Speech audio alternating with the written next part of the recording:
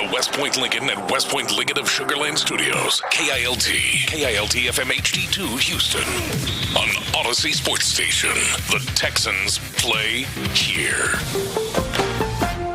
Sports Radio 610 presents Seth Payne and Sean Pendergast. We coming to H-Town. Let's get the work in, man. Let's go. Great day, great day. Oh, give me some juice, baby. Oh, yeah. Let's do it. Hey, what's happening, everybody? Happy Thursday to all of you. Nice to be with you. We appreciate you getting up with us. We're with you till 10 a.m. this morning. I'm Sean Pendergast. He is Seth Payne. Good to see you again, my friend. I missed you yesterday. Yeah, I missed you, too. I didn't miss you. Oh, well, that's always tough. It's kind of, I don't want to. I have a good time with Brandon. Brandon's great. Yeah, this is, you know what? The sports analogy to that is that when an injured player goes down, when one of your teammates gets injured, when one of your teammates gets injured, it's always dicey because you want to give a vote of confidence to the backup. Yep. Yet at the same time, you want to act like the guy you got injured was just some schlub. Right. That I can remember when Kylie Wong got injured, and Deshaun Polk, who I loved, awesome dude. Say nice things about him, but at the same time, I didn't want to make it look like Kylie was just a scrub. Like you kicked him to the curb. So what I said ultimately was, listen, guys, you can see where this team is going. We're going to suck regardless. So I think they're both awesome. But it's not going to matter. Okay, that was the year we went 2-14. Is that how you feel about Sports Radio 610? That's what I said. That's what I told Granado. I was like, listen, John. Someday they're going to go to 17 games, and you should just be grateful that this isn't the season they do it, because we would totally be 2-15 instead of 2-14. Yep. Granado was a sideline reporter back then, for those who don't know. We may have new Houstonians like, did Seth just reference a host from another station just now? No, John was... John was the guy that I was talking to when I said... I know you guys can't see me, but that. Yeah. What was the prize he gave you? Because you're a player. Like a nice gift card to I want to say it was to Zadok Jewelers. Okay. Who I would later go on to have a nice working relationship to this with day. For 14 years, I think. Yeah. And counting. You know what the irony of that is that Zadok is my longest standing sponsor. Yeah. They were the first sponsor I ever got as a radio host, and they've stayed with me. Despite everything shifting and changing in the media landscape, and they were the one whose gift certificate I tore in half and threw at Granado's feet. Granado and cursed on the air. I know you guys can't see me, but that. Yeah. Oh, jeez. I connected the dots on that with Gilad Zadok a few months ago. I was like, hey, you guys had a relationship with the Texans right there in the expansion year? Oh, yeah. Did he know? Did you bring that up? He didn't know. I don't think he knew about the story or hadn't remembered it. Yeah. Yeah, that's great. So thank you to Brandon Scott for sitting in yesterday with you. I actually got to hear a few of the segments in the 9 o'clock hour. I was driving out to practice. For those, real quick, full disclosure, because I was at practice yesterday. I wasn't sick. You find out who your friends are when you miss a day unexpectedly to the audience. Because you and I don't know if it's the radio thing to do or not, but if one of us is going to be out like the next day or something, we don't do some big goodbye at the end of the previous show. We're like, antibodies to you. Right. See you later. And I don't call in sick ever. So when I was out yesterday, you get texts from a few people like, hey, is everything okay? You find out, A. Yeah, and I didn't want to HIPAA you. I didn't know what the policy was on explaining your situation. I'm getting the Inspire sleep apnea implant sometime later this summer with Dr. Ben Salento, who's done more of these procedures than any doctor in the state of Texas. And we're going to find a way to shoehorn in every one of our sponsors. Yeah, he's off this week, so I'm going to give him a freebie. But part of getting that procedure done is you have to go get a sleep study. So I had to go get a sleep study 2 nights ago, and I knew that it wouldn't be a great night of sleep. It never is. And I knew I also wouldn't be able to make it in time because it was all the way out in Tomball, and I didn't get done until like 6:30 in the morning. So I said, well, I'll just take Wednesday off. 6:10 day, by the way. That was a couple people reminded me that yesterday. Like, oh, you 10-day off. You're not in it to win it, man. Yeah. But you find out who your friends are. Like they check in on you. Like, hey, is everything okay? I'm like, yeah, it's all good, man. I'm actually on my way to practice, so I got to listen to you guys for a little bit. So that was kind of fun. Ben, did you enjoy hearing us talk about an Astros collapse that was different than the Astros collapse of last night. It was the offense collapsed in different ways, and I appreciate that. Yeah, I didn't get to watch any of that game 2 nights ago, the 10-1 game. So I didn't hear any of your Astros talk. I heard a lot of Texans talk when I was on my way there. We were talking about runners left on base. Whereas last night they did us the service of just not putting anybody. They didn't put anybody. They just had 2 solo 7 innings runs. of a perfect game. Yeah, until Shea Whitcomb broke up a perfect game. Shea Whitcomb and Cam Smith, and then then they were winning for like 90 seconds when they called Jordan safe at home plate. That was kind of fun. So yeah, the Astros lose again last night.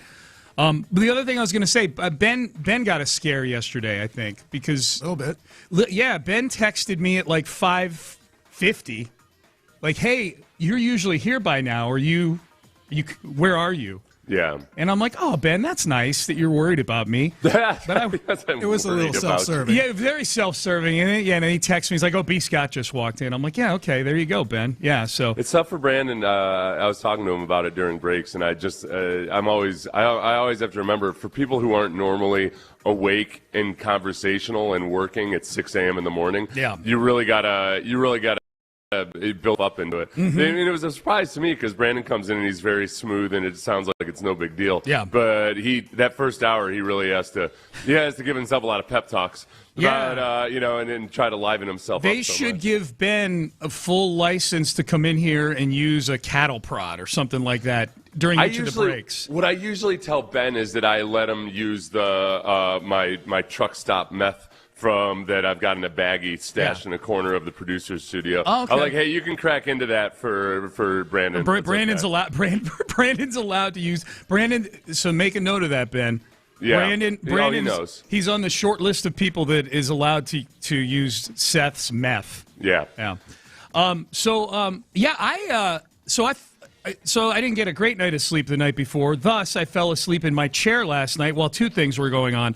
The Astros were not hitting the baseball, and the Spurs were coughing up an all-time big lead to the New York Knicks. I woke up with it a 1-point game with under a minute to go, and with Jordan rounding third and sliding into home on just a crazy Angels kind of play last night. I got up just in time for the end of everything last night. Oh, man. I know. I got so excited that the game could have been won on a Jordan Alvarez slide at home plate because you hate seeing Jordan slide. I do. And it was everything about that sequence of events where Jordan overruns third, and you can see just how stiff he is trying to get back to third. But the outfielder throws home. Neto, the third baseman. Yeah, that's right. Neto. Sorry. Neto throws home instead. For no reason. To hold Jordan on base. You know why? I credit Altuve. Anything can happen. Neto's like, these guys are crazy. Anything can happen. Altuve's their leader. As if Jordan had broken for home, Neto could have run him down himself. Jordan was hobbling back to third to touch third. Neto throws home for God knows what reason. I was so confused. Then he sails it. Yeah. I wonder if I bet he had a second thought as he was throwing it. And he was like, what am I doing? Oh, no. Yeah. It's even worse. Yeah. Yeah, you realize I shouldn't be throwing home. Yep. And he does. Yep. And then, so Jordan, to his credit, takes off for home, slides, is called safe, and there's a cloud of dirt, so you can't really see whether his cleat had touched the base or not, but they overturned the call. Yep. It would have been awesome, man. Would have been great. They would have won the game. They would have brought it wasn't. No. No, and now it's this series. Okay, they have the day off today, the Astros do. And then they're on their way to they're probably in Kansas City now after leaving LA last night. Got in at 5 a.m. or whatever. Now this is, instead of it being a series where you take 2 out of 3 and you don't care how you did it, now it's a series where you had one of the worst teams, a team that's even worse than you, take 2 out of 3, and the one game you won, you basically tried to lose. That's the game that I was so angry about on Tuesday morning. So this is good, man. This is, and by the way, just to take a look at things here, 5.5 back in the division, So they've been kind of treading water for the last 2 weeks, and then 3.5 back of the wild card. That's where they are right now. This is my favorite little stat nugget from Matt Kawahara about this series was that you think, okay, the top five guys in your lineup, how'd they do versus this miserable Angels team? Yeah. Well, you had Christian Walker with 2 RBIs on Monday. Yeah. And you had Bryce Matthews pinch hit single. Those are the only runs driven in by the top 5 guys in your lineup. You needed Shea Whitcomb, who's 2 for 20 or so this year to break up a perfect game. Yeah. It's not great offensively right now for this team. So you score what? They won 5-4 on Monday, so they notched a few runs that game. But yeah, 1 run last night or 2 nights ago, and then 2 runs last night. Yeah, at some point they got to go on a run here, man. At some point, they need to. If you just go on a run, if you have a week or 10, if you have 10 days where you go 8-2, you're going to be in the play. You will be inside the velvet rope. It's not going to take a ton to get back in this thing because the teams in front of you are all just as mediocre as you are. And they're on this stretch of playing bad baseball teams. And Espada, I don't want to take him out of context or anything, but the way it was framed was that he's talking about this stretch, which is against bad baseball teams. This is where they're going to find out what they're made of. Yep. All right.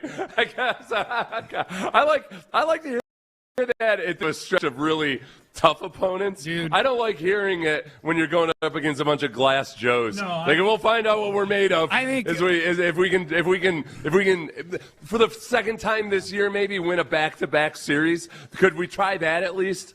I think Espada is just a cliche machine. I think he probably, Seth, what you just said, what you just paraphrased him, he probably says 10 times a year, if I had to guess. We'll find out what we made. Yeah, that's where I miss true. Dusty. Dusty is like You're missing Dusty. You can get a big dose of him with the book. I know. Greg Rajan. Is it out yet, or is it? Well, Greg Rajan got a copy of the Chronicle. What's the books do? Are they dropped? Do you drop a book? I don't know. They're all on Kindle nowadays. So yeah, do they? But they still say it with albums. It drops on such and such a date. Uploaded. Yeah, the book got uploaded. I have no idea.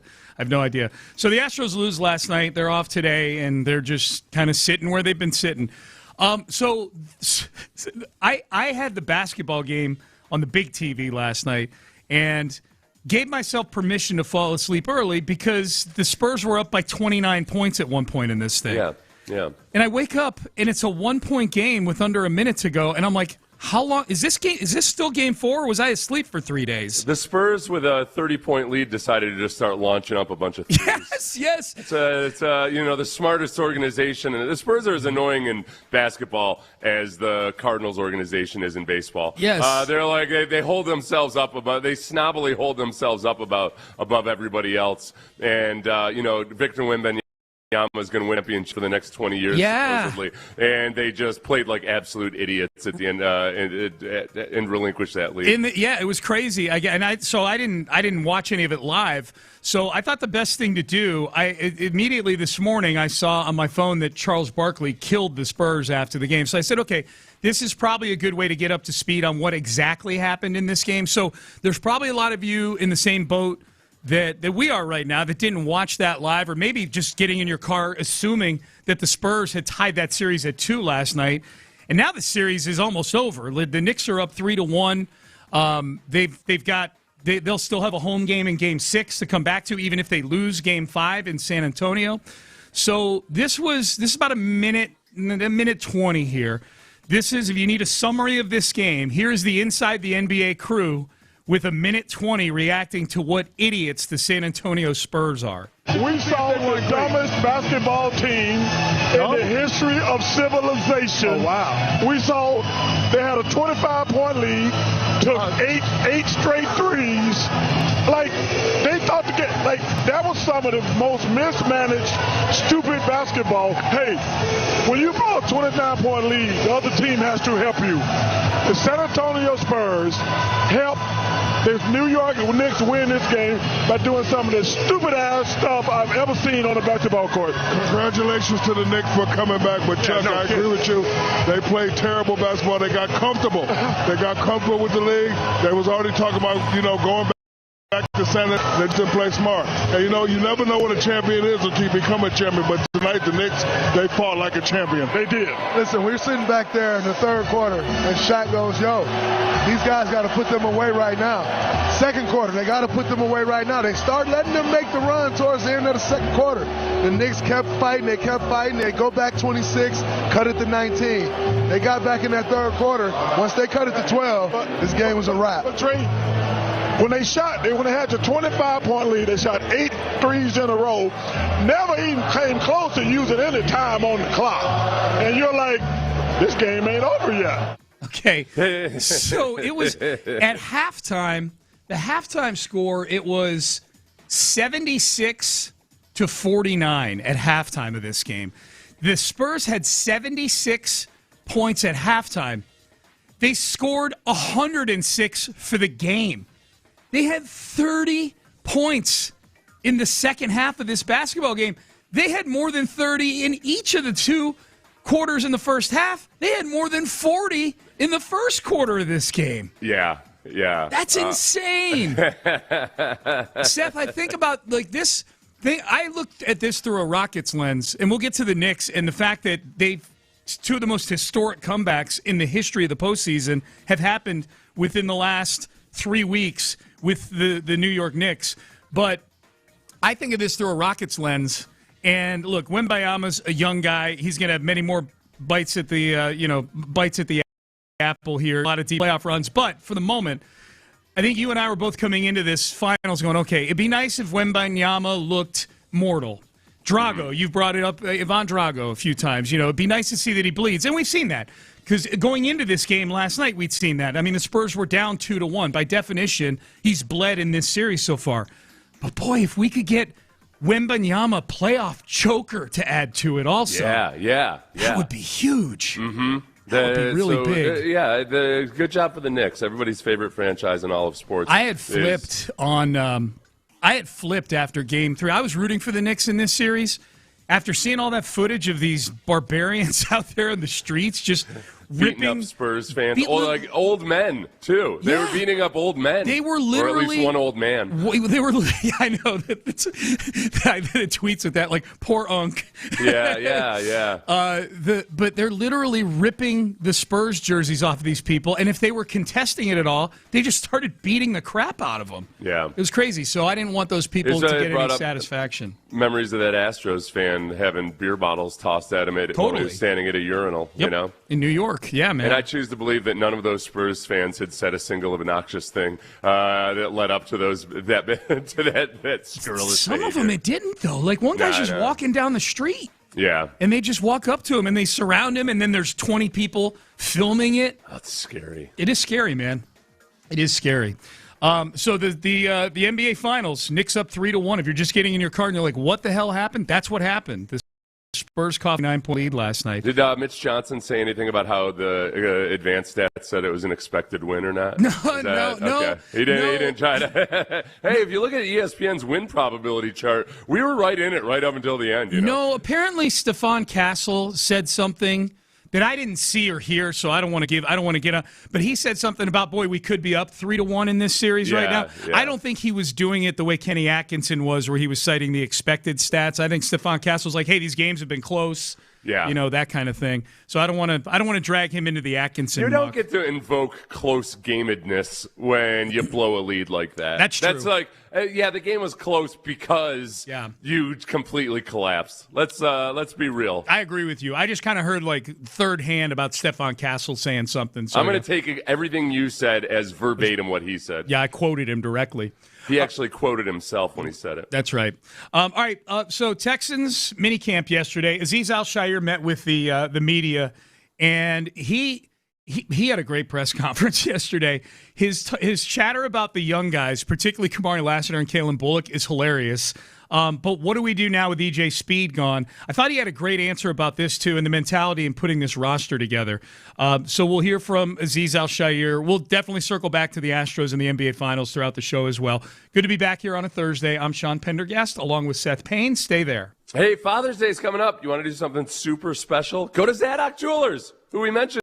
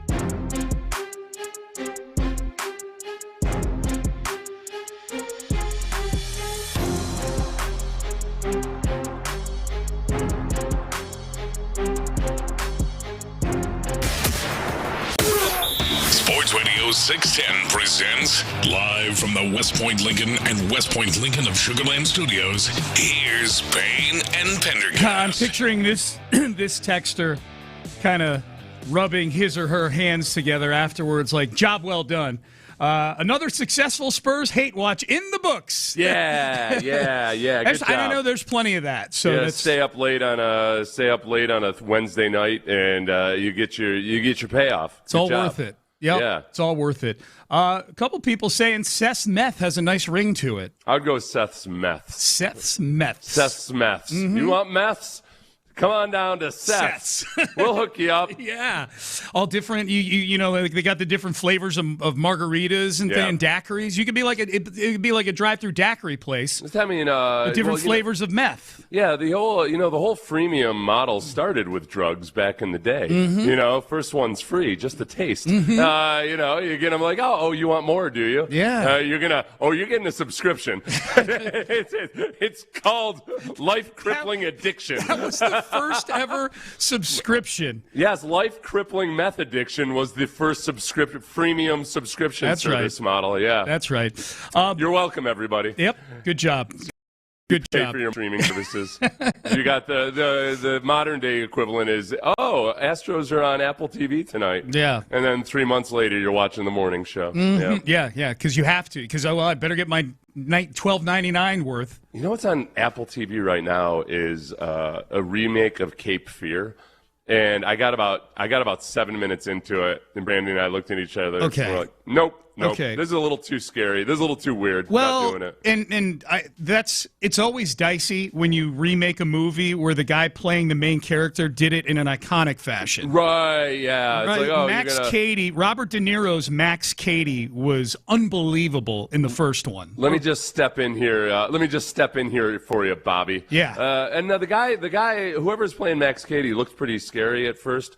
No, I didn't even get to the point where we saw him, which made it even scarier. Yeah. You know? It's one of those movies that's actually because they make it a lot. I saw in the previews. I saw him playing it. Like he seemed pretty good. Yeah, I'm not like totally talking out of my ass. I want to put you in a position where you weren't scared by the first 7 minutes of a movie where the scary guy hadn't shown up. No, but that's part of it is the build up to showing that, and it's actually I think it's scarier because they changed a lot. You could argue like the lead. The Nick Nolte character is played by a woman in this one, so immediately you're thinking like, okay, well, who's she having an affair with, and all this stuff. But because they build up, and there's a really creepy scene early on. Yep. I won't spoil it for anybody, but in the build up to it, I'm thinking, no, I can't watch this and then go to sleep. That's the tough part. If you're gonna watch it, you got to watch it at like 10 in the morning. You can't watch it before you go to bed. Aziz Al-Shaair, scary on the field, I would say. But just a sweetheart off of the field. He met with the media yesterday. We know that they are depleted right now at linebacker with E.J. Speed out for the season. So Aziz was asked about that. Do you guys need to step up with E.J. Speed gone? I love this answer from I think the biggest thing is like whether E.J. was healthy or not, it shouldn't change the mentality for any player.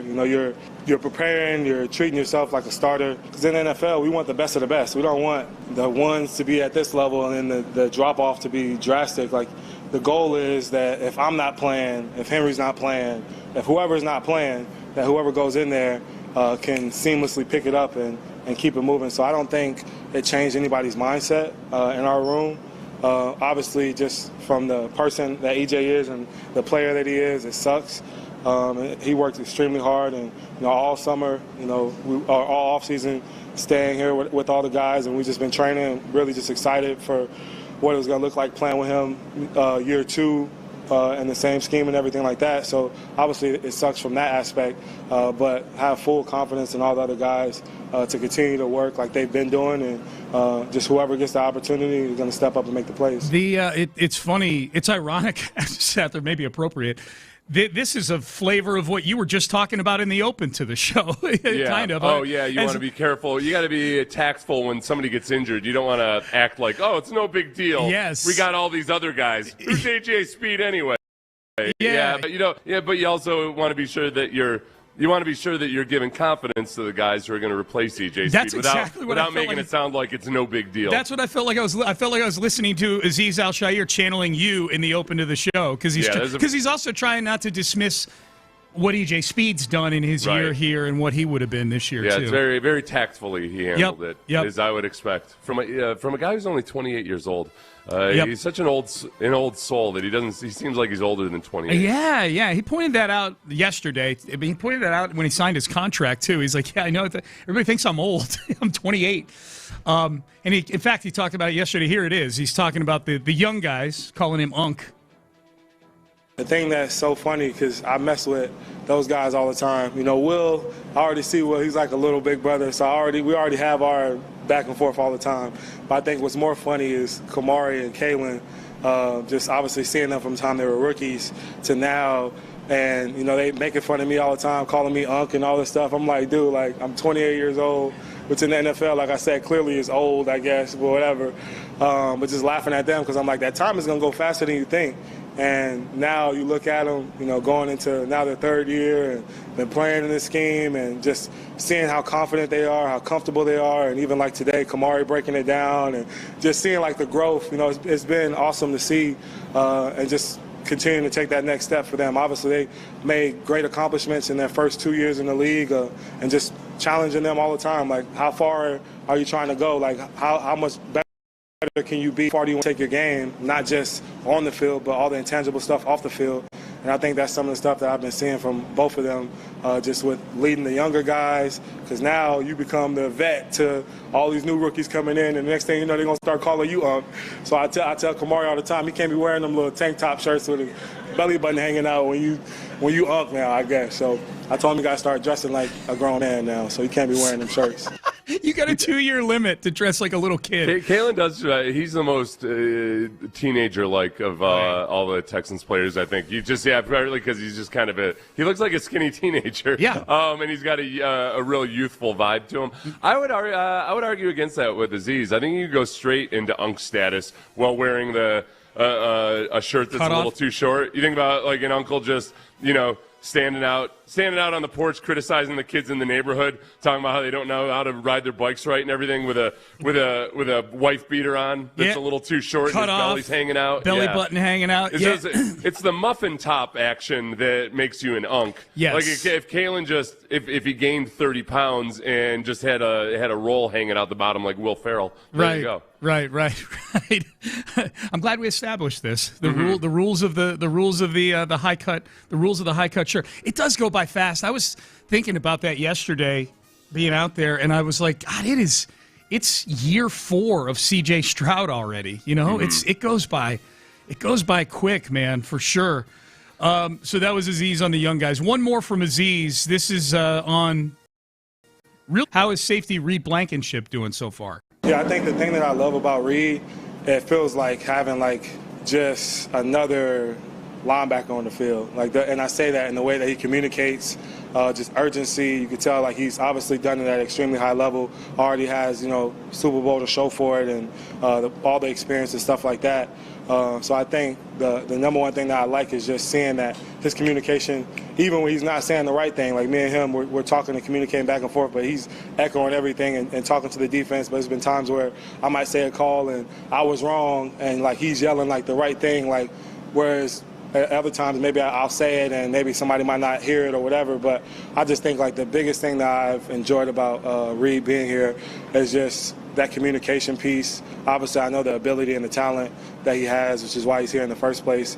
But I think that's something that I enjoy about him so far. I liked that cut because it echoed some of the things that you are excited about with Reed Blankenship in terms of what he brings to the table in terms of communication, freeing Kalen Bullock up to be maybe a more dangerous version of himself, that type of stuff. Yeah, no, and a lot of it is that a lot of maybe the majority of big plays allowed or explosive plays allowed in the passing game are, if you're on a good defense, it's usually because of either misalignments or mental errors or miscommunications before the snap where guys just aren't on the same page. And that's what really drives D'Amico crazy. That's when you can see D'Amico most agitated is in a game where the Texans didn't have a good performance defensively, but it wasn't physical explosive plays, or they didn't have a performance that's up to their standards. And that's where the communication part of it pre-snap is a big deal. So like what Aziz said there about the value of communicating loudly and clearly is not just in getting the right calls. It's that when sometimes the guy who's making the calls makes the wrong call, and you sort it out. You sort it out beforehand when you got time. I think that Blankenship signing is going to end up being one of the best signings of the Nick Caserio era as GM here. I really do. It's my favorite one of the offseason. And without him having to do anything super extraordinary or anything. He doesn't have to be an all-pro player. Doesn't have to have 8 picks. Doesn't have to do. I just think it's rug. He's the rug that ties the room together. That's a great analogy.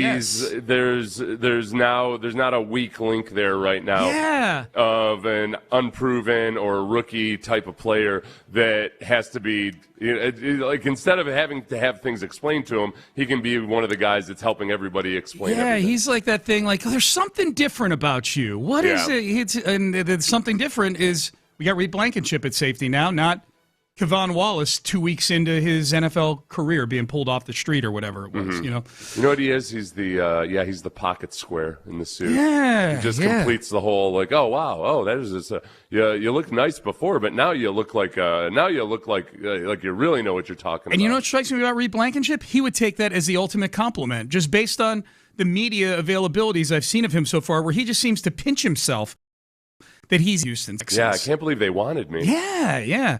All right, Payne and Pendergast with you. Let's get to headlines brought to you by the Men's Tea Clinic coming up next. We got a historic NBA comeback in Finals Game 4. If you missed that, wow.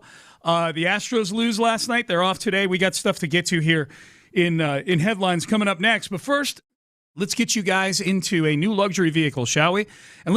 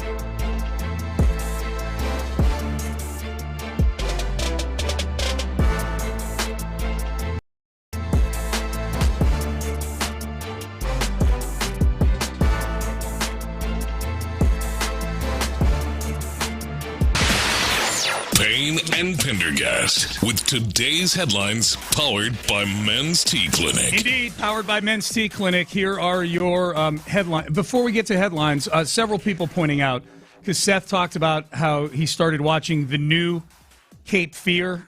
Yeah. You watched the first 7 minutes of it and shut it down because it was scary. And I said, well, it's a remake of the Robert De Niro one. Several people pointing out the Robert De Niro one was a remake also from a 1962 version. But that was 1960. What, was that a silent movie in 1962? Was it even in color in 1962? So it was 30 years after the original. And Sean, do you know how long it's been since the original Cape Fear? About 30. About 30. Yeah.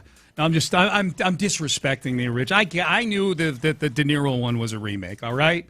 Wow, it's been 35 years since the De Niro one. The De Niro one was like early 90s, right? Like 1991. 91. The original was 1962, then 1991, and now 36 years later, we have the whichever version. This is. Right. And in 30 years from now, there'll be one with robots. It is. I could tell immediately, though, it's different enough that you're not gonna, I don't think you're going to be like. There's some common themes to it, obviously, but it's a lot different. So you're not going to be constantly comparing it to Nick Nolte or Robert De Niro or anything like that. Yep. All right. So headlines: Astros lose last night to the Los Angeles Angels 3-2 in 10 innings. They had a shot to win this thing in the top of the ninth. Yordan Alvarez coming home on an errant throw by Neto, the third baseman, an errant throw home, an unneeded throw home. And Yordan Alvarez originally called safe. They reviewed it. He was called out, so you go to extra innings. And Brian Abreu comes in the 10th inning, and that's all she wrote. And I would say the play in the 10th inning that was a little frustrating was Brian Abreu and Shea Whitcomb not knowing which one should field the sacrifice bunt at the beginning of the bottom of the 10th. Yeah. Both kind of watched the ball roll in between the two. I'll tell you what, a couple of seriously. What a couple of joke baseball teams in this series. Yeah. I mean, just the amount of the idiocy in the field and on the base paths and everything else. Yes. I mean, everything. It was a race to see who could be the dumber baseball team. But then even like the Angels, just as Altuve benefited from making an idiotic decision to go home and ended up taking the lead because of a really dumb decision. Yeah. Because it worked out for him. Just like Neto decides to throw home. Yeah. And for no reason. Alvarez does the right thing and tries to take home, and he gets called out at the plate. Yeah, that's right. He baited him into trying to run home by throwing the ball. It was like who was going to be least punished for their idiocy? Yeah. And so the Angels were least punished for their idiocy. Dude, I said that Tuesday morning. I said this is like watching a Sacramento Kings Chicago Bulls game. You're like, oh yeah, these are just two bad teams battling it out, man. So the Astros lose 2 out of 3 to a bad team. Probably should have been swept. They're 3.5 back in the wild card. They're 5.5 back in the division. Same old song and dance. They're off today. Kansas City, 3 games set for the weekend starting tomorrow. The NBA Finals, last night, if you went to bed with the Spurs up by 29, you missed one of the biggest comebacks in the history of the NBA playoffs. The Spurs coughed up a 29-point lead by doing their best impersonation of the Astros and the Angels, pretty much. Just doing a lot of stupid stuff. I'm going to let Charles Barkley sum up what exactly went on in the second half of that basketball game last night, which the Knicks came back to win 107-106. We saw the dumbest basketball team in the history of civilization. Oh, wow. We saw they had a 25-point lead, took eight straight threes. Like, they thought to get, like, that was some of the most mismanaged, stupid basketball. Hey, when you blow a 29-point lead, the other team has to help you. The San Antonio Spurs help the New York Knicks win this game by doing some of the stupid-ass stuff I've ever seen on a basketball court. Okay. Yeah. So there's your summary of the game. The Spurs were dumb. The Knicks came back. And, boy, even the game-winning basket, that tip-in by Anunoby was crazy. It was crazy. Tipped it in from like 6 feet out. That's the other beautiful tip. It was a beautiful tip in, but that's one of the things that having a 7'4" alien on your team is supposed to prevent that. Right? Yeah, you're supposed to be. Let's make a heads up play here. Get on the glass. In the whole, just in the all of those 3 points. were just lazy. I mean, with 5 seconds left on the shot clock, okay, you're doing the right thing. You think you're just going to dribble the ball around and then maintain your lead that way. It was lazy and stupid is what it was. How much would you have paid to sit next to Greg Popovich watching this game last night? Popovich, who's still was he there? No, he didn't travel with the team, but there was a big story yesterday about how he got on the bus when they were getting ready to go to the airport to fly up to New York. You know, they're down 2-0 in the series at that point, lost both games at home, and reportedly Popovich got on the bus and gave the team a huge pep talk before they left to go to the airport to fly to New York. Yeah. And with them winning in Game 3, you know, you reverse engineer it as that's, you know, kind of like Michael Brantley's pep talk that he gave the Astros before Game 4 of the World Series, and they went on to never lose again in that World Series. So, no, but Popovich stayed behind. He's still the president of the team, but he's not as involved, obviously, as he used to be because of health reasons. For someone who's had health issues, watching the team that you love cough up a 29-point lead in the second half cannot be good. It's even harder when you don't have any control over it sometimes. Yeah. That's what I discovered when I retired from football. It was like, oh man, this is a lot more miserable when you watch and you just have no say in the matter at all. Yeah, you just have to sit there on your sweaty butt and watch. Try to mind, like using ESP, like trying to make things happen, and it doesn't work. That's the other thing I remember about becoming a fan is that sitting in the stands and sweating, it sucks more than standing on the sideline or playing in the game and sweating. I feel like, well, this is more socially acceptable than I'm sweating out here. It makes sense. I'm exercising. Yeah. You're sitting up in the stands. You're just a fat, sweaty bastard. Drinking a beer and eating a big can of popcorn. Texans mandatory minicamp. By the way, game 5 of the NBA Finals tomorrow night. They're back in San Antonio. Mandatory minicamp yesterday. The Texans have one more practice today. And then they'll be off for the rest of the summer. This was Danielle Hunter. Danielle Hunter met with the media yesterday and was asked, are y'all close to getting this Super Bowl thing checked off? Man, we definitely got the team. A group of great men, able to have a great coach, a great front office, being able to lead us the right way, and a lot of guys that are just young and just buying into the program. I feel like that's the first step to going into the right direction. It is a well-built team, no doubt about that. They got to get it done now. Yeah, it is. I liked his answer, too, where he just talked to – somebody asked about his goals or something, and he just basically said winning the big one. You know, I almost forget sometimes that he got an extension just because that's what they're doing with him on a year-by-year basis is just rolling it through. So he's asked about that and coming back. And he was going to come back regardless, but now he's got an extra year on his deal.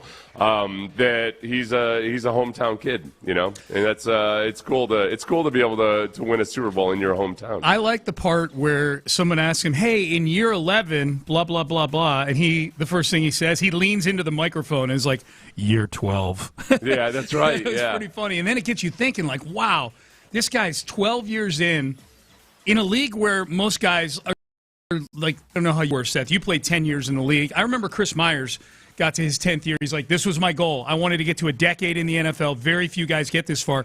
Danielle Hunter is beyond that by 2 seasons, and he looks and plays like that. Yeah, no, nobody really thinks of him as an older player. No, there is no oil leaking from Danielle Hunter right now. Yeah. By the way, I was wrong on they actually were taking a lot of those threes with way more time on the clock than I had. There were a few that were just frustrating if you were a Spurs fan, but yeah. They had a good chunk with 10 and 15 seconds left on the shot clock. Yes, yeah. You shouldn't be doing that, man. FIFA Fan Fest starts today out in Edo. I would say for any information on it, I was just watching on the TV here in studio, and they were doing like the what you need to know about. There's a lot of things that you can't bring to the Fan Fest. Things, your own food, chairs. They don't let you bring chairs out there. You can't bring. Can I bring a gun? They didn't list that. I think they didn't list it. They didn't list it there. That's not me telling people to bring guns. I'm saying it wasn't on the list. I think they assume that people know. I feel like we need to give people the experience they're expecting. Right. And people in other countries are fed nonstop propaganda that basically we walk around, especially in Texas, with rifles strapped to our back and our side arms and everything. Yeah. I want to give them the experience that they expect. Damn it. I say all this to say FWC 20 FW26Houston.com is where you can go to get all your information. FW26Houston.com. FW26Houston.com. What's the C stand for? FWC26Houston.com. All right, let's circle back to the Texans. A confirmed theme from earlier this week and earlier in camp that I think should have people, if you're looking to get excited about this particular part of the team, it's exciting to hear guys talk about this. We will tell you what that is. We'll let you hear the audio from several guys coming up next. How's Coach D'Amico feeling about his squad after the first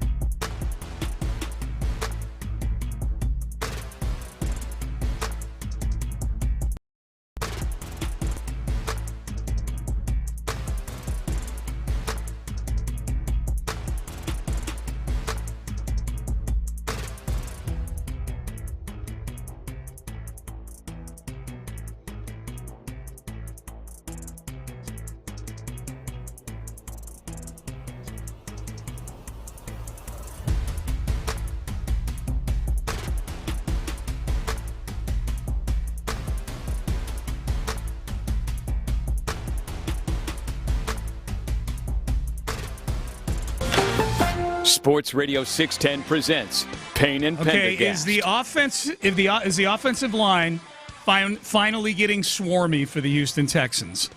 Are they matching the intensity of the defense that we've seen the last couple of years? The answer the last couple of years has been an outright no, it would appear. The defense just dominates at every level of practice with this team. I had reached my breaking point yesterday because we were hearing the same thing from everybody about how good a job the offensive line is doing, or the offense is doing with pre-snap communication and everything. And even though I, amongst all Texans fans, and the one that is most excited about that, I've grown tired of hearing about it, knowing just because it ultimately doesn't matter because it's just OTAs. I need to see these guys out there in pads. I need to see them against other opponents, all of those things. For sure. So it's real and it's valid, but I gotten kind of tired of it. But there were, I think, comments by Dalton Schultz and comments by especially Azeez Al-Shire made me feel like There be some to this. Okay, well, let's hear those comments then. We've got them here for the audience. If you're a Texans fan who's been hoping that the offense would begin to match the intensity level of the defense, then buckle up. Here was Dalton Schultz a couple days ago on the new-look O-line and D'Amico having to tamp them back. I think first and foremost, run blocking is about, mindset. Mindset and then technique. Are you willing to put your face in there? Are you willing to, fire off the ball and honestly be willing to miss sometimes? Are you willing to just take off and run through a guy? And I think from the new faces that we have and the new guys that we brought in, that's the first thing that's jumped out to me is just the mindset. I think D'Amico threw a few clips on in the first week of pulling some of the O-line back saying hey, we can't, on pass blocking, we can't go clean out a DN who's just kind of sitting there holding up. We had, guys flying around trying to hit people. And so I think, just that, from that mindset, that's a problem that we hadn't necessarily had for the last couple years. And that's something that jumped out immediately, having to pull guys back and be hey, slow down, which is usually what he's saying to the defense. So to see it on the offensive side was nice. But yeah, man, I think at the end of the day, it's all here. And I think we got the guys for it. Okay.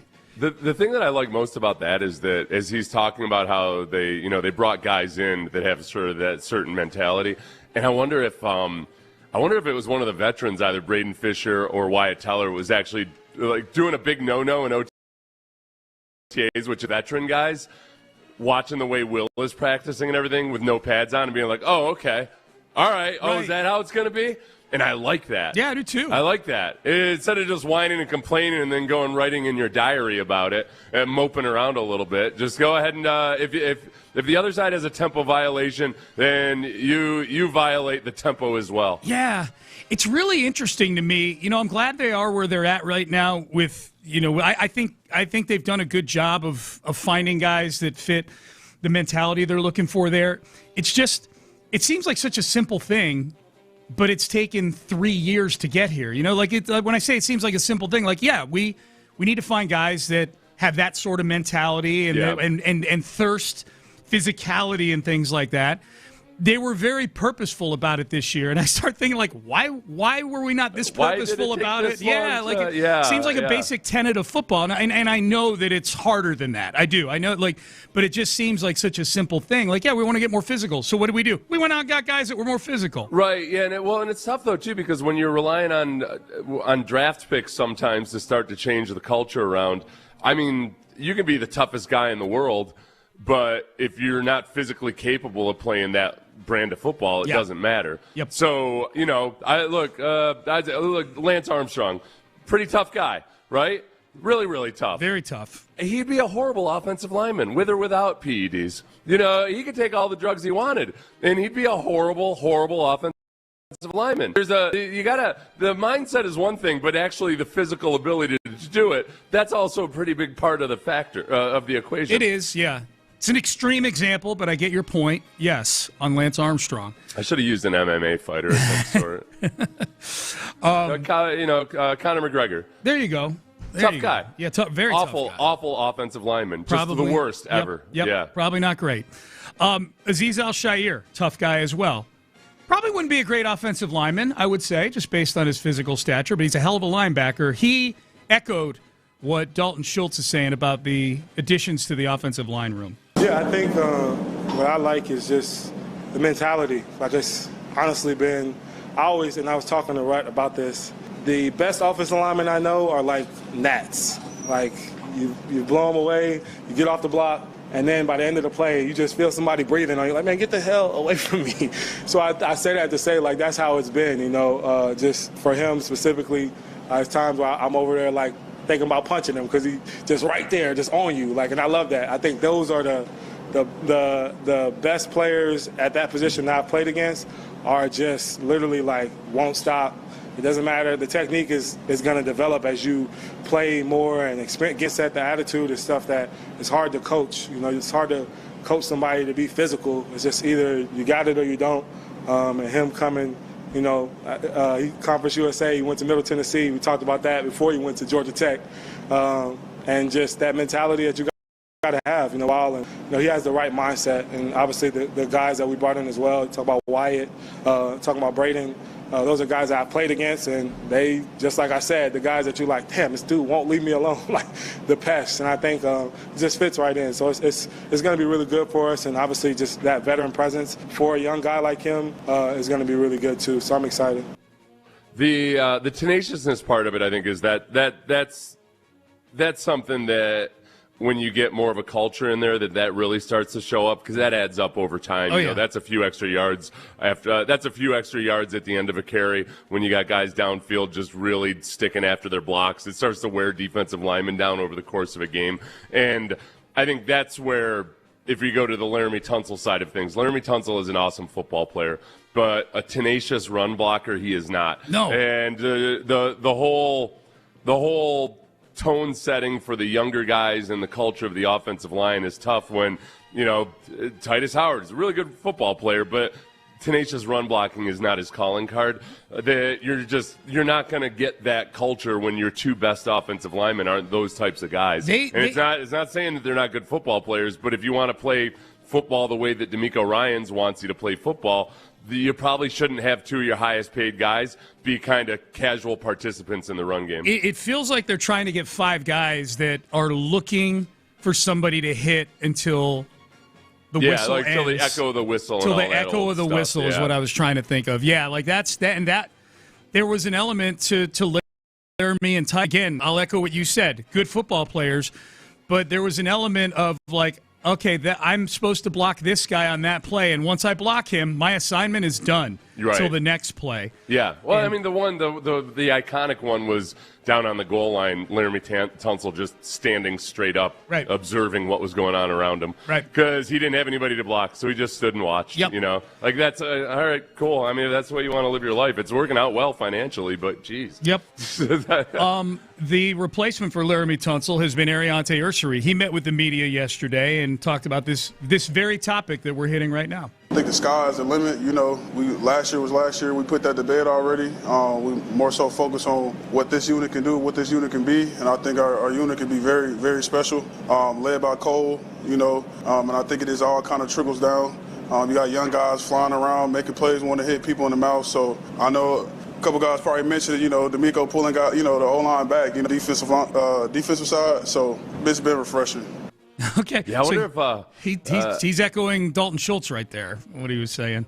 Two things about that. Yeah. I like that he coined a new phrase, Cole trickle down, and because there's a trickle down effect from the way Cole operates. Mm-hmm. So there's a Cole trickle down, and that was the name of the character in Days of Thunder, right? Yeah. So there's a Cole trickle down effect. Cole trickle down, yes. But also, I think that I also got an image too of maybe after D'Amico admonished them in a team meeting that they went into the old, and Cole was like, yeah, that's what I'm talking about. Right. If you guys aren't getting yelled at by D'Amico more often, I don't even know if you're even listening to me. 100%, right? Yeah. I think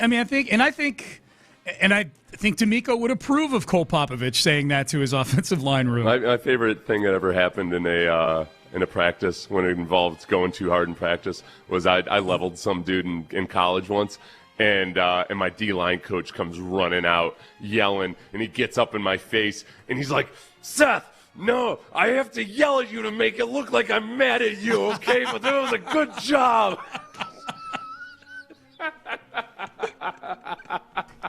It was awesome. And I hung my head as I was smiling. Dude. And he's flailing his arms and everything. He's pointing at the running back that I had it's an hit. Academy Award-winning performance. He's like, I got to do this because coach is going to be pissed if I don't do it. That's a good hit. That's hilarious. That'd be hilarious if it happened nowadays in the NFL because everybody's mic'd up. Oh, yeah. The coach that did that for an NFL team would become a hero on the internet. It was hilarious. He went flying off the sideline. It was like a full team drill in the stadium in a spring practice or something. He came flying out, frothing at the mouth. I was like, oh, I'm about to get it. That's what I wanted to know. Like, yeah, what were you thinking as he's running out to you? Like, I was just going to sit and take it. I was like, crap. Okay, and then were you trying not to laugh as he's yelling? No, I was a little confused at first. Yeah. It took me a while to process that he was doing me a solid. Because he was a job acting. And he was he was kind of a hot-blooded guy. He would flip out sometimes. So I thought, I had no reason to believe it wasn't an authentic flip out until I started listening to his words. That's funny. All right, so that was a big topic the last couple days, is the O-line kind of raising their intensity level to match the defense. A topic from the beginning of the offseason program has been the offense in year 2 under Nick Caley. What's different about this offense in year 2? Let's go to the captain of the defense, Azeez Al-Shaair, to give us his opinion on that. Yeah, I think the biggest thing that just jumps out is when they break in that huddle, like they're getting moving, the communication, all those guys just being on the same page. And obviously, year 2, same offensive coordinator, a majority of the same guys, even the guys that we brought in, just kind of fitting right in what we're trying to do. And you can just see it, more confidence from everybody on that side of the ball, obviously starting with CJ, just commanding it. So I think that's probably been the biggest thing that you'll see. Okay, so that's a lot of people have mentioned that, from GM to head coach to players on the team, is that the operation looks smoother pre-snap. They're getting out of the huddle quicker. CJ's done a really good job of identifying things and stuff like that. I will say from the brief parts of practice that I've gotten to see over OTAs and minicamp that, and granted, a lot of these practices have been without Nico Collins, that the productivity of the offense, I'll say, has not necessarily matched the gushing about the op. Right, the snap. Yeah. That's where I am with kind of enjoying hearing all of this about how they're putting such an emphasis on it, and that it looks a lot better, and yet at the same time, you got to show the proof is in the pudding at some point. And I give the offense a break during OTAs with no pads on, because especially in an offense where, everything they did in the offseason was focused towards improving the run game, and that's going to be an integral part of this offense, is tying the run game and the pass game together. It's hard. It's impossible to do that or show that in non-padded practices. Yep. So when it comes to padded practices, preseason games, everything, that's where I hope we really start to see the fruits of it, and that you start to get some play action opportunities and all of that. But by and large, doesn't seem like there's been huge reason for concern about the offense at this point. It's just that they're going against a really good defense. Yep. You're in passing mode all the time. They haven't been able to take the top off of a stellar second, probably the best secondary in football. I'm not gonna be overly worried about that unless I don't see any evidence of progress during training camp. So Azeez had a good answer for that, I thought. He was ready to go. This is what I'm seeing. Derek Stingley Jr., and I know you guys played this yesterday, but earlier this week he was asked the same question, like, hey, what's new or different with the offense in year 2? Here was Stingley.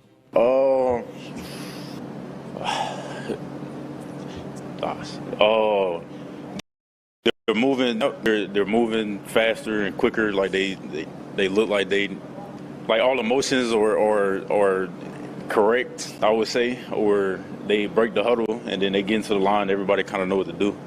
But yeah, I think they're gonna be good. It was funny. So that quote was getting a lot of run yesterday. I was out yesterday, but I was listening, coming back from practice yesterday afternoon.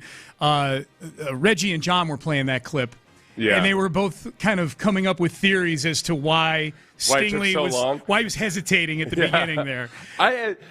go ahead. Well, the theory, like I forget who had what theory, but the theories were things like, he forgot what the party line was for it, and he had to think first. He couldn't think of anything, so he needed a minute to think about it. My theory on that is less dark, I guess. My theory is Stingley strikes me as a guy who is hyper-focused on what his assignment is out there on the corner, out on the island, and he's not really paying super close attention to what's improved or not improved on the offense. Whereas Aziz is playing a position where I think Aziz plays a position where you're just way more dialed in on what all 22 guys are doing out there. The other part of it is that, okay, that's what he does before lots of his answers. He hates being in press conferences. I shouldn't say he hates it. It doesn't look like it's his favorite thing in the world. And and to the point, the body language is that he starts rubbing his head and everything. Oh, he's a face toucher, man. And I'm at the point where I'm like, oh God, just let him go, please. Yeah. Like just no. And people will ask him these questions. Are like throng. I have a question, and then I have, after you answer that question, I'd like to split that question up into two subtopics. Well, and he doesn't want to be there, and he probably paused as long the first time somebody asked him about how his son is, having a son has changed the way he approaches football. Yeah. Am I to believe that means he doesn't love his son or something? Right. Because he had a hard time answering it? Trying to think of what the right answer is. Yeah, that's the way he operates in press conferences. Yeah. It was, he is. Stingley would be a tough guy. If you were hoping Stingley, if it was the mob and you're hoping Stingley doesn't rat you out, I don't think he'd rat you out. But all his facial touching and everything, I'll be like, oh, this guy is lying through his teeth right now. Pendy the Mole. And he's like, no. So who did it better?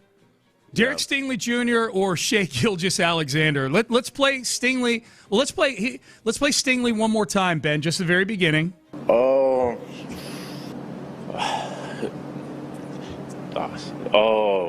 They're moving like pre-snap. Okay, so he actually had an answer within about 9 seconds. Yeah. Here was Shai Gilgeous-Alexander after Game 7 of the Western Conference Finals when he was asked, what do you need to do to get Chet Holmgren more involved in the offense? Yeah,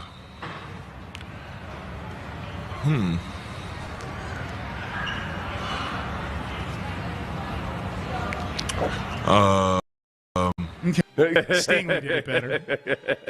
Shai Gilgeous-Alexander was funnier. I think with Stingley, it was more like he knew he had an answer, but he was just having a hard time, just spitting it out or whatever. Whereas Shai Gilgeous-Alexander, it was almost like he had his hand, his chin on his hand, and he's contemplating it. He's the thinker on that one. He thought deep about it and couldn't come up with an answer. Him saying is there's a little bit of a passive aggressive Yeah.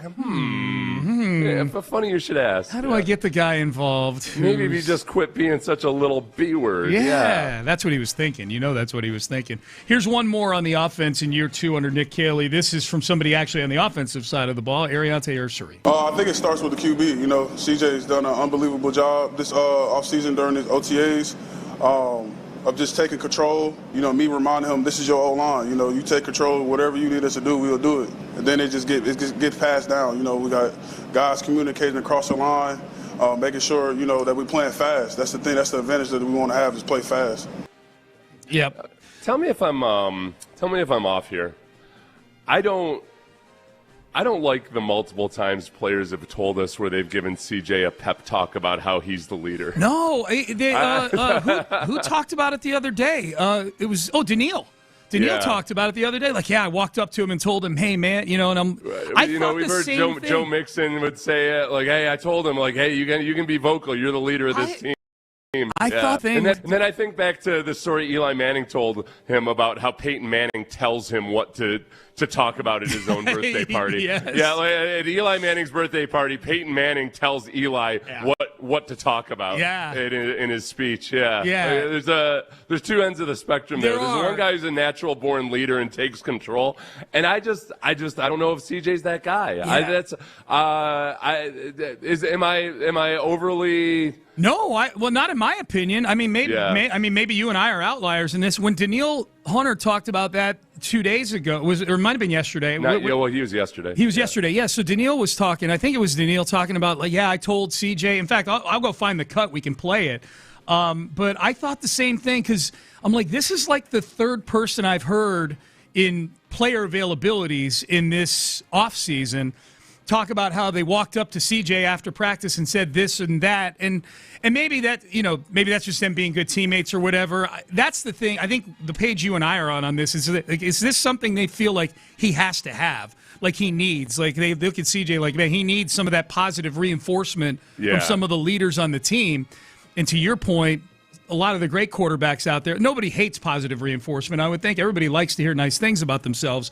But there's not a need to hear it in order to go do your job at a high level, right? Yeah. I mean, that's kind of what we're talking about here. So, I mean, the dream is to have somebody who's like socially maladjusted to the point where they have to be in control. Usually the great leaders are insufferable in their personal lives because they just have a gene that makes them just need to lead everything. Yeah, yeah, absolutely. Absolutely, yeah. What is it that you say about your quarterbacks? Quarterbacks and head coaches, I don't want them to be socially well-adjusted. Right, that's what it is. Yeah, I want them to be no, it doesn't mean they have to be jerks or anything, but I want them to lack perspective on things. That's what I usually want them to lack perspective on things. Lack perspective, that's what it was. That's what I couldn't think of. So not socially maladjusted. Perspective maladjusted. Perspective maladjusted, yep. Here's the cut we're talking about with Daniil. This is Daniil Hunter. What are you seeing from the offense in C.J. Stroud? A few days I've been here, I noticed a lot, from O-line and the QB play, how they work together in sync.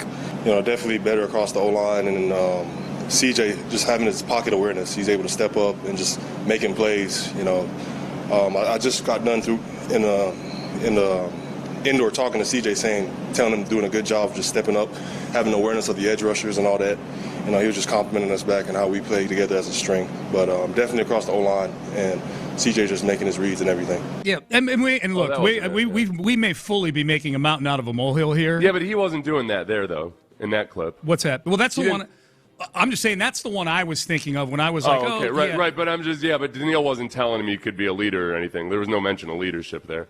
With CJ? Yeah. No, but he was talking about how he went up to CJ after practice and told him he's doing a great job. Oh, yeah. For me, that's the one that I heard where I'm like, man, this is like the third or fourth guy I feel like I've heard talk about how they've gone up to CJ after practice. Yeah. And they're telling him how great he's doing. And I fully acknowledge I made a mountain of a molehill.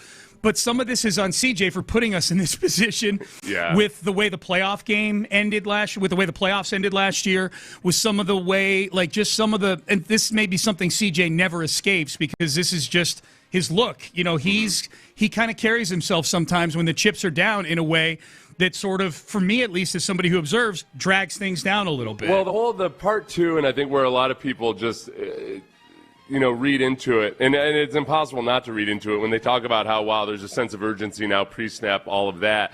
You wonder, okay, well, where was it before? So why wasn't it like that before? And I think there's two sides of it. On just the nuts and bolts of things, CJ the first couple of years was in an offense where they don't do a whole lot pre-snap. You come up, you might have a couple of checks that are predetermined, but the quarterback's going to come up and run the play, and they don't worry too much about diagnosing things beforehand. So last year, it was a different mode, and there's a lot of bells and whistles when you're trying to figure out how to make all of that operate. Mm-hmm. And it's going to take time. You hear time and system over and over and over again. So it's going to theoretically be better in year two than it was in year one. I think the other side of it is where CJ himself has talked about how, man, Nick Caley's got this high energy personality. He's all go, go, go. And I'm more laid back, Yeah. I'm like, okay, that's cool and all. But let's not carry the West Coast thing too far. Right. Matt Stafford's Aaron Rodgers is a West Coast guy too. Not the best example when it comes to, but he's also hot in the right way. Yep. So, I think until he shows and proves that he can do it, there's going to be natural skepticism. No doubt. This is a guy who was the rookie of the year and looked like the next big thing in 2023, and then it just hasn't been as good since, and there have been some really low moments. And text comes in, guys, it's called being a good teammate. I agree with you. Like Daniil going up, and anytime you go up and prop up your guys, it's being a good teammate. But this we're talking about a quarterback who is trying to get a big contract and whose last moments we saw him in an actual game were some of the worst moments in the history of the team for that position. Yeah, can you play the Ursary clip again, Ben? Which one? The most recent one where he talked about how he told CJ that he's the leader of the offense. Ursary 4, Kaylee offense in year 2. Yeah. I think it starts with the QB. You know, CJ's done an unbelievable job this offseason during his OTAs. Of just taking control, you know, me reminding him, this is your O-line. You know, you take control. All right, whatever there you go. That's good enough. Yeah. You know, like, okay, yeah, good. The second-year offensive tackle is reminding the quarterback that this is your O-line. Yeah. Like, yeah, that. And it's because we've heard it before from people encouraging CJ to, hey, this is your team. This is like you can do all this. Like that. You don't hear that very often. No. That's all. No. What did the texter say? Guys, it's called being a good teammate. Right, no, okay, cool. There's a million different ways to be a good teammate. I'm saying that it's rare for a second-year offensive lineman to go up to the quarterback and say, hey, this is your O-line, you know? Yeah, you're right. That's probably, red flag is probably too strong a word, but like that's the one that jumps out a little bit more than the Hunter. Like Hunter, CJ likes to go up to the defensive guys and talk to them afterwards just to get tells and things like that. So CJ might have initiated that conversation. Again, for a lot of you, it may sound like we're making a big deal out of something like this, but this is the position we're in right now with CJ Stroud. We're analyzing everything with him because he is the barometer for where this team's going to go this year. Yeah. He's the one that's got, to use his very own words, he's the one that's got an end of the bargain to hold up now. My other favorite Ursary quote, which I didn't want to play it because I still don't know whether he was answering a question about Wyatt Teller or Keelan Rutledge. Somebody asked him about what he thought of Wyatt Teller, and he started saying, I think he's got a bright future. He's been taking snaps at center.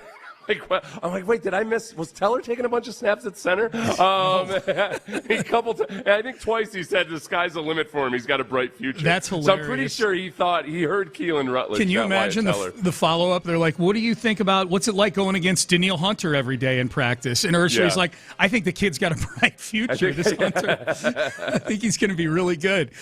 All right, so some Texans talk there for you. Man, shifting gears for a second. First of all, this blown lead by the Knicks or by the Spurs last night against the Knicks has occupied the first 30 minutes of all the debate TV shows I've been flipping around to here in studio. Biggest blown lead in NBA Finals history last night. Oh my gosh! If you are just waking up bed during the say halftime of that game, I mean the Spurs were winning 71-47, I think, at halftime of that game. They'd scored 73-47. They'd scored 73 points in the first half. They only scored 30 the entire second half in that game, and they were doing some stupid stuff. Ben, let's play Barkley one more time here just to give people the summary on that game. And then I've got a what-if for the Rockets that has popped up. It has to do with the Spurs from Sam Amick that we'll get to in just a minute. But if you're just getting in your car, this is what you missed last night with the New York Knicks' huge comeback against the Spurs. We saw the dumbest basketball team in the history of civilization. Oh, wow. We saw they had a 25-point lead, took eight straight threes. Like, they thought to get, like, that was some of the most mismanaged, stupid basketball. Hey, when you blow a 29-point lead, the other team has to help you. The San Antonio Spurs help the New York Knicks win this game by doing some of the stupid-ass stuff I've ever seen on a basketball court. All right, so that's what you missed. You missed the dumbest team in the history of civilization last night. In the history of civilization? That's a long time. Like 5,000-6,000 years, depending on when you want to start it. Yeah. When the cavemen were playing basketball, there wasn't as dumb of stuff going on back then as there was last night in that game. The first time somebody invented a wheel, it was they also were still making all their threes. And they were at least soaking up more of the shot clock back then. Even though there was no shot clock, it was a shot sundial. It was bad. It was. I mean, if you're a Rocket fan rooting against the Spurs, it was delightful last night watching that second half, right? It's the first time in 55 years anybody erased a 17-point deficit in the final 9 minutes of a finals game. Yeah. There's all kinds of there's like 10 different things that have never happened before. Yeah. The Knicks won despite never leading by more than 1 point. Yeah. That's more common in comebacks, but it's still impressive. No, it's funny, though. Their biggest lead was the final score, that kind of thing. Yeah. Right? So the Knicks, credit the Knicks. This is an incredibly mentally tough basketball team. Credit Mike Brown. Credit, Jalen Brunson, their leader. He hadn't been great in this finals, at least shooting the basketball. Hell, the shot to win the game last night was off of a Jalen Brunson miss, and it was an incredible tip-in by OG Anunoby last night. But the 22-point comeback to essentially bury the Cavaliers before that series even got out of the starting blocks. That was game one of that series where they came back from down 22, and then now they come back from down 29. That actually is a game, Seth, that if you paid $13,000 to sit in the nosebleeds, that might be one of those games. Like, even if you don't have the means to do it, you're like, man, I will never, ever forget being there for the comeback. Yeah, and that shot, that tip in and everything, that is an iconic moment to either be able to tell your grandkids you were there or lie about it for the people who weren't there. Right. There's one thing about New Yorkers is that 97% of people who claim to have been there for an iconic moment are 100% lying. Yeah, 200,000 people that will have been at that game by the time it's all said and done. Yes. Yeah. Rocket fans, I wonder if any Rocket fans, I'm sure some did, saw this article with Sam Amick last night. It's just kind of a summary of what's going on in the finals and around the league. But there is a feeling among Rocket fans, especially now watching these NBA finals, like, God, we could have had Stephon Castle instead of Reed Shepherd. They picked Reed Shepherd with the third pick, the Rockets did, and Stephon Castle falls to the Spurs. I think with the next pick, he goes to the Spurs. Sam Amick has a story that apparently Castle and his camp were looking at the lottery landscape before the 2024 NBA draft. And one, he really liked the idea of playing with Victor Wembanyama, which stands to reason. Yeah. Number two, though, apparently Castle, who, keep in mind, was a one and done at UConn. Like he's a 19-year-old kid at the time. It's not like he was LeBron. He was refusing workouts with teams that already had established backcourts because he wanted to get on the floor early. The Rockets, keep in mind, the Rockets weren't picking third that year because it was their pick. That was a Brooklyn pick that happened to jump up into the lottery. So the Rockets were coming off of they didn't have the third pick because they were necessarily bad that year. They had just signed Fred VanVleet. They were going into year 4 of Jalen Green, and Castle was like, "No, I don't want to go there. I'm not going to start. Those two. That's going to be their backcourt." And so, reportedly, Ime Udoka really liked Stephon Castle, which Castle knew. But Amick basically implies here in the article that Castles can't put enough smoke out there, that the Rockets may have been just like, F this, we'll just draft Reed Shepherd instead. Yeah. Which kind of sucks. They could have used Stephon Castle this year. He's a really good basketball player. What do you do in a position like that? If you're the Rockets and you're just the guy's flat out doing everything to show that he doesn't want to do it. Won't work out for you. His way out. Yeah. He's a 19-year-old kid. Yeah. And that is He's not even forcing his way out. He's just forcing his way to not get picked by you. No, but I mean, even if you did pick him and you tried to force his way out of from coming on the team or something. Yeah. That's a big what if. Like, what if they had just drafted him and said, screw it, and then, is Stephon Castle going to be a guy who at 19 years old makes a big stink about it or something like that? I don't know. He did, evidently he did enough to dissuade them from drafting him, or maybe they liked Reed Shepherd better. Who knows? But there will be Rocket fans that read that article. They're going to be pissed. Yeah, they didn't just say screw it, and especially because the article, Amick flat out says Ime Udoka liked Stephon Castle. So there's going to be there's a lot of what ifs, man, with the Rockets. That's where you can be upset. I could give Dana Brown an excuse on one hand, in that, all right, man, it's potentially a disaster if you burn that, or Stone on that, and you burn that pick for no good reason with some awful situation that just turns into a dumpster fire. Yep. But at the same time, you were also in that situation where reputationally and in terms of circumstances, circumstances. I just didn't want to come there. Yeah. Like, okay, if you'd provided a more fertile ground there, a more enticing situation, then maybe you wouldn't be here. Yeah, it sounds like it was more than anything else. It's just he didn't think he'd get on the floor, as opposed to Wembanyama, who, when he was ecstatic that the Rockets got the 4th pick that year, it seemed like Wembanyama was a situation you're talking about. With he just didn't like the culture of the team. Yeah, there's a lot of them, man. Like getting Jalen Green in the draft where Cade Cunningham went first, and getting Jabari Smith in the draft where Paolo Banchero goes first, and then getting Amen Thompson in a draft where Victor Wembanyama goes first. Like, those are 3, Cunningham and Wembanyama especially, those are like all NBA caliber guys, and you had that you were tied for the best odds to get the number 1 pick, and they had the best odds to get the number 1 pick in 3 straight drafts with 3 good number 1 overall picks and didn't land any of them. And that's where you're just mad at stupid luck. Absolutely. Or you start creating conspiracy theories about how it's rigged. Let's go with that one. Let's do that. It's better for radio. Yeah. Yeah. The 2 conspiracy guys. All right, Payne and Pendergast with you on a Thursday. All right. Deshaun Watson met with the media for the first time since tearing his Achilles yesterday. Let's just take a glimpse in and see what's going on with the former Texans quarterback, how he feels about how people feel about him. How's he doing with the injury? How have you changed since getting to Cleveland? We'll hear from former Texans quarterback coming up next. But Men's T Clinic, I'll tell you one thing changed for me big time back in 2020. January of 2020 is when I went.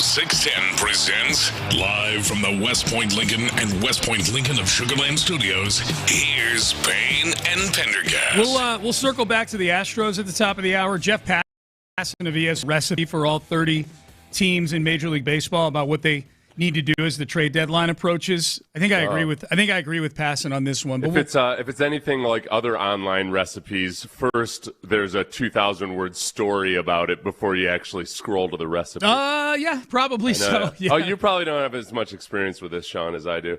When you're searching for a recipe, it's like these cooking websites. Oh. It's like they're trying to keep you on the page as long as possible. You were like, talking. I was walking through and I was in France and blah blah blah blah. Yeah, makes sense. That's it. They get measured on that kind of thing. I thought you were talking about legit actual recipes. I thought you were talking about things like things like Barnwell does about like making you read like 2,000 words before he actually starts getting to team by team stuff. Yeah, no, I was talking about actual recipes. Recipes. Recipe websites. It's miserable. Yeah.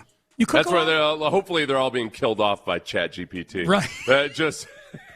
Chat doesn't want to tell me a funny story about his dog before he tells me how to make linguine or something. Right to the point. To the point.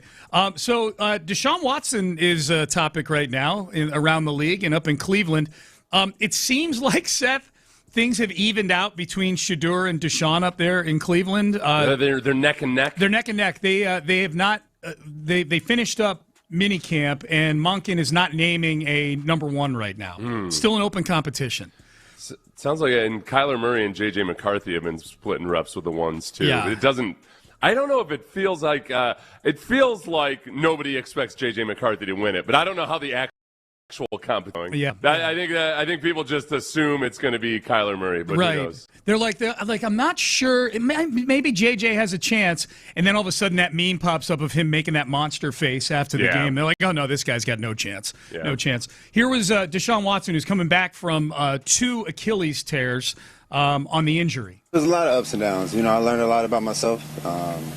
Learned that just got to be patient. Just keep working, keep pushing forward. But I've always kind of had that mentality since I was a kid. Growing up. So it wasn't anything new for me. The situation and environment was probably new, just being with the type of injuries that I had. But outside of that, just keep pushing forward. That's how life goes. Life is going to continue to go on. So it's been tough, but at the same time, I was able to grow and learn. Okay. I missed hearing just stories about Deshaun Watson, Deshaun Watson's inspirational story about his perseverance. Yeah. We'd always hear. You'd always go back to his childhood and let everybody know just how inspirational everything. Was. I knew you and the audience had been missing that for a long time. I really missed that in my life. So I wanted to make sure you got that. This was Deshaun. He was asked on people's feelings. How do you feel about the way people feel about you? At the end of the day, I can't control what, people support. I think that's their own opinions. I think that all I can do is just put out the best person I am, showcase who I am as a person, as a player, as a teammate, and what I represent as an individual. So outside of that, I can't focus on, what the outside is saying. I have no control over that other than just putting out the best product that I can put out as a person and as a player. My favorite. All I care about is the opinion of 12 grand jury members, Sean. That's what he said. Yeah. Well, and 2.3 million Instagram followers. That because I thought as soon as he said showcase who I am, I'm like, your whole Instagram account is you doing things that, quite honestly, people that I know you make a lot of money. You're doing things that people that make like 3 times what you make normally. Like he lives a very, very, an exorbitant lifestyle. Exorbitant lifestyle. Yeah. At least according to Instagram. It's always about the 6-figure watches and private jets everywhere. And most of the people on Instagram are sitting in a private jet studio. So who knows? Who knows how much? I think a lot of their lifestyle is funded by his wife. Basically getting paid to do that. Probably, I think they get a lot of free travel stuff because she's such a big influencer. Yeah, that's a good point. They probably get paid. They probably get a lot of free vacations in situations. That's a good point. I have always just thought, like, dude, if you're trying, and he may not care about what the people in Cleveland think about him. Yeah. I've long thought that the biggest fallout from Deshaun and what went on with him in his legal situation was ultimately he was going to come back and he was going to be hated by everybody. And I don't know. I was like, I don't know how well he's going to handle that. He seems like someone who likes to be liked. and nobody liked him, and his play dropped off a cliff after that. Yeah. I think it's a very psychological thing with him. One more from Deshaun. How have you changed?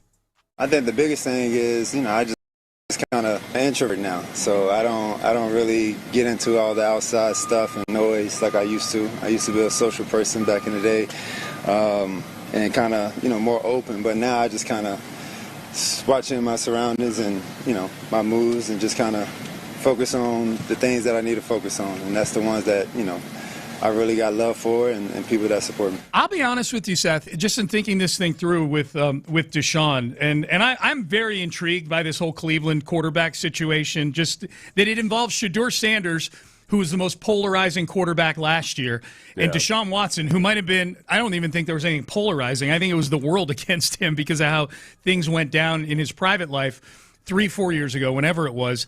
I'm more intrigued by what Deshaun Watson is doing in 2027.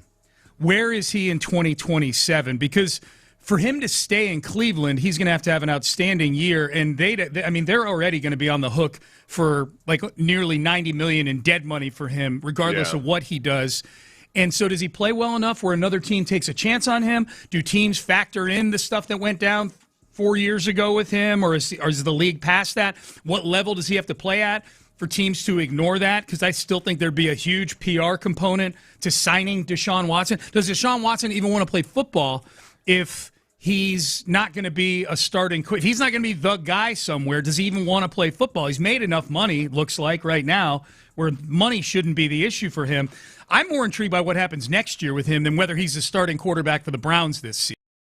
Yeah, I know. Would he want to go somewhere and just on a prove it deal of some Would he want to be Kyler Murray? Like? Would he want to do what Kyler Murray's doing, competing with some second or third year guy who's not been good yet in the league? He's got like the worst EPA of quarterbacks who have a certain number of starts in the last 5 years. He hasn't played good football in a long, long time. There's a weirdness with the Browns. Like last year, when you look at the fact that Dillon Gabriel, Shedeur Sanders, and Deshaun Watson were also abysmally low, there is a part of me that says, okay, well, at some point you got to blame the Browns. Yeah. It's just statistically, it feels hard to have three quarterbacks who are two of whom we know have a certain ceiling or something to them. With Shedeur and Deshaun, at least, you got something going on there that somehow they're all that bad. Right. It doesn't seem possible. Right. Right. Yeah. And meanwhile, Dillon Gabriel, like Jared Verse just came in and took his number. His number is 8, and Jared Verse was number 8 with the Rams. He didn't. Okay, so is that correct? So that's accurate. He didn't pay for it or anything. He just took it. There were two guys wearing number 8. Dillon Gabriel, and the funny thing was too, Seth. I saw a graphic that apparently there aren't any quarterback numbers left. Quarterbacks have to be anywhere from number 1 through 19 with their jerseys. Other positions, there's been more latitude in the last few years about what you can and can't wear number-wise, but quarterbacks, by rule, have to be between number 1 and number 19. Those are all taken, and it's a 90-man roster right now. Yeah. So they're all taken by somebody right now. So poor Dillon Gabriel, man. That's what's lost in the shuffle of all this, the third pick on this guy. And the funny thing about that is that Jared Verse isn't even – he's not a vested veteran. Yeah. He's going into his third year. He's one of the best defensive players in the NFL. But it's still, it's especially degrading when it's a third year player doing it. It's one thing if it was a guy who's a made man and everything, and he's been in the league forever. But no, this is a guy who's also on his rookie contract doing that to you. Yeah, it's crazy. Biggest plot twist, text message, the Deshaun reunion back here. I'm playing, guys, is what the text said. Yeah, that ain't happening. I don't know what he does, man, next year. That's going to be. I'm okay. Yeah, interested. If you had to gamble $10 on it right now, what he's doing in 2020? Is he on an NFL roster in 2027? I bet. I'd have to know what the value of the pick, but without getting too. No, I'm going to bet no. I'm going to bet Deshaun Watson. I don't think he's going to be good in Cleveland, and I think the combination of him. If he were to sign with a team, not being the anointed guy, and I think the like fewer amount of teams that would normally be interested in a guy like with his playing profile. And given just what he said, because he says he's more of a introvert. I don't know if introvert's the right word, but more of a recluse now. Yeah. That if he goes into a new place, it's going to be a whole new news bubble. Yep. I don't know how much. I don't think it's going to be the fervor or anything that it was before, but it's going to be notable, and there's going to be people that are protesting outside the new stadium and all of that. That I doubt he wants to go through that again. Yeah, I mean, it's a good question, Seth. I'm going to go no. I'm going to go no on 2027 for Deshaun. I think there's going to be a part of him though that's going to be just deeply uncomfortable with the fact that it's gone the way it has. Yeah. And also that there's a chance that it maybe puts a good stretch of football together. Maybe he does. Yeah. Yes. And then so that actually tips me over to it's by a hair's margin. Yep. By a hair's width, I'll say I would bet that he is gonna. Yeah. Part of my handicap is that I think he's washed as a football player. So that's definitely part of my handicap. But to your point about him not wanting this to be the end of his story, I think that's probably, and I'll give him credit here, I think that's a big reason why he rehabbed so hard to come back from the Achilles. So you may be right. He's a competitor. There's no doubt about that. All right, let's circle back to the Astros. A series against the Angels that is one to forget. And what is the recipe for all 30 MLB teams? Well, Passan talks about all 30. We're going to talk about the Astros. I agree with what Passan says wholeheartedly about how the Astros should be approaching June and July. And we will get to that coming up next. I've got a recipe for you. If you've been injured in an accident, you're thinking, Seth, I don't need to be making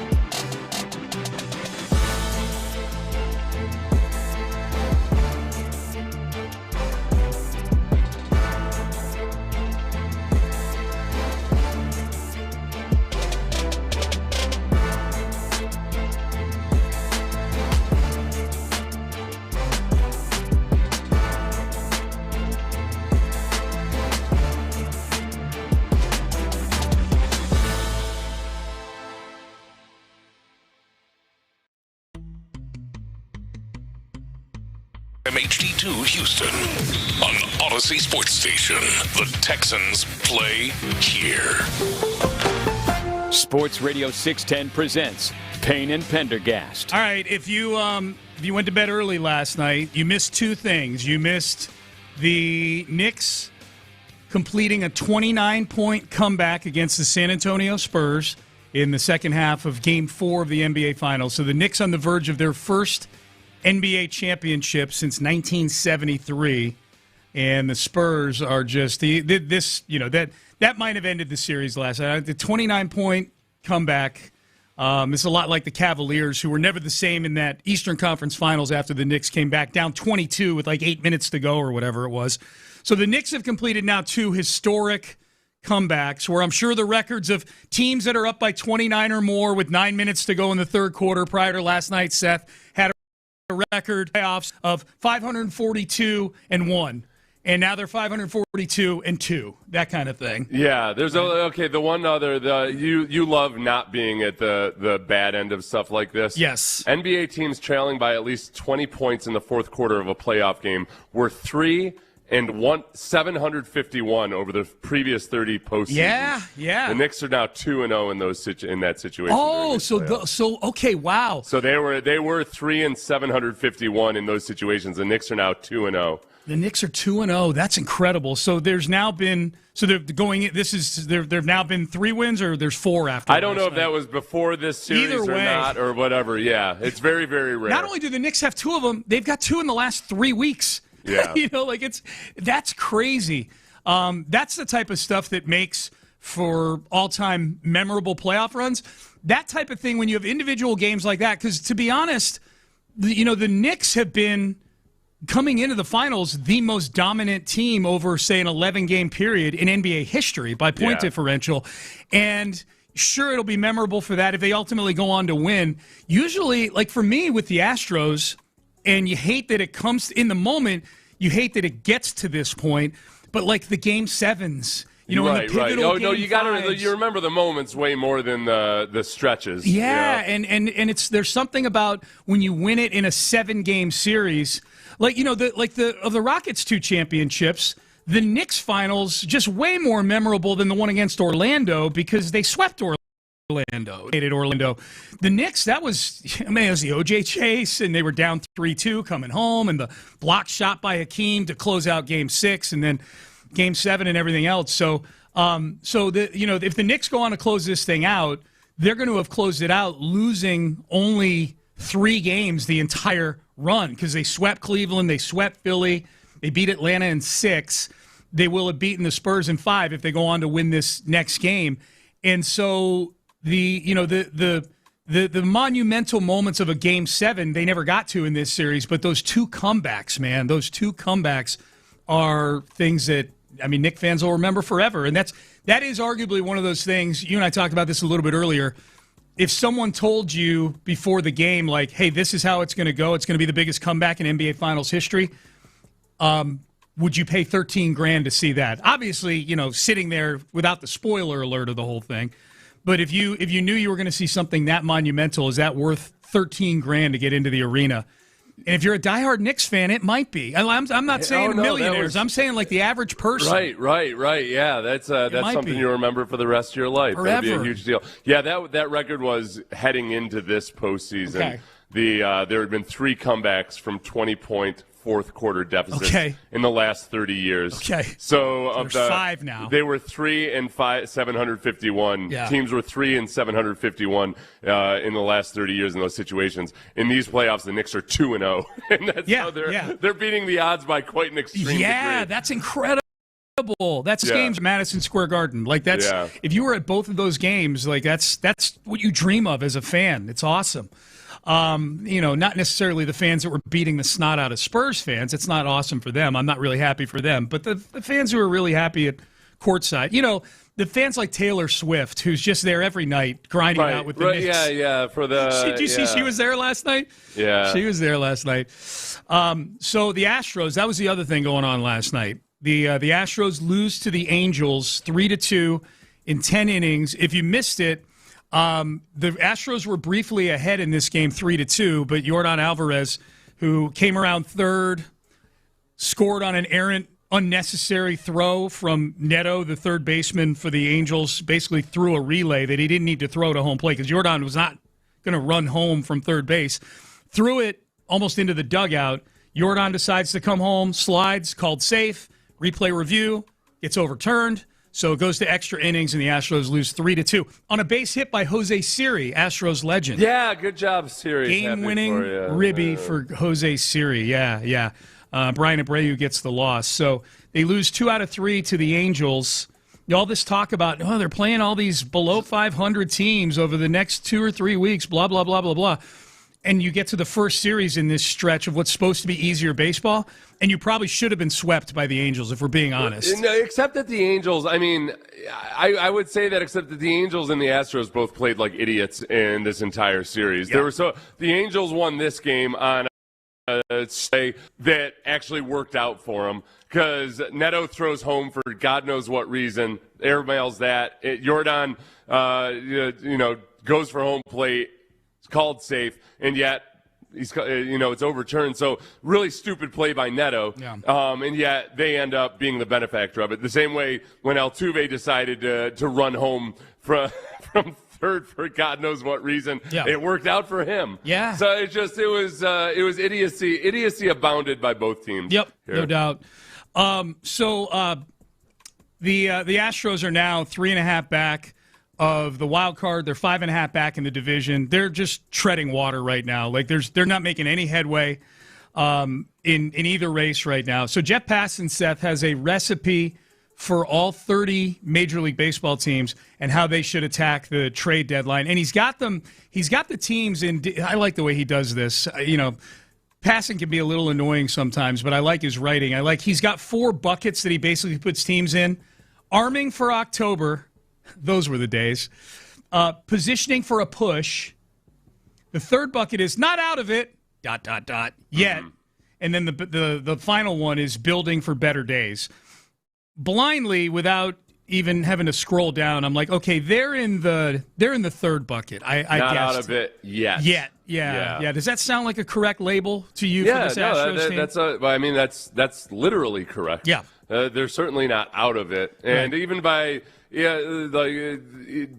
way they've been playing currently, how miserably bad the AL is, they're not out of it yet. They're not out of it yet. What was the second bucket? The second bucket was positioning for a push.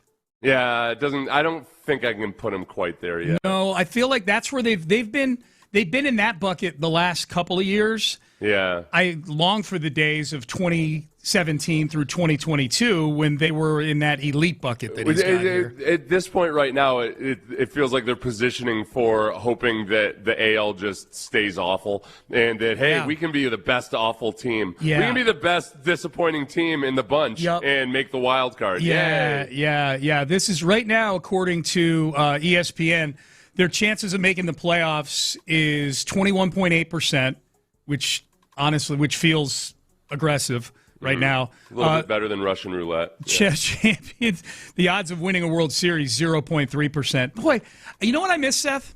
I miss the days of going to Fangraphs and seeing that the Astros' chances of winning the World Series was like 18%. Right. And then Astro fans going, what the hell, man? That's really that's way too low. And then having to explain, like, no, 18% chance of winning a World Series is really, really, it's a very high percentage. Yeah. The field is always heavily favored. Yeah. Except in extreme circumstances. Yeah. So I think, we're at a percentage to win a World Series where we can all agree they got no shot. What is it? 0. what? 0.3%. Oh. Tell you what, it's that knockdown to 0.3 from 0.4 that really gets it does. Right in the gut, man.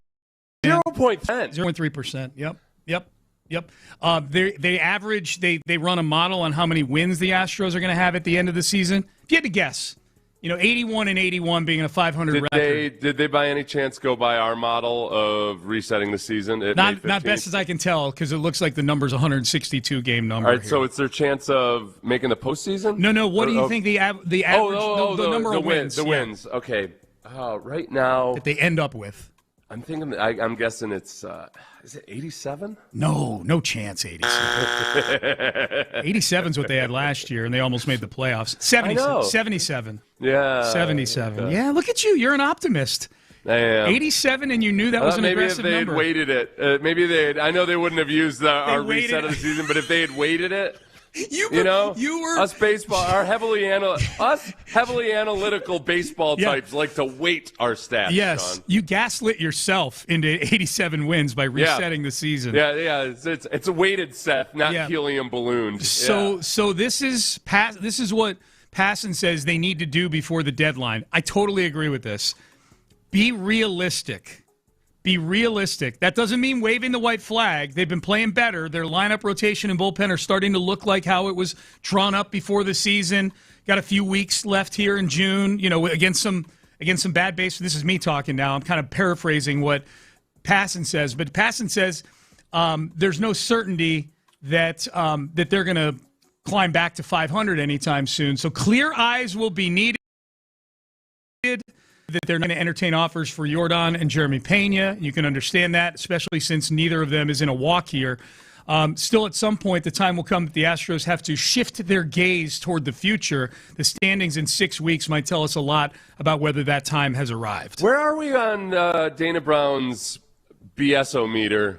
And I don't say that with a negative connotation necessarily, because when it comes to GMs are really good at that. That's the one situation where you're going to have to lie at some point and say, "No, we're not. We have no plans of trading this guy." Yeah. So Andrew Barry said that Myles Garrett was a Cleveland Browns player for life. A month or two before they ended up trading him. And the trade was probably already in the works. So where are we on that with Dana Brown in terms of him saying, no, there's no chance that we'll trade Jeremy Pena? So just Pena specifically, not Yordan, because I don't think there's any chance. No, I don't think Yordan. No. So Pena's, that's interesting with Pena. I think that. I think Jeremy Pena is going to be an Astro in 2027. But do you think that Dana Brown is 100% committed to that? That there's no offer that we're going to listen to? Not as committed as he is with Yordan, no. Yeah. I think there could be an offer. I think that, especially if the team really starts sliding into the toilet, they need, they are at a point where they need to, kind of replenish that farm system here. Well, I think, when Dana's talked about it, he's basically said, look, we're not going to, I'll paraphrase him heavily. I'm not going to have this conversation right now because it's not the time for it. Yeah. He made a statement a couple days ago where I felt like, when I first listened to it, I thought he was saying we wouldn't trade because that would be like admitting loss or something. The season was lost. I think he meant it more in that, we're not going to talk about that right now because there's still a chance that we're going to be a contender by the time of the trade deadline comes around. So right now he has no plans to trade Jeremy Pena. If everything went off a cliff, things might change. Yep. So, he said, he just says, hey, be realistic is the advice. And my gut reaction was, because ultimately this is going to be, Jim Crane won't be the one making the trades, but he will be the ones giving Dana Brown the green light to go make trades. Yeah. Jim Crane will be the one that charts the macro direction the team goes, and then it's up to Dana to go make the individual deals. Crane may be involved in that just before you pull the trigger on a Jeremy Pena trade. Crane probably wants to know what it looks like or something like that. I just thought it was interesting that be realistic is the advice. And I'm not so sure that an owner that thought that he and Jeff Bagwell could GM their way through an offseason, that I would describe him as necessarily a realistic person. I think the other part about it, though, too, is we always forget the business side of these things, where we like to think that, okay, owners all have all the money in the world and they're only being greedy or selfish if they don't spend all of it all at once. But no, they're running a business, and that there is a financial side of, man, if they did full bore hit the reset, that is a couple of years of really, really bad ticket sales. Yes. In this town. Yep. That's it. People will come back real quickly, but it's not going to be so pretty for a few years. No, and that's a hard prospect to face. Above and beyond, it's not just the criticism you get and everything of being a bad team. Your revenue is going to drop precipitously. Yeah, and they're probably at this point now, but not to the extreme degree they would be if they tore everything down. Yeah. But this is probably the first time in a while, the last year or two, where they've had to really hustle to sell season tickets. Yeah. Not that they sell out every game. They sold out every game when the team was elite, when they were excellent, but the Astros tickets were in demand. I don't know what the demand is for that. I mean, my daughter's coming into town next week, and I think we're going to go to a game. I haven't even looked at what the secondary market looks like yet, but I'm not anticipating. They're playing the Tigers, it's the two of the worst teams in the American League. Like, I'm anticipating being able to get into the game for, with decent seats for $40 or $50 because of how this team is right now. Yeah. It's not an attraction. Averaging 30,768 per game. Okay. Right now. That's got to be paid because some of these games. Oh yeah, 100%. Yeah, that's the way the cookie crumbles. Yep. Where they were like 2 years ago, they were at 35,000 per game. Yeah. For the season. So yeah, I wonder how big an attraction Jordan is to people going. Like, Jordan's the one thing. I would say Jordan and a Hunter Brown start are the two things that I would pay money to go see with the Astros right now. That's a good point, though. Yeah, that's a really good point. Yeah, going back, 35,000 is the average paid attendance in 2019 as well. Yeah. So and compared to Pena, like, who puts butts in the seats? Jordan puts butts in the seats. Yeah, people like to see 500-foot home runs. And he's going to be in the running for the MVP. Like, that might be the consolation prize for the Astros this year, is Jordan winning an MVP award. All right, Payne and Pendergast with you here. All right, we haven't talked about the Brendan Sorsby situation yet today, but Joey McGuire, the Texas Tech coach, spoke on it, and their school, either the school president, no, it was the AD, Kirby Hocutt, put out a statement yesterday. Some of this stuff, man, Joey McGuire's take on his $5 million quarterback who got pinched for gambling, but looks like he might play this season. That is coming up next. But I want to tell you right now about West Point Lincoln and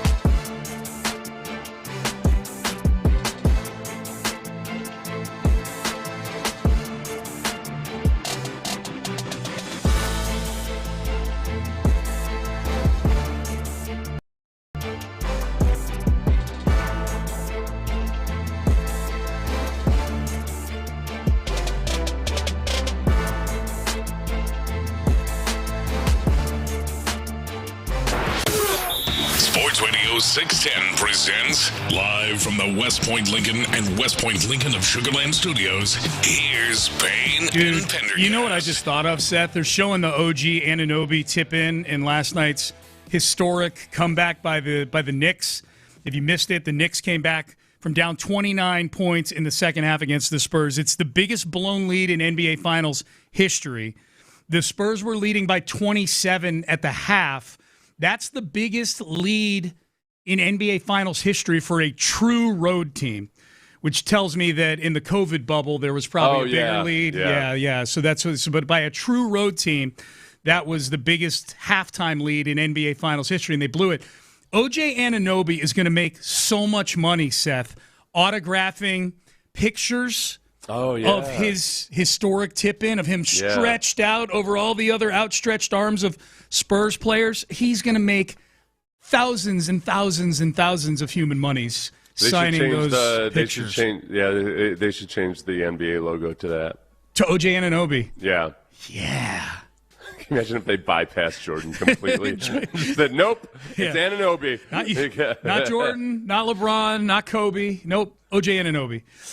So this is Joey McGuire, the head coach at Texas Tech. He met with the media yesterday, and the Brendan Sorsby story is one of the biggest stories in sports right now. The quarterback for Texas Tech, who had his banning by the NCAA for his gambling, for lack of a better word, overturned. A court in Lubbock issued an injunction that keeps the NCAA from implementing this ban on Brendan Sorsby. So for now, he's set to play quarterback for Texas Tech. The NCAA is appealing it. We'll see if they fast track it. We'll see if the appeal's successful. The appellate court in this particular county has 4 Texas Tech law school grads on it. That's the appellate court. Yeah. So we'll see how this all unfolds. We are rapidly careening towards 30 years from now, you and I explaining to our great-grandchildren about how back in the day it was a relative rarity for a high school quarterback to be sponsored by a casino. But now they're I remember the first time a high school quarterback got paid $1 million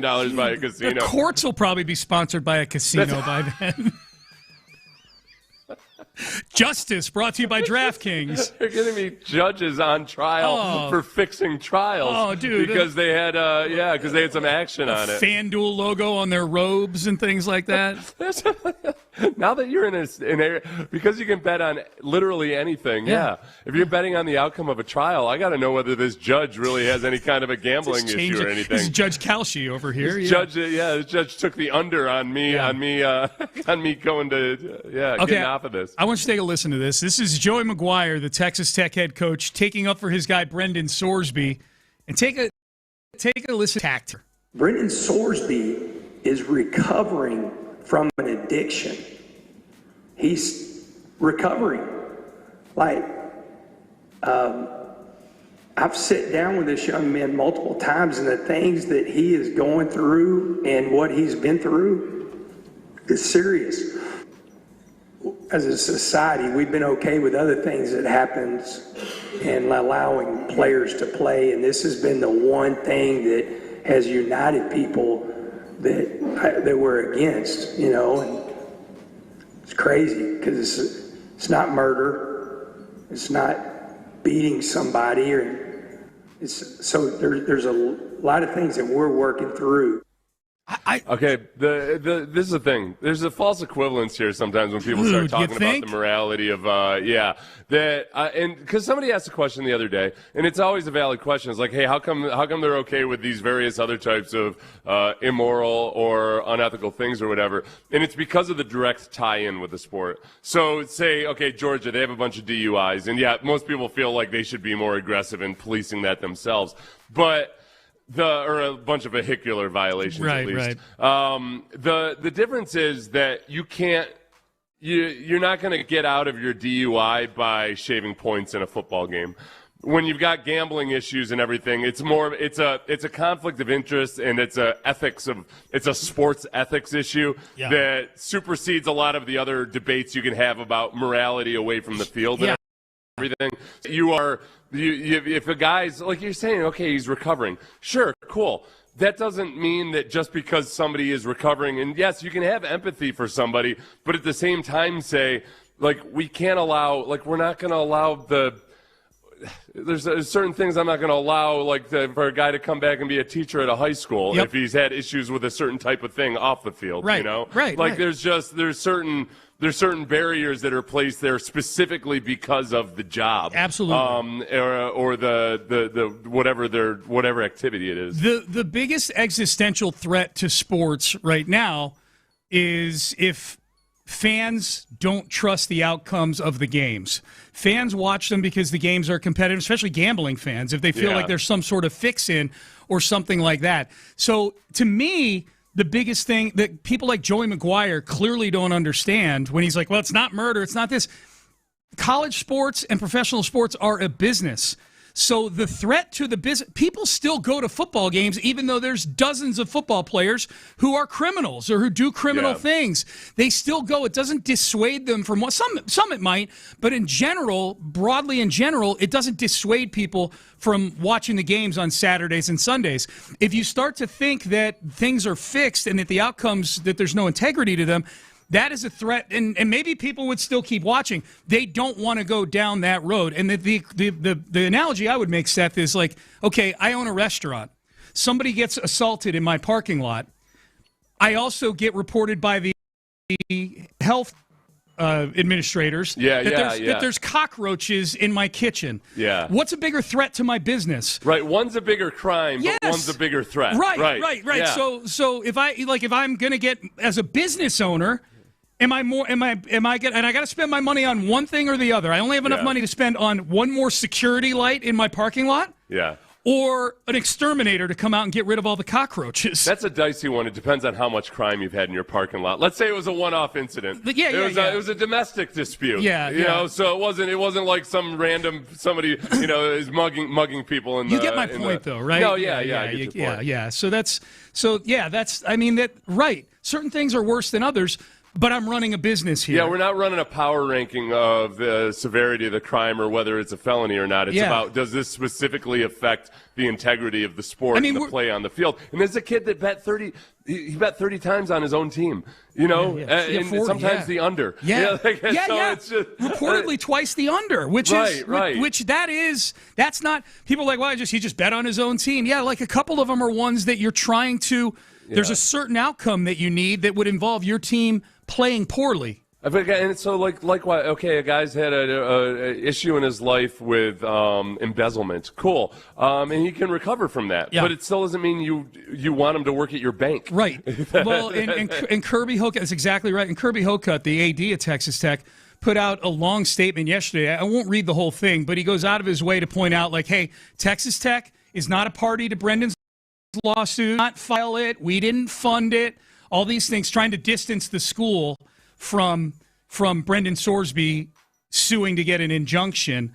And Kirby Hocutt goes on to say, talk about, let me be direct about what Texas Tech's position actually is. We are glad Brendan is still part of our community because that is where we can extend him the best support in his ongoing recovery. Clinical care, device monitoring, financial oversight, outpatient therapy. That infrastructure exists because we take our responsibility to this young man seriously. We spent Monday after the judge's ruling, Seth, getting those systems stood up for him, not thinking about X's and O's. But you'll be the first AD when he trots out there in week 3, I guess it'll be, because he's suspended for the first 2 games, what's your answer going to be then when he's actually playing football? Because here's the thing. All those things you just outlined, he can get all those things and not play football for you. Right. That's the whole thing. Like you're doing all of those things to what end? Like, don't try to paint yourself, in a cloak of nobility or something. Like you're doing it because that's the avenue to him playing football for you. If anybody else, if any other random guy that was had an NIL deal, didn't get in trouble, but just said, you know what, guys, I got an issue. I'm not coming to Texas Tech. Are they extending all of those same things because they care so much about the individual to him to help him out and everything? Come on, get over yourself. People weighing in on this text message. You can have empathy while also understanding there needs to be accountability. 100%. Right. That's my stance on it. Have the kid back at school. Have him around the team. Have him in the building. Do whatever you want. He shouldn't football for Texas State. He shouldn't play college football again. Yeah, I hate it whenever anybody tries to gaslight you by saying that somehow you're not having empathy by basically not allowing the coyotes near the sheep. Because I have some empathy for that coyote. He's hungry. Yeah. Like why? Don't think about what it must be like for that poor coyote. He's so hungry. Yeah. Just let him in. Yeah. Let him in. Yeah. Like, well, no. I'll empathize. I'll give him some kibble, but I'm not gonna let him into eat all my sheep, damn it. Oh, kibble. They're not thinking of X's and O's, but they are thinking about the $5 million they gave him. And I don't know where that stands. I don't know if he's got $5 million. Yeah, somebody asked the other day, was there an out in NAL contracts? And you and I were thinking, maybe, but it doesn't seem like anybody is really interested in invoking them. Texas Tech, by and large, wants them to play for him this year. Unless... and then you have, how much of it came from the collective versus other stuff? I don't know. Yeah. That would be the thing where I would see him maybe losing out on some of that $5 million is if there's individual companies that are paying part of that, and those individual companies are like, look, I don't want my name. I love the program, Texas Tech, but I don't want my name associated with somebody who was betting on his own team and betting on football the last 4 years. I'm pulling whatever I pledge next year if this happens. Yeah, he's not speaking for my car dealership. Those conversations might be going on. Maybe. Right now. And those are going to be super, most people that donate big money to their college football program aren't going to be blabbing to the press about it either. No. So that might be something out in the next couple of weeks. Possibly. I think the most interesting thing, the next thing here that I'm most interested to see is what does Brett Yormark, the commissioner of the Big 12, do, if anything? Because we know that the other ADs in the conference are all very upset about this, about Sorsby possibly being eligible this season, to the point where some of them were making noise about not playing their games against Texas Tech, which I think is not going to happen. But they did have a conference call, Yormark did, with all the ADs the other day. The commissioner of the league had a conference call with all the ADs, and he was just very vague about what was accomplished on it. They talked about a lot of things. I don't know if he's got any power in this. I don't know if he tries to exert power, and then he says, well, you know what, the conference is suspending him for the season. And then probably what happens from there, if it happened, was they'd go back to court and get an injunction on that suspension also. Yeah. But the conference at least feels like it might have more teeth than the NCAA. The NCAA is just... That's how it's been in a lot of situations. The NCAA doesn't. The NCAA is a toothless old man at this point. Yep. It doesn't feel like obviously they had to go and get an injunction to make this current situation even happen. So the NCAA, it's not like they're totally powerless, but man, the image of the illusion of the power that they used to have has really been shattered, and it just seems like precedent after precedent over the course of the last 10 years, you find out, okay, wow, yep, that's they really can't. They're not able to dictate things the way they used to. It's just different. It's interesting. The very next topic I wanted to hit actually touches on the false equivalency that we were talking about in this particular segment, but it's at an NFL level. Wide receiver drama is amped up right now, including one that involves some serious stuff that went on a few years ago. Would you kick the tires on this guy? We'll have that coming up for you next. We'll circle back to the Texans and minicamp at the top of the hour. But I want to get you guys out to Beck's Prime. I was out yesterday, so I didn't get to encourage you guys on the day of steak night to get out there, but I will encourage you. They still have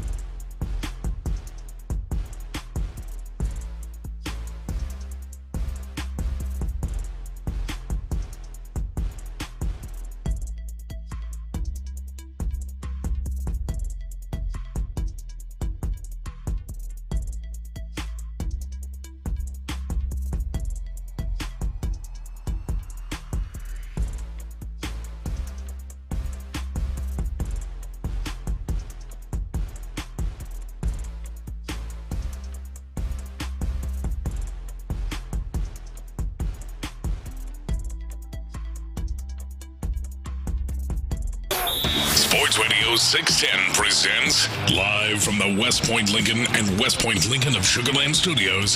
Here's Payne and Pendergast. This is actually, in some ways, the perfect NFL story to follow up our conversation about Joey Maguire's comments on Brendan Sorsby. Like, hey, I've never seen anything unite people on a topic like this. Them not wanting Sorsby to play football. It's not like he murdered somebody or beat up somebody. Yeah. Gambled on some games. I'm paraphrasing Joey Maguire.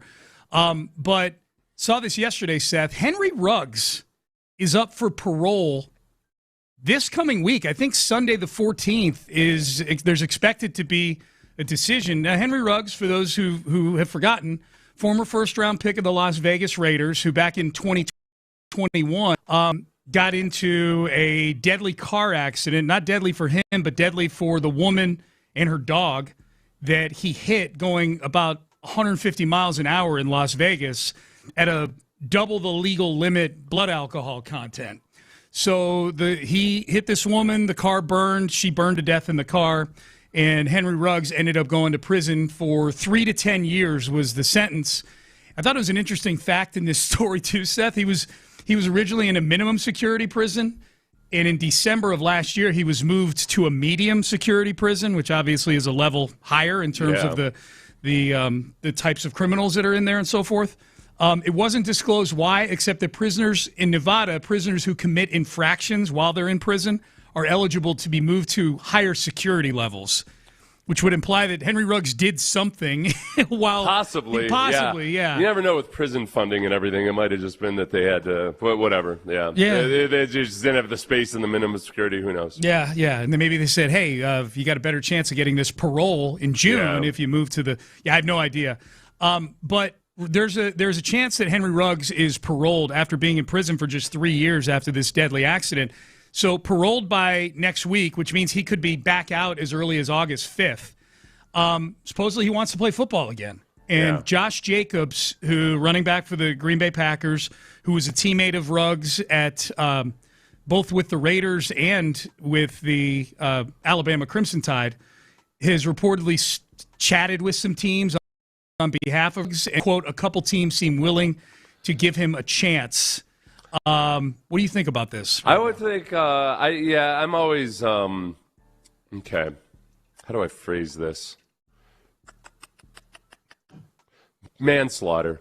It's a little bit, I tend to be more on the, I don't know if forgiving is the right word, but lenient side of things when it comes to manslaughter, just because it usually involves something that, It's a crime that many others have committed but just gotten away with. Like they're doing it's a drunk driving or it's a speeding or something else like that. Yeah. And I don't want to try to paint them out like they're a victim of bad luck. No, you're not condoning it. Right.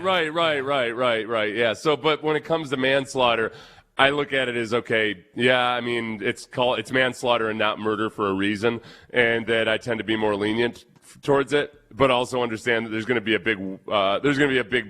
be some sort of a backlash no matter where he goes. I would put that into the category of if somebody else wants to do it, cool, but I just don't feel like it's worth the hassle and the headache. Yeah, I'm with you. For a guy that also just hadn't really proven anything yet either. Yeah, he was he was midway through his second year in the league, and with the Raiders. So yeah, I am with you. Like, let's just localize it and say, what if Henry Ruggs is out there? If you were a Texan fan, would you want them to sign Henry Ruggs to a deal?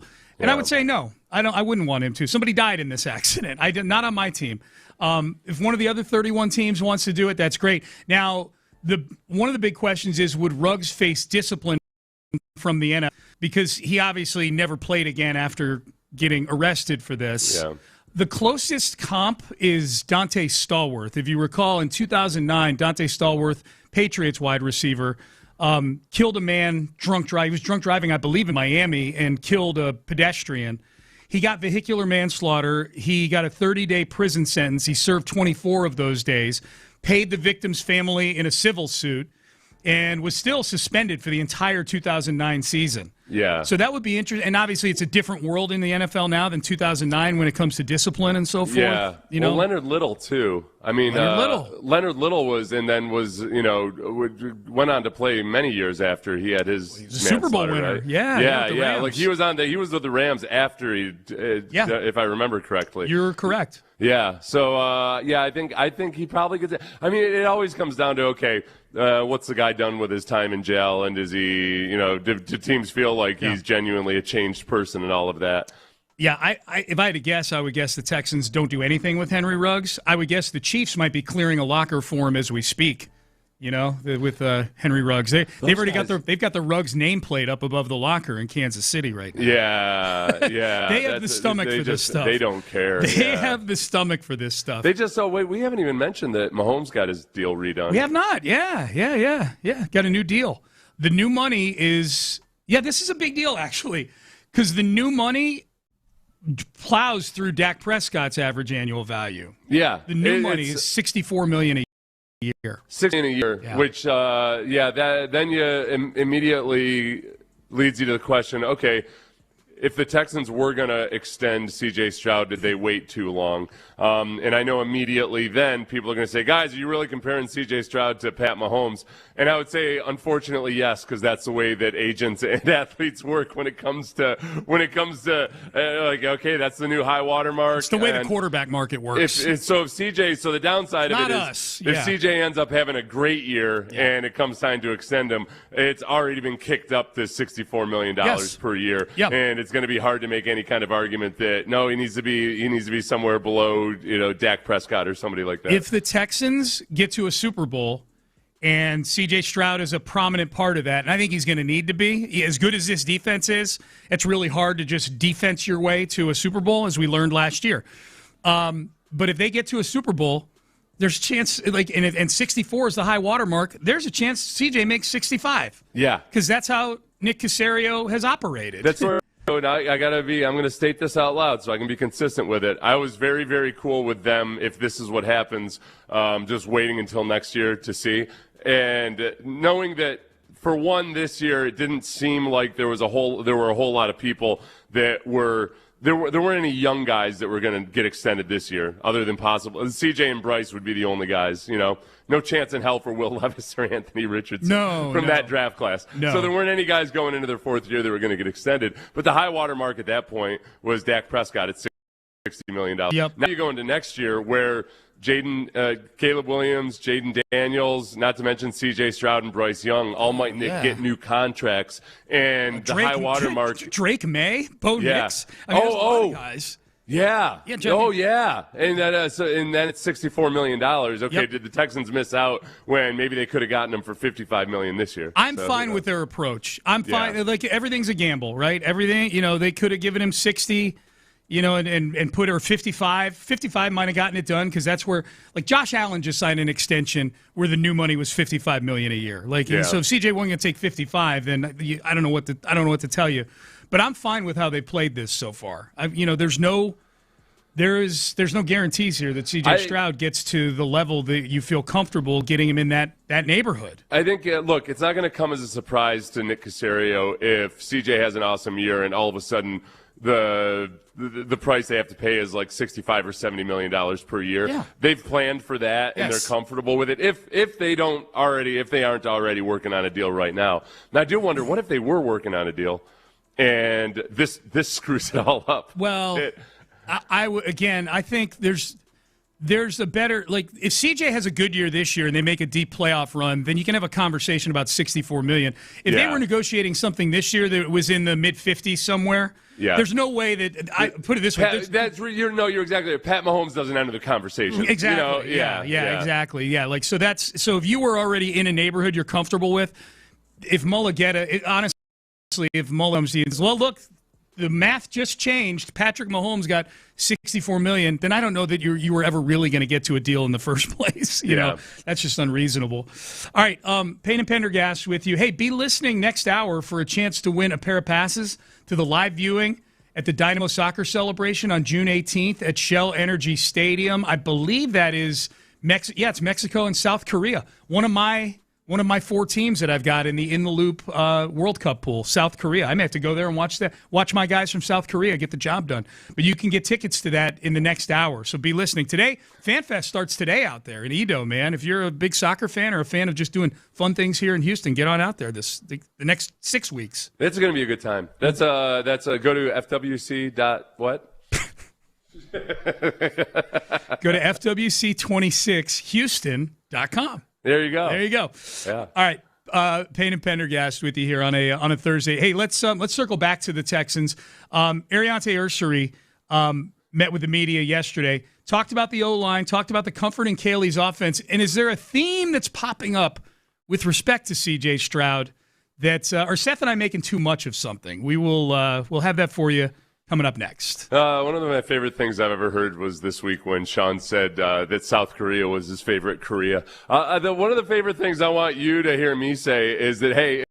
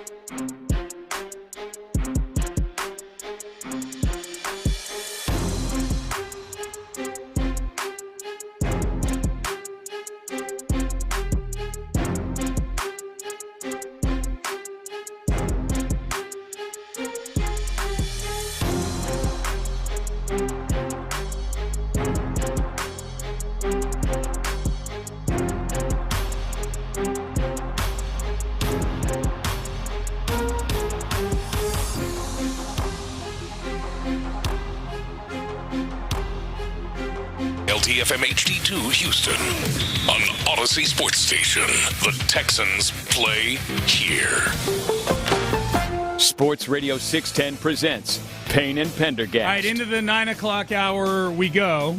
Good to be with you guys. Stay tuned.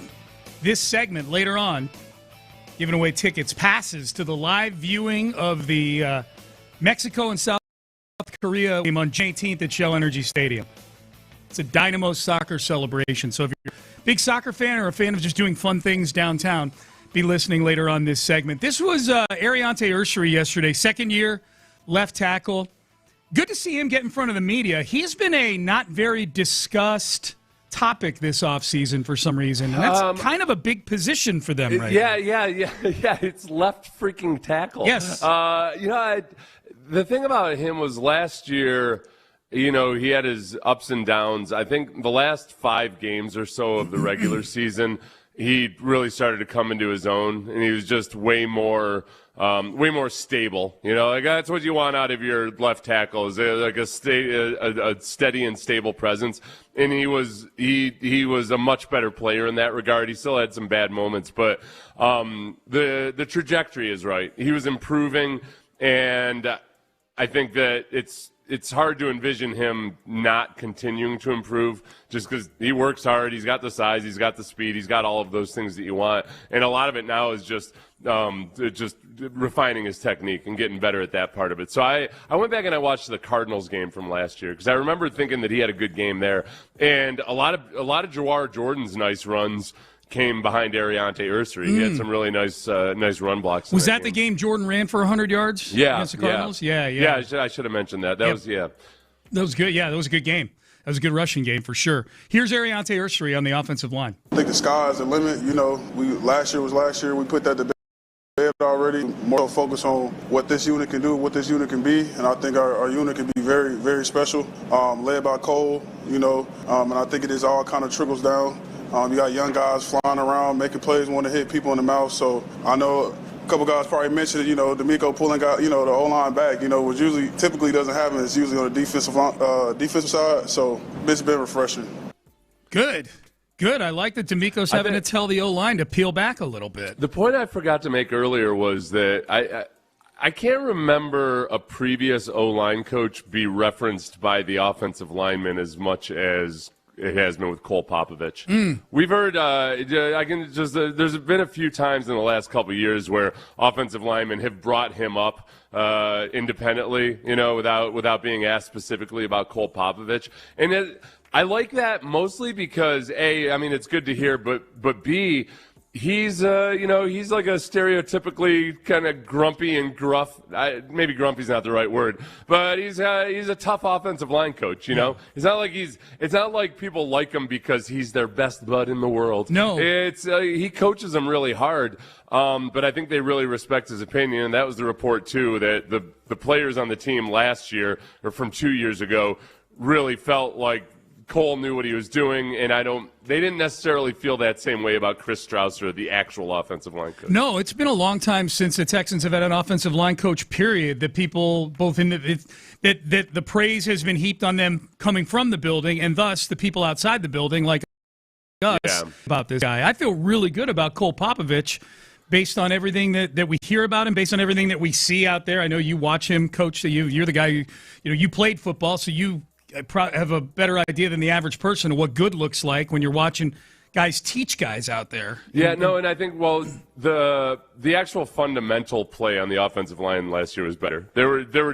was more uniformity in their movement. If you just watch You don't have to even know what you're looking at, but if you watch the Texans from a couple of years ago versus watching that offensive line in the second half of last season, you see everybody's feet moving in the same direction. Their body positioning is uniform. Like it looks more like a choreographed dance step or something. Yep. And you just didn't have that before. You had guys, like some guys would be taking the footwork like it was inside zone, and then other guys were taking outside zone footwork. It was a mess with Chris Strausser, and I think it's just that part of it, just the really basic fundamentals of it have improved a lot. And then that's why you started to see in the second half of last year, they weren't doing all those insanely annoying error-prone football type of stuff, like not picking up games and things like that. Yep.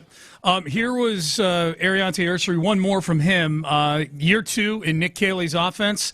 How comfortable are you in it, and where does that start? I think it starts with the QB. You know, CJ's done an unbelievable job this offseason during his OTAs of just taking control. You know, me reminding him, this is your O-line. You know, you take control, whatever you need us to do, we'll do it. And then it just gets passed down. You know, we got guys across the line, making sure, you know, that we're playing fast. That's the thing. That's the advantage that we want to have is play fast. Okay. So all right. So this is what caught my ear earlier was, man, there's just been a few instances in the past few years where we've heard of players telling CJ, hey, you be the leader, you can do it, guys believe in you and all of that.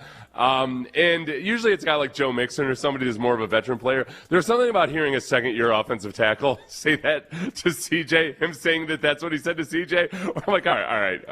Okay, at some point, be an overbearing leader. Be an overbearing taskmaster. Yeah. CJ, don't operate in some way in which you don't have second-year offensive linemen say, like, hey, you're the leader of this squad here. Yeah. Yell at us. Yeah, you can. Now, at the same time, this is something that I think was common to like Eli Manning early in his career. Eli is not the same type of personality as Peyton, and Eli grew into his leadership role. So I'm not painting it out like, oh, it's impossible that he could be a good quarterback if he's not a natural born leader like that. There's plenty of really effective quarterbacks who aren't necessarily those guys, those just overbearing type A type of personalities. Sure. But I do think it's that, like, as CJ has the command in this offense, directly controlling and coaching and being responsible for the other 10 guys on the offense, and understanding that it all starts with him. That, it's okay for CJ, and it would be awesome if CJ is coaching up the O-line on where they screwed up on play. Yeah. You know, pass protection, all of that, just like really understanding every little intricacy of the offense and holding guys up to a certain standard. Yep, that would be great. Here, along those lines, here is Danielle Hunter yesterday. What are you seeing from C.J. Stroud? A few days I've been here, I noticed a lot, you know, from O-line and the QB play, you know, how they work together in sync. You know, definitely better across the O-line, and CJ just having his pocket awareness. He's able to step up and just making plays, you know. I just got done in the indoor talking to CJ, telling him doing a good job of just stepping up, having awareness of the edge rushers and all that. You know, he was just complimenting us back and how we play together as a string. But definitely across the O-line, and CJ just making his reads and everything. Okay. So, yeah, that was another one that jumped out. That was the one that piqued my interest. I'm like, okay. See, it feels like there's a lot of guys walking up to CJ and saying things to him in practice. Part of it is it's the annoyingness of OTAs where there's not real football going on, and it feels like over the last 3 weeks it's just been a love fest of a society of mutual admiration of people complimenting how well other guys are doing things and everything. That part of it, you know, those, like, we've talked a lot about how on this team the offensive and the defense offense and the defense do talk to each other a lot and kind of give each other notes and everything. So I didn't think as much of that, because that sounded like what we've heard from a lot of other guys talking about, you know, the DBs will talk to the receivers, et cetera. Yep. It is interesting with CJ, like, what's the respect level? Because you're right, the praise there's been a ton of praise coming from every of the franchise over there this offseason. How is the league, or how are people outside of Houston looking at C.J. Stroud right now? And I'm looking at the text page, and it's still very split on C.J. You know, hot take, C.J. won't get a long-term extension. here in Houston. CJ's not getting more than $60 million. Don't be silly, guys. Okay, well, we weren't saying he's going to get more than $60 million. Okay, what were you saying a couple years before Trevor Lawrence got $55 million? Or two, it's like the part of this is just the economics of the way it operates right now. And what we said was if they get to a Super Bowl, he's probably going to get more than $60 million now, because if you missed it, Patrick Mahomes just got $64 million a year in new money. So that's just that we were doing a hypothetical. We weren't saying he is going to get it. No, when you look at quarterback contracts, there's very little meritocracy to it. Yes. Pat Mahomes was the 14th highest paid quarterback for a long time. CJ not getting a contract this offseason is probably the biggest thing that's gone against the meritocracy of it. Yeah. Like in previous years, I think CJ would have gotten his deal, and for whatever reason, it has not come yet this year. But the reason I say that is Dan Parr of NFL.com has 9 dark horse MVP candidates. So the rules for this exercise for you to qualify as a dark horse MVP candidate is that these are guys outside of the top 10 on like the DraftKings odds boards, right? So the top 10 guys are Josh Allen, Lamar Jackson, in order, Patrick Mahomes, Justin Herbert, Joe Burrow, Drake May, Dak Prescott, Matthew Stafford, Caleb Williams, and Jordan Love.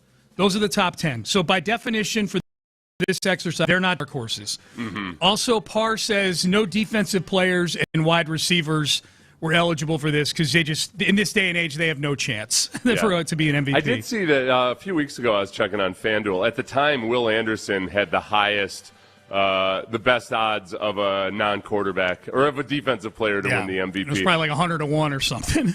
He was tied with Deshaun Watson. Oh! It was however it was. It was 200-1 or something ridiculous. Yep. So those are the rules. So you take the top 10 candidates out. You take all the defensive guys and wide receivers out. So you're left with quarterbacks and running backs, essentially. I was scrolling. Parr starts this article, Seth, with counting down. He starts at 9 and counts down to 1. Very smart to do in terms of engagement on the web. And the further I went down this article, I'm like, CJ's got to be on here. When I saw some of the names on here as dark horse candidates for MVP of the league, he didn't make this list. Yeah. He's not, it starts with Bijan Robinson at 9 and ends with Brock Purdy at 1 and has 7 other quarterbacks in between here. And C.J. Stroud did not make this list. And again, this is not all-pro. This is not like, are they just better? This is, are they going to win the MVP of the league? Are they going to get an award? And I was looking at it, and I guess I was trying to figure out, all right, where could you genuinely be offended by that, though, of those 9 guys? Yeah. And based not necessarily on actual skill level or anything, but because of the position he plays. I guess Bijan, being 9th on that list, and as a non-quarterback, maybe, and playing for Atlanta, that to me was the part that was curious that he didn't get on here, because I'll go through. I want to run through these here with you. Okay, I'm going to give you $1,000, and the odds are the same on CJ and the guy I'm going to name, and you tell me who you'd put the 1,000 on to win MVP of the league. Understanding that it is in part a team award, too. You got to be on a good team to win the thing. Bijan Robinson. Would you put 1,000 on CJ or Bijan Robinson? I would put it on CJ just by virtue of the position, and the team. Yep. CJ's on a good team. Yep. And I'm acknowledging this. I'm acknowledging this doesn't mean that CJ's a better player than Bijan. Yeah, exactly. Yeah. But this is to win the MVP of the league. Yeah. Kyler Murray is number 8. Kyler Murray or CJ Stroud? $1,000. Payout's the same. I would say you're thinking Kyler Murray because of Kevin O'Connell, and it'll be a huge story if he does. And I think Kyler Murray. You would, but so you think that? I mean, that's got a good chance of happening if you're putting $1,000 on, like versus CJ. You think Minnesota is going to be a good team I'm not saying this it's a good chance that he's going to be the MVP. No, but versus CJ, I'm talking. No. I know you're not. Where am I going with this? I'm saying there's a good chance that Kyler Murray's going to have a good season. Better than CJ. Yeah, and I'm just, no, I don't think there's a great chance that CJ's going to have a great season either. So yeah, the Minnesota part of that would scare me. Like, how good is Minnesota going to be in that division? Baker Mayfield or CJ Stroud? Baker Mayfield. Okay. Jalen Hurts or C.J. Stroud? Jalen Hurts. Yep. Sam Darnold or C.J. Stroud? Sam Darnold. Okay. Jaden Daniels or C.J. Stroud. And I'm counting down, by the way. Yeah, we're counting down. So this is 9, 8, 7, 6, 5. 5 was Darnold. 4 is Jaden Daniels. Yeah, C.J. Stroud. C.J. Stroud. Based on what? Jaden Daniels just still not having played consistently good football since his rookie year. Yep. With an offensive coordinator that I'm not sure about. Yeah. Jared Goff or C.J. Stroud? Jared Goff. Okay. Trevor Lawrence is number 2 on this dark horse Trevor list. Lawrence. Trevor Lawrence or C.J. Stroud? Trevor Lawrence, based on he's more recently played really impressive football. In the second half of the last year, they were impressive as an offense. Yep. So I don't think the Jaguars are going to be better than the Texans this year. But yeah, as of most recently, Trevor Lawrence with an offensive coach who I think is really smart. Yeah. Yeah. I think the Jags are going to backslide this year, which is why I'm with you on Lawrence as a player. I just think as a team, I don't think the Jags are going to be in position for their quarterback to win MVP. I think the Texans might. Yeah. Brock Purdy is number 1 on this list. Purdy or C.J. Stroud? Brock Purdy has played at an MVP level before and still not gotten credit for it because he's considered a scheme guy. Yeah. And yet, I think that there's more of a bona fide chance of him playing well this year, and he's got a track record of it. So yeah, Brock Purdy. Brock Purdy. Okay, so the only one that you would bet on CJ would be Bijan Robinson and Jaden Daniels. Other than that, you think that the rest of the guys on this list are better MVP candidates than C.J. Stroud? Yeah, and that doesn't mean they're great MVP candidates. Of course not. They've got a better shot at it. Yeah. I think, let's see, Kyler Murray is just behind C.J. On Vegas Insider. On the MVP odds? Yeah, they're right. They're side by side. Yeah. I can't find them anymore. Yeah. I just don't trust Kyler. It goes, okay, so it's most favorite, actually. It would be, it goes Jalen Hurts, then Bo Nix, then Jared Goff, Kyler Murray, Jackson Dart, C.J. Stroud, Baker Mayfield. C.J.'s below Jackson Dart on the MVP odds board. Yeah, see, I would take C.J. in that one. I would, 100% take C.J. on that one. Yeah. Especially, you look at this receiver situation with the Giants. Malik Neighbors, who knows if he's going to play this year, and they're signing a bunch of haggard old men. Yeah. It's like the ARP crew at wide receiver. Of all the positions where you really don't want to have just a boatload of haggard old veteran players, offensive line and defensive line, especially defensive line, because those guys can play in a rotation or something. Yeah. Wide receiver, my God. No. Well, and just that one's crazy because the Giants, I don't think are going to be good this year. Right. I think the Texans are going to be good this year. Even Giants fans who are optimistic about the direction of the team will tell you they don't think they're going to be all that good. Yep. They just feel like it's a less dysfunctional situation. Yep. All right, Payne and Pendergast with you. Hey, let's give away those passes. Number 5, live viewing at the Dynamo Soccer Celebration, June 18th at Shell Energy Stadium, featuring Mexico and South Korea. Big watch party going on. Caller number 5, 713-572-4610. Shell Energy Stadium is your destination. Packed schedule of international matchups, live music, watch parties, and more. All part of the Houston Dynamo Soccer Celebration, presented by Kroger, Houston's home for the world's games. So, yeah, call now. Do we owe Jeff Bagwell an apology when it comes to decisions that were made by the Houston Astros back when he may still have some influence, but back when we know he had some influence? We will. I'll explain. It has to do with Dusty Baker's book that came out. We'll do that coming up next.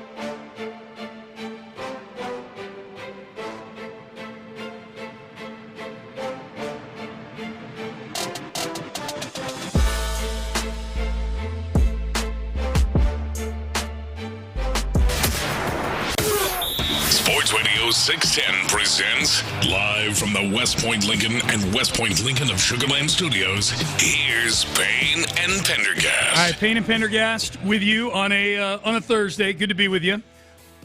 So Dusty Baker's book is out, Seth. The book that we've been hearing so much about, his autobiography is out. It's called Crossroads.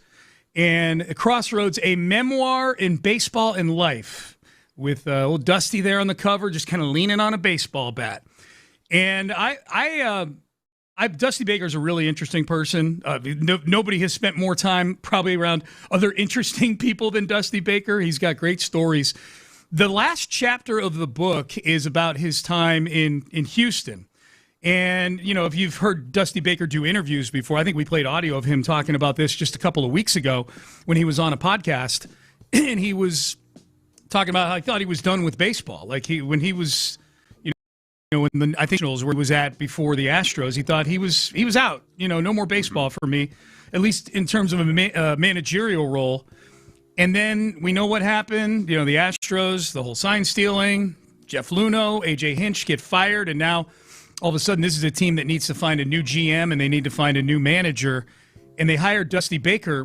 Greg Rajan of the Houston Chronicle kind of did a Cliff's Notes version, I guess, of the Astros chapter with the most interesting things from that chapter in here. And apparently, Jeff Bagwell played a role in Dusty getting here. Jeff Bagwell was a big advocate of Dusty Baker. And I think if we go back and look, we have to view the Dusty Baker time here as a major success. They won a World Series. Especially given the circumstances. Yeah. I mean, it was between COVID and the everything, the fallout, everything that would happen over the next couple of years. I think he was exactly the right type of coach as well. Yep. Like he is almost a grandfatherly type guy coming in. I think, and you did get a World Series out of it. You got a World Series. You got to two of them. You got to a World Series victory. You got You got to two of them. You won one of them. You got to the ALCS every season that you get. The worst season you had with Dusty Baker was 2 appearances in Game 7 of the ALCS. Those were the worst 2 seasons that you had. And the other 2, you lost the World Series to the Braves and you beat the Phillies in a World Series. Greg Rajan wrote that Enos Cabell and Jeff Bagwell, 2 ex-Houston players, legends, started an effort to bring him to Houston. He said he was interested because of the opportunity to inherit a championship contender. I knew the Astros was going to be my last and best chance to win. Think about that. This is a guy who went his entire managerial career, managed some good teams. Yeah. You know, he managed those Giants teams that made a World Series back in the day, and he never won a World Series. And now, out of nowhere, in your early 70s, you're getting a call from the team that lost in Game 7 of the World Series the year before to the Nationals. Just what a crazy, crazy thing. The quote in the book, I'm just going to Kevin Durant my way in there. And Seth putting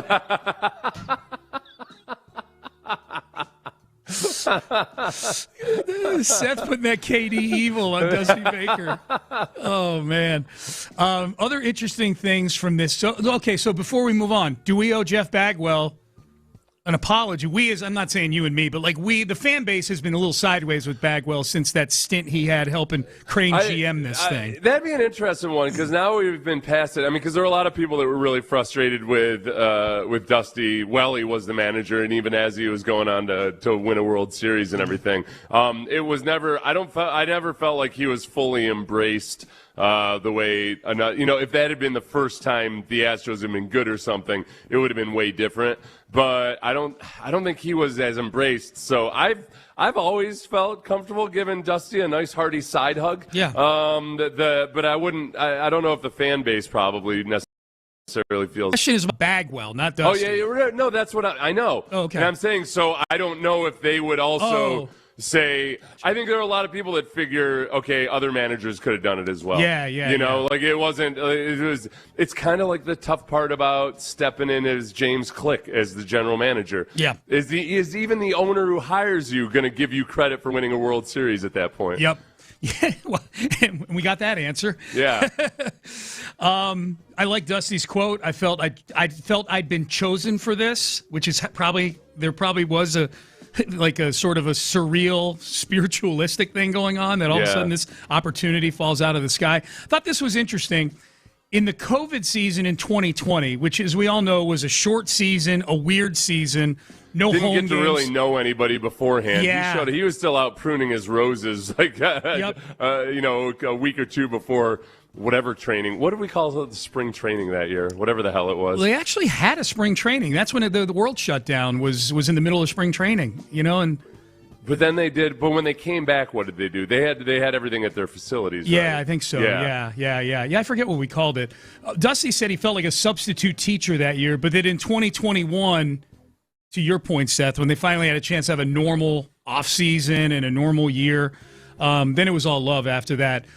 Dusty confirms that in this book that he did definitely go against baseball ops recommendations in the 2022 World Series, opting to go with his gut instead. Yeah. Because that's what Hank Aaron told him ball people do 50 years ago, is they go with their gut. when a computer that's less powerful than your phone took up an entire building. That's right. Yeah. That's right. Yeah. So he went with his gut. The example he brought up was batting Jeremy Pena in the 2-hole in the World Series, which Pena would go on to win MVP of that World Series. Yeah.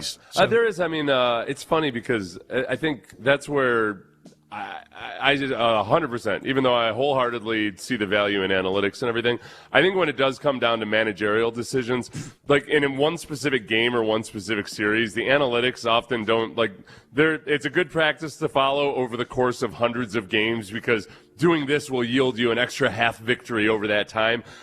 But when the real world information is the manager that can tell and see and understand what a player looks like, whether he's shaking or not, all of those types of things. I think there's still very much there's an old school feel to it that only people with boots on the ground can figure out. This quote was interesting. Again, this is from Dusty Baker's new book, Crossroads.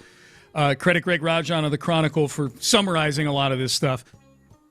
Quote, this is talking about after beating the Phillies in the World Series, a win that had a purifying, vindicating feel to it, he says. The guys had heard the jeers and the boos, and instead of turning bitter or angry, it brought them closer together. Here's the quote I wanted to read to you. Do we believe this?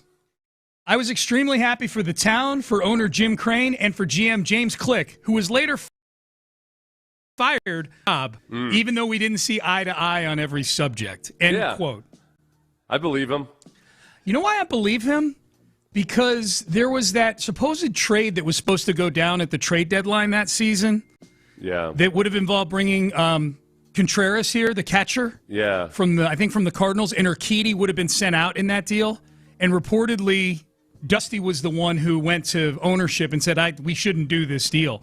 Yeah. And he won that battle. So I could see where maybe he wanted to save Click's job because it's I know I got hand on this guy. He felt like he's got, I can control this guy. Yeah, right. I know my opinion is valued maybe more than this guy's is, you know? Yeah. So maybe he did try to save his job, but it might have been for, different reasons. I'm just throwing it out there. I'm not saying that's definitely the case. I'm just reading the tea leaves, that's all.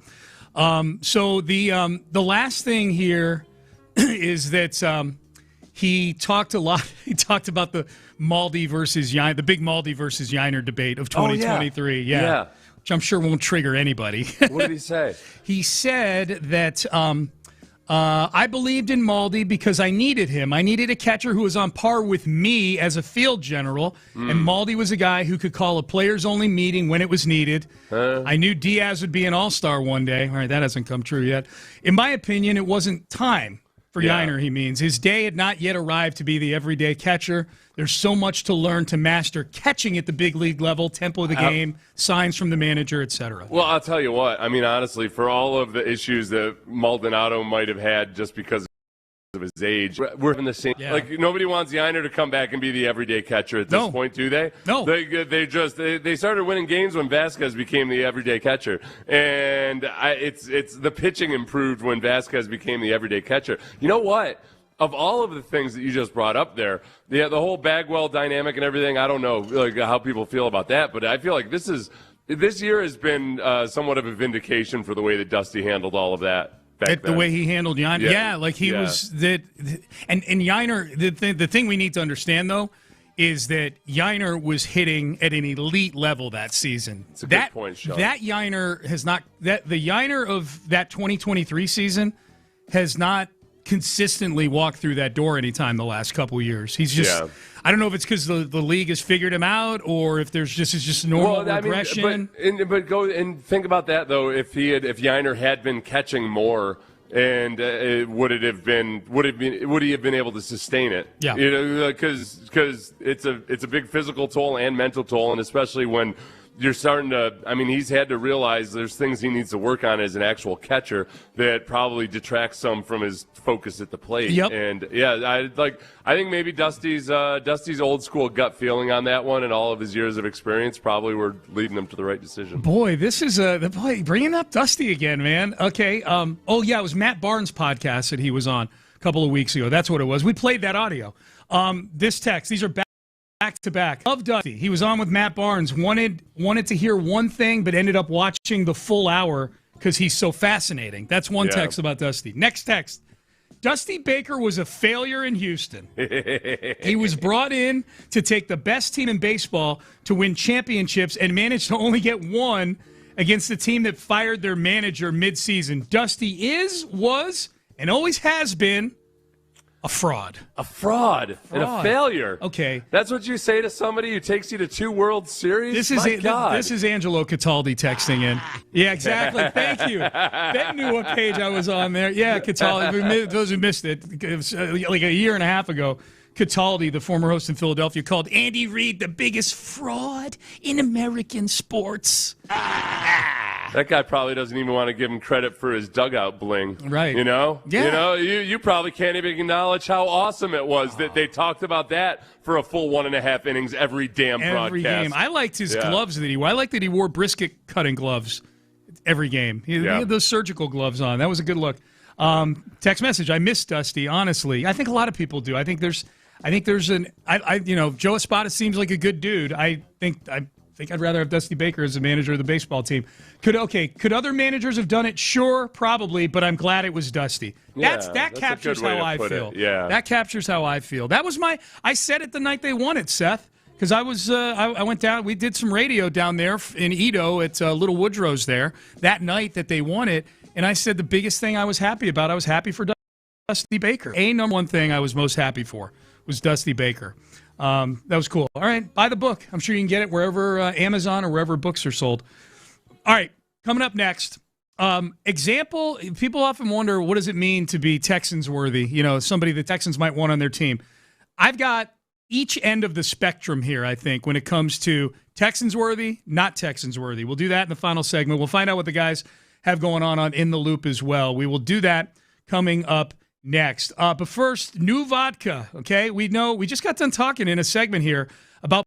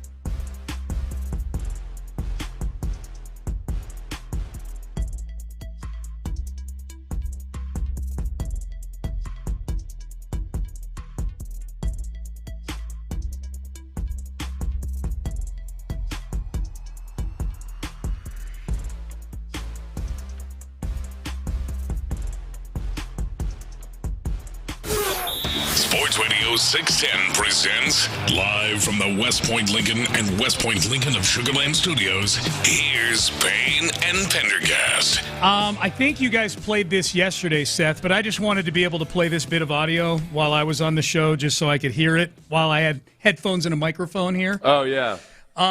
This is incredible. So Brandon Ayuk of the same, he's still with the 49ers. Yeah, he's an employee of the 49ers. Yeah, he's an employee. That's a good way to put it. He could show up and get a physical and be basically done with it. They'd release him and all that, but it just, He's more intent on building that Instagram following right now.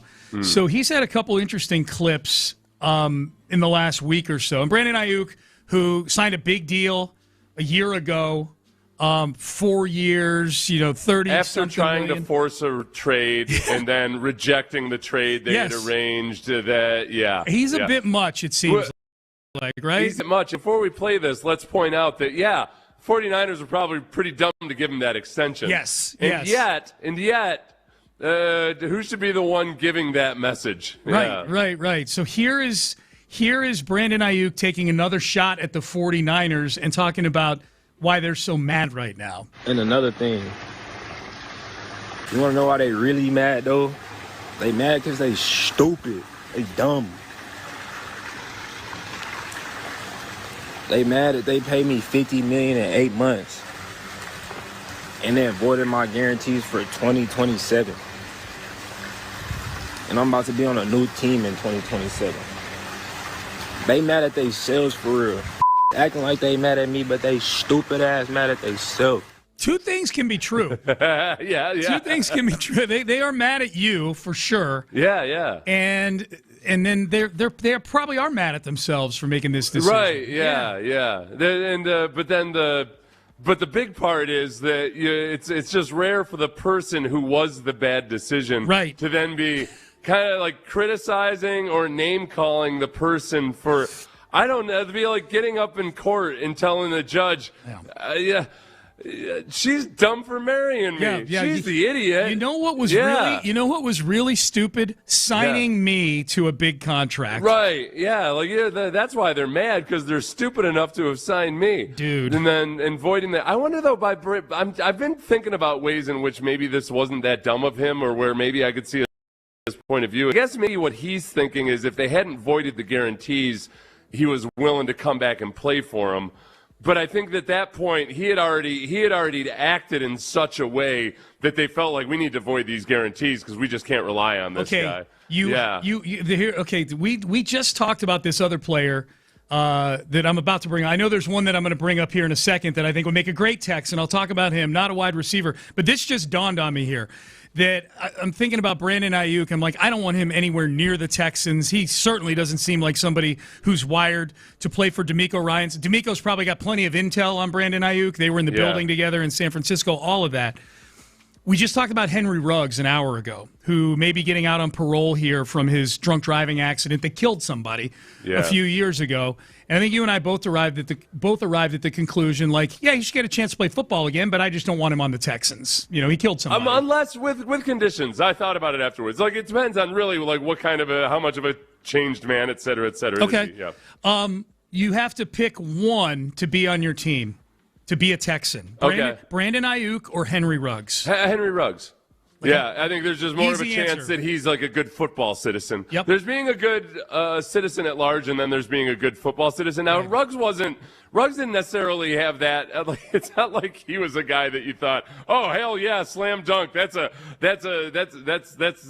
conducts himself exactly the way. Like, he had issues, obviously. Yeah. And yet I don't remember any stories of him being quite as volatile or undependable as a football player as Brandon. There's a good example of, Brandon Ayuk hasn't done anything from a morality standpoint that I know of that's nearly as bad as killing somebody in a manslaughter. And yet, when it comes to just, can they be actually a productive member of your football team? We've got a business to run here, and the business is our football team, and we think Ruggs would be a better employee in that respect, assuming that these other things that he did aren't going to happen again, right? You bring up a great point, which is, we can make this general broad answer on a radio show like this. At the end of the day, you've got to have sat down with the guy and find out.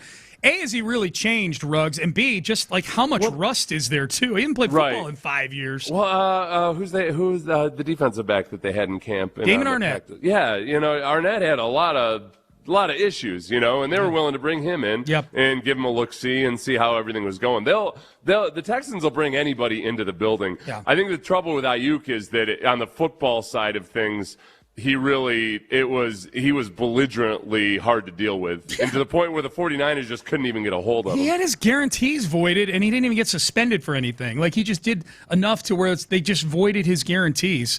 I'm with you on that. The other end of the spectrum is guys who would make a great Texan. This is Arvell Reese, the rookie defensive end for the New York Giants, being asked, hey, what have been your big splurges since you signed your contract? What was it like to sign your first contract? It felt good. It was a great feeling. Did you do anything special? No, I just signed it, then went to the hotel, and then just got ready for practice. A lot of guys do, first purchase kind of deal. Is there anything you did special? I ain't really got nothing to buy right now. I already got everything. I got a car and an apartment, so I'm good right now. That is a Texan right there. Yeah. I got a car and an apartment, and I'm going to give you these 10-word answers, and off we go. Yeah. But here's the thing, though, too. Remember, because I go through this every time now. When Stingley got his contract or Will Anderson got his contract, people are still treating it like this is their first big payday in their life. Where Stingley and Will Anderson had both already made $30 million, or at least were guaranteed $30 million by the time they signed their extensions. Yeah. It's not like all of a sudden it's a life-altering event or anything. And now, with rookies, how many millions of dollars has Arvell Reese already made, before he got that contract? That's where I thought you were going with it. Yeah, these guys get NIL money now. Arvell Reese might have made more at Ohio State last year than he's making in base salary this year. You know what? And by the way, with Ruggs, I was mixing it up in my mind. Ruggs didn't really have any character concerns or anonymous scout quotes or anything. No. Before he was, I mean, no, he was a classic Alabama type guy. I think, there's a slam dunk. It would be Henry Ruggs over Brandon Ayuk. Oh, if you're the Texans and you had to sign one, it would be Ruggs for you. Yeah. Easily, it sounds like. Yeah, and we still don't know what he is as a football. I mean, we know what Ayuk is capable of, but it feels like he's on that Antonio Brown scale now, where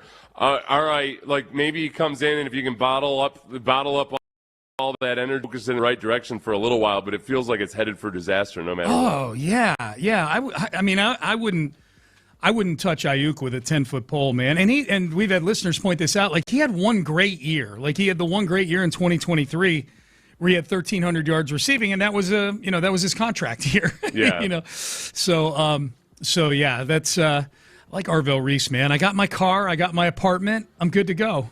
That's all I need. Just need a car and an apartment, man. All right, people weighing in on it on the text page. Give us Ruggs before Ayuk. Ayuk is a poster child for what not to do as an NFL player. CLOWN. I'm assuming this person wants me to spell it out because they put a space in between each letter. They want me to do the Bill O'Brien dramatic reading of it. Unless it's one of those things, it wouldn't be like this for clown, but I've noticed that online, the kids all know how to keep the algorithm from checking you. Mm-hmm. So, like, they'll say they don't use certain words.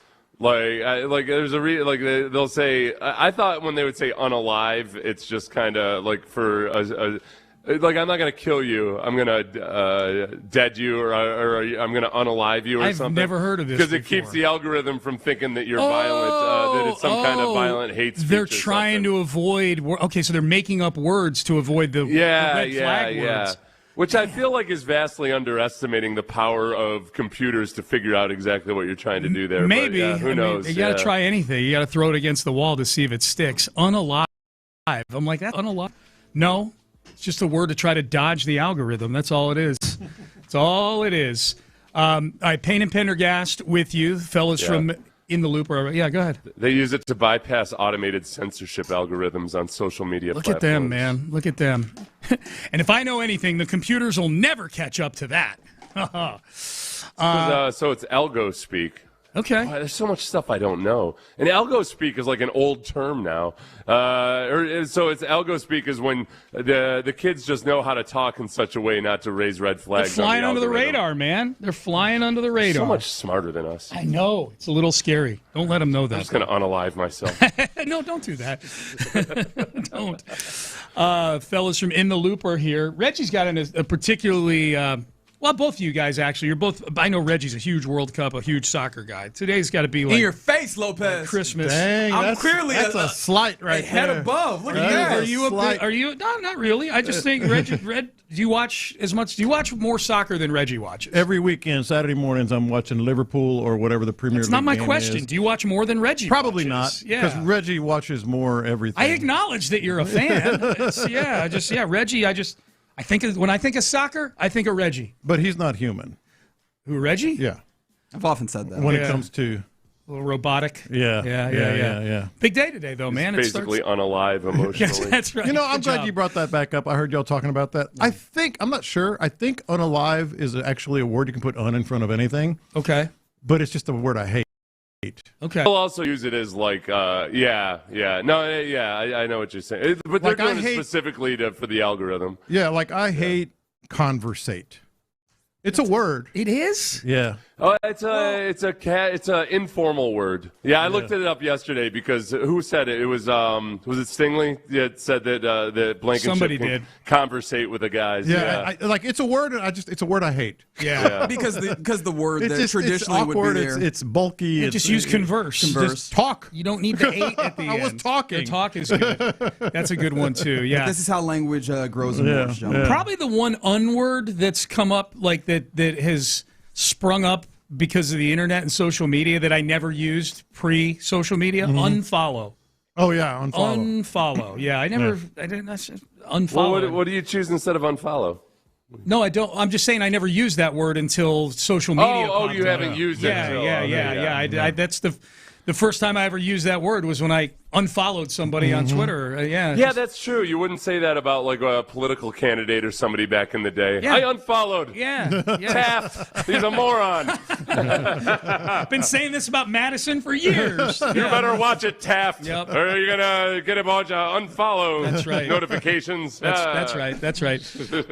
So what is the question of the day, fellas? I'm assuming you saw the game last night on one De'Aaron Fox. I actually woke up I fell asleep at halftime. Oh, really? Like a lot of people did. And then you woke up to a whole new world. No, but I took a sleep test. Yeah, It's not because I was drunk in my maybe, but I took a sleep test the night before, and you never get a good night's sleep. So I was just tired, and I'm like, all right, well, I can close my eyes during halftime here, and then I'll wake up when halftime's over. Yeah. I woke up when there was like a minute left in the game, and I'm like, how long was I asleep Good for you. Is this game 5 That's or right. is this game 4 You missed still? a couple days. I slept for 2 days. Yeah. Anyway, the question of the day is based on him because I always liked De'Aaron Fox. Always. He's from Houston. Yeah. Love his game. Love the way he creates space, all that stuff. But who's a player that's been ruined for you or ruined himself for you? One moment, one player that was just... So you're talking about his decision at the end of the game last night? Yeah. It ruined De'Aaron Fox. Really, you could go with his entire second half. Yeah. I think if you do it just off of one moment, I feel a little awkward. I think when you look at the entirety of that second half and the performance, especially as he's supposed to be more of the veteran on that team, and he's supposed to be like the factor that settles them down, and they definitely needed it because they looked like they had rampant lemon. Yeah, but that one moment is going to be the one. So that one moment is going to be the one that player people... that you liked. Yeah, just a moment that ruined for him. Ruined a player for you. I mean, I grew up a Bills fan, so Scott Norwood. That's Can't a look great at him. one. Yeah. And yet at the same time, people were annoyingly just empathetic to him and everything. You got a standing ovation. You didn't like the empathy towards him? What did you want them to do? People had empathy. I had empathy for him after the first Super Bowl loss. But then they would go on to have 3 consecutive Super Bowl losses after that. Yeah. Where you start losing a little bit of that goodwill that you carry around. Yeah, like if you had just made that field goal, we don't have to... Right. It's less painful, these other 3. It does kind of historical anomaly.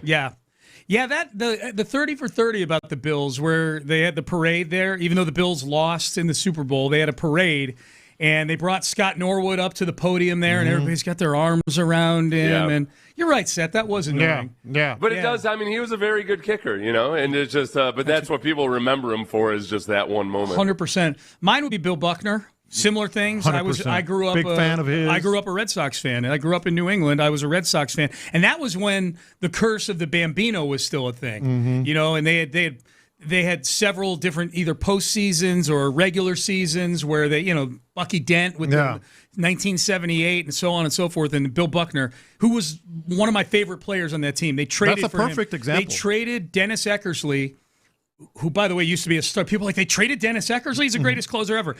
Kids, he was an average starting pitcher back when the Red Sox had him. They traded Dennis Eckersley to the Cubs for Bill Buckner, and it was a great trade. He led them in RBIs, I think, that year. And very popular. Very Extremely popular. He had to be banished to Idaho after that. They invited him back when they finally won the World Series in 2004. He's like, he'd celebrate with you people? He's like, I see a trap when I I know a trap when I see it. It's a trap. That's right. If we're going to go into the way back machine, way back. You have to be a certain age to remember this one. All right, I'll tap out. I was so happy. Remember Jackie Smith? Oh, they dropped a Super Bowl 13. I like that guy. He was a Hall of Famer, player. very popular, very likable, and then boink, right off the chest. Didn't he cut Cobb's team? Yes. And he dropped a pass in the Super Bowl 13 against the Steelers. Bounced off his chest with no one around. Right in between the 8 and the 1. Man. Yeah, that's a good one. I'll give you one that's very specific, but sort of the opposite thing, where this guy actually played so well afterwards. Unfortunately, he played well for the Texans, but then went on to play really well. This one, the Texans were still kind of hanging around in the standings. It was before the bottom had really fallen out. But David Garrard's throwing a Hail Mary into the end zone, and Glover Quinn jumps up and bats it straight forward right into the arms of Mike Thomas, the wide receiver, and the Jags win that game in 2010. And I'm like, oh, my God. I'll give Glover Quinn credit. Like, I don't think about that anymore. I think of him leading the Texans. He was doing the right thing. That wasn't a bad play by him. That's what you're supposed to do. The selfish thing to do is to try to catch it. You're coached to bat it down. Yeah, that's true. You're absolutely right. Like, he was doing the right thing. But I guess I was at the time. I'm like, boy, this is the first thing I'm going to think of. Feeling bad for him, not so much mad at him. Yeah. But he went on to become an All-Pro in Detroit. So good for him, pulling the public perception of Sean T. Pendergast out of a nosedive. Who's kind of the opposite of this is somebody who is just kind of toiling along in anonymity for his entire career. Nobody thinks about long snappers. But then when Trey Junkin came out of retirement to long snap for the Giants went and had that bad snap in the playoffs that lost the game for him, to where all of a sudden, like, he's just retired, minding his own business, no big deal. And then having millions of Giants fans despise him because of that. He was probably thinking, I don't know what year that was or what the salary was for long snappers at the time, but whatever it was, he's probably like, I can go back and get another payday. I just got a long snap for a year. He probably would have given up every penny that he made in that year that he came back to not have to relive that moment. Yeah. That's, oh, my God. And you got to ride home on the plane because that was in Denver, and you got to ride.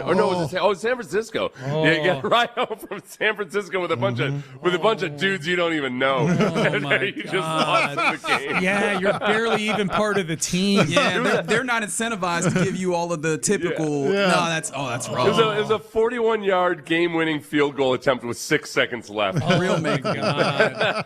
At that point, you just got to find your seat, close your eyes, and pretend like you sleep until you warm. I wouldn't ride the plane. I'm good. I'll go commercial. Well, I got miles. This is a good one. This kind of plays into what you were asking me during the break, John Lopez, in there. Or a topic that you brought up, but someone says about Scott Norwood. I agree with Scott Norwood being on this list. I had a square in a Super Bowl pot that was about to pay me $2,000 if he made that kick and he missed it. Those are $1990. Yeah, 2 G's back in 1990, man. That's a lot of money now.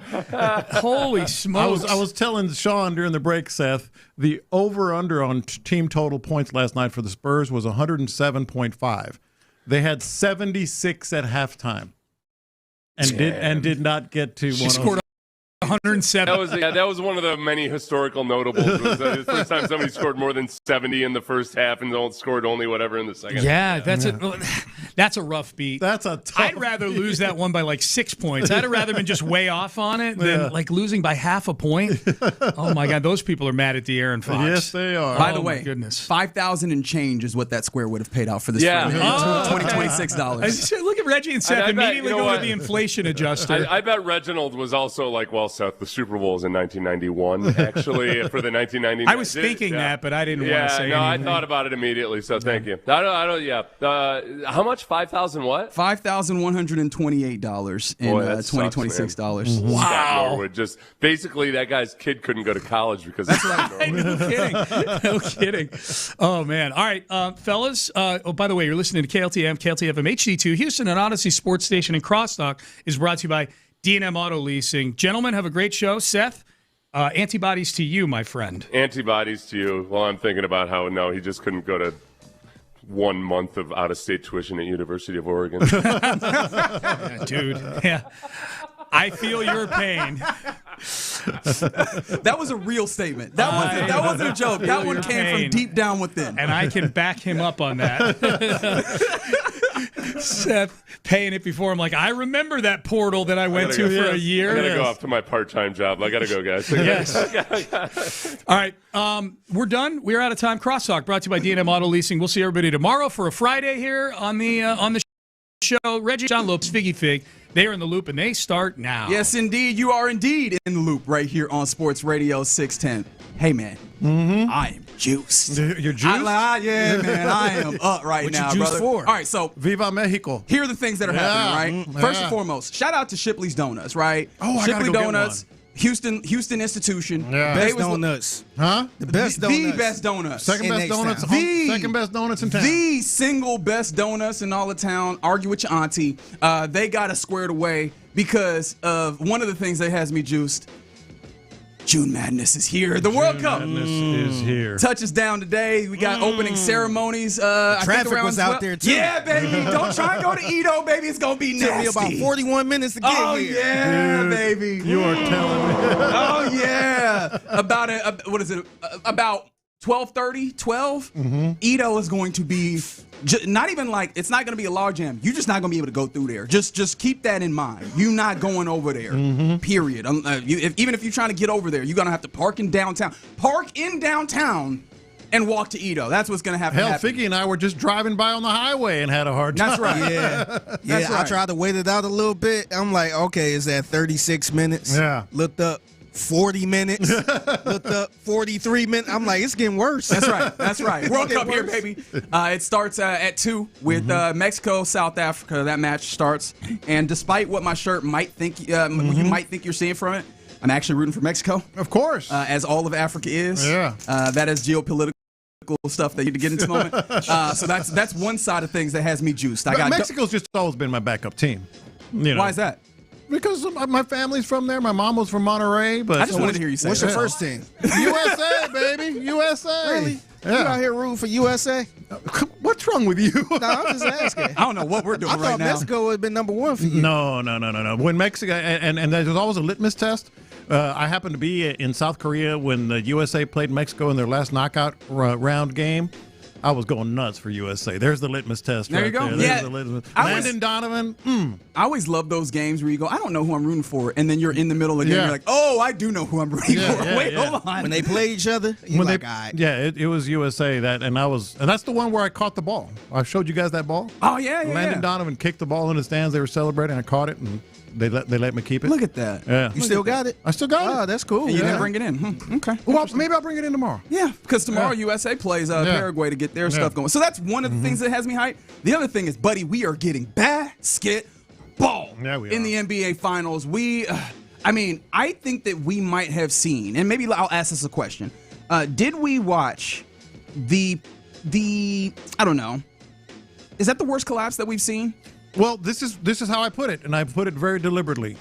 I didn't say the greatest game ever, the biggest choke ever, because it was both. I called it the most memorable game. It's the most memorable NBA Finals game in history. Where does it rank for you? You're saying the most memorable game that I've. So we're talking about Game 16, LeBron James chase down. Yes. We're talking, was it 2013 Ray Allen corner three-pointer? What game was that? Game 6? Yep. Corner three-pointer. All of those. All those. And all great, and you triple overtimes in the 80s. Yes, all that. But go back to the Bird days and the Lakers days. Incredible games, chase downs and big shots and Magic Johnson's baby hooks and all that stuff.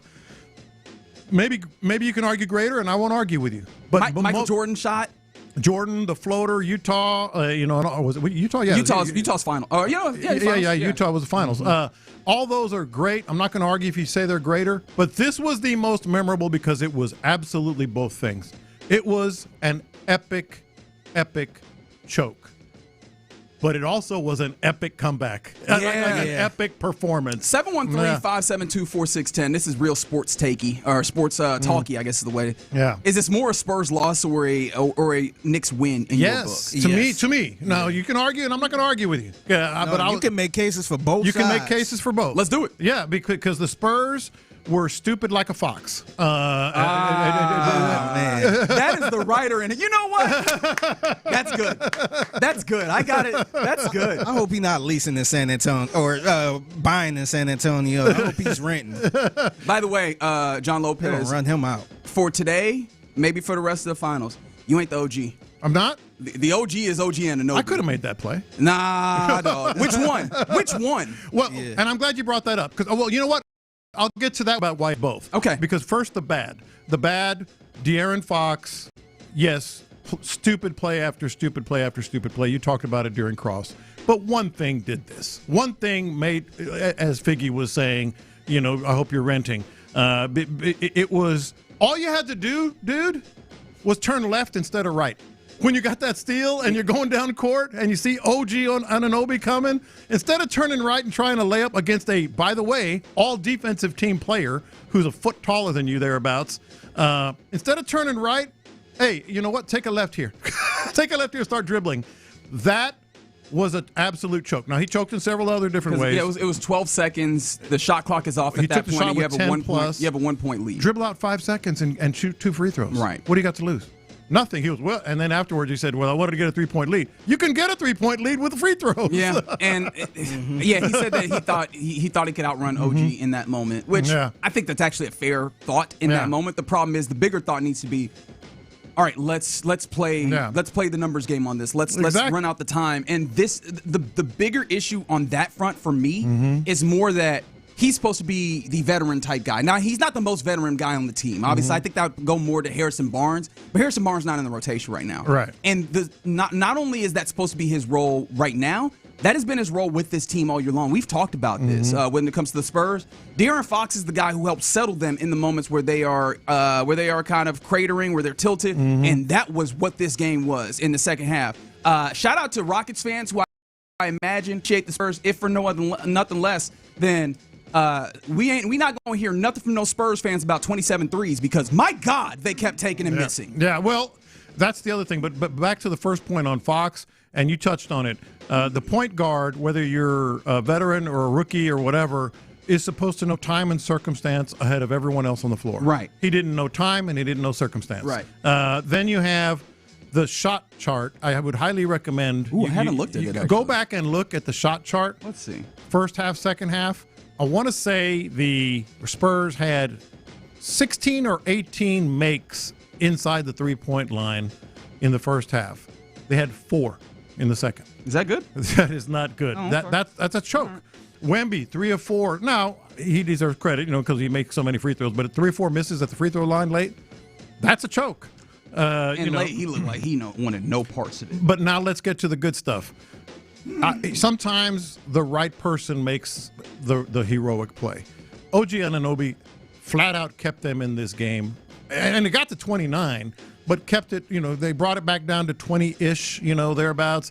And if it wasn't for OG Anunoby, they wouldn't have been able to make that. Sorry, that I just play. looked at the shot. Yeah, the shot chart is the first thing I looked at. It's sick. I think it's 16 or 18 inside 3-point. Now some of them were foot on the line kind of stuff, still jumpers, but still 16, I think, and then 4, and then.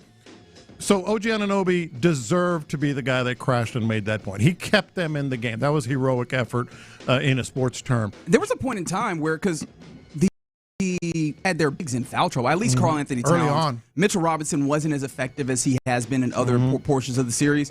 OG Anunoby was playing big, right, which is already a tough thing to do.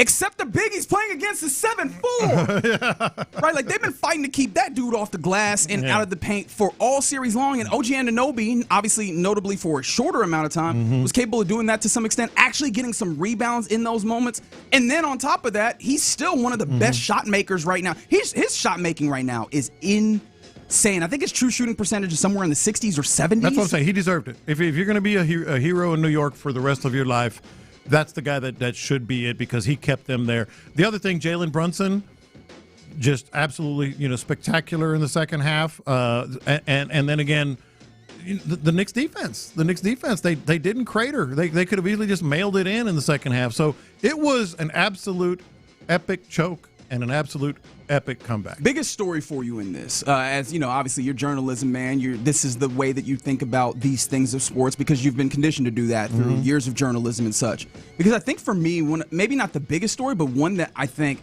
is obviously not going to be considered as much because of the nature of us watching sports. We're going to talk about the guys on the court. This felt like a coaching disparity, and I won't even say like in capability, but just in experience. I think I saw a Mike Brown that was able to keep his squad steady. And honestly, the entirety of the squad has a level of experience. They've been in these places. They were able to stay steady when they're down 27 and a half, down 29 in the second half, and just go, cut it to this place, keep clawing. As opposed to Johnson was looking at a Spurs team continuing to flounder and not capable of getting them out of that rut, not capable of making those counter adjustments that clearly the Knicks made to take. I mean, because the Spurs, they were taking a whole bunch of threes, and I know that the idea is get downhill. The Knicks did force them into some of that. They did. That's what I'm saying, their defense. That's why it's both. I would put a slight twist on that, on what you just said. I always ask myself, as you know, what's the story? What is the story? Yes. Outside of what happened. The what happened is De'Aaron Fox and all those things we just talked about. The story to me is the New York Knicks have just a smidge, like between your fingernails, if you're holding your fingers together. Okay. Better grit, if you want to call it grit. Experience, if you want to call it experience. That special something, if you want to call it that. Just like a tiny bit more across the board. The Spurs were young and the Knicks were veteran. The Spurs easily could be up 3-1, and that's not an exaggeration. They were up 14 in game 1, 12 in game 2, 29 in game 4. You can bring this down to two plays. Yeah. You can bring this down to Wemby turnover in game 2. Yeah. And then you could bring this down to De'Aaron Fox, unwillingness to pull out on that fast break. Those two likely shift this series by a whole 2 games. Yeah, and as you're looking at your fingers and the fingernails between, that also counts. That also applies to coaching.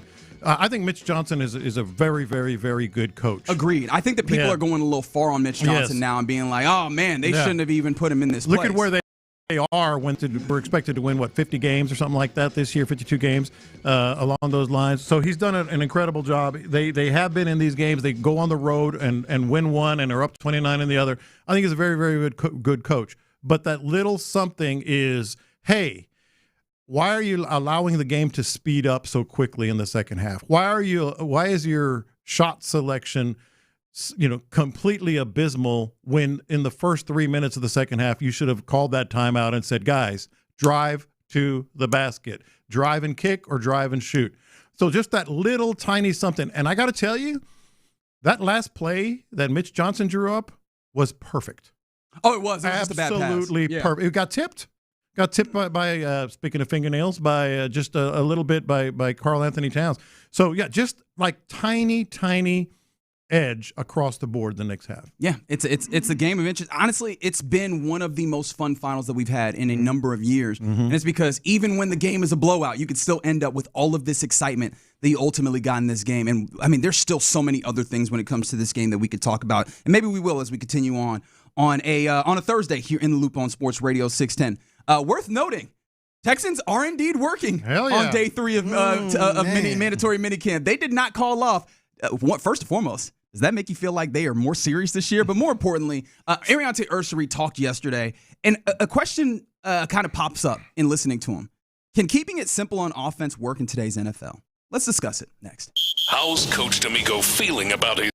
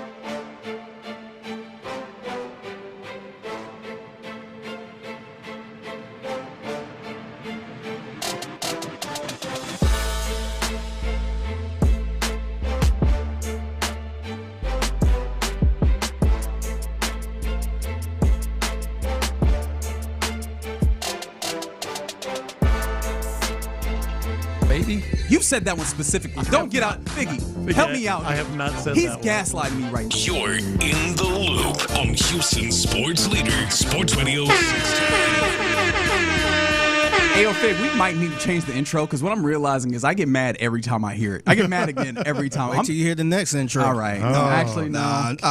No, never mind. I'm just playing. I'm not going to do that. I retract my previous statement. Feel free. Yeah, I bet you would. Feel free. Uh-huh. All right. No, I ain't going to do that, Yeah, man. You're getting enough heat. Apparently, it has gone very far. Buddy, I'm getting DMs about this. This is incredible. I didn't realize y'all cared that much, to be completely honest. It's got to be on our airwaves somehow. Like it does it. It really it really does. I don't think it does. We are here for the people. Joy freaking Taylor. All right.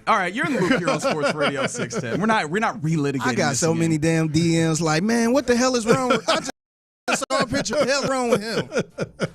We all want to know. We are not relitigating this right now. What we are going to do is do what we always do. Be the Houston sports leader here on Sports Radio 610. You get involved with the program.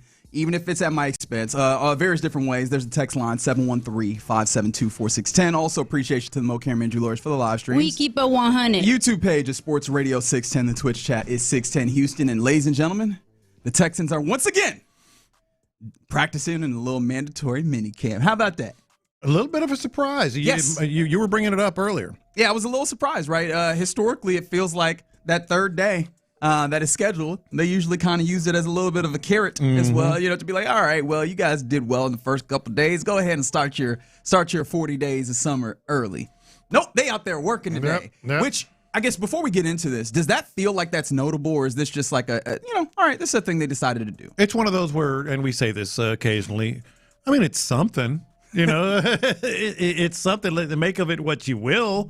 I feel like, with the respect that the leaders on this team have of D'Amico Ryans and vice versa, I kind of feel like this might have been like, hey, Will, Daniil, I'm thinking about going ahead and doing like a little walk. It's a walkthrough kind of practice today, by the way. Walkthrough on the third day. And I could see where they would be like, yeah, let's do it. I think it was collaborative. They have very, very high expectations. Yeah, Daniil said Super Bowl. And yes, she sure did. And maybe that is like, hey, if we're going the right way, Maybe so. Yeah. Maybe so. And maybe that's just all us imbuing a lot of meaning into something where they just like, hey, we already got the day scheduled. We all here. Just get in here and do it. Right. And if you're wondering, it's series to series, Jake Andrews, Keelan Rutledge at center. Okay. That's what we're getting. According to Jonathan M. Alexander, mix and match at center. One series is Jake Andrews, another it's Keelan Rutledge. Okay. Yeah. I mean, it feels like this is a two-man race, which honestly, it felt like it was a much bigger race just looking at the depth chart earlier, but that makes sense. Get both of them more reps.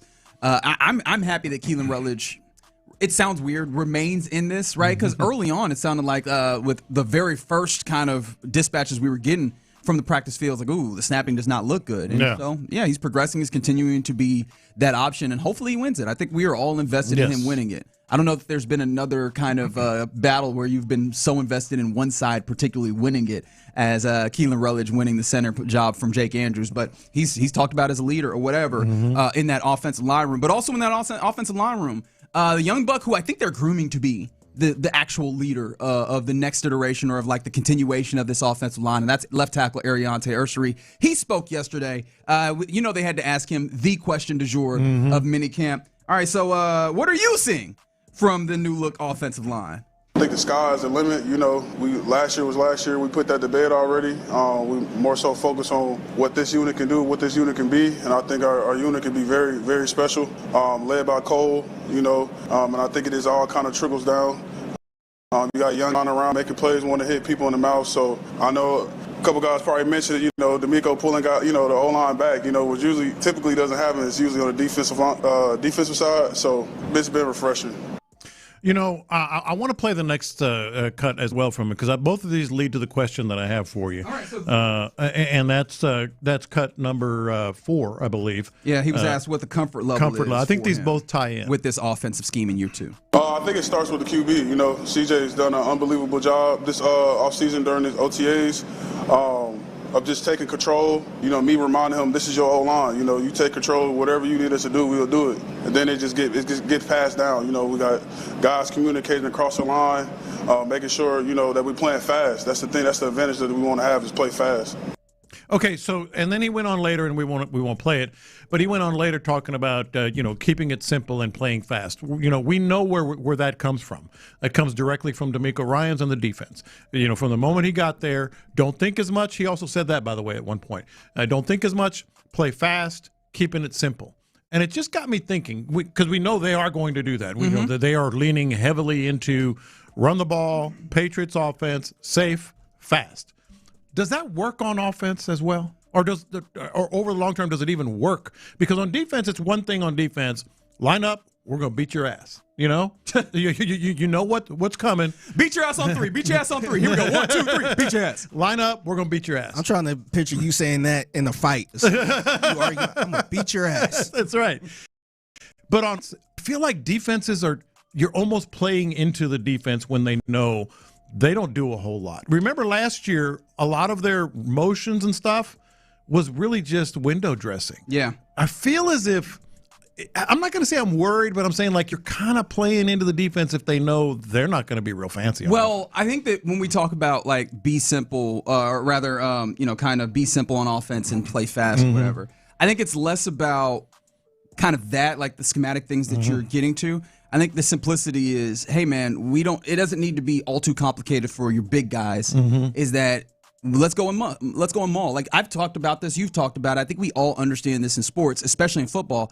There is nothing that feels so good, at least when you're on the good side of it. When you're on the bad side of it, it's inversely nothing that feels so bad. It's knowing what that other team is going to do and knowing that you can't do a damn thing to stop it, right? And running the football might be the epitome of this in sports. You know I'm going to run the football. I know I'm going to run the football. Can you tackle me? Like, can you bow up and stop this, right? It is the tush push. It is Marshawn Lynch, right? Over and over and over again. I think that is the essence that they're trying to get to, which, again, speaks to the physicality that they're trying to imbue. So in some ways, I think, yes, right? Especially from the offensive line, as we're hearing from Ariante Ursary. I think it can be as simple as, obviously, it's not like they're not going to have plays. They're not going to have technique. But the simple things is get the technique down. And if you can drive that dude down the field, we don't got to do too much of all this other stuff. We're just going to go and win physically. Yeah. No, you're right. But with the intelligence across the board of defenses, the ability to change things up. Yeah.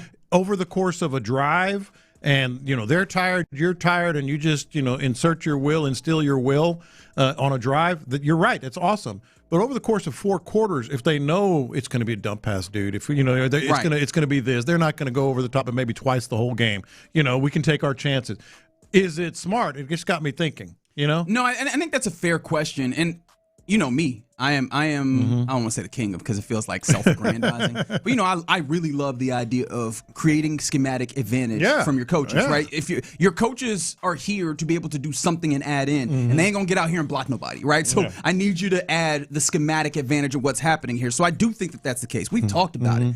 I'm still optimistic, but very cautiously so about what Nick Caley can bring when it comes to play calling and play design. But I think in anything, if you can execute really well, and that's a word that gets all of us, sends shivers up our spines, right? Just execute. But if you can execute really well, even the most simple things can be effective. And then I think that makes it even more effective if you can indeed elevate what you're doing from quote-unquote simple to something that's a little more advanced. But I think in this time period in spring where we're talking about basics, talking about establishing the foundation, that mentality, being able to execute, being able to be relatively be good in your simplicity, I think is good right now. No, I think it's the baseline, and it's absolutely something that they need. Don't get me wrong on that. No, you're right. But I'm just saying, like schematically, one game to the next, 1 quarter to the fourth quarter, first quarter, is it giving up a little bit of an? It's a very fair question, and there's not really a way to answer it right now. Hell, I don't know if there's a way to really answer it until we see them week 1, right? Until we see them actually start running this out. The thing that I have to hope and hold on to, if I'm going to come from an optimistic perspective, when we had Nick Caley at the podium out there at the Houston Methodist Training Center, he did talk about like, hey, I think B. Scott asked him the question about how have you kind of evaluated yourself and so on. And there were certain instances that made it feel like, okay, he does recognize this needs to step forward. Yeah. He talked about getting more guys on the move. At least that's one that stuck in mind with me because I was like, get Nico Collins into the slot sometimes, move these guys around. And so I think that he is thinking about these things, but ultimately Jaden Higgins. Thinking about it ain't enough. We don't care about you thinking about it. We care about you being able to execute it. So that still remains like as optimistic as we can be at times during this time of year, talking about how, they're getting to the line quicker and all these things, which are inherently good things. No, we still have to keep it front of mind that they got work to do and they've got things to show us in order for us to fully believe that they can reach the heights that they should be able to reach. Yeah, I'm with you. You're in the loop right here on Sports Radio 610. Coming up next, let's get to our question of the day. Again, returning to the NBA Finals with the New York Knicks holding a 3-1 lead after 107-106 victory last night.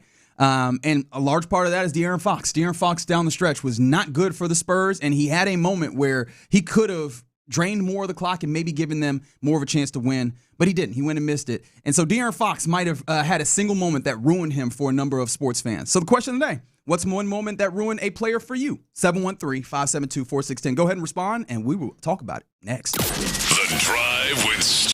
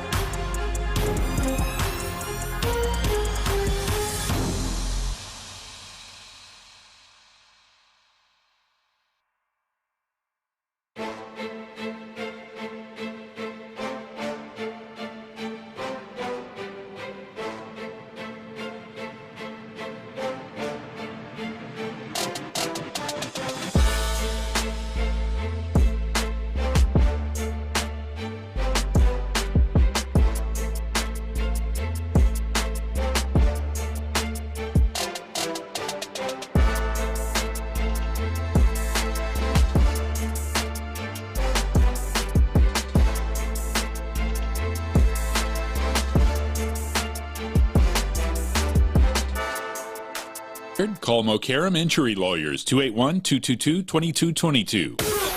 Sports Radio 610 presents live from the West Point Lincoln and West Point Lincoln of Sugar Land Studios. Here's In the Loop with John Lopez and Reggie Atatula.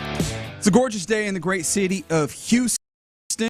Out, although there's a decent amount of clouds in the sky, and it looks just as beautiful, I'm hearing, from the Houston Methodist Training Center, where the fellas are going through basically a walkthrough workday as they finish out Texas Minicamp. This is the last day before summer for them, and they'll head off on their 40 days thereabouts of time off to rest, recalibrate, and get themselves ready for what will be a very well viewed, well watched, training camp for the Houston Texans ahead of the 2026 season. A couple of things. The first O-line that they ran out, as it just feels like we have to talk about it. You did mention there's just been regular rotation at center. However, the first one that came out was indeed Jake Andrews with the known commodities of Ursery, Teller, Ingram, and Trent Brown. So that's the offensive line that we were coming to expect as the first team offensive line. But of course, there's nothing set in stone. And if you want to undercut that at all, it was Graham Mertz behind them. So, again.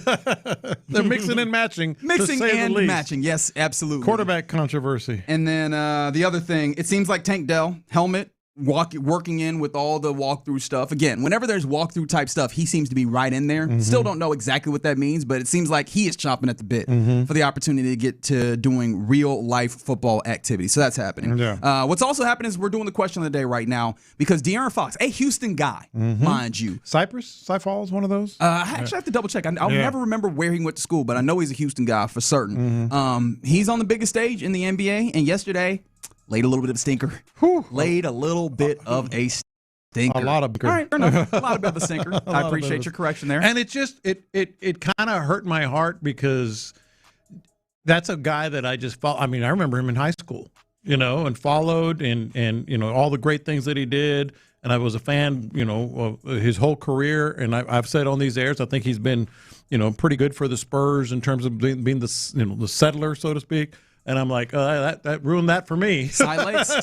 Shout out to Cy Lakes. Cy Lakes. Yeah. Cypress Lakes. Yeah. And, here he is on the biggest stage, unfortunately. Something that has ruined a player for you. There's a lot of people that are like, I am out on De'Aaron Fox. There's people talking about check his accounts, make sure that he's not point shaving or whatever. It's bad out here for him right now. So that got us thinking, what are the players or what's the moments that ruined a player for you? 713-572-4610. And a fair text comes in very early from the 832.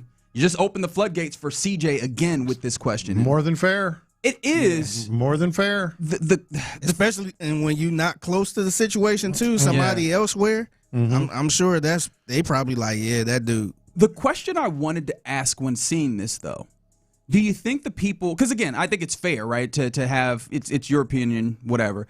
Do you think the people who are indeed out on C.J. Stroud after seeing, we can make this the 2 games, right? The 2 playoff games that he had, both in Pittsburgh and New England.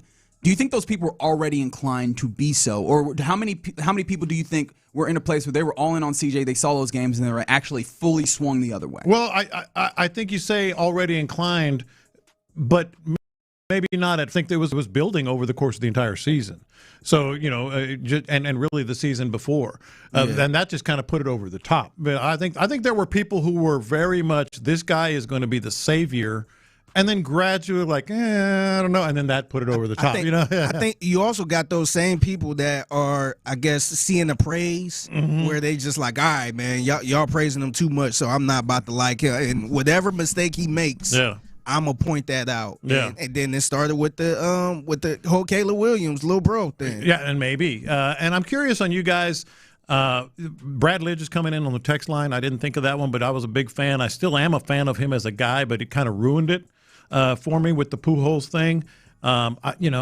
Most of mine are not necessarily just because they had a bad moment in a game like that, but just sort of a bad thing in general, that kind of makes me not look at them the same again. Well, yes, because this answer comes in. I'm honestly surprised it took as long as it did from the 512. June 12th, 1994, which was a day in which the Rockets were in the finals. Yep. And World Cup, game 1 of the World Cup was happening at that point. And also, O.J. Simpson. That guy. And he was absolutely, I don't think because now it's been a while, over 30 years. I don't think a lot of people truly appreciate how much of a charm he popular was. of an icon he was. Like I think that's where the O.J. Made in America documentary that ESPN did. That might be one of the best sports documentaries that has ever been done because, like, you get a great understanding. They do a great job of establishing. No. Dude wasn't a sports star. He was a cultural phenomenon. Yes, he was beloved. Yeah. Beloved. And then that happened. So that's a great one. What about you guys? The one that come to my mind, and this is kind of happened this season, but remember your boy Imai? Oh yeah, I see you. I've been out on him once he started making the excuses and all that stuff. I'm just like, all right, man. He was talking all that bleep. And, bringing up old boy in L.A. up. Like, y'all ain't even in the same class. Nope. And you out here talking about the mound too mushy and your meals ain't your meals and all this other stuff and the time change. You making all these complaints, man. The baseballs ain't the same and all this other stuff. I can't look at him the same right now, man. I'm interested. Is there any way where he can get out of your proverbial doghouse? Like if he starts dealing, can he go back? That's always going to be back here for you. But see, not really. I think I'm just wondering if he's really good, he's good. But I feel like we kind of grading on the curb now. If he go 4 innings and strike out 4 batters, then we like, oh, yep, see, he's come, see. Yeah. It's like, nah, man, we wasn't talking about him going no 4 innings when they first signed him. Like, nah, man. So one of the ones Cy Young or bust. Okay, all right. You know what? That's kind of crazy, but I understand where you're coming from there. You know, one of the ones that came up for me. Do you remember Earl Thomas? Of course. Earl Thomas was an absolute dog at safety, right? At Texas, in Seattle, and I'm gonna be honest. Now, anytime I think him when he was out, we got the story about him and his brother doing things together that I don't think brothers should be doing together. Not good. Like that is a deep cut. Yes, that is. And look, I can't fully detail it. One, because my memory is not crystal clear on it, and I hate to give you the wrong details. Also, it's a lot more fun if you do your Googles on it. Yeah. Please, just go ahead and Google Earl Thomas and his brother. Yeah. It was scandalous. That is the first place and the second place that my brain goes every time I think about Earl Thomas, who is a bona fide baller in the NFL. Several people saying James Harden when he asked for the second trade. That's a good one. James Harden beloved here, but by and large, and then get out of here. That's the thing I've been fascinated getting even a better understanding on, because Rockets fans aren't wrong, right? It felt like Rockets fans went to the mat in spaces of NBA conversation defending James Harden when people are putting YouTube cutouts of him not being good at defense and talking about how his game was all car insurance fraud, right? The way that he played. Rockets fans went to bat for him, and it felt like a supreme betrayal when he was like, I don't want to be here no more. I just thought that, in the moment, that was more of the feeling of the betrayal, that at some point there would be the fondness that ultimately came back. And for a lot of people, they're like, nope, he's dead to me. Yeah. Look, man. One of our texters actually kind of crystallized what your question was. Were you predisposed to kind of not liking CJ Stroud? Someone said it's actually when he cried. When he cried when Tank Dell got hurt. That's when it really kind of started. That's a lot of people. A lot of people were saying that in real time. They loved him, and then all of a sudden, oh boy, and then it was kind of highlighted at the end by the last 2 playoff games. Fromber crossing up Cesar Salazar. Oh yes, well he was trending too. Yeah, but sometimes he was trending. Sometimes you got to have a moment that changes it. And honestly, that one definitely felt like the place where we're like, okay, this is entirely untenable. Yeah, no, and a texter brought up Michael Vick. I was mentioning that to you guys. That's an interesting one to me because of the back and forth I have with my feelings about Michael Vick, because obviously, like a lot of people, just absolutely torched him. I was appalled and all that when it happened. Then he did his time, and when he came back, I came right on this air. I was like, okay, he did his time. He's showing remorse. Yeah, he changed as a man, and changed as a man. And I'm like, we have to give him the benefit of the doubt. But the reality is, in my heart, in my head, I just can't look at him the same anymore. And I find that to be so fascinating because it's just. Yeah, who am I to tell you to not feel that way? At the same time, of all of the people, as we as Americans love a comeback story, we love a redemption story. Of all the people who have gone through a redemption arc, I think Mike Vick is the poster boy for the way you're supposed to do it. One, he did his time to society, and 2, as Figgy said, he changed he became one of the foremost advocates for pets and animals. And that don't mean a damn thing to folks who are willing to allow other people who have not done a fraction of what Mike Vick did. But back it's a into their good natural graces. human emotion that it's just still kind of there. It's like when a couple, one of them has an affair, they actually reconcile, they fall back in love, they live a very happy life, but it's always kind of there. It's always kind of there, you know? Speaking of that, yeah, oh yeah, Mike. Hell, Diana Rossini. Yeah. I would never look at him the same, man. And I think that's where I am. I get it, and I'm with you. And he's probably a super nice guy, and I'm sure he probably made up with his wife and all this other stuff. But in the back of my mind, it's just there. It's just there. Yeah. Some other ones that come in. Somebody said Mike Tyson with the Evander Holyfield. Hey man, there's a lot of stuff you could get Mike Tyson off. You really want to, if we're going to be honest. Garrett Cole was one I thought about. And I was like, I wonder how many people for whom that'd be the case. Yeah, immediately he switched. He turned coats way too quickly for anybody's liking. Yeah. But De'Aaron Fox, I mean, it's never going to be the same. I got another local one. Yeah.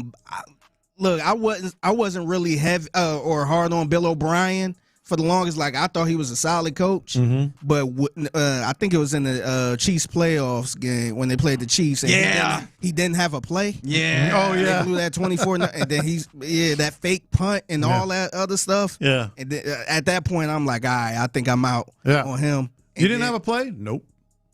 Okay. Yeah, I'm like, what? I'm like, all right, man. What was the entertainment one you were saying earlier? So I mentioned off the air Kanye. Yep. I think I stayed on the bandwagon a little longer than other people probably stayed. But Kanye, and then another one I was just thinking about, Diddy. Yeah. Yikes. Diddy. What about Drake? Drake, because Drake's a monster, man. I mean, no, he is. In what way? In what way? Which way are we? Look, I'm good with his music and stuff like that. Honestly, when it comes to hip hop conversations, I probably don't look at him the same. Yeah, especially with the beefs and stuff. This is my favorite text. They eventually got to the answer, which I love. But somebody said, can't think of his name right now, but the Astros snitch. And I love that so much. Mike Fires, this is your new nickname, my boy. You are the Astros snitch. The rat. All right, keep those coming in on the text line. We appreciate you doing that. 713-572-4610. All right, and yes, I see all of you nominating me for this. I appreciate you as well. All right, coming up next, let's go around the NFL where apparently, even though you might be the richest, you can keep getting paid. Let's talk about that and more next. All right, let's talk about what is happening today. The world's biggest soccer tournament.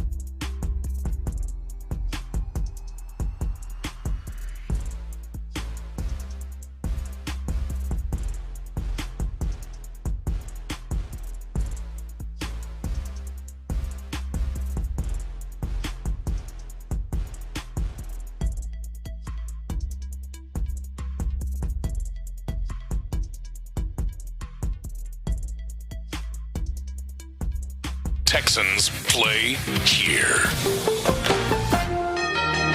Let's go around the NFL in the loop style. Why are you smiling? Because I love football. Here's John Lopez and Reggie Adetula. I'm going to tell you all about how much fun you're going to have this season. On Houston sports leader, Sports Radio 610. All right, we're about to go around the NFL here in the loop on Sports Radio 610. Question of the day, answers still pouring in on the text line. Feel free to continue that. 713-572-4610. As the question was, what was a moment that just ruined a player for you? Feels like De'Aaron Fox might be in that place after, not being able to settle the Spurs down and being, in some ways, the scapegoat. Like, there was more things that happened for the Spurs that lost them a 29-point lead, the biggest lead that was given up in NBA Finals last night. But some answers that kept coming in that I neglected to answer at some point. Someone mentioned Kevin Durant, right? The move from Oklahoma City to Golden State was one that very much ruined. That's a good one. He was a beloved player in Oklahoma City, and that just died in an instant with him going to Golden State. And had Golden State on the ropes. They were up 3-1. They were. And another one said the decision. Yeah, LeBron. It's a great one. Yeah. Yeah. All of a sudden people are like, oh, brother, look at this. Look at this guy. It was actually some people that was done with him even after that. Like when he came back. They was just, it was somebody that used to call him Lagon. I bet they thought that was clever. They kept saying that, and I didn't know what he was talking about. I'm like, oh, okay, I got you. Yeah. Someone mentioned Joe Mixon, interestingly enough. Because of an injury? Yeah. We don't have enough information publicly on that injury for me to get to that place, but okay. Yeah. And then Lane Kiffin was brought up, which fair with Ole Miss stuff. I just feel like that falls in a continuum of Lane Kiffin. And then Roberto Duran was brought up, and Darren Sharper. I was like, that's a good one. Right? You get those off the fields that really changed the way. Roberto Duran was an icon. No, absolutely. And then no mas. Yeah. Yeah. All right, let's go around the NFL here. As we got a little bit of news on the quarterback payment front, which is something that I imagine all Texans fans are of some interest in, right? When it comes down to whether or not you want to pay the quarterback, C.J. Stroud, and what it might cost if you do get to that place. I don't think this is going to particularly weigh in. However, anytime a quarterback sets a market, you start looking at what it might look like. Have decided to add 2 years to Patrick Mahomes' current contract. It'll rework him and keep him through Kansas City, or in Kansas City rather, through 2033, which pushes the value of the deal to $504 million. $500 million player. We've finally reached that point. $500 million player. And no other quarterback should even be in that conversation right now. Yeah, but they'll try to make their way into that conversation. They try to, including Yeah,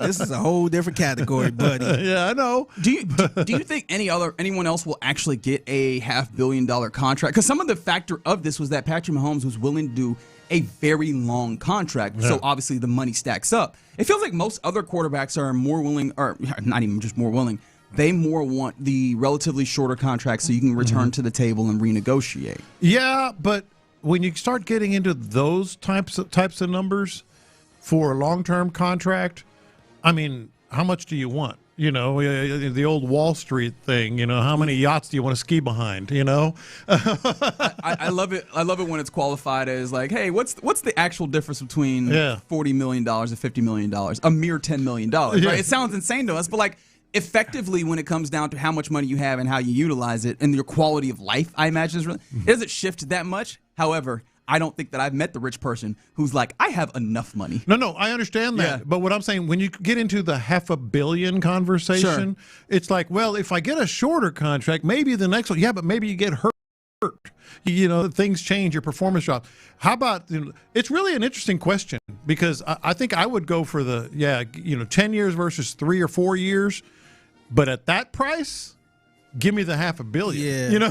Well, I think Patrick Mahomes, this felt like a unique situation too, because I felt like I never heard anything about Patrick Mahomes being upset about a contract or anything money related. It seemed like he's there for the long run. Just give me my long contract. Well, it's because he got him by the short ones. Yeah. No, I'm just saying. In what world did the Kansas City Chiefs ever even sniff the thought of, we don't give Patrick Mahomes what he desires. But these agents could be like, hey, you can do a shorter deal, come back to the table. And that's what I'm saying. I'm like, you know what? That's my kids, my kids' kids, my kids' kids' kids. Now, he seemed like he never was worried about that. You know what's funny is I think that you guys are right, and I think that there's a lot of people within our listenership and sports fans that would think that way. However, I think also sports fans should want quarterbacks to think the other way. Because you absolutely should. That is the way that the market is built, right? And I think that that's the reason why a lot of quarterbacks don't, and players just in general, is the responsibility that they feel to those coming behind them is that you continue to set the market up and up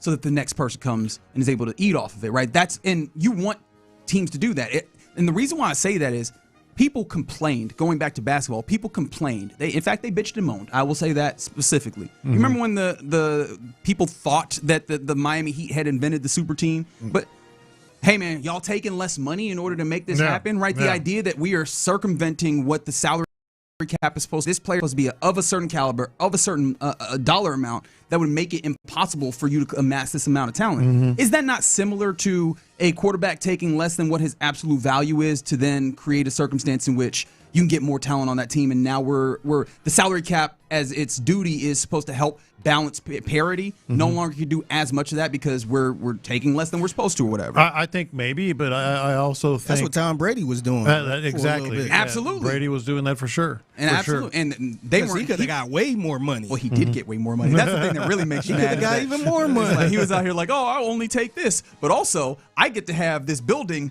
I get to have this store right on the property, even though that should be against the rules. But nobody's actually paying attention to it. It also depends on the position you play. Like, I think if you're Will Anderson, you obviously, no big injury history. You're going to be a stud for 10, 12 years, whatever it is. Take the short deals. Right. Because we're not talking $500 million or even, $400 million or whatever it might be. But if you take the short deals, that market is going to go up. Yeah. This text comes in, and no, don't run away. Come back here. I want to talk to you. From the 832, should Mahomes even be in that conversation?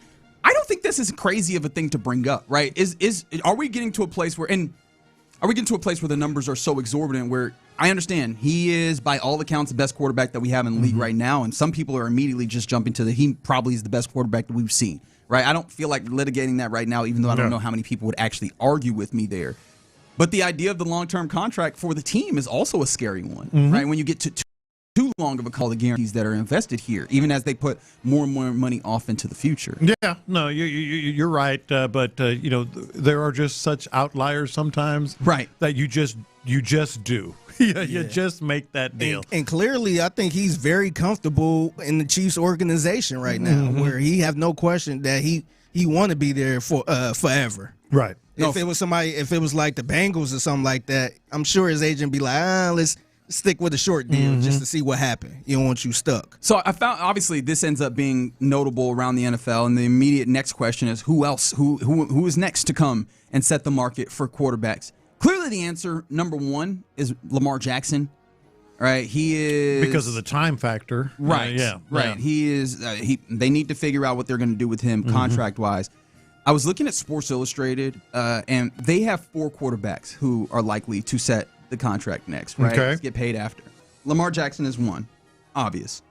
Baker Mayfield, who is due for an extension in the that surprised me a little bit. The conversation has been they have not been able to reach terms, and it seems like Baker Mayfield is just going to play out this year, at least if you're in my guess, and then they'll go there. They threw up Drake May, which he's eligible for an extension in I believe next year, next offseason, right, off of the rookie. Because last year was rookie? Yeah. No, okay, so he has a little bit of time. And then Caleb Williams comes up. Caleb Williams is the first one I thought of. They put Jaden Daniels, Bo Nix, and C.J. Stroud in honorable mention. And so, again, another view of the league in general, or people around the league or covering the league are viewing C.J. Stroud as that he is not an absolute, which is kind of crazy because I think he gets paid regardless. It's just a question of whether it's here or not. And how much? Because, the one thing is we're talking about what if he has a really, really good year, then he's going to, he's going to clearly cash in. If he has a really bad year, he may not even be the quarterback. What if he's okay? What if he's somewhere in the middle? What is the market going to be for him, and what is the desire for the market going to be for him? No, that's that's the big question. Yeah, because I don't mind paying him. I don't mind paying him if he's okay. Yeah, I'm not like you superstar or bust or anything like that. If he's an average quarterback, I'm fine with paying him. I just don't want to pay him like I don't want him to reset the market. Yeah. I think Caleb Williams is the answer. Yeah, Caleb Williams is looking like the new young hotness, right? Because these things kind of happen in generations. And for a little bit, there was just a gap in generations of quarterbacks in the NFL. Like, there was a point in time where you just didn't have dudes, right? Yeah. From like Cam Newton until, I'm trying to think when that next, start of having guys that you feel like are of that caliber. Maybe so. Yeah. There wasn't that. And now we're getting guys back in. There you go. Okay, there's your franchise quarterback. That's a franchise quarterback. Caleb Williams in the youngest generation that we have right now might be it, right? He might be that guy that people are looking at as, okay, that's the guy that's absolutely you're going to pay a lot of money to. Maybe also Drake May, depending on how you feel. But I think there's still a lot of people that are looking at Drake May, even though he had an MVP caliber season, and going, all right, show it to me again. Caleb Williams is starting to get to that place where I think people, especially with the tie that he has with Ben Johnson. And you see the skills. Yeah. Drake May's skills are more, not refined, maybe, nuanced, is a better word. But Caleb Williams, you're like, wow, wow, and that's if he has another year like that, then gets into his contract negotiation, we're talking $500 million, absolutely. Sheesh. Yeah.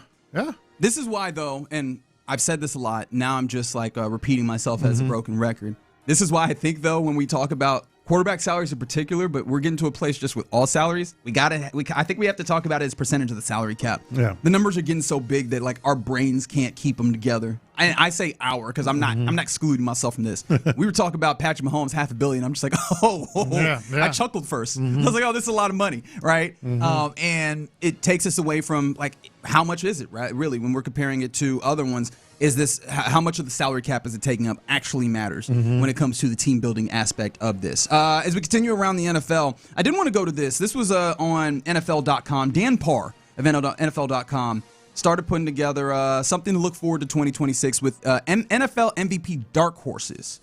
We kind of know who the people are who are at the top of the odds boards when it comes to betting for MVP. You know the names. Some of the names we're just talking about: Mahomes, Lamar Jackson. Josh Allen, Matthew Stafford. These are the names you expect. And so those guys are up here. Even Justin Herbert, Joe Burrow, Drake May, guys that are top 10 are not included on this. And that includes Caleb Williams. It includes Jordan Love. And it includes Dak Prescott. And they do not include defensive players just because, hey, man, they don't be winning MVP. Of course. Can I guess at some of these? Yes, please. There's 9 names that they put here. I'm looking at the standings here, and I'm trying to figure, okay, who might just be a really good dark horse here. I don't know why I'm saying this, but Kyler Murray, is he on that team? Kyler Murray what a pull. Is he on there? He's number 8 on this list. Yeah. I could see it, man.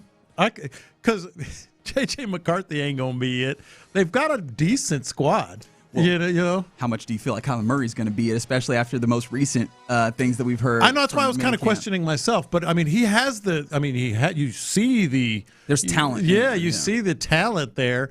I'm not the biggest fan of his game overall, but I could see where. you saw starts with it with Kingsbury. Yeah. So yeah. Dak Prescott is actually a top 10 odds. Oh, he's on the top 10. For MVP. Is Hurts top 10? Jalen Hurts is not top 10, but he ends up on this dark horse list as well. Jalen Hurts comes in at, what is the number again? 6. Sixth best for them in their estimation. Dark horses. Who am I missing? Would you like me? Don't say Deshaun Watson. Would you like me to rattle them off? Don't say Deshaun Watson. Would you like me to rattle them off? As long as you don't say Deshaun Watson. I will not say Deshaun Watson for your benefit. Bijan Robinson comes in at 9. Okay. He is the highest possibility. Yeah. And it does feel like if you're not going with a quarterback, Bijan Robinson might have. Because Saquon year? Yeah. Saquon year, is it possible at all in your mind that he might have a LaDainian Tomlinson year? LaDainian Tomlinson set the record for touchdowns from scrimmage a couple decades ago at 31 touchdowns, and nobody has gotten close anytime recently. Bijan is the type of dude that I think could be the bell cow catching running the football, and they can throw it to him out the backfield where maybe, just maybe, he starts giving us conversations. One of them lefties, someone who throws left-handed. Just a little detail, Figgy. Well, here's the thing: you say who's throwing it to him, right? Tua Tagovailoa, if he is the dude who's throwing it, The last time we saw him be successful, it was a whole bunch of get the ball out quick. Yeah. You know where you can get the ball out quick to? The running back. Yeah. That could play in. Yeah. Yeah. I'm just kind of we talk about if he can break this record. I mean, like yes. I know.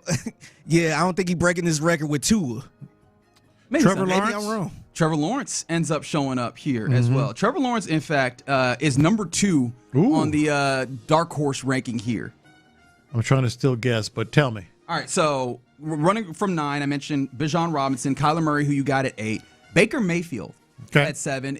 I could see the narrative forming in that way if you really wanted to. And then Jalen Hurts, who you mentioned, Sam Darnold.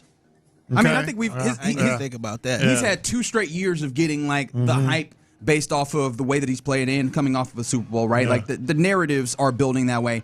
Jaden Daniels comes in at 4. That's a good one, actually. I should have thought of that. Yeah. Jared Goff at 3, which I think is a good shout, and then Brock Purdy at 1, which I really thought that. Notably missing, C.J. Stroud. Of course. I wonder what his odds are, but it's conceivable. It's not likely, not necessarily because I don't expect him to have a rebound year, but just the offense and the numbers. I mean, he's not going to throw a lot of touchdowns. Yeah, that's a fair point as well. I think he could be really good in the circumstances. Obviously, he could be bad as well, right? That's how possibilities work. I think that is the right because at first I wanted to be offended, but I was like, this is a defense that's going to overshadow most of what the offense does, even if the offense is good. Hell, Will Anderson has a better chance. You think so? Oh, yeah. Who do you think? Will Anderson or C.J. Stroud? Better chance. He's got the buzz. He's got the defensive. What would he finish, second? Yeah, second in Defensive Player of the Year, and it was second only to the dude who set the sack record. The calling card is defense. I think Will Anderson has a better chance of winning MVP than C.J. Stroud. I think right now, yes. I think so. And I think that says more about the defense, but it doesn't say nothing about C.J. Stroud in the way that people are viewing him in this moment. Now, there are a lot of opportunities when we look at the schedule to have MVP moments, though. Yes. And that's the type of stuff that can start swinging the conversation. It's early, in fact, you have those opportunities. But, yeah, I think it's fair to probably not have him on the dark horse list. It just sucks to have that be a realization that is absolutely where you are in this moment. All right, you're in the loop here on Sports Radio 610. Coming up next, the Astros somehow managed to lose a series to the bleeping Los Angeles Angels of Anaheim. At this point, is it Joe Espada's fault? 713-572-4610. We'll talk about it next. Something about Coach D'Amico's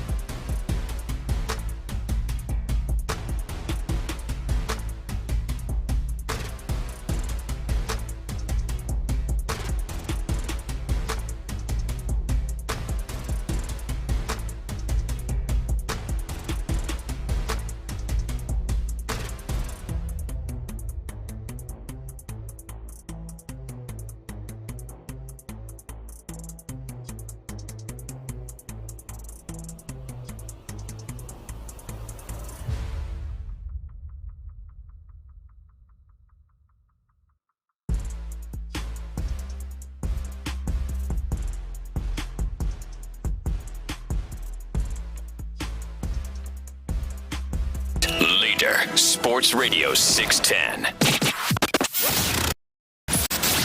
The Loop is powered by Mokaram Injury Lawyers. Heard in an accident? Call Mokaram Injury Lawyers at 281-222-2222. You're in the Loop here on Sports Radio 610. That's John Lopez, not the OG today. Hey! OG Anunoby is the OG after a incredible Game 4 All right, I'll give you that one. in New York. Yeah. I feel like I can only do that. When they play again, you get to be the OG. Thank you. Yeah. I appreciate it. When they play again?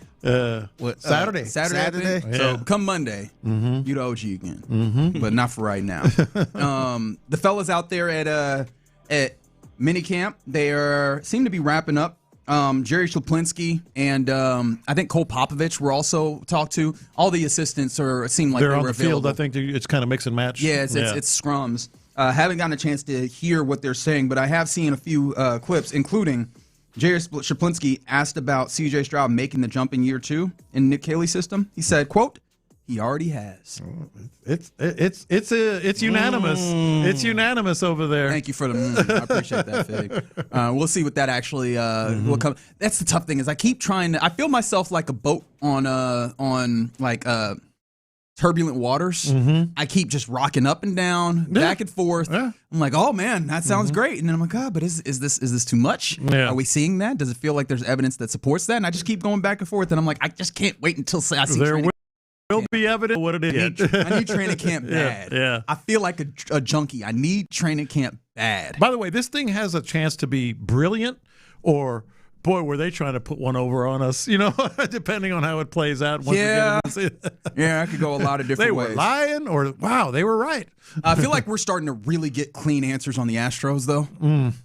Because as soon as I was like, is it possible that they're getting lucky now? The answer is no. Yeah.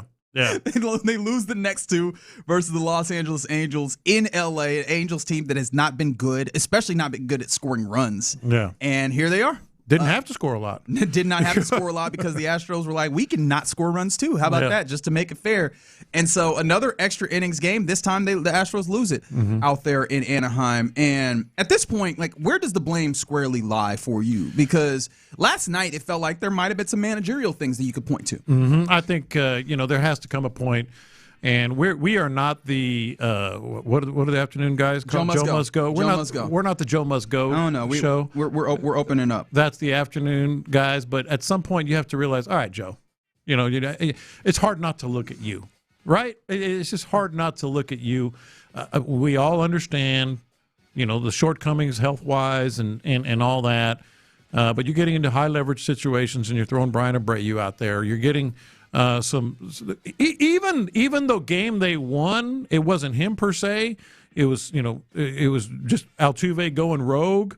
But I mean, who's responsible ultimately for what are you doing? You cannot don't just take this game into your own hands. The Astros probably should have been swept, if we're being honest here, by the Angels.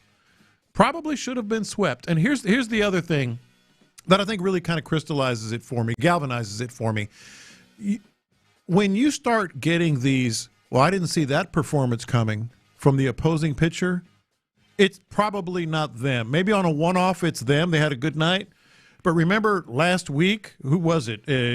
Somebody was just destroying the Astros. They had like a 10 ERA. Now I know he had wicked stuff, and he had only had one. He had only had one outing to that point, so it was just one really bad outing. But but it's more than twice. It's 3-4 times in the last month where some pitcher that you should have just that has otherwise been average to below average starts throwing a gem against you. It's not necessarily them. It's your guys. It's you. It's how.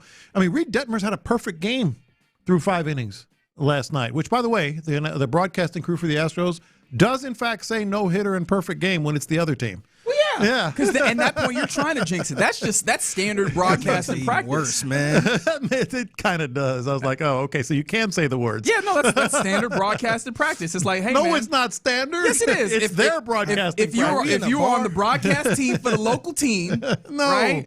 No, just this I shouldn't say just, but this local team does that. Anyway, that's you got to play broadcaster defense, John Lopez. Come on now. That's not important. But you see what I'm saying? Like, if all these things continue to happen, and it's like, well, you didn't see that coming from those guys or that pitcher or that player, it might not be altogether them. You know, you have to look in the mirror. It's you guys. It's your management. I mean, it's tough because I keep looking. Like, even when you're talking about Brian Abreu, you end up in the 10th, and you throw out Brian Abreu, and you go, all right, why couldn't you? Well, you know, who else could you throw out there? But the thing I come back to is Brian King, and what was that? Was it the 7th? Had only thrown 3 pitches. He just super efficient. And then they were like, time for Enyel De Los Santos. And I said, hold on, wait a minute. Yeah. You can't bring him out for one more? Yeah. He only threw 3 pitches, right? There was a point in time where you had dudes constantly coming back on the other side of an inning because they had to go get somebody else's work done and then come out and do their own. Yeah. And, yeah, it feels like you got to understand that this is a close game. Maybe it does go to extras, and you know that you don't have all the arms to go to. That's another very important part. You're right. Yeah. And so, like, again, there's a lot of things. This is one of those things in sports or in just in life where the blame goes around pretty far. But Joe Espada, man, like, you have to be more diligent knowing that you're stretched really thin. And there was a point in time where you were stretching because you knew you were thin. You've not reached a place where you can exhale. And it feels like he's kind of exhaling a little bit with his management decision. Well, and then there's the other part of this. You know, we also have spoken a lot about, you know, just how much decision-making power does Joe Espada have. Sure. So maybe it goes even above his head. You know, Dana Brown. But clearly this is something where maybe you're a little unlucky, but it's not all being unlucky. You know, by any stretch. For however much you want to actually value this, I bring you back to last night's basketball game where after it, Mike Brown, a veteran head coach in the league, was talking about it, and he was asked about what was the conversation at halftime. And Mike Brown said, you're going to need to get lucky, but in some ways, you make your own luck. Yeah. And I think that ultimately the larger point that I took away was be prepared for that luck to land with you, right? Give yourself every opportunity for when that luck lands for you to take advantage of it. And you saw it. The Knicks absolutely played in such a way where they got good fortune, but also they put themselves in all the right circumstances to be able to take advantage of it. Yeah. It doesn't feel like the Astros are doing that. And I think that the manager absolutely holds a decent amount of responsibility there. And, I mean, there's even things where, and I understand it's going bad enough to where I look around and I go, we could blame all sorts of people. But you see, it feels like you're filling one hole and then another one pops up with this team a lot. And some of that is injury related, but a decent amount of it isn't. You're right. A decent is not. How did you read Yordan Alvarez's go, don't go from third base that ultimately, much like it was kind of in a weird way reminiscent of Altuve's thing, although Altuve was more, you know. Oh, he did that on his line. Yeah. I was going to say dumb, but the ball bounces off the backstop. I mean, goes to the fence. Those things tend to bounce right back to the catcher, so you got to really watch it. He just put his head down, started going. I understood the ball ended up past, and you needed that run to go up. I understood him going. In a weird way, it felt like he slowed up. I think you're right. It did look that way to me, and maybe it's just like he can run once he gets going, but in that short burst, it just seemed like he didn't have as much, momentum in his running. I wonder if it was actually as he's gearing up the slide, he's kind of setting himself up in the slow because in between as he takes off, he's kind of moving. Big boy is kind of moving, and we know Yordan can actually get going on the base pass, and that feels like he slows up as that throw is coming in before he slides, and I think that was ultimately the difference. And I don't know if I blame that on Tony Perez-Chica sending him or telling him to stop before that, or even any of the coaches. Well, he did have the hold sign. Right, and at that point when it was went past the catcher, right. And then it's I think it was all Yordan. Now it's like, hey, let's go. And I understand the instance to want to go and score. My thing about it is if you're going, go. Yeah. And that almost in a roundabout way, I thought, is he afraid of getting hurt? We've seen Yordan get hurt in certain circumstances like this before coming home. And I wonder was there a little voice in his head that was like, all right, be careful when you're sliding in. Safe slide. I've been going back and forth because I'm like, if you don't go, just go, man. Like we playing sports at this point, and if it's in the back of your head that you're trying not to get hurt, I feel like that's how you put yourself in a position to get hurt. But at the same time, he has a responsibility as a dude who is kind of carrying this thing on his back like a backpack to be like, I would like to be here for this team to give them any sort of chance of winning. So I don't know. Ultimately I can't put too much blame anywhere. It just kind of sucked that he got beat out by this much. That much. And it was actually called safe. They overturned it. I knew he was out. I did too. So 8 games under 500, 5.5 games back. 2 out of 3 lost to the team that's behind you in the standings. And now you face the last place Royals also on the road. And I don't know. I mean, at some point you just got to say, Joe, we've had your back for a long time, but a lot of this is just pointing towards you. And if I can make this worse, because of course that's how it feels in this instance, where you can maybe go, hey, Joe has pulled you out of a rut like this before. What year was that, John Lopez? What year was that? 2024? 2024? This team, compared to that team at this stage, would be a game back. Oh, really? Yeah. Different squad, though, man. Different squad. What is we supposed to do with that? Yeah. It's just like, hey, man, this is that something sounds like an Astros fan tweet. We confuse at this point. That's confusing the people. Yeah, on how to feel. You know those fans that are like, it can happen. It can. That sounds like reading one of their tweets. I take it the other way. I'm like, hey, man, you had what felt like a miraculous comeback 2 years ago, and you're still behind, and you're behind that right now. Yeah, like that is, and maybe that's one that's a litmus test or a Rorschach test, and whoever hears this ultimately gets a feel of it. But it's just like, man, it feels like this is monumental, and it feels like, again, if these are the types of things where you have to be on the details, and it feels like sometimes the players aren't, and in a weird way that's frustrating, feels like sometimes the manager isn't on his details, and that's just it that's can't where be I that. am. It can't be that. All right, did we come to Joe Must Go? Is that where we are? Well, I don't know if I'm quite there yet. Joe probably has to go. Joe probably has to go. Hey, just stick around for the rest of the year. Yeah, maybe that's where we are. We'll figure it out at the end. Joe will go is where we are. What does that mean? Yeah, like eventually he will be gone. Well, yeah, eventually we all die, right? Like, what does that do? We don't necessarily need to do it right now. We will all die at some point. Yep. Joe will go. That's where I am. All right. Yeah. Sure. I don't know what it means, but I appreciate you for telling me. All right, there you go. You're in the loop here on Sports Radio 610. Somebody says Altuve teaching base running these days. Man. I don't know. But the idea that you asked the question is frustrating. All right, coming up next, let's get into what's popping as it is World Cup kickoff day. Also, are you buying this? Are you buying this as an excuse for what happened last night? We'll talk about that and more next.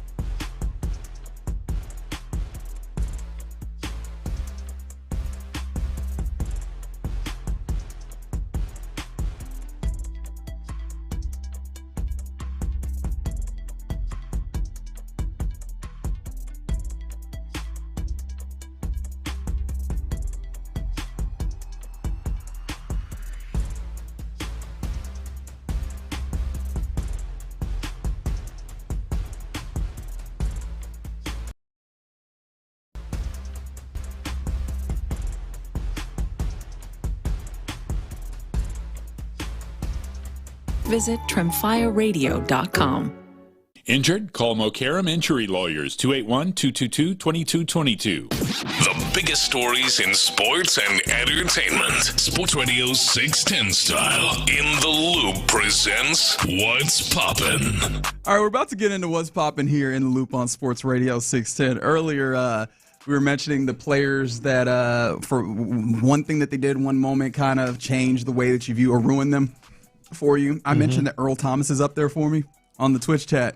Man, Reggie, you just rocked my day with that Earl Thomas Google. Yep. They looked it up. Yep. Go check that one. Pursuant to that, someone also mentioned Kyle Tucker going to the Dodgers as one for them. Not bad. Interesting. Not and then bad. Lincoln Riley. And Lincoln Riley was beloved until he decided he was going to leave Oklahoma. Them people got mad. Yeah, they did. Yes. And people got upset. And then somebody said, no one said Deshaun Watson. We might have just not texted it. I saw a couple rather of those. not mentioned it. Yeah. It was absolutely texted a couple of times. And buddy, whew. Yeah. All right, let's go around. Let's get into what's popping right now. One of the biggest stories of the day, the NBA Finals, Game 4. Could have gone one way or the other. Could have been that this was tied at 2, and it looked like for a good long portion of this game that it would be. Was the San Antonio Spurs up 27.5 as a maximum of 29 at one point in the second half.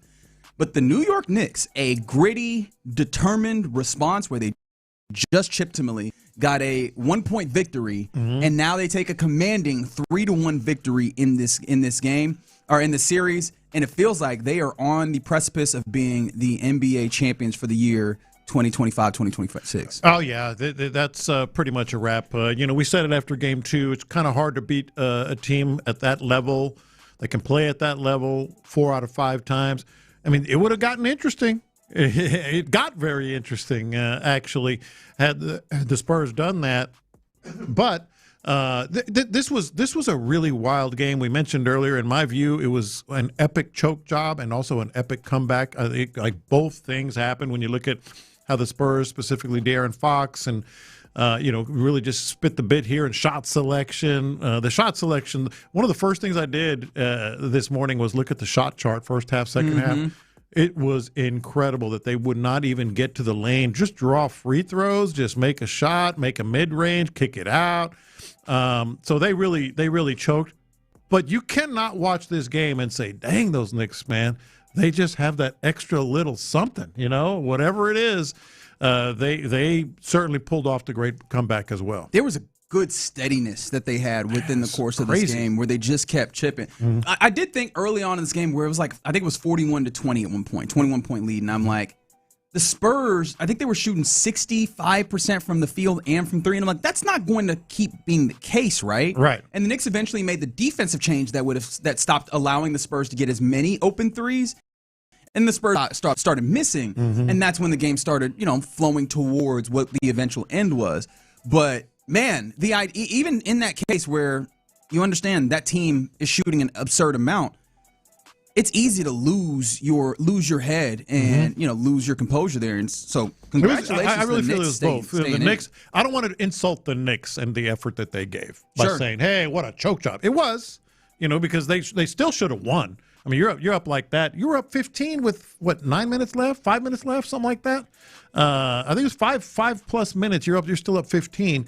Shouldn't have lost that game. It's a choke, but boy, did they make some plays to get it done. Yeah. You see Taylor Swift in the building for this? Well, the front runners were out last night. They were. I mean, there were you can say what you will about some of these other guys were clearly big Knicks fans. Ben Stiller, all this other stuff. Even Larry David, Spike Lee, those guys are there all the time. Dude, come on now. They were all the front runners that were out. I was thinking the same thing, but somebody did some digging, and I guess apparently she's been a Knicks fan for a long time. Oh yeah, right. Sure, the digging. So the woman who was supposedly Eagles fan, she from Philly or that general area, she was a Knicks fan, huh? I really wanted to know how she became a Knicks fan. Because she wasn't, Figgy. That's called PR. That's called girl, Swifties. Man. I like her. I love her. Girl, man. She's great, but they did pull up some old pictures of her in the Knicks jersey. I think she might have been a little younger too. You want to hear the wild rumor that I saw this morning on the old interwebs? Yeah. She's actually going to have her wedding at Madison Square Garden. That's the big rumor now.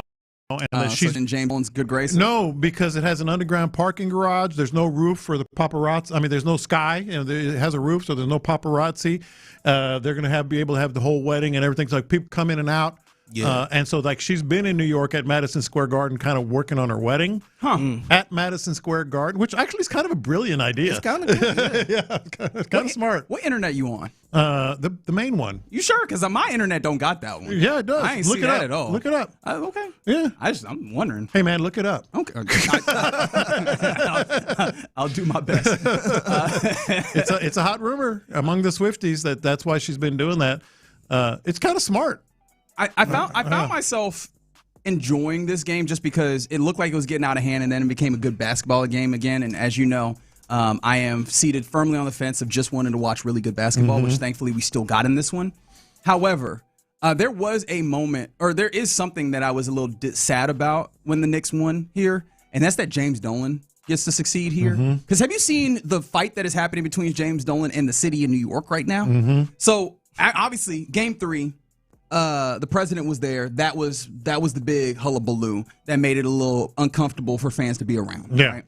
Apparently, they also did not have the big watch party outside of Madison Square Garden for Game 4 as well. And let James Dolan tell it is because the city of New York did not approve their permit for enough people to be out there. Come to find out, that's why. Apparently, there's situations where like you have to, if you're applying for a permit for people to be out there, you get to many people it'll be.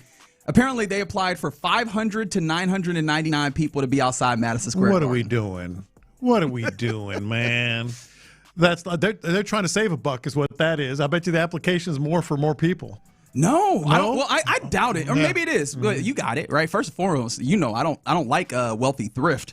But secondly, I think that the Knicks probably don't want those fans out there. Like, I think that they actually would prefer if there aren't, for the reason that I think we're going to talk about here, which is Knicks fans get a little rowdy. Knicks fans are trash sometimes. Okay, all right. They're absolute breaking trash. News.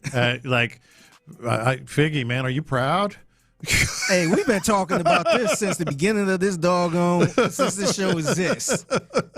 Hell, we talked about the Knicks fans possibly going after the Nuns. Yes. They went after Wemby himself. Dude, they hit. Okay, so here's the thing. The one thing that drives me nuts about, first of all, let's go back. If you don't know, Spurs got back to the hotel. They went ahead and spent the night, I'm guessing, instead of flying out right after the game. Right.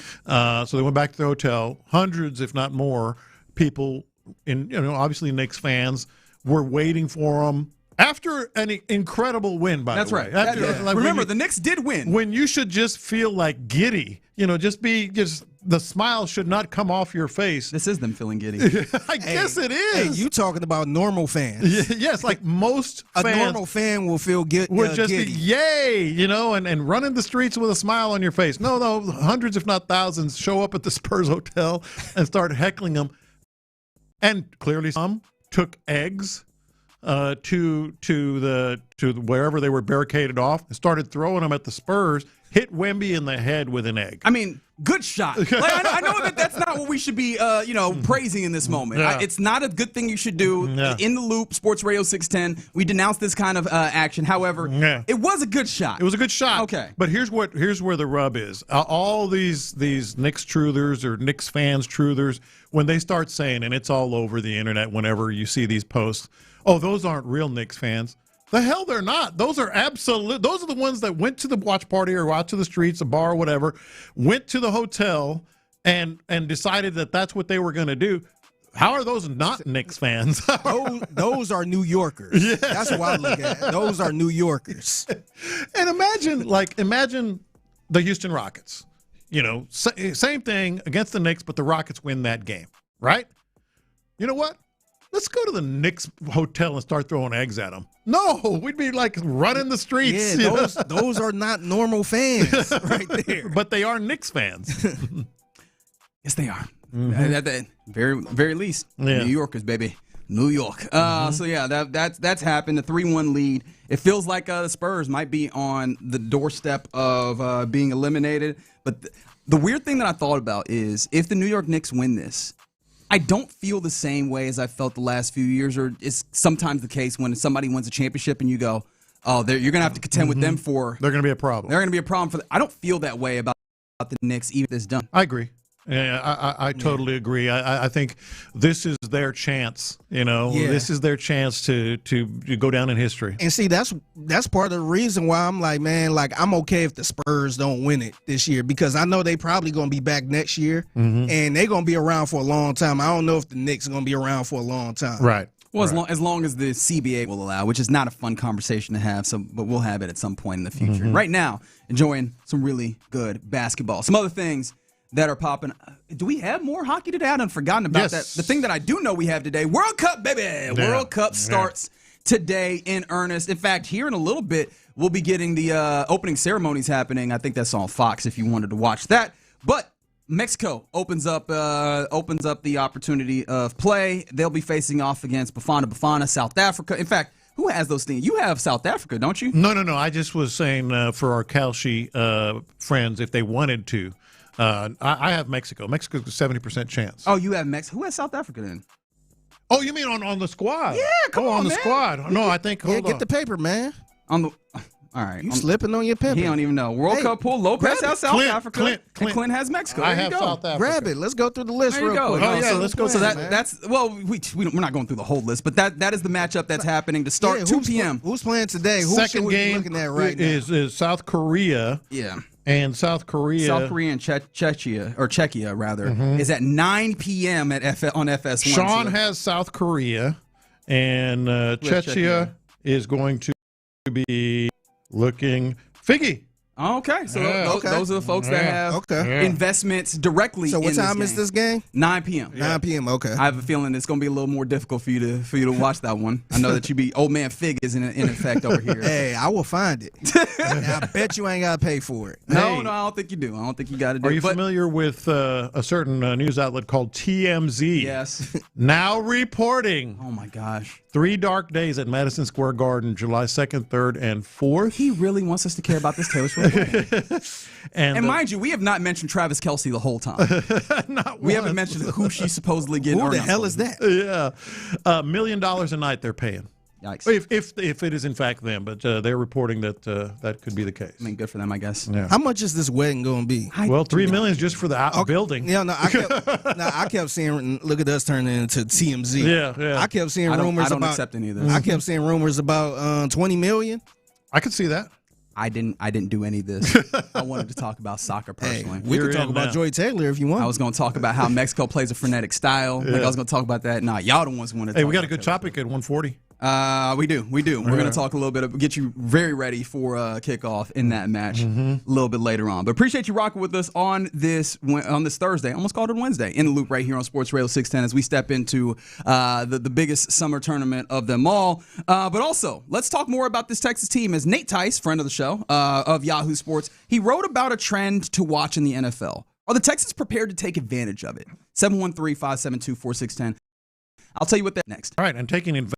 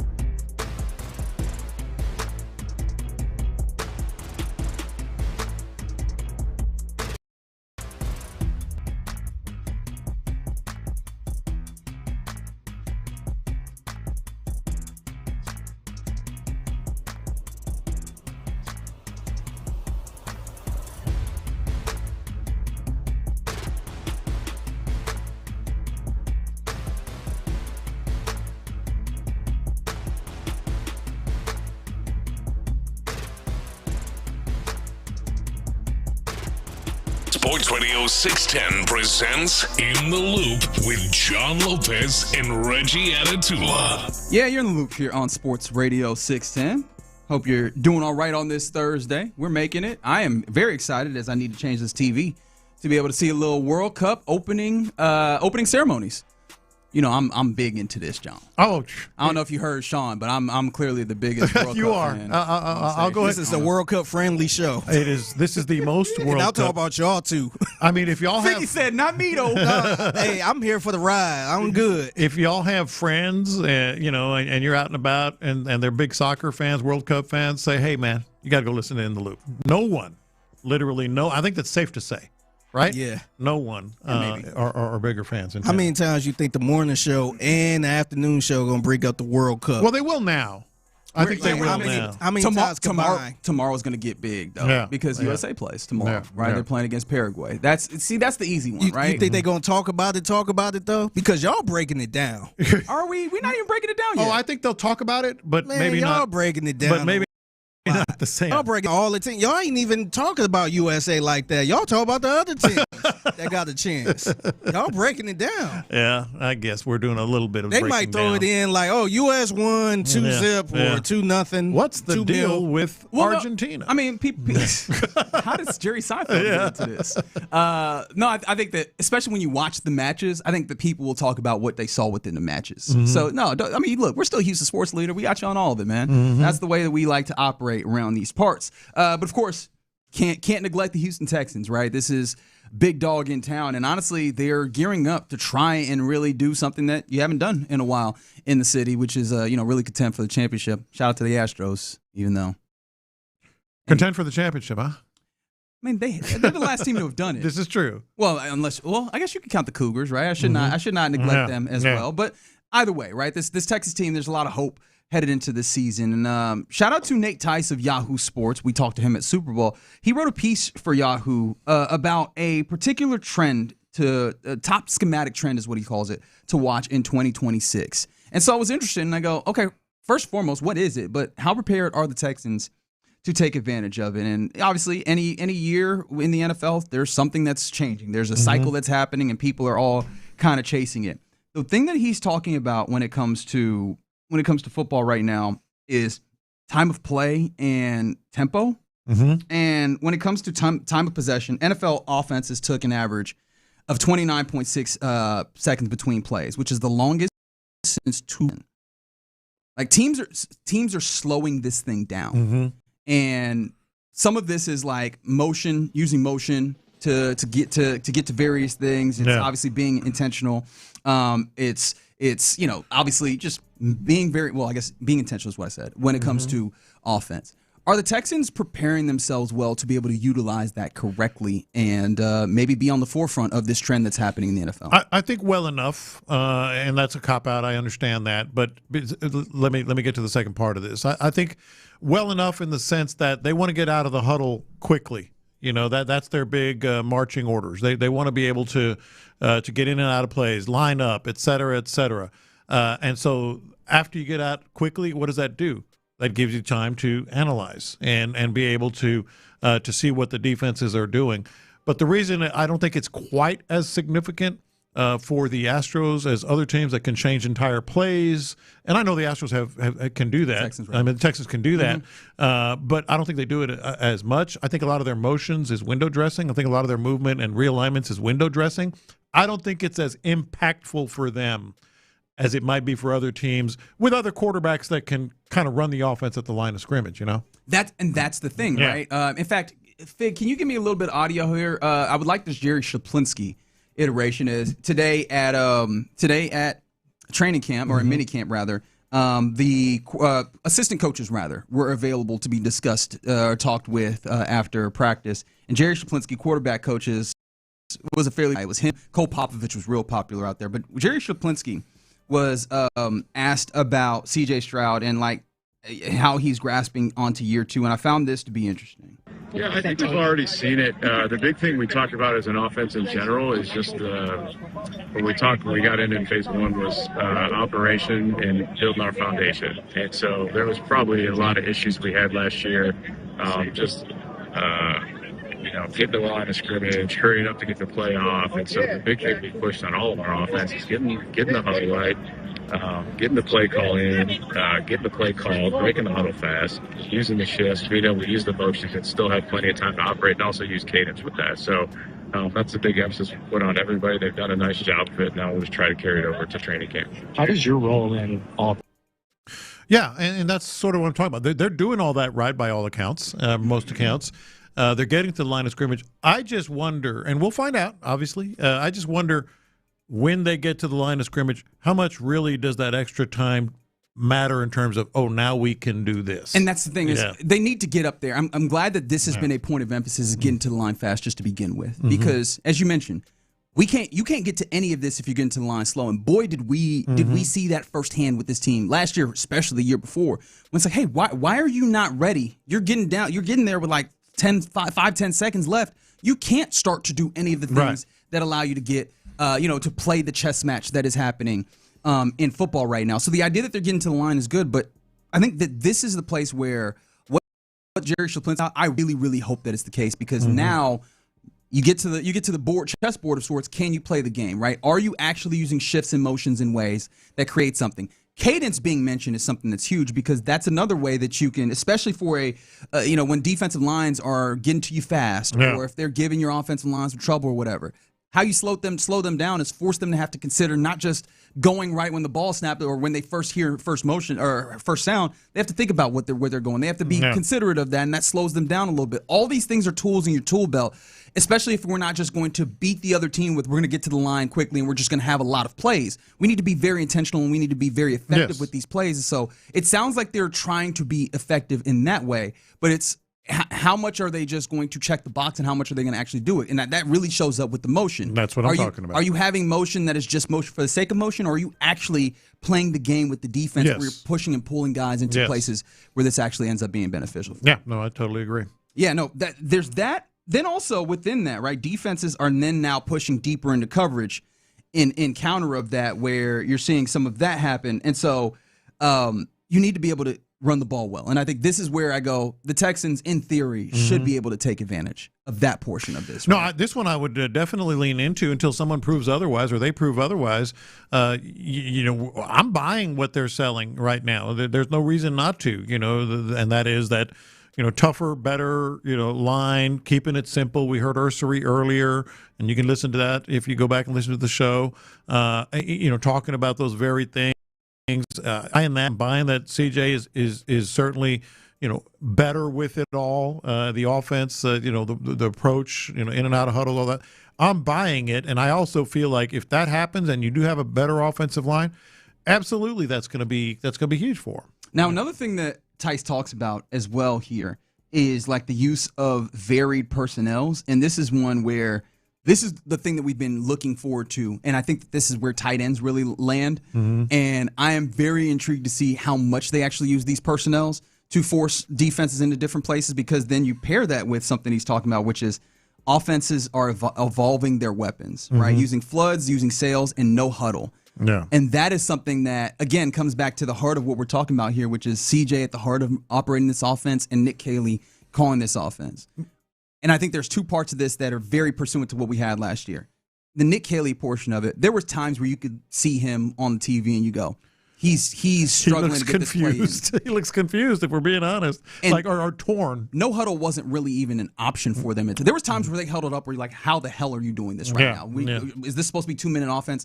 If he has taken a step forward in calling plays and being able to, I'm putting 2 plays in right now because we need to be able to run the first one and get to the second one. I think that can be huge, but that feels like that's a possibly huge jump, and I'm still afraid on that aspect. That's one of my biggest worries is the Nick Caley factor here.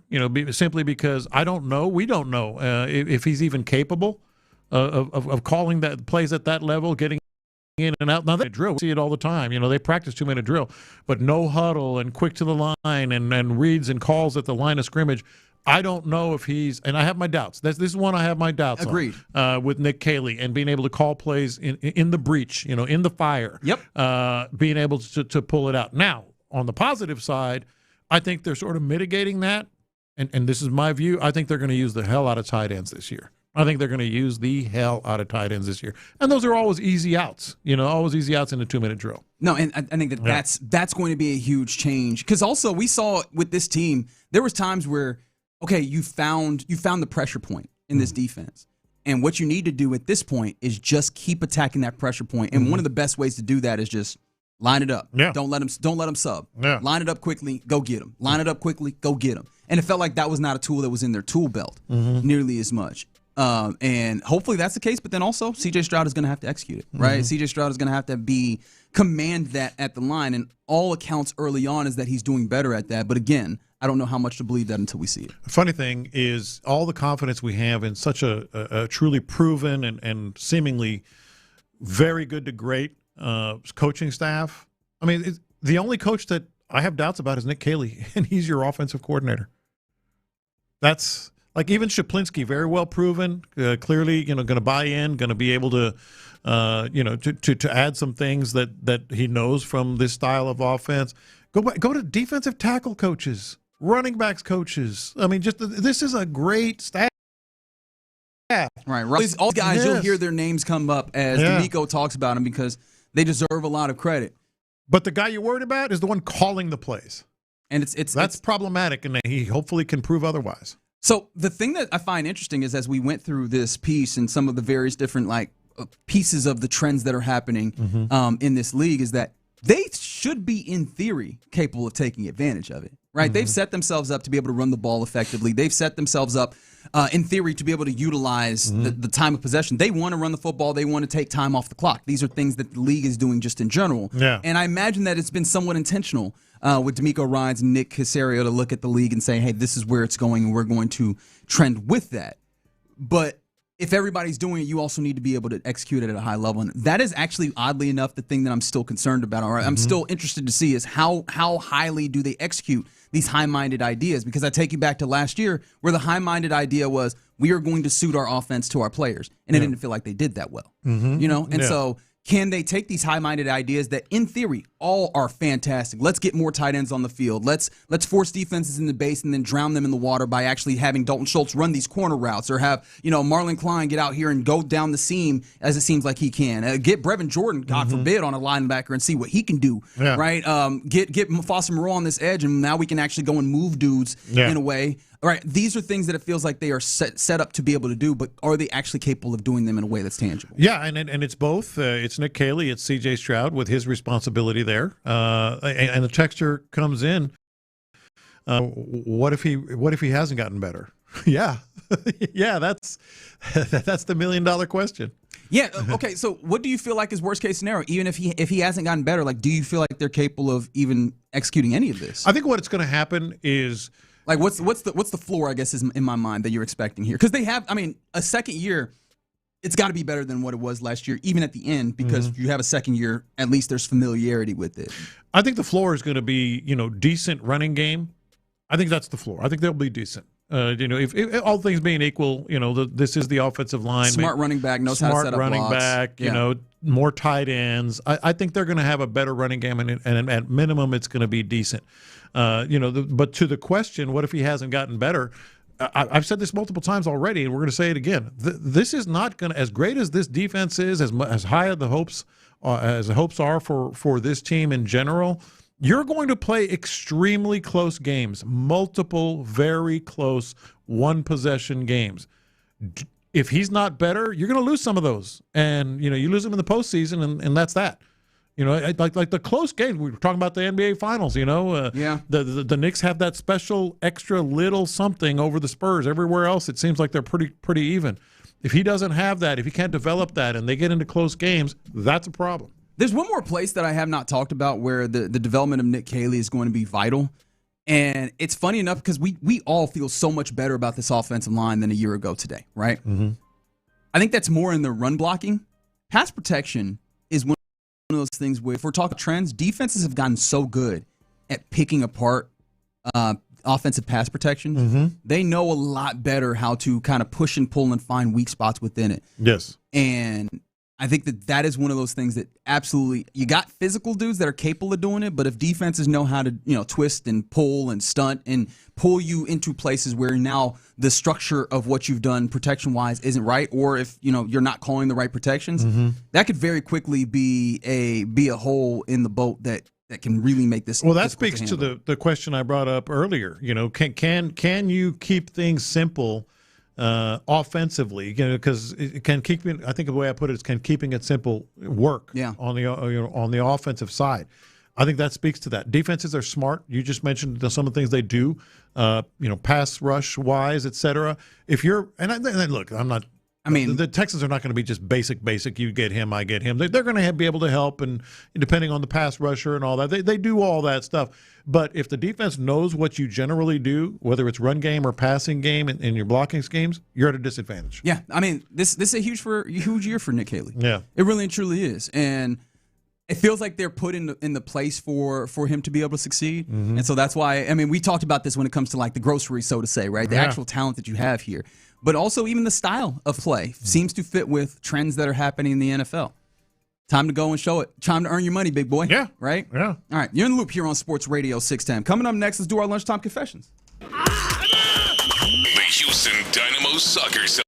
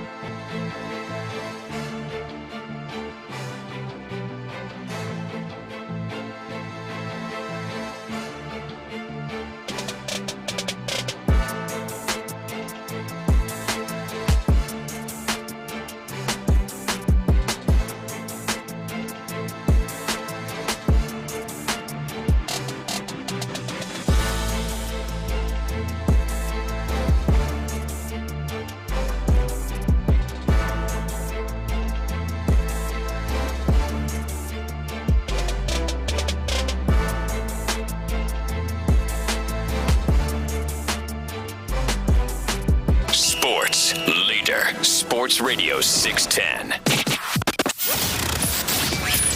In the Loop is powered by Mokaram Injury Lawyers.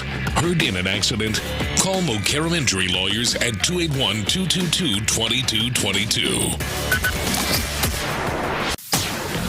Sometimes it's sports, sometimes it's not. Whatever it is, Reggie and John are keeping it real. It's In the Loop's Lunchtime Confessions on Sports Radio 610. Watch this. These are my confessions. Well, all right. Okay, so this is not going to come as a surprise, but I want you to hear me out. I'm still really bothered and upset by Reggie going full De'Aaron Fox over at that wedding with Joy Taylor. Like just an absolute... We can't keep doing this. No, De'Aaron Fox no. No, No, he was De'Aaron Fox.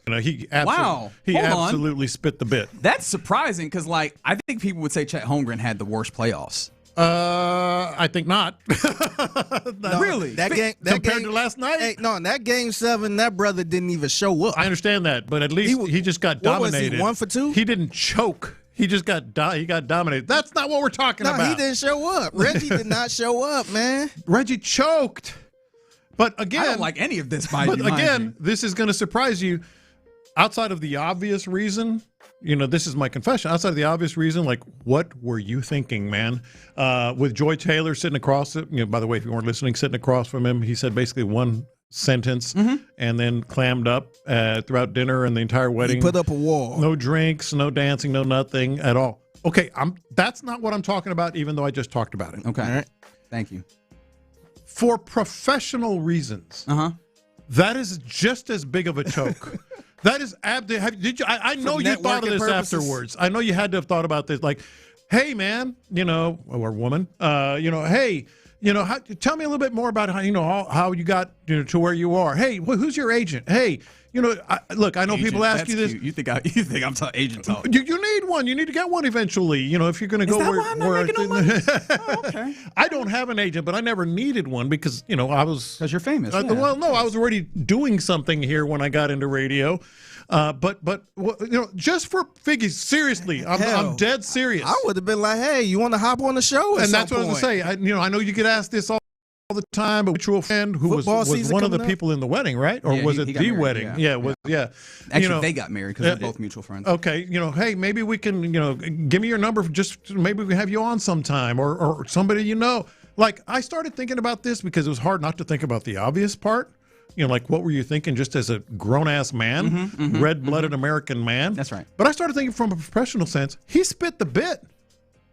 It's a choke. Yeah. Okay. So, wait, how would you feel if, let's take Joy Taylor out of it. Let's say it was, I don't want to use Nick Wright because we kind of all know him. Yeah, but if it was... Let's say it was Chris Broussard. Yeah.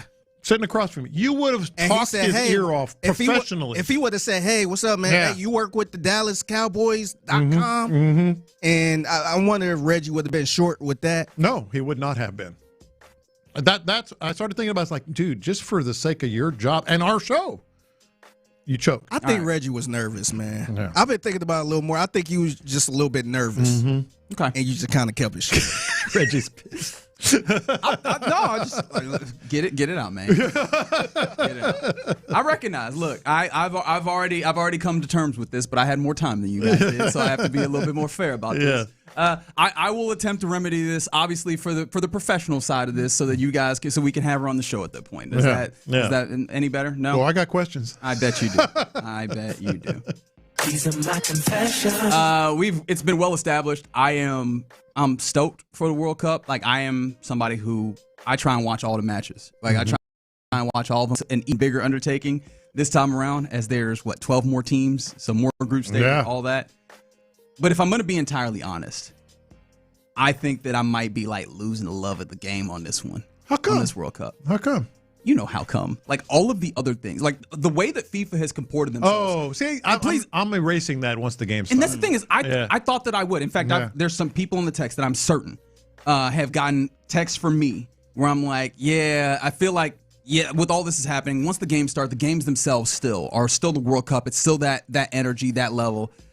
I think that all of the shenanigans that FIFA has, whether it's, not being able to push back on our country when they're not allowing portions of people in on this into the country for this event like any other nation would, whether it's trying to gouge everybody when it comes to money-wise, whether it's not having good relationships with all the cities so that people can actually move around the city or move around the country well. Like, those things are actually starting to weigh on the football or the footy of it for me in a way that I did not anticipate. And I am actually pretty afraid, and I think it's going to happen that I'm going to be watching these games with that, unable to remove that from my mind with the actual football that's happening. Yeah, I understand, and I get it. I tend to just okay, it's game time.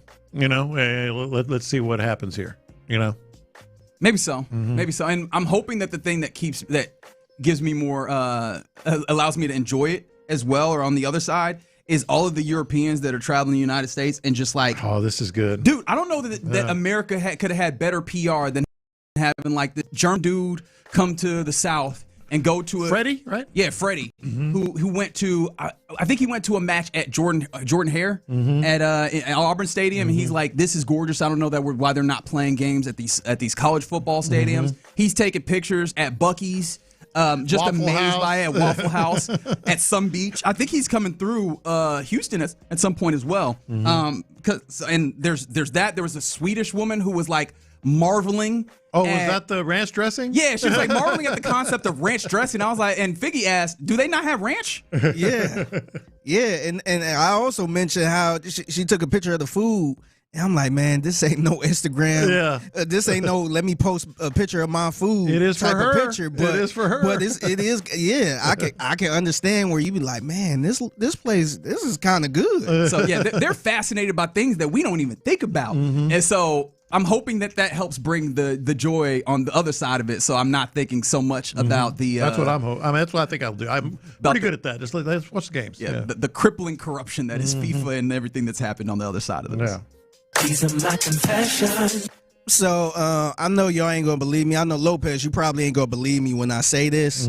And for those who don't know, I kind of changed my mind and wanted the Knicks to win the championship because I think it looked cooler with the celebrities and all that stuff. Yeah. And by the way, that place was rocking. Yeah, every time they cut a camera, it was to another celebrity. Which too much. There was instances where it's way I too feel like we much. should be looking at one of these players and seeing what the emotion is on their face. Or just show a regular fan or something, man. True. Like all these damn celebrities. But my confession is I was so angry the Spurs wet the bed, man. Yeah. I was so upset. I'm like, man, I can't look. I don't like the Knicks like that either. But you were more with just kind of the environment. Yeah, I'm just no dog in the fight. Let me just pick a wonky way to why I want this team to win. That was pretty much it. But man, I can't take the Knicks, just being legendary in this playoff series or in the playoffs in general, man. They had the legendary comeback against the Cavs in that first game. Yeah. And then this one, I'm like, oh, I know they ain't about to do this again. And sure enough, I'm just like, man, I was so upset. It felt like the Spurs was my team at that point. I'm like, how y'all gonna let the Knicks come back like this? I'm like, now the damn series is really over. Yeah. And I know we were talking about early on how, the series pretty much over. They can't, it's very unlikely that the Spurs is going to win all these games and make a comeback. But now, man, that was borderline. I don't know if it was worse than the Cavs spitting a bit. I think the Cavs one was a little more embarrassing. I think it was worse. Yeah, but I'm like, man, you were, and I think they the better team, to be honest. I think they're the more talented team. And y'all just wet the bed like that, but maybe it's because of the age and all that stuff. Maybe because they, a little bit wet behind the ears. But I was so upset over this. I think you're not alone. A lot of people thought kind of like the story. Hey, Knicks, however many long years, 53, what is it, whatever it is, that wouldn't it be cool? And look, Larry David, and the media playing it up pretty well too. And then you see too much of that, and you see all the stuff on the streets, and you see the media making it like a Cinderella story. And don't sleep on that. New York is the biggest small town in the world when it comes to the media. They are the biggest homers. Yes. They are enormous homers in New York, the New York media. People always talk about the tough New York media. When it comes to the Knicks, they are like pom-poms. Yes. Like pom-poms. It's crazy, man. Yeah. I ain't even watched First Take this morning, but I'm sure everybody was wearing orange and blue, or at least underneath their suit. Yeah, it's one of those. I'm surprised they wasn't wearing no Timberlands. Yeah. These are my confessions. All right, so there's a big, we'll get to this, actually, some of it in Buy or Sell here in the next segment, but, the whole, what the Texas Tech administrators are saying now. Yeah. And people are, there's a big push about, like, man, who's doing their PR? Or this is the worst PR job. This is the worst, chaos management, job that I've ever seen. And I'm going to go back, every time I read those, I was like, they don't have a PR firm. It's Cody Campbell. It's the billionaire who runs the entire show, sending this message out. And I'm counting Joey McGuire, who said some really dumb stuff. You'll hear it in Buy or Sell, and their AD, who said some really dumb stuff. They need a chaos management team. They need a PR firm. They don't have one. This is just the dude saying, say this. Do this. This is how we're going to approach. You've got this as like a Cody Campbell conspiracy. I think that we could use Occam's razor, and they just are saying dumb things because these are the dumb things that they think. Yeah. And honestly, some of this is they think that we're dumb. Like they think that we will ride. Buddy, you got was it the president of the university or was it the AD? It was the AD that was out here saying, like, in order to support him in this addiction, that we got to play football. We got to play him, allow him to play football. How does that work? Mm-hmm. Right? And honestly, I would argue that a dude who is dealing with the addiction should not play football. Right. We should probably get him out of the environment that probably caused him to want to do all this gambling on football. We should probably move him away from that. Right? I'm nobody's addiction management specialist or anything of that nature, but I mean, I feel like common sense would dictate that probably is a reasonable way of going about this. But yes, okay, I can acknowledge maybe he's dealing with some level of addiction and you want to support him through that. That is like that. Why does that mean he has to play football? Yeah. Like what entitlement that is that? And these are the dumb things that they're saying because they think we're dumb enough to go for it. It truly is like you have an alcohol addiction. We can all recognize that. So let's go ahead and go to a bar. He's dealing with some stuff. You can't leave him out of the bar crawl. Yes, I can. Yes. What are you talking about? You don't send an alcoholic dealing with an addiction, chemically, medically, whatever, to right out of the chute. You put him back in a bar. You don't do that. But I really think that there's no the sports information office, the university public relate. No. They're just sending out messages. So do it. It's ridiculous. I agree. Obviously, very much so. Those are some lunchtime confessions here in the Loop on Sports Radio 610. Coming up next, it's a Thursday on in the Loop, and that means we do a little buy or sell. Are you buying what these folks in sports are trying to sell you? 713-572-4610 is the text line to play along. Do so, and we'll do that next.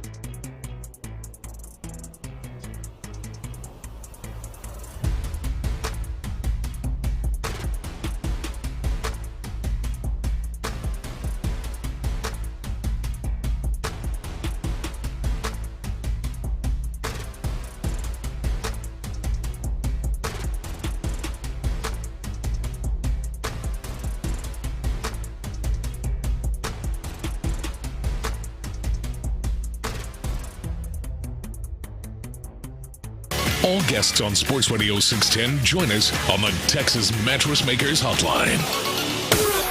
Sports Radio 610 presents from the West Point Lincoln and West Point Lincoln of Sugar Land Studios. Here's In the Loop with John Lopez and Reggie Atatula.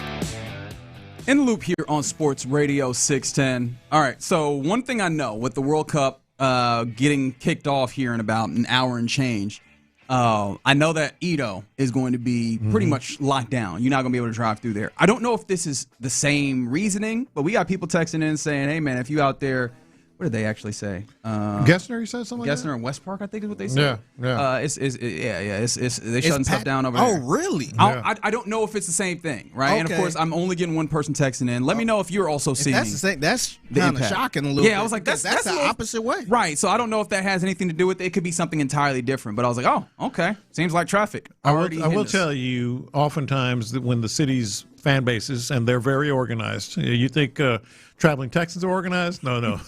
They're very. They take over certain areas of the town, the bars and the restaurants in that area of town. Do they like reach out to the people at the bars before?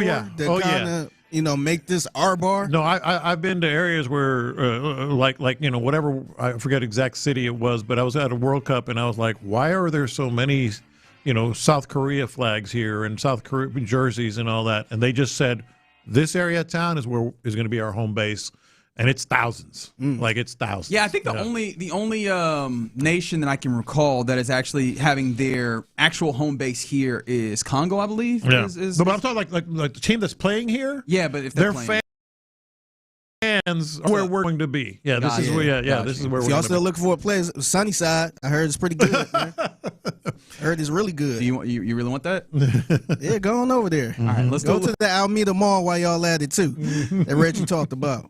All right, let's do a little buy or sell here. Are you buying what these folks in sports are trying to sell you? 713-572-4610 is the number to text. All right, so we have been talking a lot about the NBA Finals game last night, the incredible comeback, the De'Aaron Fox thing. Victor Wembanyama was asked about De'Aaron Fox taking a right instead of a left and trying that layup against one of the all-defensive team players in OG Anunoby. He was asked about this play, and he said, I didn't see it. I fell on the floor. I couldn't really see it. You buying that he didn't see De'Aaron Fox do what De'Aaron Fox did? I cannot even remember what happened on that play because, they were pretty physical with him in this game. He might have hit the deck. He might not have seen it. I'm going to sell that, though, because Vic is usually pretty forthcoming and thoughtful in his answers. And this one feels like it might be that he is just telling the truth. I didn't see it. But this one feels a little bit more reserved in a way that makes it feel like he's kind of trying to avoid having to say anything specifically about his teammate. Right. Yeah, he don't want to criticize him. I'm selling it, too. I don't think he want to criticize him. But I bet you one thing. I bet he's sitting on the plane ride by himself. De'Aaron Fox? Yeah. You think so? Yeah. That's a pretty wide that, spends a lot of time together. I do wonder if they actually would go the other way where they're just trying to uplift their guy. Because I know that talking about Victor Wembanyama, one of the things he did say is that we just have to take this and use it to be better in essence, right? That's not a direct quote. What else are you going to say? Yes, that is fair. What else are you going to say? But they seem to be fairly sincere in that because that's kind of the I guess, rhetoric that they've been using all through the playoffs to this point. So it felt sincere, at least to me. I think that they probably are embracing him, understanding the ways that he's helped them get to this point. I am selling it as well. I think he just didn't want to throw his guy under the bus, simply because, literally in less than probably 3 or 4 seconds after the play, it was on the big board in the arena. He saw the play. He might not have seen it live, but he saw the play. I don't know. I didn't see it. Yeah, you did. All right. Are you buying or selling this? We said there was going to be some Texas Tech appearances in buy or sell. How about some back-to-back Texas Tech appearances here? Tech coach Joey McGuire right here in Houston at his get-together with Red Raiders fans yesterday. Quote, as a society, we've been okay with other things that happen and allowing players to play. It's crazy. It's not murder. It's not beating up somebody. So, and honestly, have some shame. Exactly. Have some bleeping shame. How dare you? Honestly, they think we're morons. He didn't kill anybody, so he should be able to play. Dog, like, we understand, first and foremost, in the world of sports, this is like killing somebody, right? Within the context of actually sports stuff, right? Yeah. Obviously, there are people who have been in sports who've killed people, and that's not really good, right? But I feel like it's understood. Within this has been the most egregious of like sports crimes that you could have. Ask Pete Rose, right? Like, we don't even have to go too hard on this, right? Ask what was it, Tim Donaghy, right? Like, ask the people for whom they became ostracized in the world of sports for doing this. No, yeah, it is like that, when at least within the world of sports. And even then, you ain't got to what about this? Like, these are rules, the rules, right? Yeah. to quote Eddie Murphy, like, these have been pretty cleanly laid out. And regardless of what the level of the transgression is, it is a transgression in this instance. And it's not like, all right, the quality of the transgression is the only part of this. He violated the rules a lot. Yeah. A ton. And so, no, we're not just going to sidestep this like this is not an issue. You don't get to pretend and pick and choose which rules matter to you, especially when he was very egregious in breaking them. Yeah, I'm selling it too. It's wrong, and just because you point out other wrong things don't mean yours is right. Like, it's all wrong, man. And, you know what the business is. You can't do that type of stuff. You can't, it's hard to even gamble as an athlete. You can't gamble on your damn team. Well, it's gotten a lot easier. Yeah, it has gotten easier. But yeah, but it's tricky. It's tricky. So you definitely can't try to gamble on your own damn team. I'm selling every part of this, including that he even believes one word of it. Like he even believes one word of it. Here's the other one. By the way, I don't think this is still the way that that recruiting happens, right? I think that recruiting now is so much more transactional. Yeah. But the next mama who is sitting in their living room and has Joey McGuire come in and talk about how upstanding of a program they have, I'd laugh directly in his face. Yeah, exactly.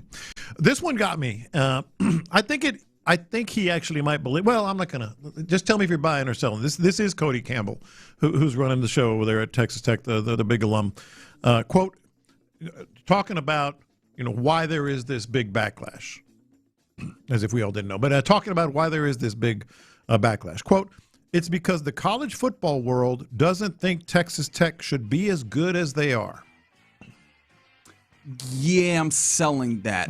But I will say, he's not wrong that that's some of this, right? College football has been one of those places in sports where we all know where you're supposed to be, and when you start breaking that, we kind of start looking around. Now, of course, it was in a different context where money was not allowed at all. It's all changed. Right? Like when Ole Miss pops up and is good for a little bit, everybody goes, all right. Yeah. So who are y'all paying? How are y'all cheating? Yeah. You know what I mean? Because y'all not supposed to be winning like this. These are things that we kind of intrinsically understand, even if we don't say them explicitly. I think that there is some of that emotion to it. The problem is the actual part of this is cut and dry.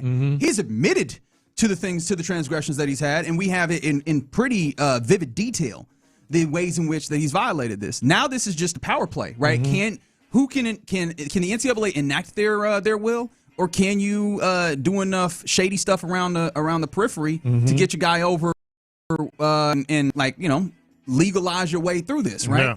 I think that's what this is, and I would honestly respect all parties involved more if they just did that, right? If they were just like, well, the judge said he could play, so he could play. Deal with it, right? I would respect them a lot more than trying to insult our intelligence here. Yeah, it's the same reason I'm selling it too. Well, I'm selling it, and I think, again, he can't possibly even believe this because the college football world, not just fans, but even within college football, kind of loved the Texas Tech story last year.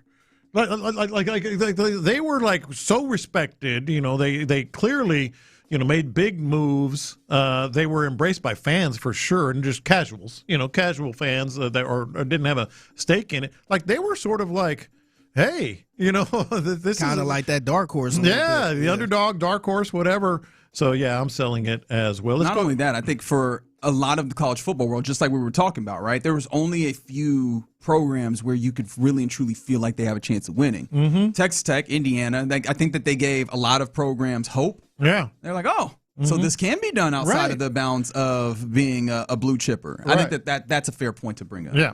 All right, let's go to the NBA. Sam Presti spoke early this week about Chet Holmgren, Thunder general manager, on trade speculation, which has been somewhat rampant, somewhat out there.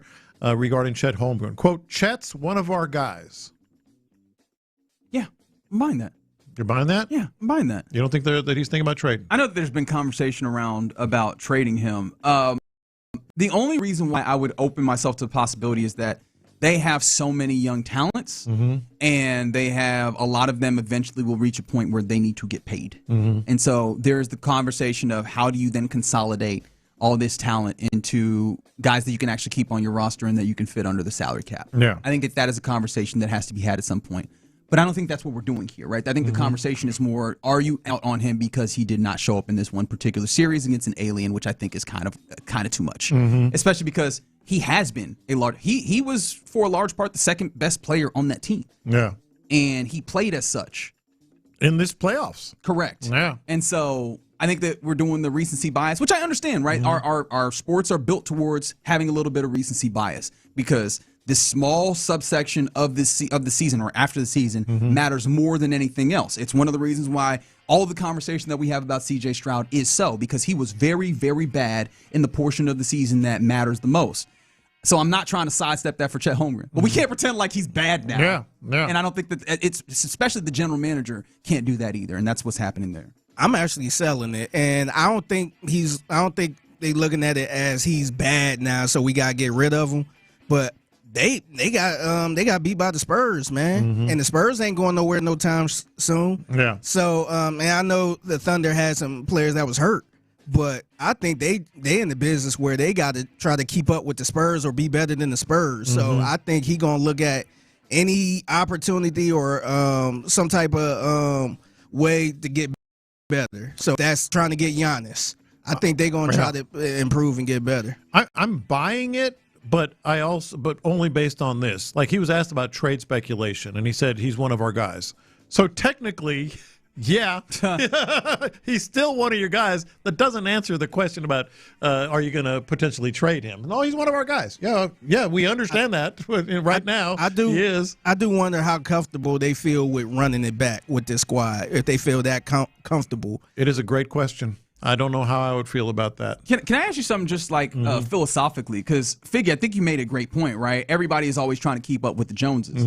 But in the last decade of basketball, the Joneses have changed way more rapidly than we have thought in every instance. And how much do you then factor in what we've seen in the last handful of years, which is a team, and every year we've seen a team that really should have been in maybe like, let's say, the Final Four of the NBA, have one of their major players get injured and all of a sudden it changes the landscape. Like, how much do you consider that when it's like, do we need to shift, or are we a Victor Wembanyama foot injury away from just that not being a conversation at all? Well, yeah, I mean, yes, you're right, but I mean, Victor Wembanyama, new guy, not add a guy, don't add a guy, it doesn't matter.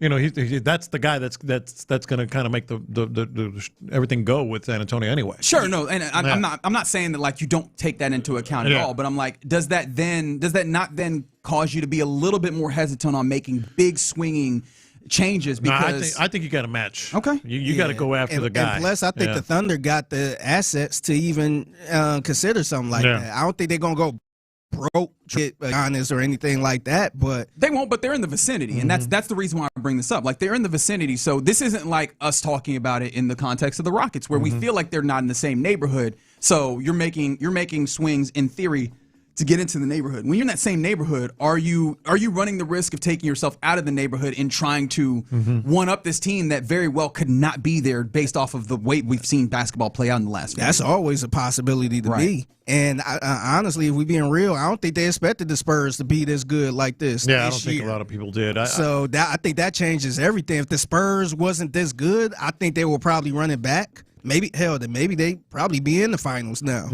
But I think just the way the Spurs been playing, and they ain't going nowhere anytime soon, I think they got to adjust a little bit. I think you can look at it flat out both ways. You run the risk of, hey, maybe we could still get over the hump if slight things change in San Antonio, but you're also looking at it like, hey, if things don't change in San Antonio, I don't know if we got a shot. As they get better. You think that the Thunder are there, where it's like if things don't change in San Antonio, as the Spurs get better, they're still going to have a shot. They're still the best other team. Those are the two best teams in the Western Conference. And the Thunder are still also relatively young themselves. And they're still young. Yeah. But what I'm saying is, like, what the answer is with Chet Holmgren, at least to this point. Sure. So you run the risk both ways. Like if we run it back, we might have a shot, or it might look exactly like that. Hey, that's why they get paid the big bucks. Or it might look like that again. You figure it out. Yeah. No, I just thought, because philosophically, I think it's a little bit more interesting of a conversation than I think if you're just looking at it flatly. But there you go, a little buy or sell here on a Thursday in the Loop on Sports Radio 610. Coming up next, let's return to training camp a little bit, or mini camp, I should say. I'm so excited for training camp, and honestly, what have we taken from mini camp to this point? We'll hear a little bit of what we've heard from assistants, but then I also have some finals questions to also ask. Let's do all of that next. The Houston.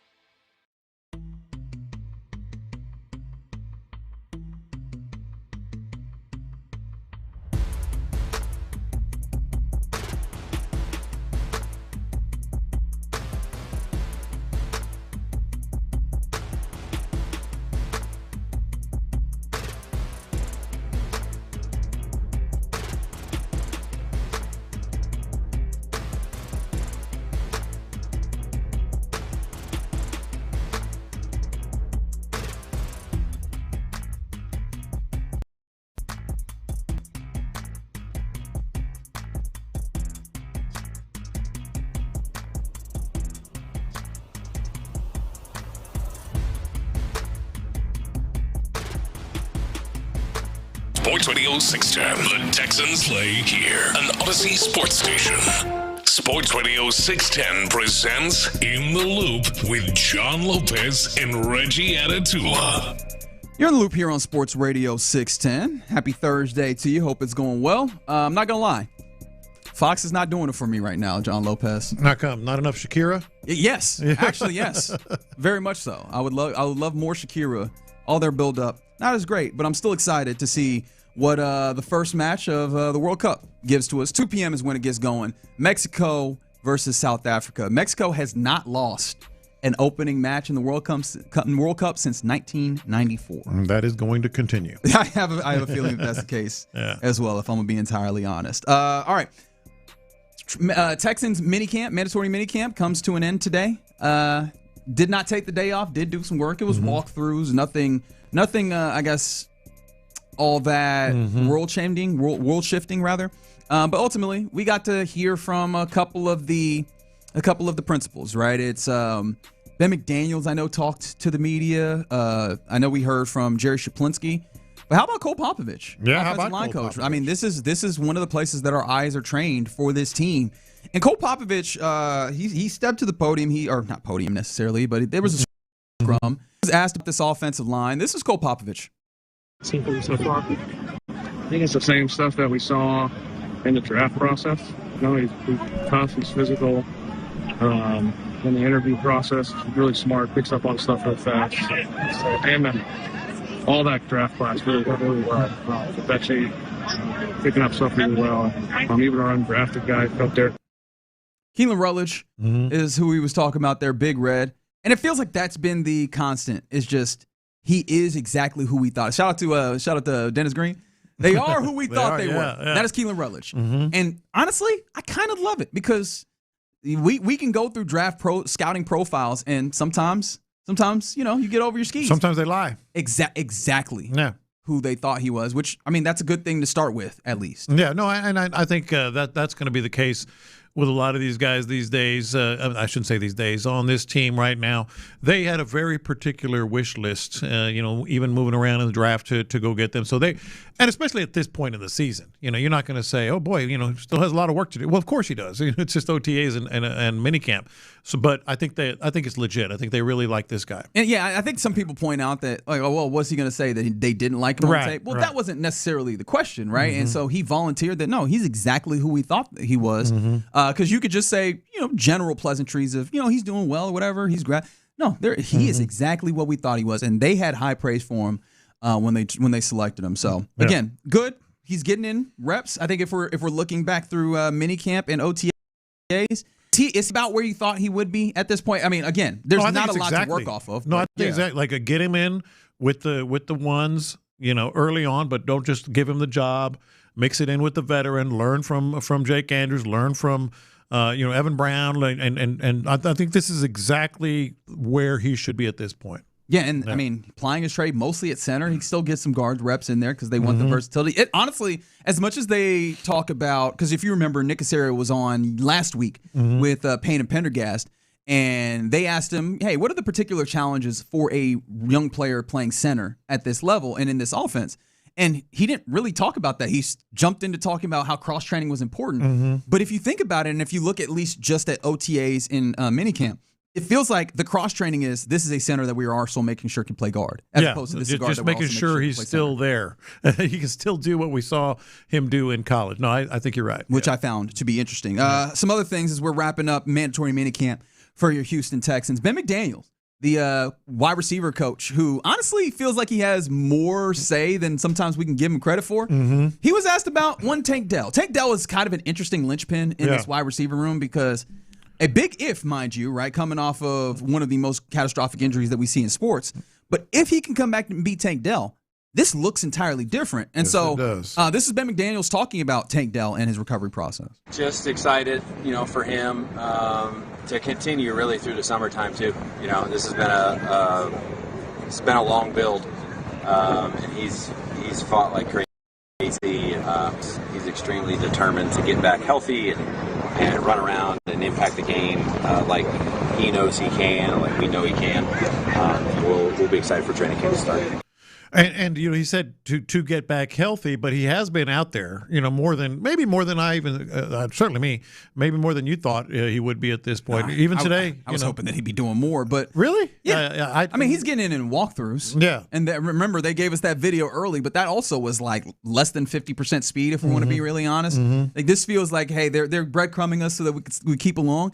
I caught him saying, "Hey man, still working through the summer." Like this feels like that's what I'm saying, to get healthy. Yeah. So not quite there yet, but I was hoping that them getting him involved now was all right. He's ready. We're just holding him back until we really fully release him at training camp. That's not the impression that I get from him, especially from McDaniels right there. Yes. No. So, but other than that, as we wrap up minicamp, OTAs. What's your larger takeaways, right? From what we've seen, what we've heard, like how would you put a bow on these exercises in the late spring, early summer for this team? I think if you're looking at the entire week, and really if you want to go back to OTAs last week, but the thing that has stood out throughout that entire time has been just the way D'Amico Ryans didn't do any coach speak, didn't do any hiding from the fact of how good this defense is. We can talk about center. It's clearly important. Tight end, clearly important. C.J. Stroud, massively important. But it still resonates with me. The D'Amico Ryans offenses are going to struggle. And the only thing he said, he kept going on about some of the things that, obviously Jalen Smith and some of the other players that are taking steps up, the linebacker core behind the depth, he had no problem with it. Some of the things that are happening, on the defensive front, the way the cornerbacks are playing, and then to kind of putting that bow on it, about just seeing the overall picture is how I'm looking at it of what they look like. It's still going to be defensive identity, and I think he feels incredibly confident with this defense. That's fair. I think for me, offensively, the way that they've talked about it, it seems like as much as they tried to kind of keep our expectations, it seems like they also recognize that this needs to be more. This needs to be more depth. This needs to be better. Probably needs to be more explosive, although we didn't get a great answer in that regard. The question still remains on whether they'll be able to do it, but that's kind of the nature of these OTAs and minicamp is I don't know that you're ever going to get a great answer. Just like we were looking at, all right, are we going to have an answer when it comes to DN3? Nope, doesn't seem like it yet, right? We're still going to have to see. Are we going to have an answer, especially now with EJ Speed out? Not quite. We have some guys that it seems like might have some opportunities. Are we going to have an answer as to what is your actual threat in your wide receiving core and your pass catching core? Not quite, right? These are all things that remain unsettled, but hopefully you get a little bit more insight towards. At least I know that, because at times it feels like with this team, sometimes like they're not shooting all that high. They're like, oh no, we just want to do this. I do feel like we've come out of this with at least an understanding and appreciation that they get it. They understand, well, to some degree, they understand there needs to be more to this offense. It cannot be bare bones and we're just going to deep championship. And you said, shooting high. I think the bar for them is not high compared to others. They just want to be able to be very, very efficient at what they do well. And I don't think we are. But they've talked about moving different personnel, moving around. It seems like they want to be able to get to the line of scrimmage and actually, impact some of these things. Cadence. These are things that I understand. The what is it? The soft bigotry of low expectations. Yeah. I don't think you were expecting George Bush to be quoted on the show today. But honestly. Sorry, some soft bigotry with this offense. Like I have relatively low expectations for them off of last year, and it seems like I can raise that just a little bit. Yeah, the bar's lower compared to others, but I think that even that is going to be terrific. All that said, though, that's what we want. That's what this team needs, and I think they go a long way if they do get that. It's all about the defense, man. I mean, it is all about. It's nothing about that is going to change. Yeah, well, I do think we've gotten some good things. As I was mentioning, you're not going to really get definitive answers on anything. I think we have gotten obviously good returns on Reed Blankenship, which I think we all understood. Pretty good returns on J-Rock. I mentioned him Jalen earlier. Smith. I think that was pretty enlightening over the course of the week. Yeah, they not just from him, but from others and players included. So feeling good on cornerback 3, I think is nice because there was a point in time where we were looking at cornerback depth and going, "Are we sure?" It feels like they're pretty sure. All right, real quick before we move along, I did want to get into this. We've been talking a lot about the NBA Finals, and it raised some questions for me. Do you mind if I throw some of these out here? Let's go. John Lopez, did OG Anunoby steal the Finals MVP from Jalen Brunson? I don't know about MVP. Because he has been thick all series long. he has been really great defensively. I don't he got think the so. He got the moment I don't defensively think so. with the block that changes this from a 3-1 game to a 2-2 game, or a 2-2 series rather to a 3-1 series. And then he also now is getting some of the defensive side of this, where he ends up guarding Victor Wembanyama at times here. He's doing like the defense stuff, and he's shooting an absurdly good. Like he is, I think 70-something% true shooting percentage. Had the block on De'Aaron Fox. Right. And so I think all of these things are starting to come together where not only that, like he gets to be the hero on the night. That's the difference. He has the moment with the putback as well. And so I think that like the nature of him doing the dirty work and having a hero play could put him in a place where he steals MVP from Jalen Brunson. I'm going to say no. I'm going to think just the numbers alone overall. Because Jalen Brunson was outstanding last night as well and had some good fourth quarter moments. I think Brunson, I would lean right now MVP. But as I said earlier today, I think the right guy was the hero last night because he absolutely kept them in the game when they were getting blown out. It kept them within shot, I should say, when they were getting blown out, and then comes up, does the thing with defensively, makes the block against De'Aaron Fox, and gets the tip in. Yeah. He was the hero last night. I think Brunson's the MVP. I think he might be super Andre Iguodala. You remember that series between the Cavs and the Warriors where he held LeBron to 40 points in the finals. I think OG Anunoby might be super Andre Iguodala in this, where they go, man, did you see how he was able to do all this dirty work? I think the street's gonna be saying, hey man, we probably wouldn't have won the championship if it wasn't for him. Yeah. But I think just the media part of it, I think Jalen Brunson is probably going to be the face and probably be the MVP if they win it. What is the worst collapse, John Lopez? Is it this one or is it 28-3? Oh, I think it's, because there's a 29-point lead in this game for the Spurs in the second half, which is the largest lead that has ever been come back and given back, rather, in the NBA Finals. But also, buddy, you remember the way that we talked about the Atlanta Falcons? I still think it's 28-3. It's right over there, man. I still think it's. Do you? I think that 3 touchdown lead. Yeah, because from that point, especially in the NFL, it's over. It's usually over. I mean, they're both just atrocious. Yeah, but no, it's still bad. But usually you see it a lot in the playoffs where a team get out to a 20-point lead and then it's gone by halftime or gone by the third quarter. Yeah. No, I think I'll still go with the Falcons. Yeah, I think it's still the Falcons here. Yeah. There's the single game of this versus like an entire series where the Spurs, I guess, still have their opportunities. There is the fact that it felt like, as much as you could say, hey, the Spurs needed to stop shooting these threes and get downhill, how many times have we been like, hey, Kyle Shanahan, would you like to run the damn ball? Yes, exactly. Right? Like, would you like to do this thing to help you actually get over, right? Yeah. And so, I think it's still 28-3. However, it's not as far as you'd like to think. It's not. How much impact did the Wu-Tang Clan have? I didn't see it. So the Wu-Tang Clan performed at halftime. Yeah, I didn't see it. In the midst, and remember, like, this is a game in which it is 20 in the switched first over to quarter. Astros at that point. Good man. Yeah. I had a separate TV, so I was able to stay engaged. But, I mean, this is a 20-point game in, like, the first quarter already. Yeah. The building got pretty quiet, but they didn't ever feel like they had completely given up hope. And I wonder how much of that is Wu-Tang Clan getting out here and be like, we're going to raise these spirits. We're going to say Knicks in 5. And those fans stayed relatively engaged themselves. Good? Did anybody watch it? I didn't get the chance to see the fullness of it. I saw a piece. Yeah, I saw the clip. I'm not sure if that was the whole thing because how long was the performance? Was it like 11 minutes? Yeah, it's really okay. I only saw a piece of it then, but I thought it was good. Hey, kudos to them for getting the whole Wu-Tang Clan or most of them. Yeah. Because I was shocked to see all of them together at once like that. It's not zero.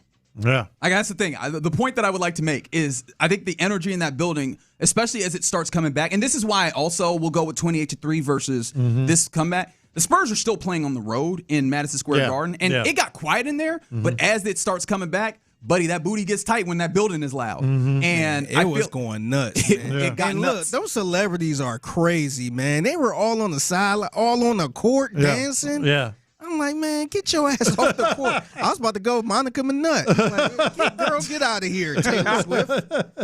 Anyways, those are some of the things I was thinking about when it came to the finals, Game 4 that happened last night. Somebody said 20-point lead in the NBA is nothing. 3 touchdown lead in the NFL is something. Yeah. And boy, did they give all of that back. Yeah. Yikes. Yeah, Tom Brady actually reversed the Jordan meme for the first time in history. He had the Jordan meme on him. Yeah. Yeah. No, that's right. Yeah. And that. It was brought it all the way back. So, yeah, that's some of the questions that I had from the NBA Finals. Did you see Landon Donovan's head? Right now? Yeah. Is that a mohawk? I just glanced. I don't know what it is, but it looks ungodly. Yeah. Right? Like, I understand, he had the hair, the moonroof opening up, so to say. And he went and he's combing it in a certain way. No, he started cheating. Like, that's not even just comb over. So I just kind of glanced. Yeah. This is the thing I don't get about cheating. And if you don't understand what I'm saying, it's going and getting plugs, man. Yeah. Why, if we gonna cheat, why can't the hairline actually be up here? You know what I mean? Like when they go and cheat, the hairline is still salt. It's still sad. Why is that the case? I don't know. And plus, we all know this. Oh, it's impossible not to. We all see it. Yeah. And here's the thing, man. Do what you got to do, man. Don't let me stop no show. Never. I just feel like, is this illogical? Right? Like, hey, man, if you got the money to go do it, vaya con Dios, right? Knock yourself out. I just feel like if you're going to do it. Now I got to see him. Like I said, I just caught a glimpse. Why can't we get it? Like, I want the Paul George hairline. I want it to look like it's the hairline is invading my forehead and about to take over my eyebrows. Like, if I'm paying for that, you know? I want it all. Give me more. Yeah. Anyways, that's neither here nor there. It's about that time, though, where we hand things over to Figgy Fig for the mixtape. What you got, man? Man, we got to talk about Guy Fieri, and he was exposed. So apparently he is a spitter and not a swallower. What? Holy smokes. I don't want to know why you're saying this, but I guess I'll have to figure it out. Next. The Drive with Stoerner.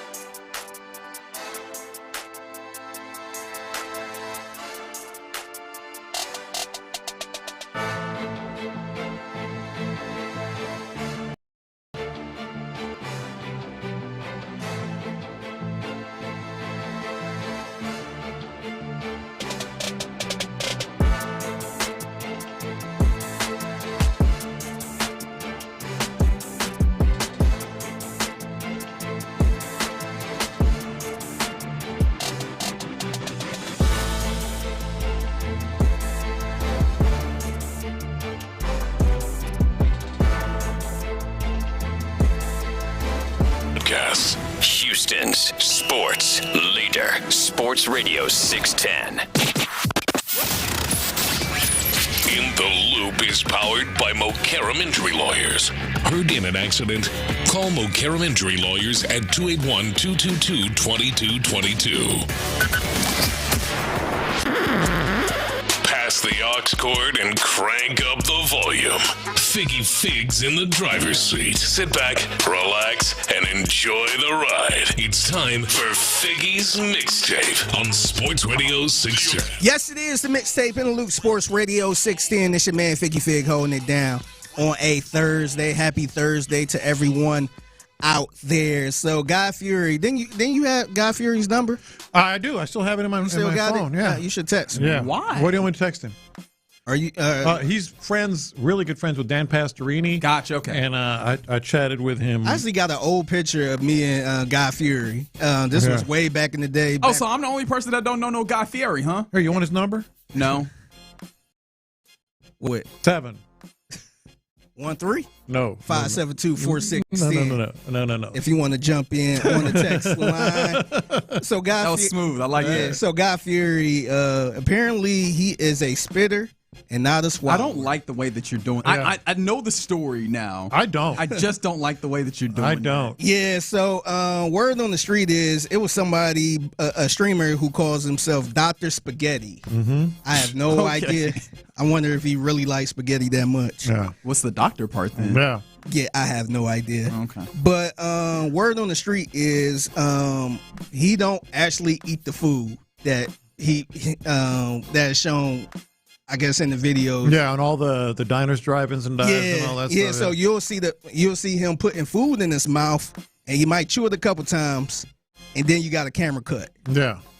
And this guy pretty much did a really deep dive into this, and I guess a few times he caught Guy Fury just kind of eating and talking at the same time, Mm-hmm. and then all of a sudden another camera cut. And then I guess there was a time where he just flat out faked it. Where there was a scene where he was allegedly taking bites of food from chopsticks. Mm-hmm. And when they paused the video, it was nothing on the chopsticks. Yeah. So it was another one where he act like he actually ate something, Mm-hmm. and it was nothing on the chopsticks and all this other stuff. So apparently, Guy allegedly spits his food out after he, I guess, tasted a little bit.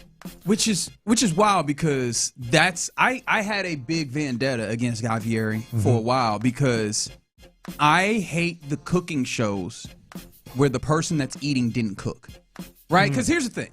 The cooking show, I'm watching a television show about food and ain't no way for me to get this food, right? So it's already a level of tease, right? Yeah. And so if I'm going to engage with this tease and allow you to tease me, at the very least, I'll feel better if I know that you did the work to enjoy the food, right? Mm-hmm. The people that I just stood here and watched, and now I'm just like, this is so delicious. I'm like, bleep you, dude. Like, well, you didn't do anything to deserve this. Now you're just going to flaunt it in front of me? Like, I might have issues. That's possible. But at the very least, his show is exclusively him just standing there watching people cook and then eating. And now to come to find out, he not even actually Yeah. It was even a scene where he had a big old hot dog and he took a big old bite of the glizzy. Yeah.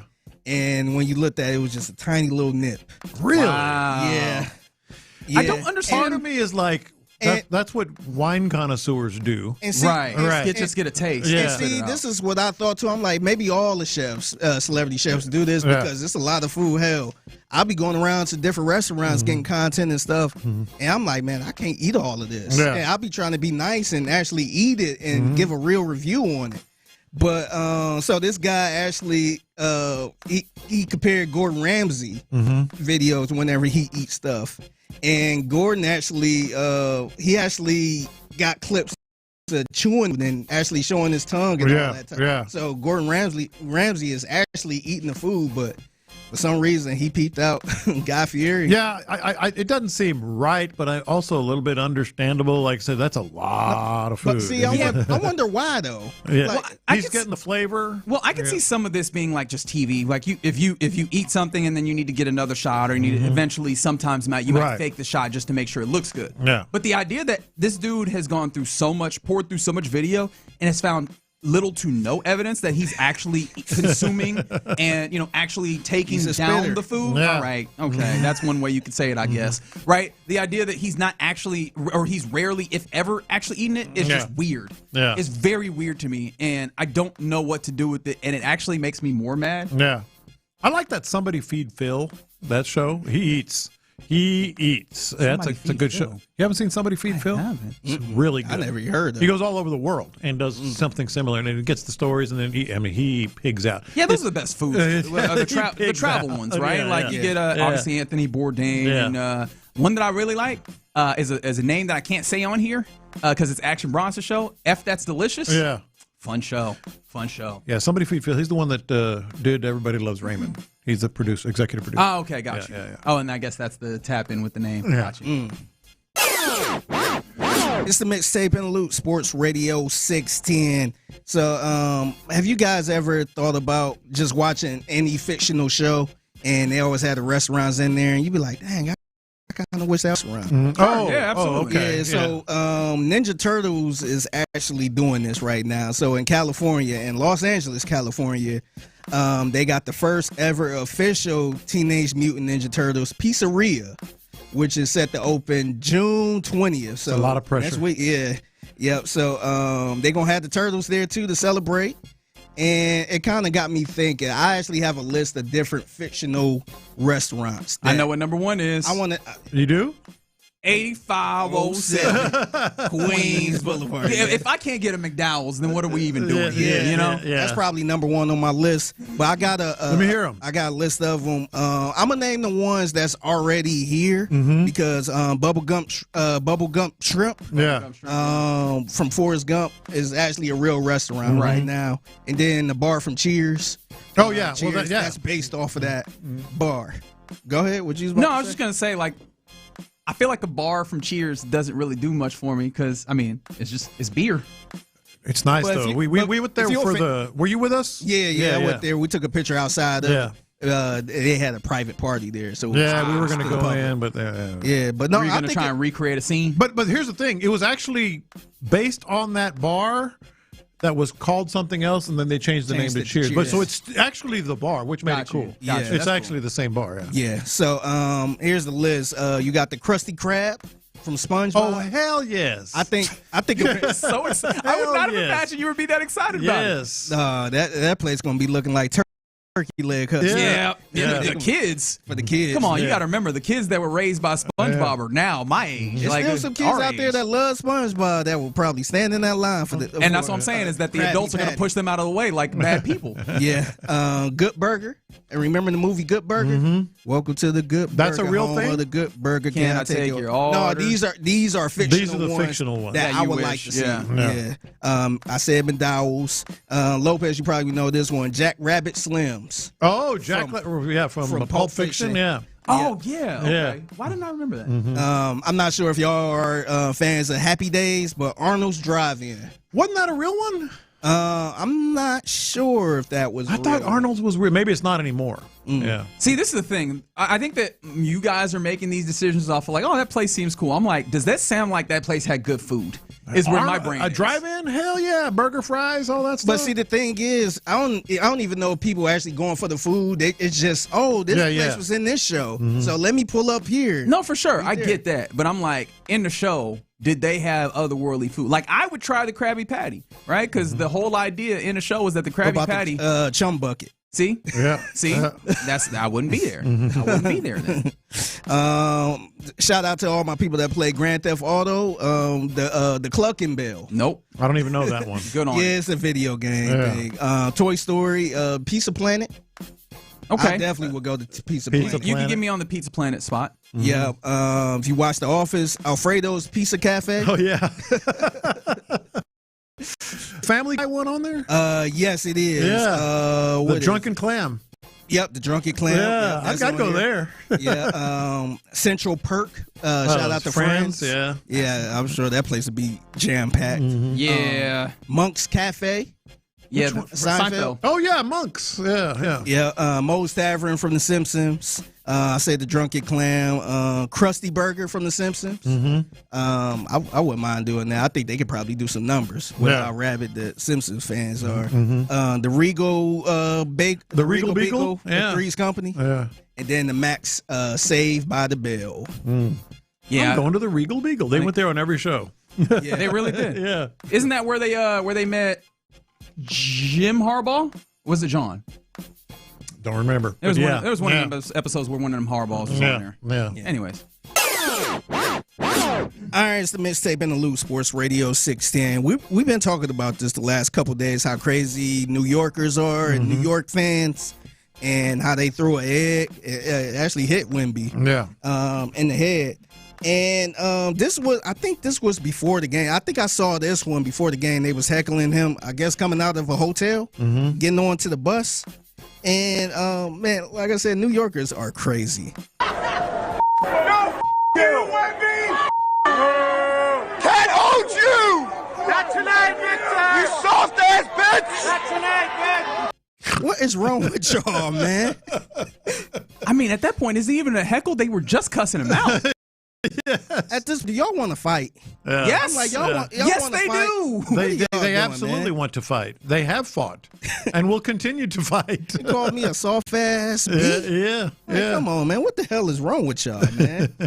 Yeah, this. Go ahead. No, I was gonna say this is the thing that I was afraid of. Right, is that Knicks fans, like, as lovable losers, it's kind of awesome. Once they get the battery in their back of being winners. We have unleashed Pandora's box. It's probably gonna get worse. Be careful what you wish for. Exactly. Be careful what you wish for. And I am very terrified of what Knicks fans are going to be for the next 5-6 years. 50. Actually, it's going to be 10. It's going to be like 10 to 15 years because they're going to be able to carry this one. Oh, we won a championship just a little while ago. They're going to be insufferable. Yes. Yeah.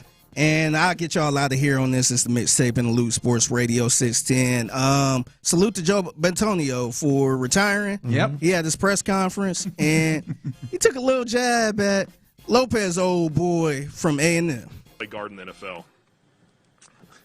I was drafted the same year as Johnny Manziel, and we actually roomed together. I learned some things not to do from him.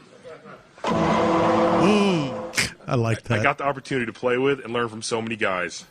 I learned how to be egoless from Nick Chubb. I learned to always smile like Christian Kirksey. I learned to chief slam from David Njoku. I learned how to be fiery and competitive from Baker. I thought it was hilarious. Yeah, that was a fun. Yeah, I'm like, I'll say, don't do that. Question: Do you think that was good nature because they're good, or do you think that I don't give a damn what he think? Every joke has a thread of truth. I think they're good. But he's like, damn. Like every joke is like, oh, yeah, I learned what not to do from him. Because, some people... I think they're tight. Okay.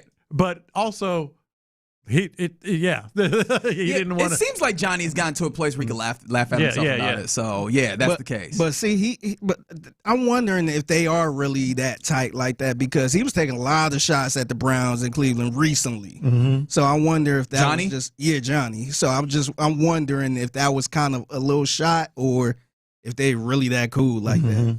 Honestly, I thought it might be a shot. Like usually, obviously, offensive linemen do a great job of bonding with their quarterbacks. That's a one that's necessary.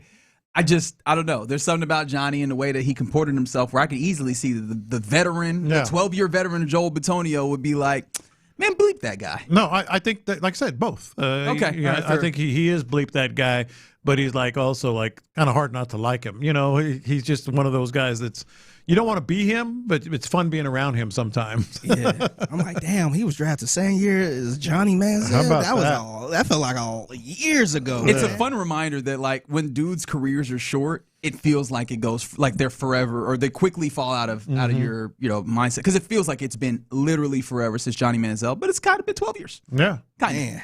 That's wild. Shows you how fast 12 years goes by. Yeah, buddy. All right, you're in the loop here on Sports Radio 610. Coming up next, we get ready to hand things off to the fellas of the Drive. World Cup getting ready to kick off once the Drive takes over as well. And this got me thinking, who are the Texans of this World Cup? Let's find the Houston equivalents next. Something about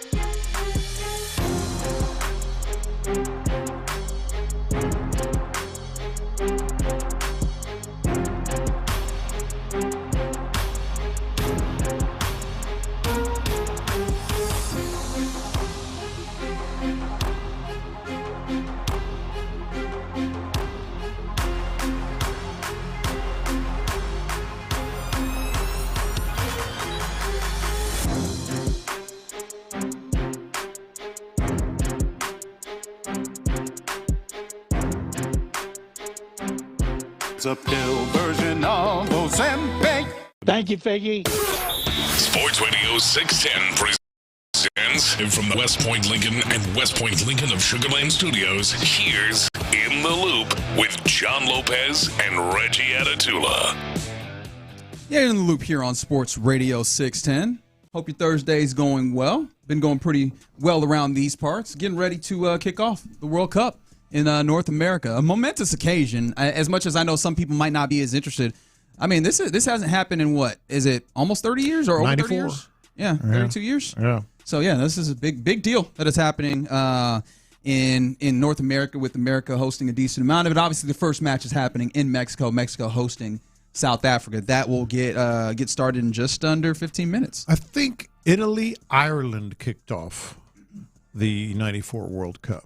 Okay. Yeah, I remember that one. What did you have for breakfast today? I don't know. Okay, very good. Just to figure that. What was you doing in 1994? I was at the Italy-Ireland game. Reggie, what was you doing in 1994? I was probably eating some sweet potatoes mashed up, something like that. I can't imagine. I was 2 years of age. So, Yeah. I was in first grade. 1-0. No big deal. I was at this game. Yeah, it was in the Meadowlands. Look at that. Look at that. So we'll kind of get into some of the World Cup stuff here as we're getting ready to tip it off. I did see. I don't know. Did you see this news in the world of the NFL? Did you see that the Broncos gave Sean Payton a new contract? I did. A 5-year contract the Broncos did with Sean Payton. And I found this interesting for a number of reasons. One, obviously, as we bring it back home, is that the Houston Texans, the Broncos, and Sean Payton has done a great job already with the Broncos, taking them and making them a team that you have to contend with. Interestingly enough, as an offensive mind, having a really, really good defense, right? Yeah. The question I have is, Sean Payton he stayed with the New Orleans Saints for a good amount of time. Ain't he one of those dudes that's hard to get along with, though? He can be, but he's also can be very, very engaging. Really a great personality when he wants to be. He's almost like a college football coach. Like, you know how some of them can be like real surly and all that, and then all of a sudden they can turn on that charm. That's what Sean Payton has always struck me as. 1 to 5, the 1 being not at all, 5 being very much so. The amount of problems that can be caused by Sean Payton getting another 5-year extension with the Denver Broncos for your Texans. Oh, I think it's pretty high. I'm going to say 3.5, 4. Okay, 4 is fair. This is the thing, is like clearly schematic advantage is there, right? He's going to build an offense that works. It seems like they're locking in on Bo Nix, though, so I do wonder how much that caps whatever they're going to do offensively. But with all due respect, and I have to understand my biases here, Bo Nix has executed their offense pretty well to this point. He has. He absolutely has. And the other interesting thing about Sean Payton is clearly the Texans got it right when they hired DeMeco Ryans, but the other big candidate was Sean Payton. Yeah. So for the Texans job. So maybe that would have also been they right couldn't have gone wrong. Yeah, maybe so. They couldn't have gone wrong. But I also, again, I keep bringing back the idea of, hey, man, that it seems to be problematic at times with getting along with folks, which I know sometimes that can make things go. Also, then what the hell was the Davis Webb thing? You remember this offseason when Davis Webb was getting all these job offers, and then ultimately the Broncos give him play calling duties in order for him to stay? I thought that maybe that was a move that the Broncos made with Sean Payton, a older coach. I don't want to call him like just flatly old, but an older coach respectively. And maybe this was some level of you are the coach in waiting. Then the coach that's there gets a 5-year extension. What the hell is that about? Yeah, I'm not exactly sure. I think, maybe ultimately coach in waiting, but I think with Davis Webb, I think Sean Payton has kind of transformed himself a little bit. He doesn't just have his nose in the play sheet all the time, as he did in New Orleans.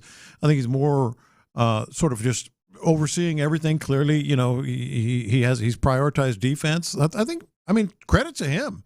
Yeah, teaching the old dog new tricks, right? Is that what's happening here? Yeah. Maybe so, but I'm not gonna lie. Just off of the history that we have there, this all feels funny enough and fishy enough that I wonder if this actually ends up remaining a big issue for the Texans. I could easily be wrong, right? Clearly, good results have been there, and they've done some things to kind of solidify their coaching staff so that you have some continuity. Yeah, it just feels funny to me, and I can't really explain why that is. I think it's because it's Sean Payton, and he's just a polarizing kind of guy. And you wonder just how much it's sustainable. Maybe part of it is what do you think about Bo Nix as well? Yeah, and I'm also lower on Bo Nix, and I probably should be based off of what he's displayed already. We'll see. We'll see if that ultimately displays itself, because that is, I mean, when we're talking about defenses in the league that are comparable to the Texans, I know that there's some people in the league or covering the league that will call the Texans the best defense out there, and there are others that won't. The defenses that you're contending with are probably like the Seahawks, the Broncos, who else?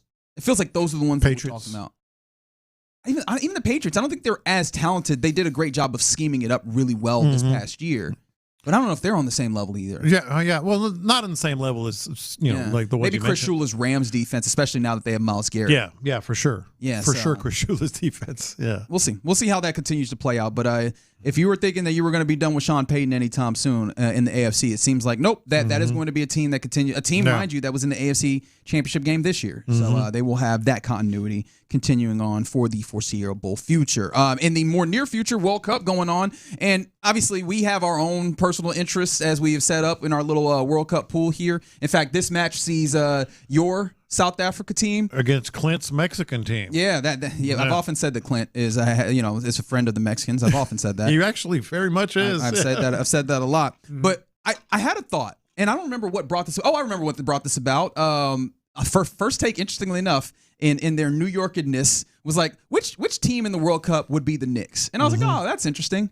But which team would be the Texans is a question that I asked myself. And I think in order to do this, we have to start by identifying what are the biggest qualities that we think of when we think of the Houston Texans.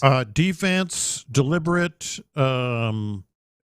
Obviously, they're a team that is at a very high level.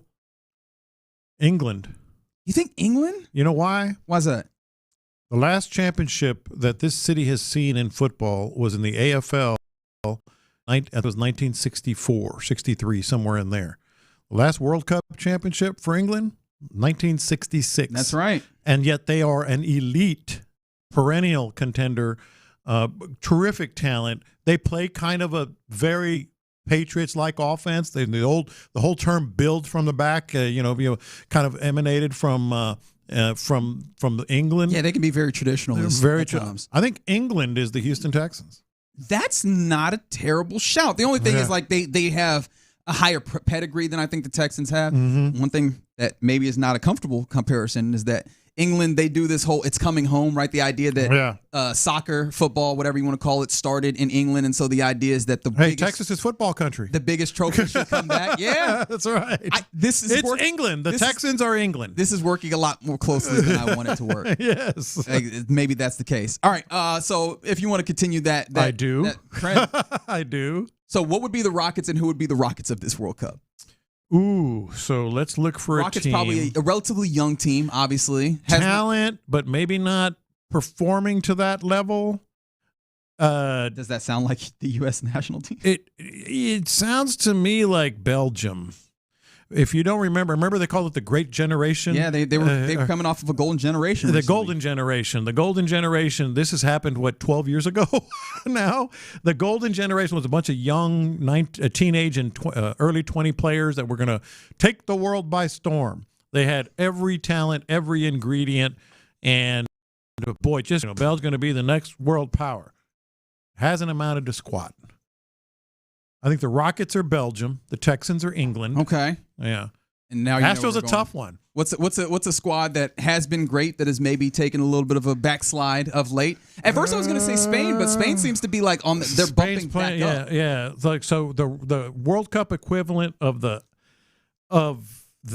Astros. I'm looking. There's got to be a team that's just staring me square in the face. That has to be a superpower, but certainly falling back. Maybe Argentina. But Argentina just won the World Cup. The Astros just won one in 22. Same years. Yeah. Same years. Yeah. Maybe Argentina. So Argentina's still a favorite here this year, though. Some people say the Astros are contenders, and we know better than both. All right. We don't have to do that. Astros are Argentina. Texans are England. And the Rockets are Belgium is who Belgium. You said. Belgium. Astros not Brazil? Astros are not. Brazil's still. Brazil's still nice with it. Brazil is still nice with it. That's the only thing is Brazil's still nice with it. But let's play who is the USA. Clearly they don't have the creative closers on the forward line like they should. Honestly, I was going to maybe say, well, the thing like about they don't have that superstar. But they're pretty good, and they're very well. Christian coached. Pulisic is who is viewed as their superstar right now. But he's not. He can't compare with. He came through camps. I don't even know what that means, Sean. No, he's not. He didn't learn it on the streets. Oh, wow. He didn't learn it on the streets. That felt coded. I'm not going to lie. That one felt coded as hey, if it sounds coded, it probably is. It probably is. But you get what I mean? Like these guys from Argentina and Brazil, they didn't start out and going to camps and travel ball. But he did. But I mean, he's gotten pretty good. He's playing. He's very good. He's pretty high in Europe. And honestly, this is a generation of a team in the United States men's national team where they've got a lot of talent that are playing in high places in Europe and some of the biggest leagues. You just wonder, are they cohesive enough? Can they put this all the talent that they have together in a way that actually wins, or are they just kind of building talent up in a way that does not come together? Which honestly feels a little Rocketish, right? It's like, hey, you've got a lot of young talent. Is it actually going to come together as a really good basketball team, or is it just the theory of young talent? With the coach who you wonder if he has all of his stuff together, if he knows exactly how you have to play to win. Actually, I've talked myself into the men's national team being the Rockets in a weird way. I don't know. Maybe that's the case. Either way, if you want to watch any of these, Mexico. Are they going to tip off or what? They are going to kick here. Kickoff. They're going to kick off here in a second. They're going to tip off. Before we do that, though, if you want to see this Mexican team take on South Korea and watch it amongst like-minded folks, you want to call in right now. Caller number 5 right now to 713-572-4610 will win a pair of passes to see Mexico and South Korea take on each other. So yeah, it'll be 2 passes. T-Mill's working it over there. Shell Energy Stadium is your destination for international matchups, live music, live viewings, and more. All part of the Houston Dynamo soccer celebration that is presented by Kroger, Houston's home for the World's game. Also, all right, Clint. Appreciation to DNM Auto Lease for the cross talk. It's the fellas. You got to learn how to say El Tri. L3. There you go. He's right. He already knows it. What you mean? Come on, man. Only white guy on the All-Star team, and 12-year-old, man. 11 and 12-year-old, I believe. Yeah? L3. L3. L3, yes. L3. You right in there. I tell you, I can hit you. You got is dump butt working? Actually, I'm not sure right now. I'll give you the extent of my Spanish. Oh, I don't know if that was the way they're we all should go. curse words. Hey, man, just let y'all know, man, we ain't got no dump butt. I'm pretty sure we just got an email about this. We got to be careful around these parts. Fellas, how you doing on this Thursday? Good. Hey, man, pretty good. Good. All my Mexican brothers and sisters, we're fixing to pull this game out, man. Go get us a win in the first round, baby. Man. Yeah. Let's get it done. You got to start with 1. You damn right. Got to start with and 1. my top team needs a dub. That is your top team, isn't it? That is your top team. Yeah, absolutely. I think they'll get it for you. I think they'll get it for you here. Man, they are putting this close. Mexico's a tier 1 team? Yeah. That's why I was a little surprised. They're lower tier 1. So is my guys. I had Belgium. They're lower tier 1. Yeah, they got talent. We'll see if they can pull. I mean, they should get this one. I got England too. That's my tier 1. That's Mexico must be my tier 2. England is the Houston Texans. All right. Okay. That makes more sense. Yeah. Okay, I was gonna say Mexico's. Yeah, they're my tier 2 team. I guess. Yeah. They feel whatever the United States is in, they feel like they're in that. Still, I don't care what tier we're in. Get the dubs, huh? Get the dub. You got a squad. You really do have a good squad. The 7th best. According to John Lowe. In the loop. What does John know? No, I ain't put my stamp on he that. did the rankings? I'll wear that by himself. I'll wear it. I like it. I know what I'm talking about. I like it. If I had one of them jerseys right there, I'd wear it. They're cool. They're sweet jerseys. Yeah. No, they definitely have good looks there. The question I asked John a little while ago. I'm talking about the Mexico jersey. Yeah. Specifically. For sure. No, they really are. They look really good. They usually have some good looking stuff. It's really a shame that they have not been able to live up to that quite of late. But I was asking John this as we wrap up minicamp today. First and foremost, I was surprised that they actually got out and did something today. But what is like the predominant thing that you think about when it comes to OTAs and minicamps for this Texans through this stretch? Well, I got a little countdown going on. Oh yeah. Here we'll back into what are the biggest stories coming out of camp are. I think for me, it's Jalen Noel, and now Jalen Noel was it going in and then coming out as well. But now Cade Stover as well. I think the weapons are a big question mark for me. I don't know that I'm as sold that Higgins is as improved and as he was. I'm not sure that I'm sold that the just sheer explosiveness, twitch, change of direction, that next level of. I'm not real sure that they've got enough of that. But you keep Brevin Jordan healthy, we know what he can do. I think Cade Stover looks like a totally different guy to me. Does he? I can't wait till y'all see it to just see him. Am I crazy? I didn't even know who it was. Different number. Yeah, he's not wearing the high top Jordan 1 shoes. He looks like he's completely changed his body. But I'm anxious for y'all to see it, to see if am I crazy or does it look like he has just completely changed the game? That's very interesting to me. Because honestly, I was in a place where I was putting Cade Stover as odd man out in that tight end. So were we. That's what sparked the conversation. Was like, man, we felt like he might be the odd man out if everybody stays healthy. Mm-hmm. But then when you go watch, not that he may still be the odd man out, but when you watch him, there's a different twitch and speed and in and out of breaks than I've seen from Cade Stover for 2 years. Mm-hmm. It might be getting out of them Jordan 1s, as you know. Those are the most uncomfortable of them J's, man. They're borderline Army boots now. They ain't no doubt about it. But a big tight end can get away with it. But you watch him next to Foster Moreau. Foster Moreau's a big stiffer, high top wearing. And then I'm telling you, it just. Cade Stover, keep that. Let me know what y'all think when y'all see it. I like that. I'm excited about that, and to hear the rest of your takeaways from training, from OTAs and minicamp. Excited for the entirety of the program, gentlemen. John Lopez, I'll catch you tomorrow for a U.S. Men's National Team Friday. Yes, sir. For the time being, though, you're listening to KLTM, KLTFM HD2 Houston and an Odyssey Sports Station. Appreciation again to DNM Auto Leasing for the crosstalk. But right now, the drive is live. It is live, and we appreciate you however you're taking us in. I just want to say right now, Clinton Tyler, I'm in a fight. I'm in a fight for my life with those donuts. Don't do it. Next 4 hours. I don't want to do it. I've had a really good week. I brought some ice-cold watermelon. Did you bring enough for me?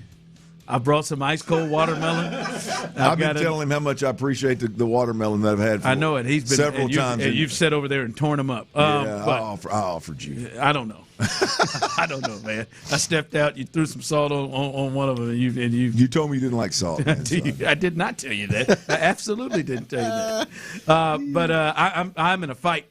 Just to let you know, in our lounge, our kitchen area, there are roughly 2 boxes. I've counted.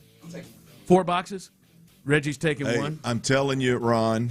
There are 4 boxes in there, and there are donuts. And I got my. There is a donut with white and sprinkles. There's another one with pink and sprinkles. Those are tough for me to bypass. I don't really care about the ones with the little soccer balls on them. There's some cookies as well in a.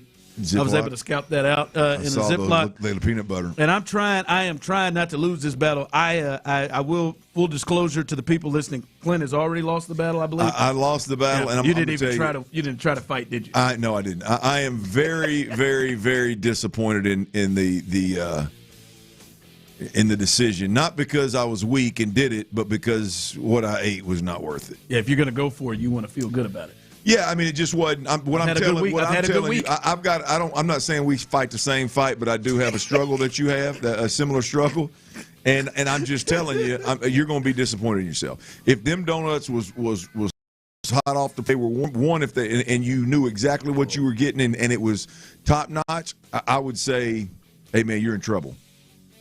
I'm telling you right now, get it out of your mind. You're going to be disappointed. Borderline stale. Really? Cold, obviously. Taste was not. It was very disappointing. Very, very disappointing. Dry. Just steer clear, man. I'm just saying. Listen, I'm going to try.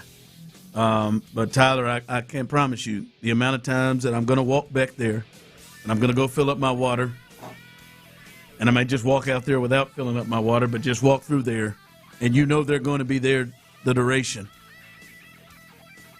And I know that I can do this and get away with it without any of you knowing. I can go and grab one real quick. You'll come in here with that icing in your beard. Don't worry. It won't get in the beard. I'm good. I'm good.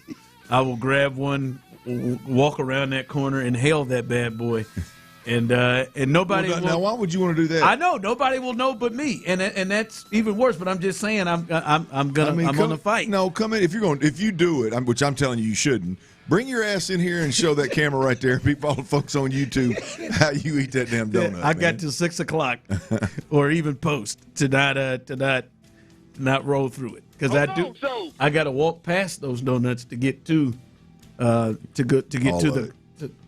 watermelon. Everything. You got to walk past to go to the bathroom. You got to walk past to get to the fridge. You got to walk past to get to the coffee, the ice maker. You got all of it.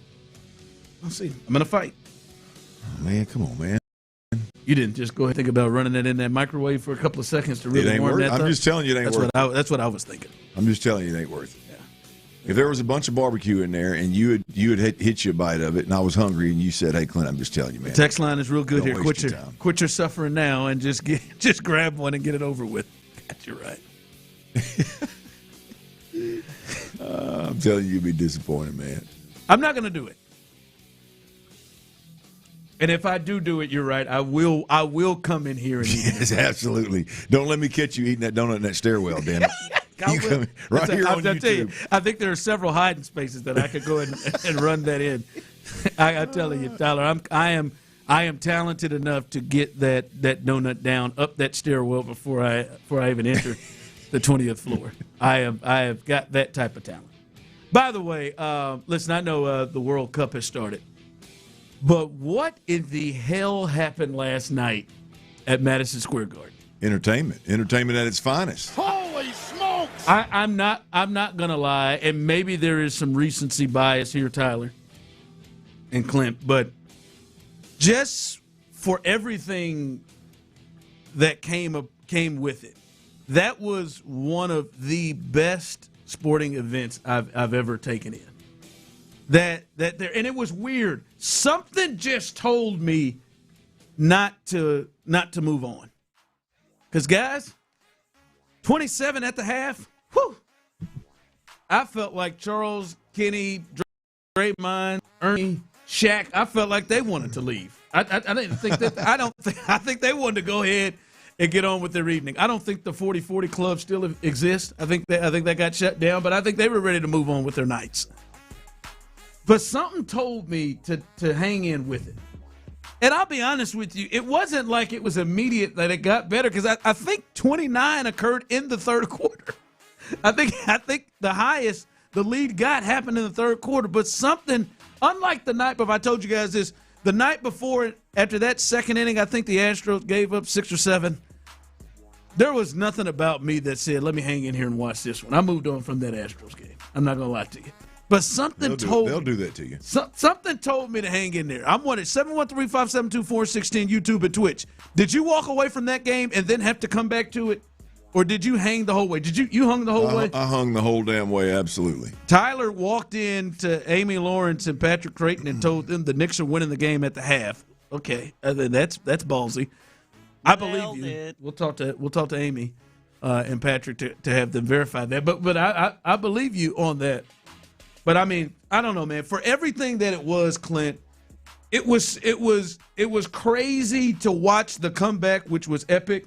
But then to have like, oh look, there's Nas who's losing it like I am in my living room. Yeah. Look, there is Taylor and the Law and Order lady jumping up in each other's arms together. There's where Adam Sandler come from? Where like and again, I don't know what's going on with Ben Stiller. Ben Stiller just all of a sudden became 65. He just looks old as hell, and his eyes are so focused. I don't know what he is. I mean, if you'd have told me that he is banging out Adderall before he's going into the game, I would believe you. I don't know if he is, but he just looks super wired and focused the entire time. Him and Carmelo Anthony going over strategy in between times. The whole Jerry Seinfeld out of nowhere, Larry David losing his mind, everybody, all of that made that feel so different. I thought John Starks was going to get on the floor. Yeah, I thought John. I thought Pat was going to hold him back. Who is is that who it is? Who is the person on the baseline? That's fan. That's is that John him Starks. running up? Yes. He's sitting next to Patrick Ewing down there. Is that who that is? Yes. I'm like, man, that guy's gonna get ejected from the game. He is running up, calling. Yeah, like he would flash in like game action. Yes, he would flash inside the TV. Oh, yes. okay. I did not know that was John Stark. Yes. I don't know, man. That was all of that. Like you can't Terrell get. Sprewell was back there, I believe. Yeah, they got a whole row of them. Charles Oakley not allowed, but they got a whole row of those guys. I thought Bernard King. I thought he was going to die right there when Josh Hart missed that layup. They showed that replay. He slid down. His hat fell off. I thought we had lost Larry David at some point, but all of that came about. Like you would just look up and just see people. Again, I was like, when have you ever in my life did you have in your bingo card? Nas is gonna walk over there and give Taylor Swift a high five at some point in this game. Didn't know it was gonna happen. I didn't even know Nas was there. It was something I'd never seen before. Yeah, it was wild. It was exactly what when we talked about this series before it started, Madison Square Garden, the Knicks. Especially after winning game 1 and game 2, you knew that the Garden was going to be off the charts. And to your point, it's even bigger and better than I ever expected it would be. That was impressive. Can I make one observation here? How old is Taylor? Oh God, her and Travis are the same age, so 36 maybe. And look, I know she's made a boatload of money being a teeny bopper and appealing to the teeny bopper crowd. 36. But I'll tell you this, she needs Travis a lot more than I thought she did. What? What was wrong with Taylor last night? The cool factor is zero without Travis. Look, I'm just sporting. If she's going to do sporting events, what was wrong with? She had the Stevie Nicks. They all came out with Knicks. The whole thing was wrong. The worst part. The close-ups weren't bad. The worst part is when I finally found where they were on the sideline when the camera's up high, and you could see how silly they were acting, like during the game, like during play. I'm like, what are we, 12? Like literally, like 3 women standing there, and the one in the middle is like doing some kind of shimmy dance, like in front and shimmy dance, and everybody else high laughs and high fives and during the game. I'm like, what are we doing? She needs. It had a few. No, it don't. Did you see the video of her and like super weird, like her little t-shirt friends, and then there was like 14 or 15 other little different t-shirts, obviously in the back somewhere, and they were all just like jumping up and down. And they're all watching her. She's clearly just having a good time, but all the other ones are, and it's grown women. And I'm like, this is weird. Like, she is so much more cool when Travis is with. That's the deal. I'm not. Look, Taylor can do what Taylor wants to. Her cool factor. I mean, there is zero cool about her last night. Nothing. Other than her being there. I tell you, I did not have a take on Taylor's the whole time. Taylor's her performance of watching last night on the bingo card. You know how much more cool she is when she's sitting next to Travis Kelce and he's chugging a beer? You know how much more cool she is? That last night was annoying as hell. I thought it was pretty cool. Her jumping up in the arms with the Law and Order. I didn't realize that was long until the end. She had a shirt on too. I saw her run out there and hug OG. Apparently security is not stopping her. No, she's walking and she's hugging. She hugged OG like 30 seconds after the shot. He tipped it in. That's when I realized who it was that she was with. But I'm just like, come on, man, get your ass off the court, man. Real quick, let me get your thoughts. What the hell are you doing? Let's get off Taylor. Let me get your thoughts on the game because I have some too. 713-572-4610. YouTube and Twitch, jump in on this. Was that more Spurs than Knicks for you last night? Spurs, and that's no. I don't want to discredit the Knicks. That was a hell of a. I think it was a hell of a shift for me. Like it was to me personally. It felt like in the first half they came out and did what a lot of us expected one of them to do. They all wanted to try to be the most physical guy on the floor, and they played. And I said it before. I think the Spurs are a much better roughhousing team. They handle it better. Hell, their head coach even said we focus on in those moments being, making sound decisions and yada yada yada. They tried to match that physicality. Not even match it, but just And I think they got out of sort. I don't know if Carl was trying to, but he sure picked. I think they all tried to, and it's one of those where it bit them in the ass. Now at the same time, the Spurs got crazy hot and sunk more threes than anybody's ever sunk in a half of basketball, in finals basketball. So that helped. I thought that was probably a bad time for Mitchell Robinson to pick up his receipt there. When Mitchell came down 17. When Mitchell came down with the elbow right, he jarred him right to the face. That probably wasn't the best time. It was. To me, it was about the Spurs in the second half with a damn near 30-point lead. I thought they came out, and I thought the whole second half was well, I shouldn't say the whole. I think the fourth quarter was played pissy poor. I thought it was coached piss poor. Fox was awful. Terrible. He's on the floor a good chunk of the time because you've got a 30-point lead, I think, and you need an experienced point guard out there that can handle the rock, and he turns it over. He doesn't control the pace. He looked intimidated when that game started getting tighter. He was bad. They got cold. They didn't hit the shot. They got three happy after having that first half. But yeah, to me it boiled down to that right there. Talking about Fox, it boiled down to one team had a dude that was handling the ball every time down the floor that has ice water in his veins and is a straight assassin. The other one had a dude that was turning the ball over, let his team just continue to jack up shots, and to me he was pissy poor. So it was the Spurs for me that gave up that damn lead. Yeah, I think Victor might want to grab a couple of some of the blame when it comes to that as well. 4 for 18 after he told Mitchell Robinson he was in his head. 4 for 18, missing free throws, and struggling in a lot of ways. I tend to agree with you. The Spurs, like when you're down 29 in the second half, you obviously are going to need the other team to help you. Oh yeah, you're going to need the other team to help you. And you got to be damn near perfect. But they were. I will, and it was weird because it wasn't like a huge run. It was methodical. It was slowly getting. You look up and you're like, damn, they're still down by 15 in the fourth. Okay, they're still down by double digits here with 9 minutes left, with 10 minutes left. It was methodical, and as I said, I agree with you. It's about the Spurs, but one thing with the Knicks, Clint, is for them, man. It had to feel. I'm not sure it's accurate, but it had to feel everything was going against them.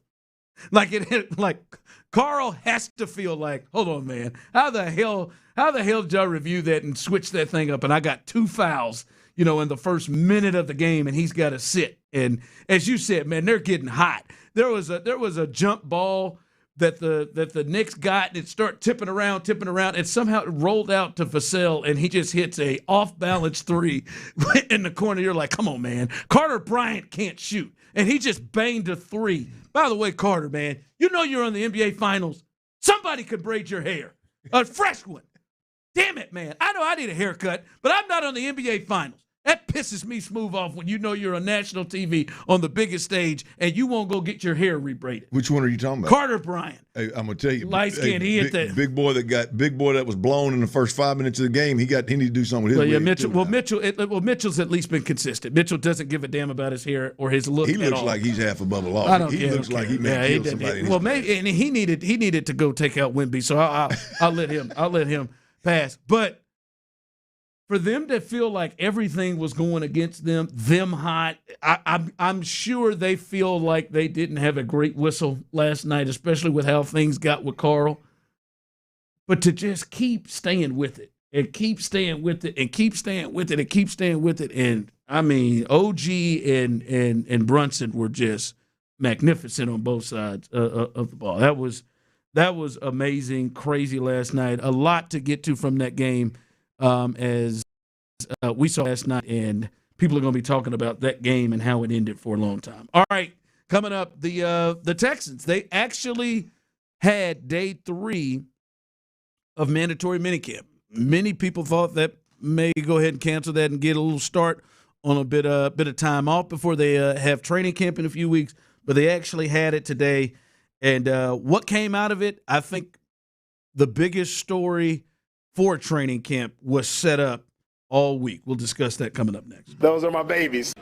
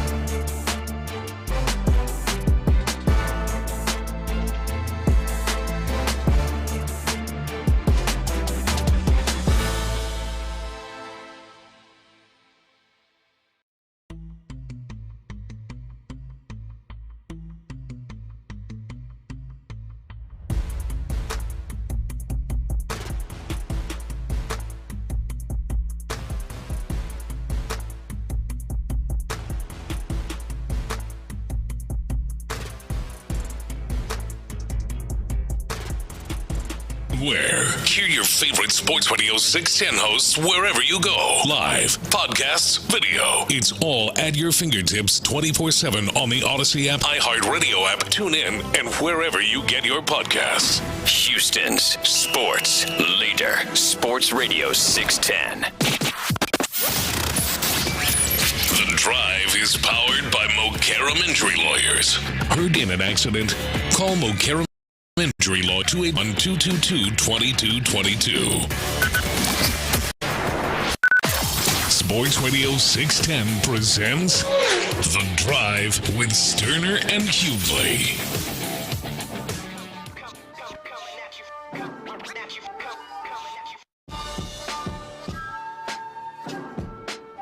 Text line coming in.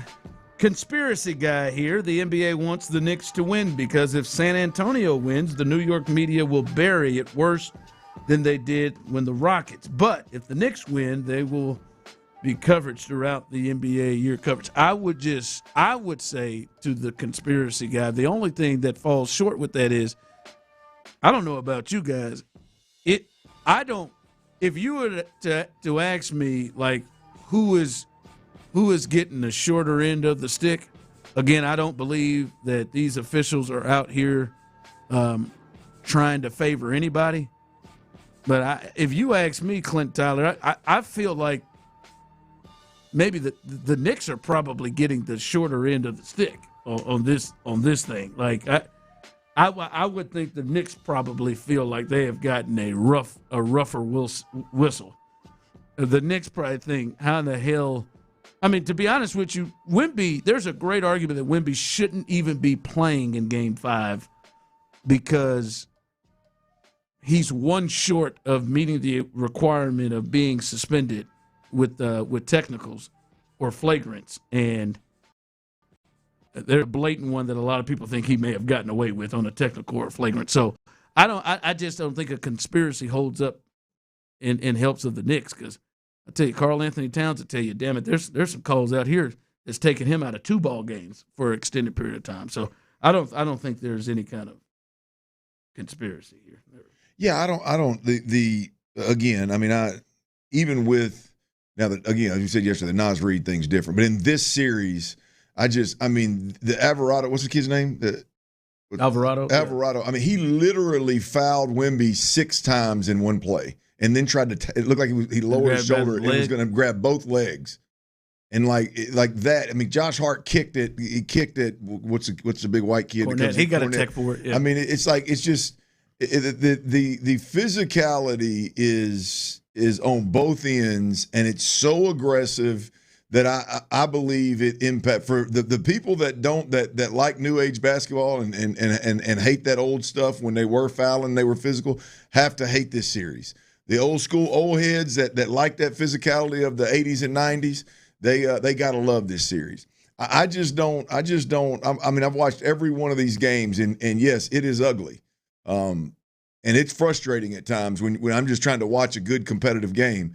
But I don't.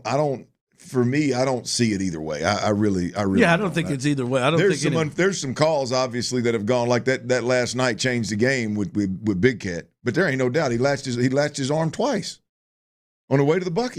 I mean, I don't know. Like it is what it is. You got they're all fouling and several of them have got caught with their hand in a cookie jar, and you just we gotta live with it. I don't. I've watched them all. I don't see it one way or the other for me personally. Yeah, no, I don't. Yeah, I don't think there's any conspiracy here. I don't think there's not anything walking away from like, God, dog, the Spurs just absolutely got hosed right there. I don't think they're favoring the Knicks. I think there are some people who think that. I don't think they're favoring the Knicks. All right, Clint, before we get to coming out of mandatory minicamp, I just want to first say shout out to D'Amico Ryans. I feel like, to me, he may be setting the tone. Clint, the fact that they even came out and went through the process of, I'm certain you know better than I do, they have meetings throughout the day, even before they get mental reps, even before they get out on the practice field. Yep. For him to, which a lot of people, Reggie and John were speculating, and they said it right before, that they were surprised they actually practiced. A lot of teams let them go on the last day of mandatory minicamp. Hell, I think I just read where McVay they didn't even have a minicamp. I didn't have one. Okay. Or was he just talking about the last day? I thought I saw. I think, I'm certain the Texans have done it before, right? Yeah. Under D'Amico, where they've let them go. They've let them go hard, 2 days. I think Okolie even let them go. Yeah, on that hard 2 days.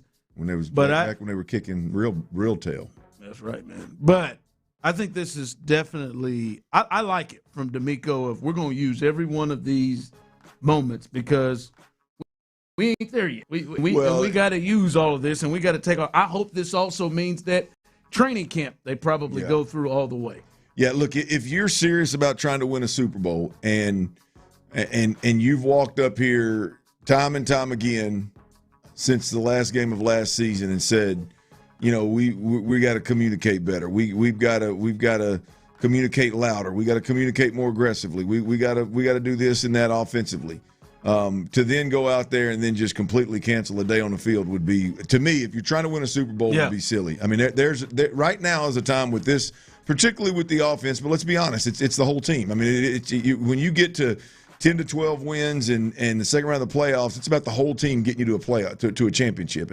And so to me, you're in a spot where if you're serious about winning championships, you need to take advantage of these kind of opportunities. And so, I salute the hell out of D'Amico for keeping them boys out there and at least going through a walkthrough practice when you have everybody in town and everybody participate.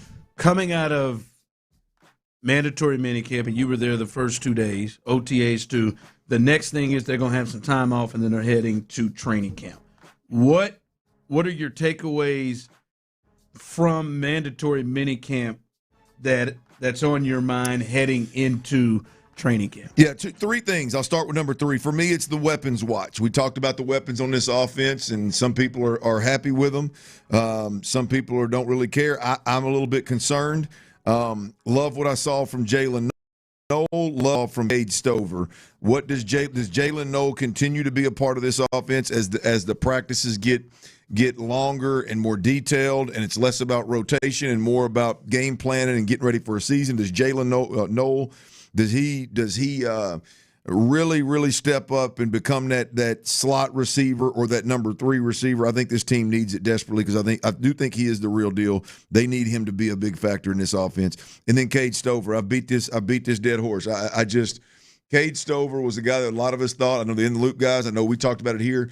Thought that he would probably be if everybody stayed healthy, he would probably be the odd man out in that tight end room. I don't know if that's the case. I think he appears to be a different kind of player, stylistically, do some things a little bit different.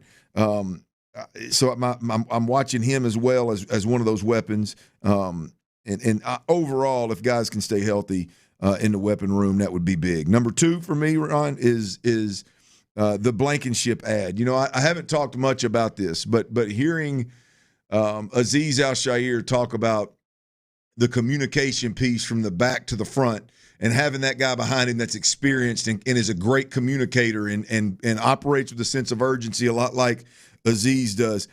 We talk about this defense getting better, and a lot of time that's talking about personnel. But the reality is that Blankenship piece being added at the safety position could be absolutely huge in the sense of minimizing the few mistakes that this defense makes, getting guys in the right position. It'll be huge if you ever lose Azeez Al-Shaair piece that's on the roof, essentially looking down on everybody and getting everybody in place. So I think that could end up being a big piece. And then number 1, the biggest story I think coming out of training camp and obviously moving forward is that center position, the centerpiece. Right? Yeah. Is that's the one there. Is it Evan Brown? Is it Jake Andrews? Is it the first round draft pick Keelan Rutledge? What ends up happening there? What's that rotation look like? Does one of those guys settle in and start getting all the first team reps? That's going to be a monster decision for whoever has to make it up front. By the way, Andrews and Rutledge were kind of getting a lot of the run at the center spot today, with Andrews rolling with the ones again at the center spot. Yesterday, Evan Brown was running with the ones at the center spot while Rutledge was playing left guard. But today it was Ursery, Teller, Andrews, Ingram, and Trent Brown as that one offensive line. All right, coming up as we continue right here, the Astros, they lose a series that they just can't afford to lose right now. They lose a series to the Angels in extras last night. We'll discuss that, and this may be something that's tough to hear, but we got to talk about it. We'll do that next. Fielder's Choice Sports Construction. Over 25 years of experience in the game, over 600 sports fields built.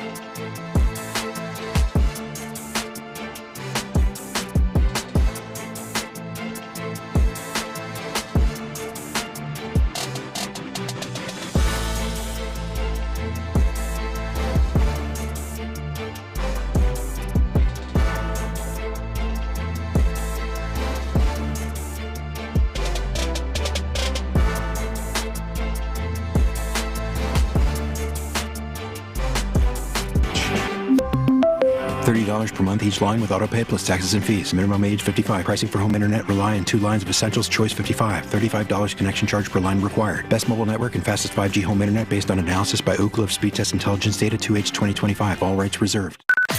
Sports Radio 610 presents The Drive with Stoerner and Hughley.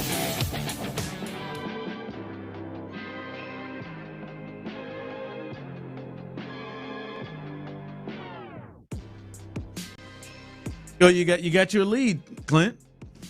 I know, man. All I do is win, baby. All I do. Yeah, that's it. Looks like Mexico, baby. All my Mexican brothers and sisters out there. Here we go, baby. Seriously, what do you think? In the green, in the lead, you think, at home. You think Reggie and Lopez have gone somewhere and they are like really watching? You think they're really jazzed up about this one? Like right now, no. They drove home really quickly. You don't think so? No. I think they got in their car, flew home. Reggie took a box of donuts. He said he was taking one. A box? He said he was taking a box. Took a box of donuts, drove it home, and he is eating his donuts and watching it. That's how I believe it. I don't know if I buy it. I don't know if I buy it. The way that they speak of it, especially Reggie, it feels like how I handle the NCAA tournament. That's the way it feels like for them. That Thursday of the NCAA tournament, there are multiple times I've thought about calling out. Luckily, I have a job where I can just sit and watch it. You can just put it on the TV right there. I have called out previous jobs. Hell, you faked pink eye in third grade. I did. I didn't. I ended up. You gave yourself pink eye in giving third myself grade. some version of it. Yeah, so that's the level of sicko that you are. Yeah, but that's what they seem like, and I recorded it in its entirety. Is what I have done. Yep. Nope. Just got from an anonymous source. Reggie is still at the station watching the game lounge, standing in front of a full screen. Anonymous source. Just just text me. There's still cameras are still rolling. Yeah. If you're in the building, cameras are still rolling. Yeah. See you. I got you. Yeah. All right. Last night, fellas, the Astros lose that series and lose the game to the Angels. And now they got Mike Trout hot. He hit him a home run last night because of you, Tyler. But get him while you can. But they lose last night. And first off, they just right now where they are, they just cannot afford to lose. They get the Angels, they got to win the series. I'm not telling you got to sweep them, but they got to win the series against the Angels. The Angels, after the series, they're 27-42. Still, they have the worst record in the American League, even after. But the Astros now 31-39, and they've dropped to 5.5 out of first behind the Mariners and 3.5 in the wild card. And they got the day off today, and they'll head to Kansas City to play the Royals, who've also struggled this year. But Clint, it is tough to lose games to teams like that and waste one of Pete Lambert's best outings. 6 1/3. He most likely only came out because the comebacker hit him in his hand, and they took him out there. But 6 1/3, 5 hits, 2 earned. They gave up 2 home runs, but they were solo shots. 6 Ks, no walks. You play the Angels, and Pete Lambert gets you. I'm sorry, Tyler. Big Pete Lambert you an out in the 7th and goes that long and only gives up 2 runs and gives you a quality start. You got to beat the Angels. You got to beat the damn Angels, and that is just unfortunate right now that they've lost a game to a team like that. Yeah, it's unfortunate. I was spending my time watching. Obviously, the NBA Finals. Does anybody have anything stupid that Joe did? Did Joe do anything stupid that would piss me off? Well, I'm sure he did. I mean, if he set Jeremy Pena right off the bat. There you go. And then Shea Whitcomb in the game. Which, by the way, Shea hit a bomb, no. So by the way, we are now at a spot where we rest guys, and if the game is interesting at the end, we'll play them at the end. We'll put them in the game and pinch hit them at the end of the game. So it's not really a rest day. It's just a if we don't need you day. Yeah, but that's a great point. I'm glad you brought that up. I didn't even need to watch the game to realize that. I mean, you are in a hole, and you got an opportunity against the A's, the Angels, and the Kansas City Royals. You got a chance to make up a little ground, and we're resting our starting shortstop. I mean, I thought he had rested enough. I thought he missed enough time. Well, but this is the kind of game where if you give Jeremy Pena 350 career hitter against that starting pitcher last night. By the way, great, appreciate that context, Tyler. So he got one at bat. Yes, they did score double figures. If you give him 3 more at bats, and you have that speed on the base pass, is there a chance you could have manual run? Absolutely. Yeah, but we keep operating like we are 8 games above at 500, and we're sitting there battling for the lead in the division, and the wild card is going to be a landing spot. That's how we operate. So I'm glad you brought that up. Didn't even need to watch the action to see that. Can I say something that's going to make some folks uncomfortable? Really, Tyler. The other day we were talking about what they need, and you guys both said pitching at the deadline if they're trading. I said a bat. A big reason why they need a bat, one, as Clint would say, they are down, struggling, and it seems like once or twice a week, one of the major bats are going to be out of the lineup due to rest. So that's one part of it. When you take one out, you take Pena out, the lineup looks different.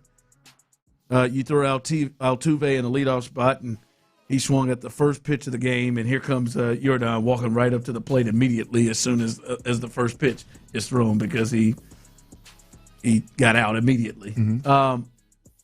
But I think a big reason why I think they need a bat, Clinton Tyler, is Jose Altuve is not the same hitter that he has been, and I'm sorry. And I'm not saying he's going to be pathetic, but you can't operate in the lineup with the mindset of the Jose Altuve that has been there. And I'm not talking about in his prime, but the last 2-3 years where he was an above hitter and player for your team. Right now, I mean, he is well below average when it comes to OPS. The average OPS is 710. He is at 684. His slash line of 232, 314, 370 with 5 homers and 13 RBIs. And I know there was an injury in there that has slowed him up. But, Clint, he is just not the same hitter that he has been. And I think they need help in the lineup because – and hell, even Paredes and Pena have not swung the bat, obviously, the way they did last year. They were both all-stars. But I just don't think you can depend on Jose Altuve. It feels like he's reached something where there's maybe at least a step back here from what we've been accustomed to. I mean, hell, he's 36. You knew that at some point was going to come about. I just think they need another proven bat behind it because I don't think you can just depend on, all right, we got Alvarez, we got Altuve, and we got Walker, we got Pena. Like, those guys can all carry you and give you enough offense. I think he's way too much closer right now than to the Cam Smith of the world than he is to the Jordan Alvarez. Well, the fact that you've got to rely on him in the leadoff hole is somewhat concerning, and with Carlos Correa out, obviously that shortens the lineup. Yep. With none of the young guys. Between Cam Smith, Jake Myers, none of those guys really stepping up and taking their game to the next level and establishing themselves as one of the kind of deal. So yeah, there's been some strain put on the Jose Altuve in this lineup. There's no give, whether it's injuries or young guys not stepping up. There's just no opportunity for Altuve. Altuve's got to be great. Altuve's got to be the Altuve that we've always had. There's not much of an opportunity for him to slow down a little bit, and so you're going to feel it when he does. Tyler, you think Altuve still has above average hitter in him? You think? Yeah, I do. Not saying he's going to win like any batting titles or that very top of the best we see in baseball, but I'd say he's slightly above average at this age and where he's at in his career. Yeah. I don't think we know. I think that injury was slowed him down quite a bit, and the sample size this year is too small for me right now. I don't think we really know, but it's just a matter of time. Clearly, Father Time is coming. Yeah. Now, I just because that was always the deal, right? Like all right, man, Alvarez, Altuve, and usually they had somebody else like Kyle Tucker or somebody like that. And this year it's Christian Walker. The way he is swinging the bat, you're like, all right. We can survive with that because we got three. I'd say from a hitting perspective, they seem like they always had three or four all-star level hitters, and Altuve was right in the middle of that. I mean, maybe he gets on a hot streak coming up here and towards the all-star break, but he's just not at the level where I think this line more help. He needs to be your 5-hole hitter, right? I mean, you know what I mean? Like that's ultimately where Altuve is right now. He needs to be your 5-hole hitter. And I think that's where he will be when they're not load managing everybody. The question is they're going to load manage everybody all the way to the end of the season. Yeah, and he needs to be your 5-hole hitter. And him being your 5-hole hitter is not the same coverage that you had years before to where you can afford to have Sugarland up there. That's right. I mean, he's your 5-hole hitter, but you also, your 5-hole hitter, can't afford to have guys that you normally would see in AAA, rolling behind him. There needs to be another guy there. Thank you for your high level of observation about Jose Captain Obvious. Well, I'm just saying, fool, that the reason why they need another bat is because he's fallen off. And are they going to do that? There are a lot of people around here who don't want to admit that he's fallen off. And your Captain Obvious ass, they're going to continue to run with him as he's one of their top bats. And the sad thing is he is. And one of your top bats is swinging it at a below average rate. He needs some help in that lineup. I appreciate that Captain Obvious part. That really stuck in with me. All right, coming up. We're heading to training camp after they get a little break here. And the story of his team in terms of how they're going to get where they need to get to is this offense. And, Clint, you have watched this offense for the last 2 days. We've heard about it. You've seen the changes they've made. And you can jump in on this, too, as well, 713-572-4610, YouTube and Twitch. How far away is this offense from making this a true Super Bowl contender? Do you think it's already there? That's fine, too. But how far away? Are they miles or are they close? We'll discuss that next. The Houston Dynamo soccer celebration is here, and we'll be right in the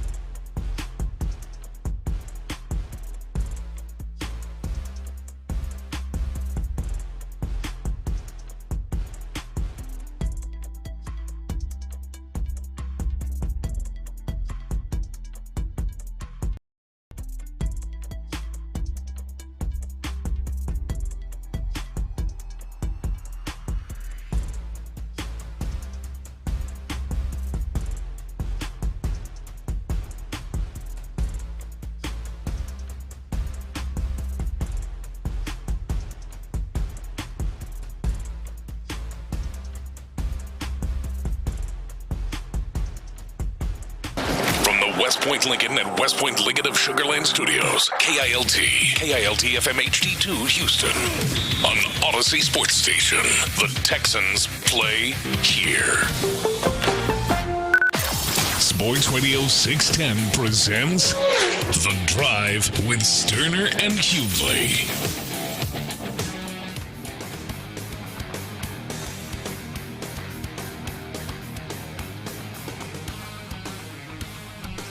One hour down, baby, as The Drive is live here on a Thursday. We appreciate you jumping in with us. You can be a part of the show with the text line 713-572-4610, like our guy Greg, like our guy Bill M. is every day. YouTube and Twitch, I see you, Jordan. I see you, Joseph. I see you, Magic. I see you, Rob. I see the whole crew out there. I see you, Joel, as always. Chewy. Come hang out with us. Be a part of the family as we do this every single day and enjoy having our thoughts and sharing our thoughts and get your thoughts as well on the show every single day. All right, Clint, you've been out there each and every day, at least the first 2 days of mandatory minicamp, and they seem to feel very, very happy what they've expressed, Clint, on where their offense is from OTAs and mandatory minicamp, and they seem to feel very excited. Dalton Schultz, he is one of those on this offense, and one of those players like you talk about, Trent Brown in this category as well. These guys really not robotic speakers. They speak their mind. They're one of the best, some of the best interviews. Where it feels like they're coming from their true feelings. Here is Dalton Schultz, the tight end, talking about things in year 2 of this offense. Personally, Kales he's a tight end guy, so he's always trying something. Like there's always little wrinkles. Like, hey, let's do this out of this formation. Let's try this out of this. Let's motion it. Like, so he's kind of always. I don't think he goes to bed without thinking about ball. Like I don't think he can turn it off. We're always coming in mixing stuff up. And he's really good about kind of letting us know that, hey, on this, let's do this different. So that's been fun, especially in OTAs where you can kind of get away with trying some of that. You got a little bit more time to spend on stuff like that. All right, there's Dalton Schultz, Clint, and this is the question: 713-572-4610, YouTube and Twitch. How far away is this offense to making this team a true Super Bowl contender? And the Super Bowl contenders. I think they're already there. That's fine, but how far away do you think they are? You heard Dalton Schultz there, Clint, last year in 2025. They were middle of the pack, right, in points per game. They scored 23, almost 24 a game, and they were 18th in total yards per game. They were able to cut down their sack numbers from 54 to 31. They were a better offense in some spaces than they were the year before. But Clint, better is okay. How far away do you think they are from what you've seen and what you've looked at with the changes they've made to be a true Super Bowl contender? Well, I have no idea. I haven't seen them, work anything other than just in sweats ultimately. So I don't know how far they are. I can tell you this: they're closer. When you look at just an additional year in the offense, you look at the ads that they did make. I like David Montgomery. I like David Montgomery a lot. I like Braden Smith, Wyatt Teller, Ed Ingram coming back. I like the moves that they've made. They are going to be better offensively. I don't think there's any ifs, ands, or buts about that. The question is how much better. The question is are they going to be able to run the football against some of the best defenses in the league when it matters the most? I'm not ready to go there yet. I think overall, 18 weeks, 17-game season, I think they'll statistically be better. I think they'll run for more yards per carry. I think they'll run the ball better again over a 17 games, 18-week season. I think the ball better and perform better inside the 10-yard line and in the red zone offense. I think they'll be better overall with that larger sample size, but that's just not where this team is at as I see it. I think this team is the measuring stick is where are you at relative to the best teams in football. Where are you at when you play some of the best defenses in football? And while I like the ads, I don't know that a straight power back is going to accomplish what you want to accomplish on the offensive side of the football. I don't know that Wyatt Teller and Braden Smith, some guys that are a little longer in the tooth, older, I don't know that they're going to move the needle that much to where you're one of the more physical football teams in all of football, not just through 17 weeks, but legitimately in all of football. I'm not there yet with this team. So Ron, I mean, I hate to straddle the fence, so to speak, but I don't. When you start talking about, you said they're closer. They're closer. I don't know how close they were light years away last year. I mean, last year we can talk about winning 9 straight. We can talk about getting to the second round again, and we can. I mean, that team did not strike fear in anybody. You knew at some last year's team, and we talked about it, Tyler, Clint. Last year's team, at some point, you knew, and maybe we didn't know it was going to hit the way it hit, but at some point you knew they're going to have to score some points, and this offense in some way is going to make it difficult to potentially hurt them on that, right? And now I didn't know it was going to result into, 5 interceptions and 2 fumbles over 2 games for C.J. Stroud and multiple turnovers also by the offense as a whole. But at some point you knew, boy, they're like it. They struggle there. Are they going to be able to win all of these 20-17 games? Are they going to be able to win these 14-10 games? Are they going to be able to pull, 3 out on the road to get to the Super Bowl with that offense? Yeah, when watching the offense, even during the span of winning 9 straight, it's still one of those where you watch and you're just like, I'm just not convinced that this is a Super Bowl caliber offense. And I'm saying that knowing that this offense, to be a Super Bowl caliber offense with this defense in your pocket, you don't have to be Pat Mahomes, you don't have to be Lamar Jackson, you don't have to be Josh Allen, you don't have to be Joe Burrow. In fact, you can't be Pat Mahomes. Pat Mahomes in 2023 had a great defense, and their offense wasn't near to what it was. I mean, that MVS was their best receiver at times, right? But they could make their offense good enough to go ahead and complement that defense that was really, really good. It just there's big moments that you just it's not. I'm a fan, man. My quality of life is better if they're winning. My week to week joy if I feel like we got a real chance to win a championship. And this offense I felt throughout, even through a 9-game win streak, I felt like this offense was going to bite us in the ass. This wasn't one that could turn it on and off at will and let the game dictate, kind of your pace and your aggressiveness. I just never felt that. And so I haven't seen enough, obviously, in 2 minicamp practices to go, oh, boy, well, I feel this much better. I think they're going to be better because of the people they signed. I just don't know how much better. 713-572-4610. How far away do you think this offense is with the parts they have, what we've seen? How far do you think they are away from being a Super Bowl contender? I'm not going to lie to you, Tyler. It's weird. I think they're far. I think they're close, and I think they have what they need to have in the building to be close, yet I think they're far.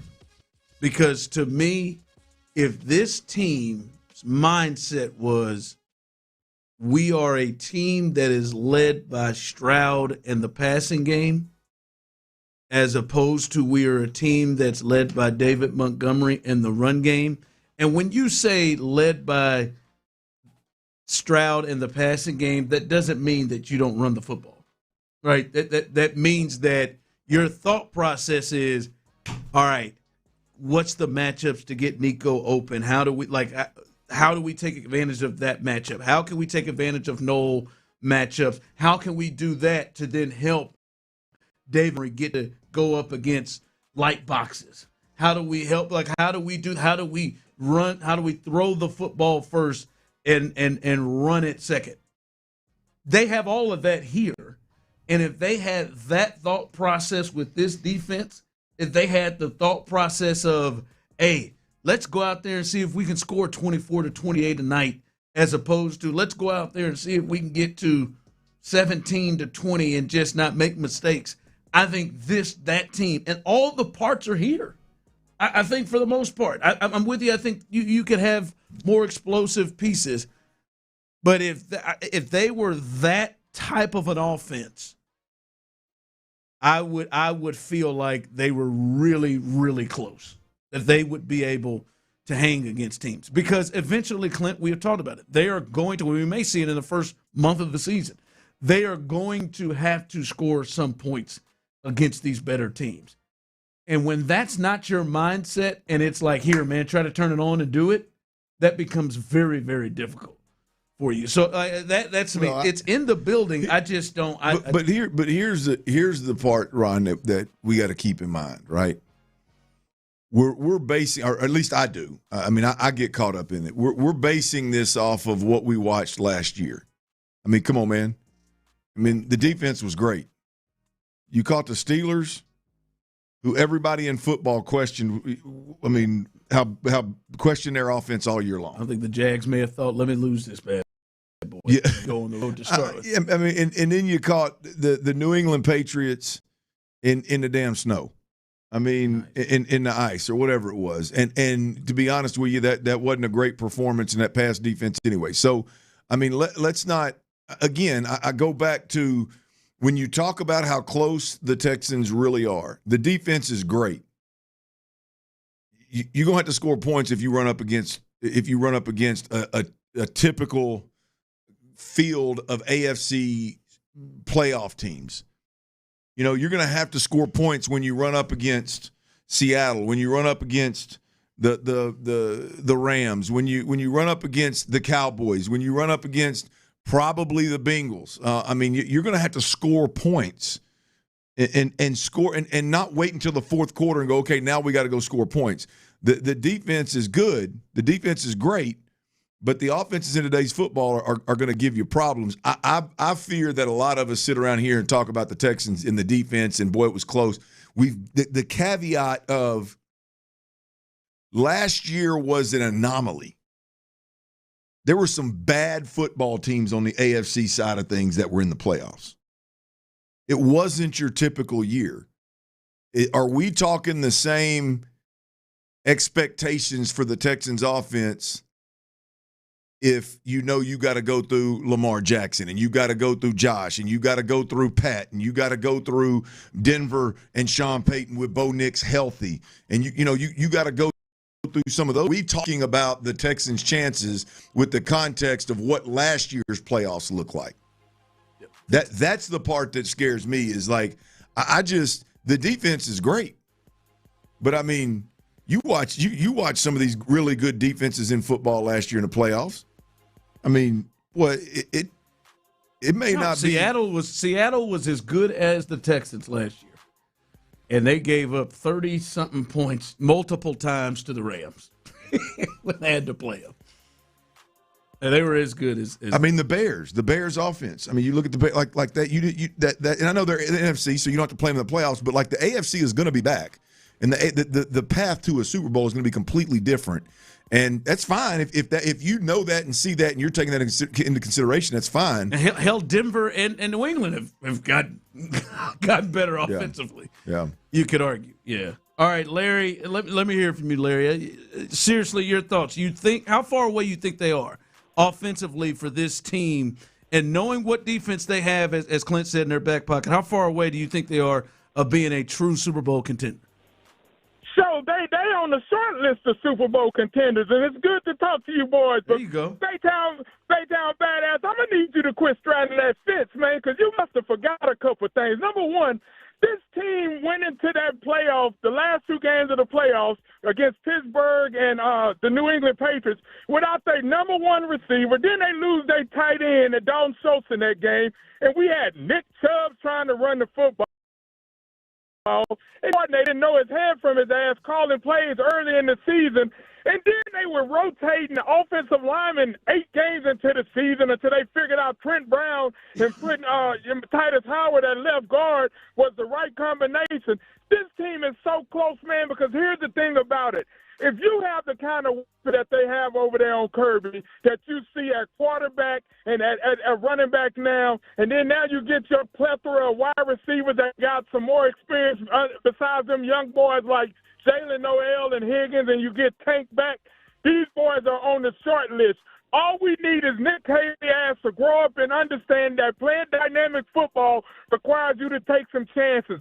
That was an anomaly that C.J. Stroud had in the playoffs where he did that against New England. But if you are convincing yourself that New England would have beat us if we would have had Nico Collins and Dalton Schultz and we would have had Tank Dell and a serviceable running back like Joe Mixon, we would have wiped the floor with New England ass in that playoff game, and we would have went to that AFC championship. And talking about teams that quarterbacks that are in the league or that's going to be in the playoffs this year versus last year, who are afraid of Lamar Jackson or Joe Burrows? We're going to put football defense on their ass, and y'all know we locking down everybody that they got on their squad with that kind of defense. This team is not that far away, man, and I'll tell you what, I'm looking forward to this season because this offense is going to shut a whole bunch of people up because now they got a solid offensive line, and Pop understands what kind of dudes he needs to put out there to go against them kind of defense. Real quick before I let y'all go. So your cheap ass still trying to get in softball games wearing the same wristbands every single day, man. Absolutely. Is that what you doing, so? Absolutely. See, so you going to eventually have to figure out how to spend some of that money your tight ass keep holding over there. Because your wife ain't going to keep letting you get around with just going over there trying to get over on she folks. She know what she rolled into. I like your hustle, man. Y'all might want to get ready for that C.J. Stroud contract too, man. Because if Pat can get $500 million, I think C.J. still gonna get $60 million, and I'll holler. All right, Larry. Larry spun off that playoff game real quick, didn't he? So fast. I love it, man. I love that confidence. I would just, and maybe we pick this up on the other side. I just would ask, like, do you think this team is best with the ball in the decision-making in CJ's hands or with the ball in David Montgomery in the running and the offensive line? If that's what it should be led by. This offense should be led by C.J. Stroud and him making the decisions, or David Montgomery in the offensive line. And to me, I think it should be Stroud, but I think it is going the other way. And we talked about it earlier in the week, Clint. Hell, if CJ throws a pick, good Lord, good night. Woody might have a better chance to make an impact in the game than CJ does in that point. All right, coming up, we'll read some of your texts. I see some people chiming in on this. And what's your thoughts and reactions? I'm really interested to hear yours, Clint. Your thoughts and reactions to old Joey McGuire as he spoke on his quarterback situation for the first time to the media. We'll do that coming up next. All right, breathing is one of the most essential parts of living, y'all. I tell you all the time about my man, Dr. Mator, and it's pretty simple, man. If you're suffering from breathing problems day and or night, we're talking about allergy, sinus, and or sleep problems, snoring like a freight train, you know who you are. Dr. Mator is the answer. He takes a holistic approach.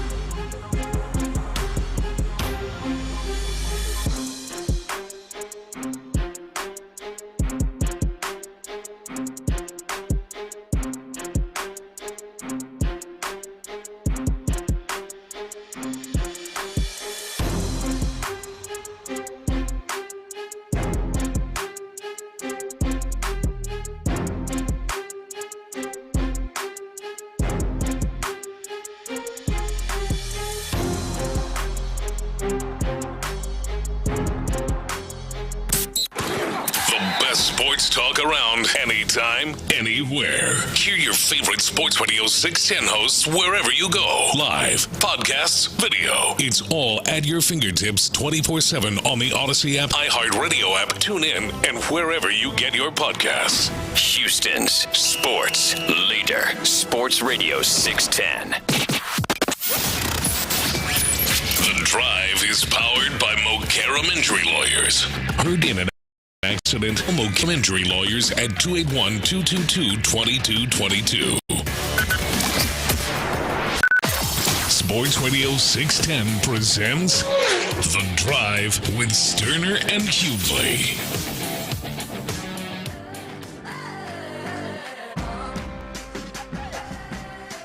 Like, this is what makes this so frustrating, and I would imagine for a Texans fan, so frustrating, is, and I was talking to Tyler about this during it as we were on the other side talking about how far away is this offense, because that's what the whole thing is about. Nobody's talking about the damn defense. Your kicker's in a good situation, right? It is this offense. That's what everything is about. Is this offense? Are they gonna stop them again? And you can say all you want to and say, oh, it's all CJ and everything. I would say grow up and look at everything that happened. Is this offense? It was from the offensive line, the play caller, the OC, the injuries, the drops, the everything. And yes, 7 sucked in 2 games in the playoffs. But a lot of it, they all sucked. And they weren't in a position to be good. Man, let's just be real. As soon as the Patriots scored 21 points, hell, if they were at full force against a quality defense, this team getting to 21 points wasn't exactly a shoe-in. The game is over. And that's the part that's frustrating, Clint, is if they could get to 21 to 24 a night, and they have all the parts on this team to do it. That's the part that's frustrating. If they could get to 21 to 24 a game, they're going to win damn near all their games. They will look like Seattle. Really, Seattle just had to deal with about the Rams. Baker got frisky on them one time during the season, but they pretty much held everybody down except for like that elite offense they went up against. If they could just roll 21 to 24, and they've got the dudes to do it. But it seems like, and hopefully we're wrong, but it seems like their mindset, Clint, is, ooh, we got to 17, we're up 17 to 7. Let's just hold on. We're up 13 to 7. Let's just hang on and just let this defense roll through. That's the part that's frustrating. They've got the parts to do it. The pieces to do it. Not get to 28, 27, 21 to 24 each game. Wow. Ooh.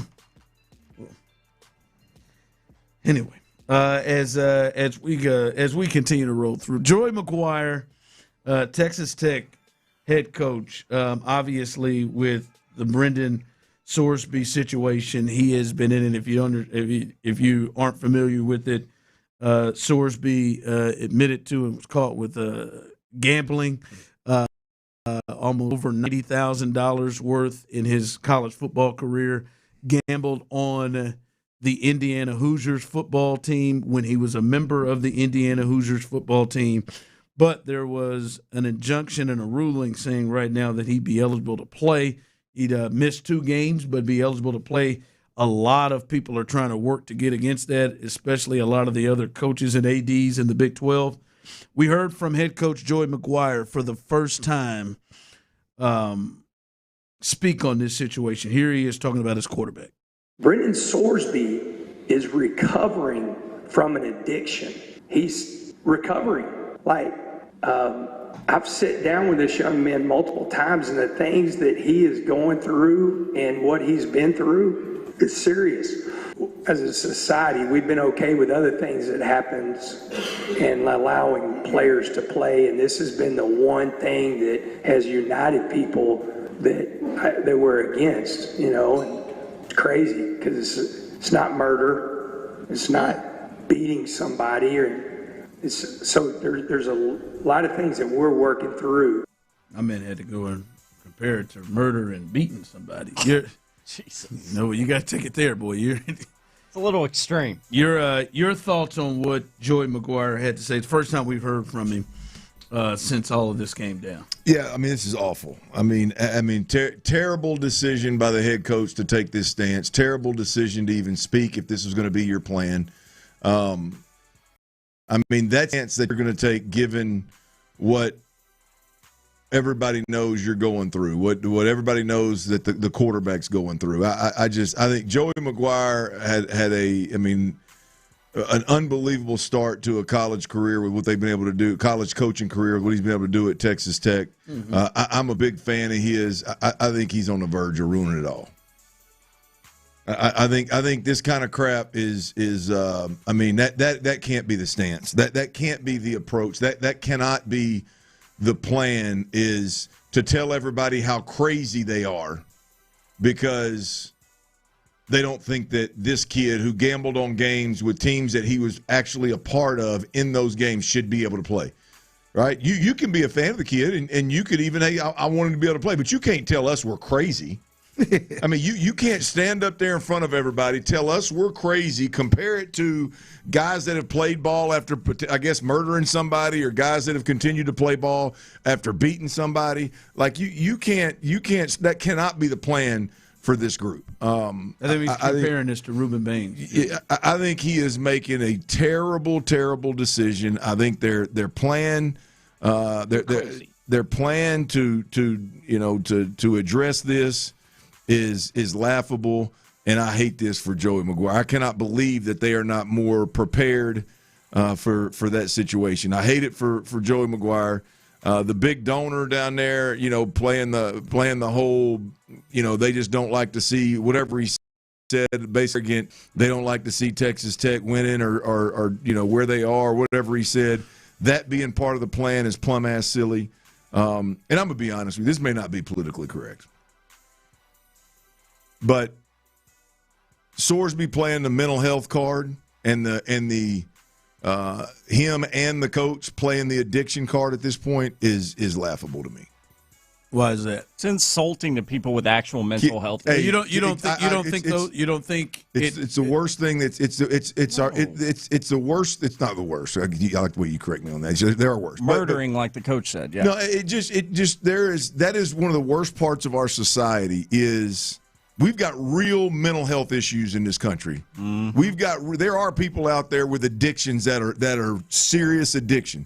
This kid there was no evidence of no problem whatsoever in his world until he got popped and there's $5 or $6 million on the line. Now all of a sudden there's this mental health plea and this addiction plea. If it was really mental health issues, he wouldn't have this quickly already been focused on trying to get back into college football and preparing for this upcoming season. Well, listen, I think it's a slippery slope to state what mental health issues or how it didn't affect, for me personally, how it affected him or not. So I don't know.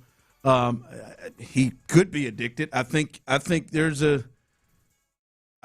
space in terms of like, hey man, you are playing for Indiana football. You got a chance to ruin this thing. You're betting on your team. You can't stop yourself from doing that. I think there may be some addiction stuff there, but with everything you're saying, listen, I don't know. Even if it is addiction, even if he is suffering from some mental health issues, which is on the table with it, still, you don't come out as the coach, Clinton, play some sort of a victim card, like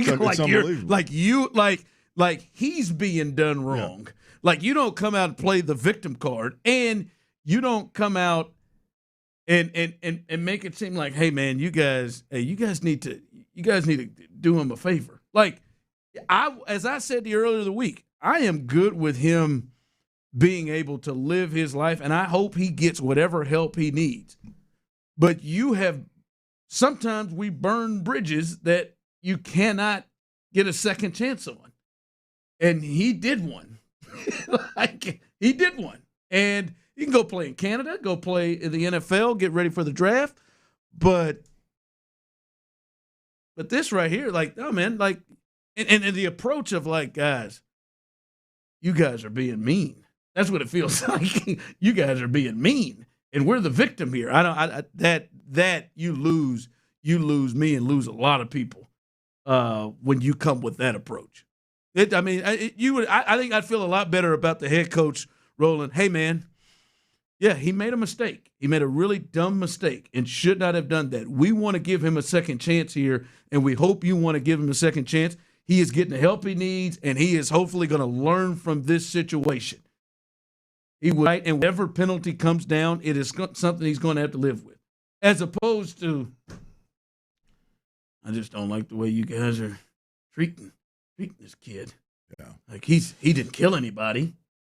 Yeah, like, man. There's just for me, it's just, man, we got some real problems in this world, and I think it's hard to decipher the problems because of these kind of things.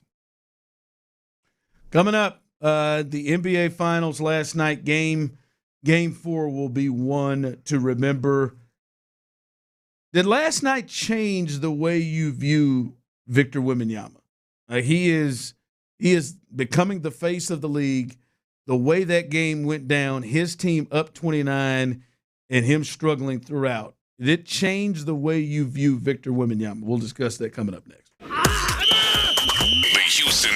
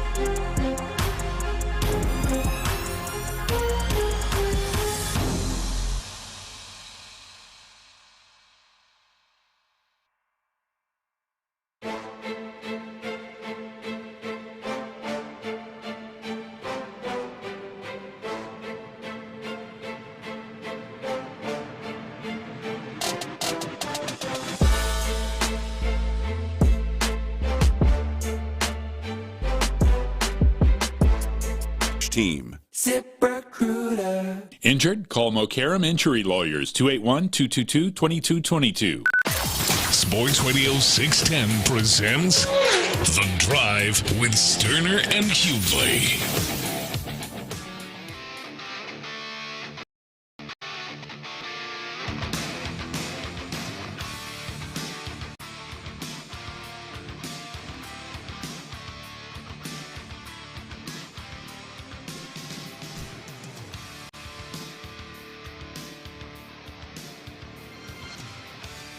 Got a real bone to pick with the MLB app.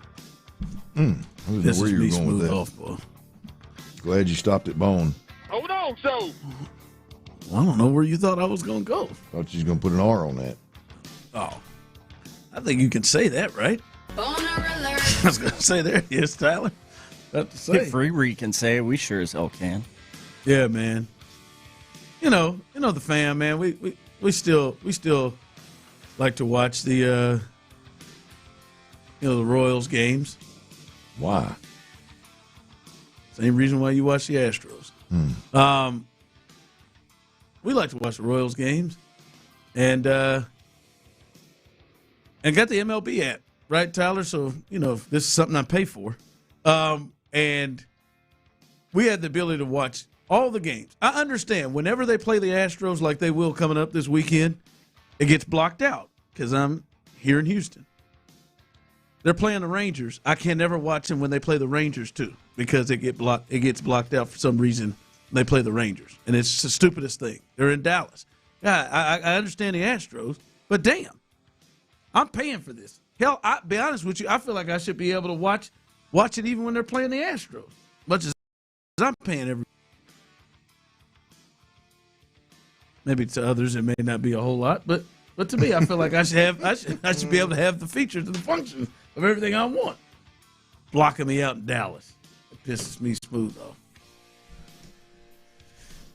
What are you going to do about it? I have thought about calling up there.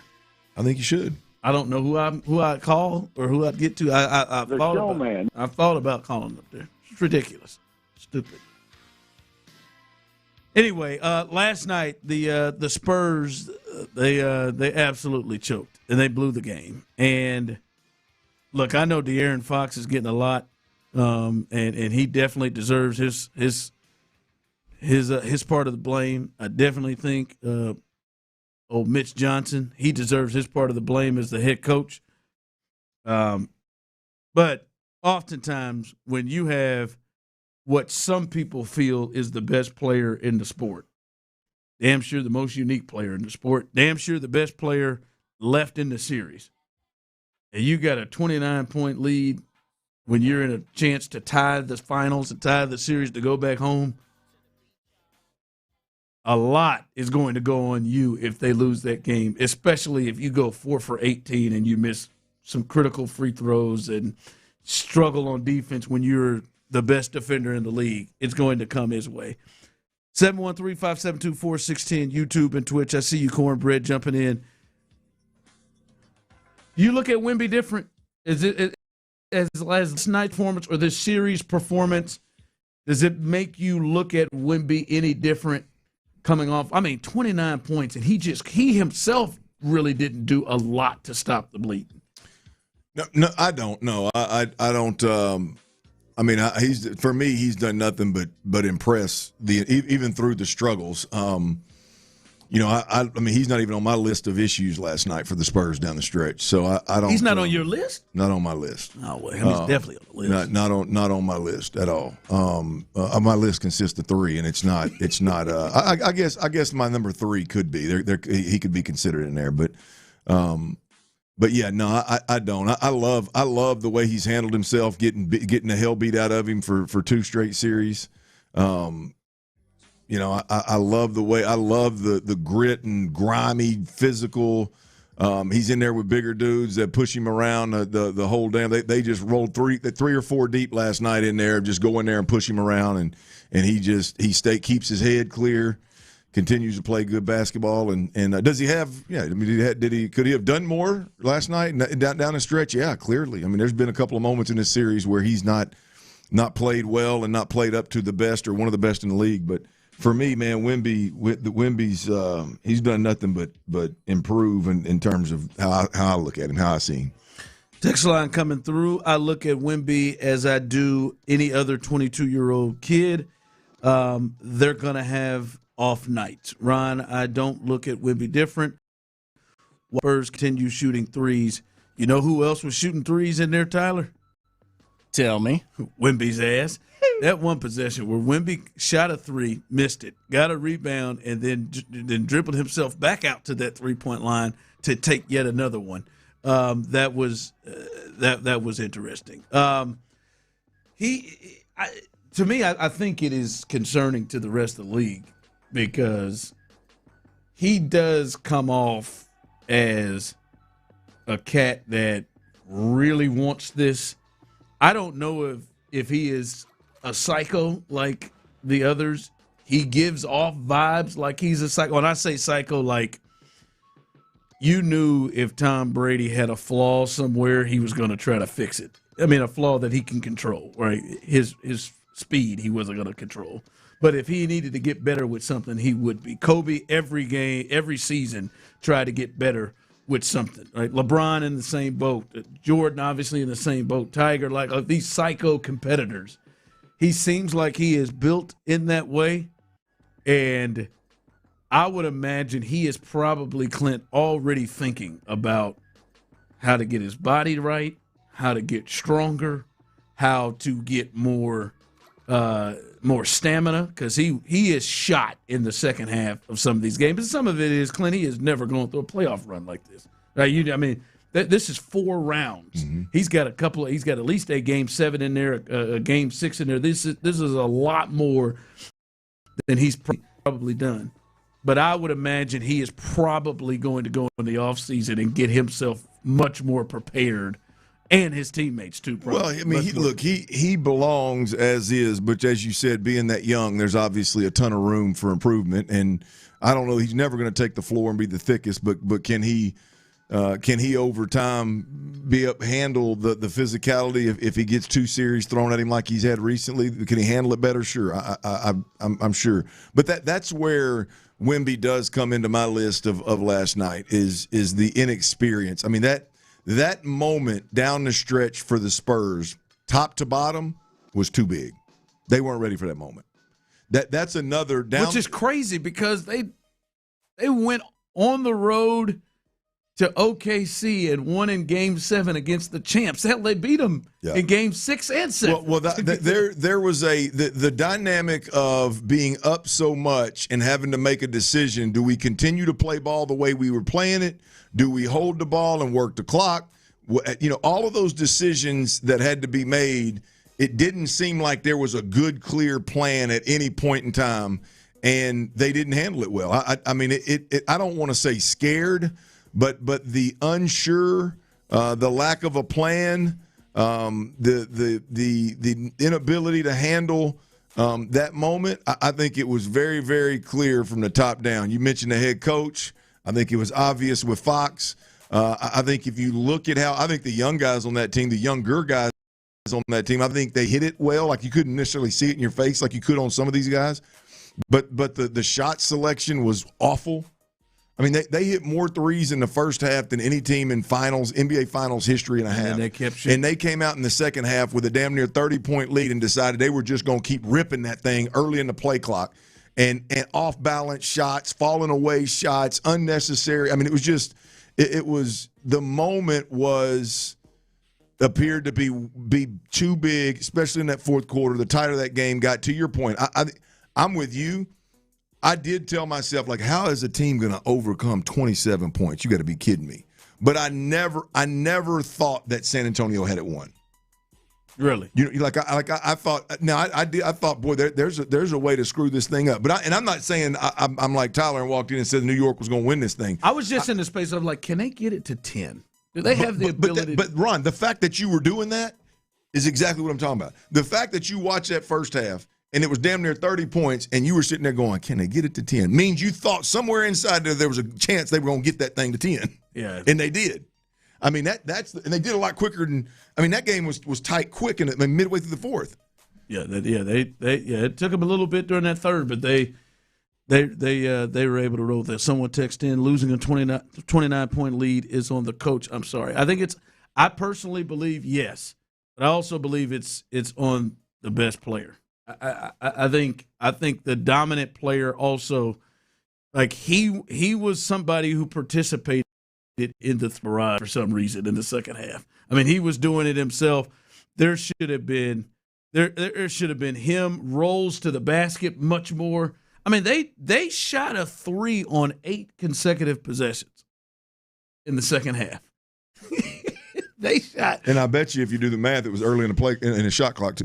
I was going to say, Will Bond earlier today on Get Up said they had 12 possessions where they shot a 3 with 10 seconds or more left on the shot clock in the second half, and they went 1 for 12 on those attempts in that thing. So, but I do think there is some on him. I think you got a dominant player like that, and we saw how good he can be when he can get inside to the paint, where he's either going to get fouled or not. I mean, what was that play last night where he was falling unbalanced and he just caught it with one hand and threw it off the glass. It's unbelievable. But he's down there.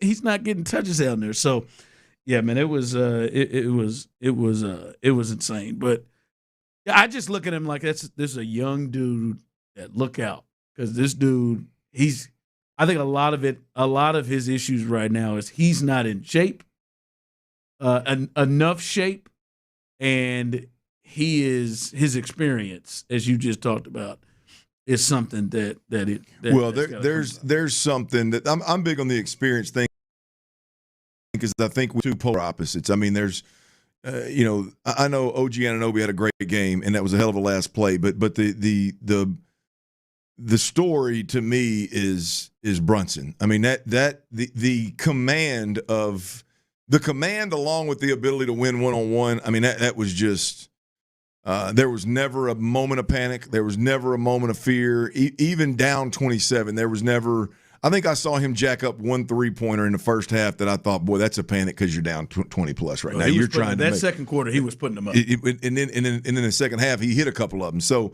the difference was the Knicks had a dude handling the ball every possession that is a floor general and is their best player. The Spurs had Fox, who was absolute ass last night. And to me, that was the commanding the floor. If the Spurs would have had that thing would have never got close. Yeah. All right, what you got coming up? All right, the Texans, real offseason, baby. Mandatory minicamp's over, OTA's over. Hit the streets, go home until training camp starts. It's here. On the backside of mandatory minicamp with the Texans, what are the top 3 things that you need to know and the top 3 things that you need to watch? I'll have that next right here on Sports Radio 610. Before we do that, though, I got to tell you about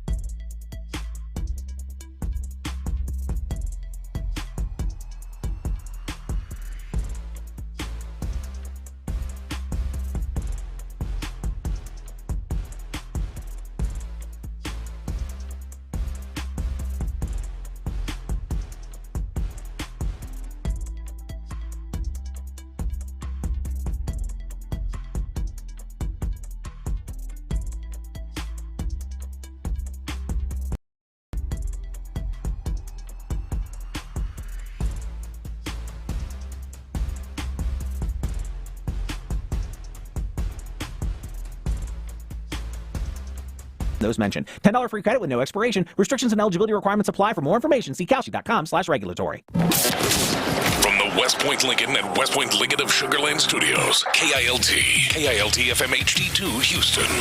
On Odyssey Sports Station, the Texans play here. Dive into the mind of former NFL quarterback Clint Stoerner. I was thinking about coming out of the chute here and telling y'all about my new boots that I got on, but y'all want to talk about puppy chow? What is that, ostrich? Hell no, that's python. It's Sturdy's Daily. Before we get to that boner. On The Drive with Stoerner and Hughley. Dirty's Daily is powered by Mexico. Is that how it works?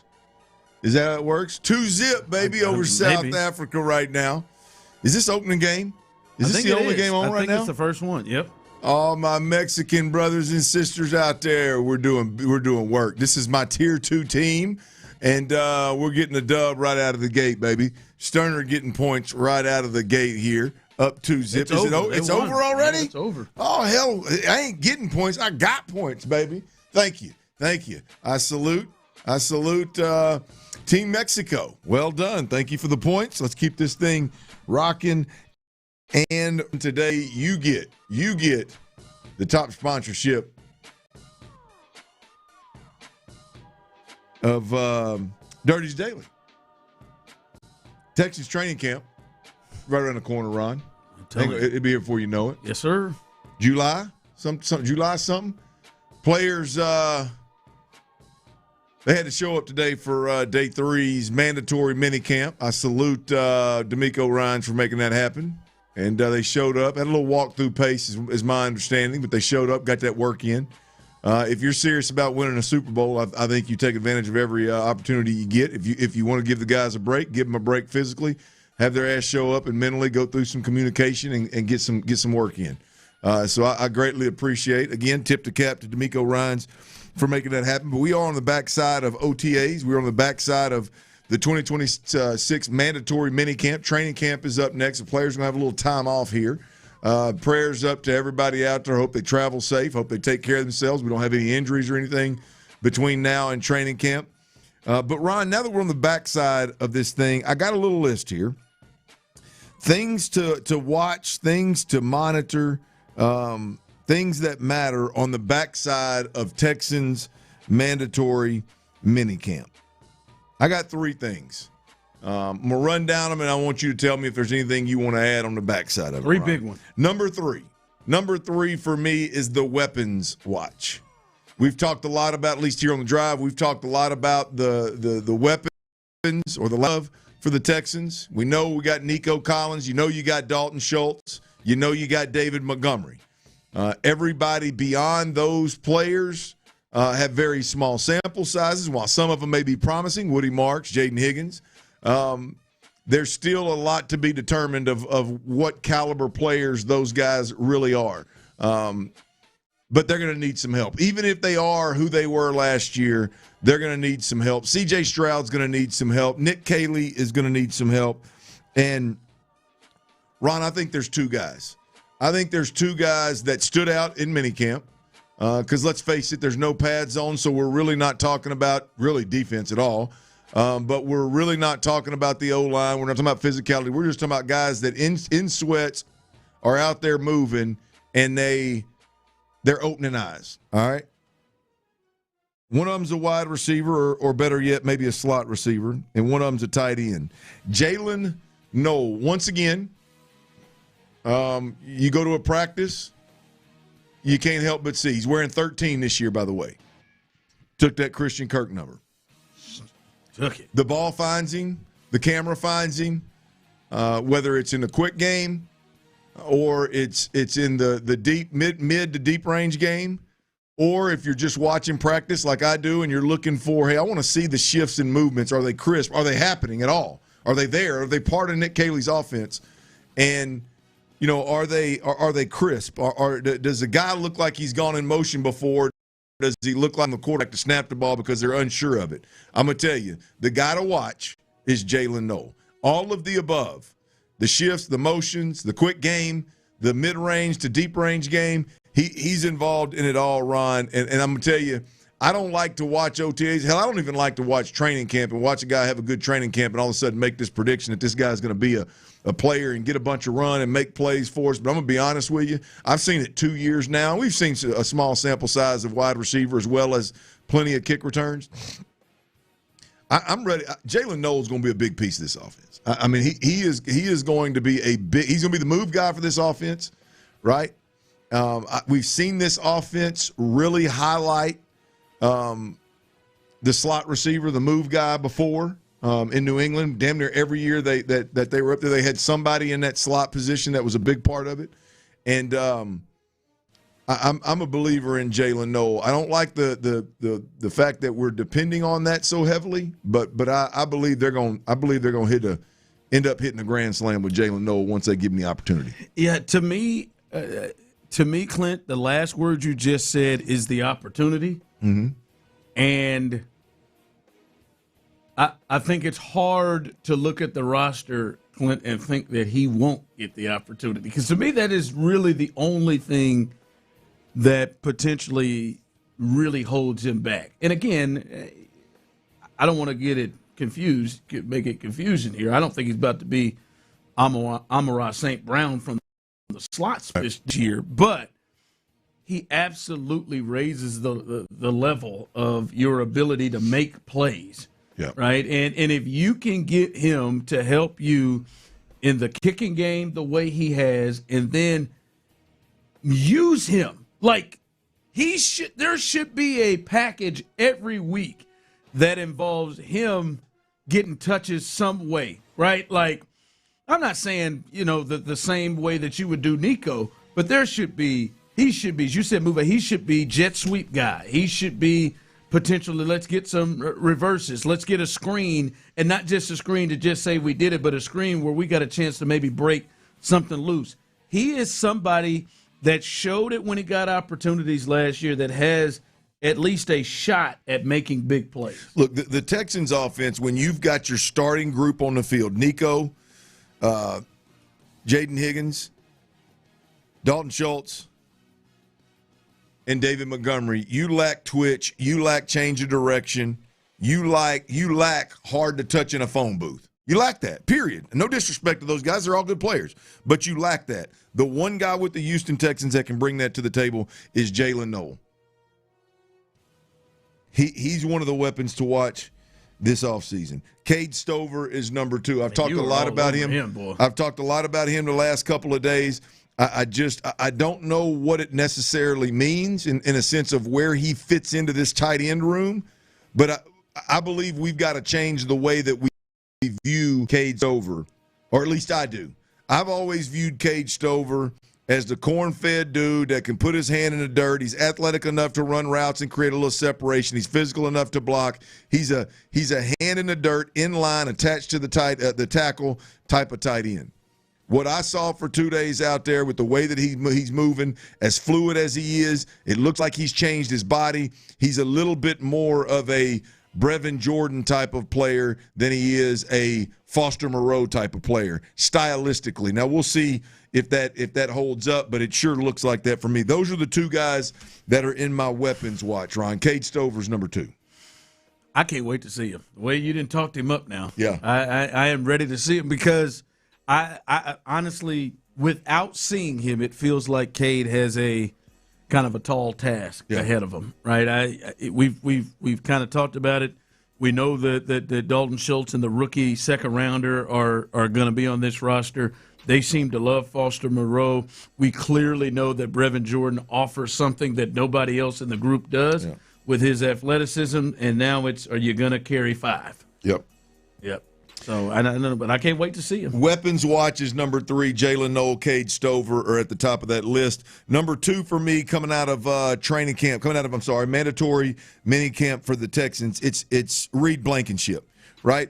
Not only are you adding that piece to an already really, really talented defense and a really, really productive defense, but you're adding that piece, and that piece happens to be a guy that has Super Bowl caliber characteristics, right? And so you plug him in, and we kind of just go, that ain't much going to make this defense better. Well, then I hear Azeez Al-Shaair talking about having that guy behind him now that is a top-tier elite communicator and how important that is. I do believe – I don't know that you can plug any one player, I mean, short of Aaron Donald in at defensive tackle or something. I don't know that you can add any one player to this defense. It's going to just all of a sudden make them physically, wow, this is just a much greater team. So I think it would have to be somebody that improves the communication both with Azeez on the field as well as if you do lose him for a handful of games. And so I think Reed Blankenship is that guy.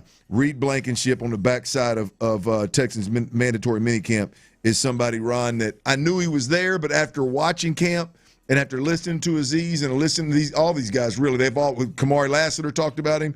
He's not just a good player that's getting plugged in. I mean, he is the mouthpiece of the secondary and an extension of Azeez. That damn sure can make this defense better, more sound, and minimize the mistakes. Well, I mean, just making arguably their biggest strength stronger in that secondary. Not just the defense, but in that secondary in particular, a guy with Super Bowl winning experience.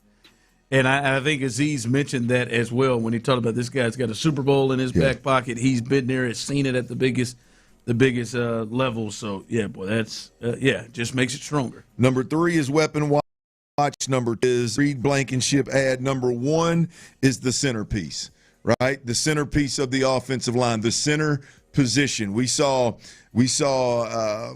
Jake Andrews get a lot of the run with the ones at in mandatory minicamp. We saw Evan, what's his last name? Evan Brown get some run with the ones at center. We saw Keelan Rutledge get some run at guard with the ones. That's the first-round rookie. What happens there? I think best-case scenario for the Texans, best-case scenario is your first-round draft pick, Keelan Rutledge, slides in at the center position in between Wyatt Teller and Ed Ingram, and then you got your second-round pick from last year in Ariante Ursery and a veteran you signed this year, Braden Smith, at right tackle, and now you've remade your whole offensive line, and you just keep this thing rolling and let them get better with reps as they go. I think that is ideal. After watching mandatory minicamp, I think they've done it by choice now, but I think the water's as muddy as it was the day he was drafted. I think they're playing this position flex. How many different positions can you play inside type of situation? I was hoping it was going to be a plug and play, kind of like Kamari Lassiter was. I was hoping it was going to be, hey, put him at center, and we'll live with the mistakes that comes with inexperienced rookies playing on the offensive line. Clearly, it's not going to be that. He's going to have to earn it. And so I do wonder if Jake Andrews ever gives that position, that starting center position, up, Ron. But the number one thing to watch, top story, headline, however you want to slice it, with the Houston Texans on many people's boards, I think is going to be that center position and what happens with it. Yep, because it is – I mean, what other position battle is there? Like what other position battle on the team is there in terms of, I don't know if they're going to start. I don't think there is another one, really, to be honest with you. Like, I think we know who the rest of the offensive line is. You're right. Be. I don't think there is one. Receivers, we know it. Like it seems so that, and not to mention how important, and you've expressed that over the last several months, how important that position is, which is connected to your quarterback. It's going to be huge, and I don't think we legit know who it's going to be. I know who it should be. I know who you want it to be. When you think about everything they've given up to go and get Rutledge, but you honestly, there is nothing that would surprise me. Evan Brown may surprise me a little bit, but if Andrews was the starter against Buffalo week 1, it wouldn't surprise me at all. Rutledge wouldn't surprise me at all. So, yeah, it's definitely, to me, the biggest thing in terms of on the field. I think obviously CJ is obviously a huge deal, but like we said, man, in those scenarios, CJ's probably going to look pretty good more times than not when he's not getting hit. But that center thing, woo, and that's something, boy. That's something. All right, The latest here, and some really good news reported by somebody who was absolutely connected with the Houston Astros on arguably this team's most important player. We'll let you know the latest on that as we continue right here live on The Drive. And before we get there,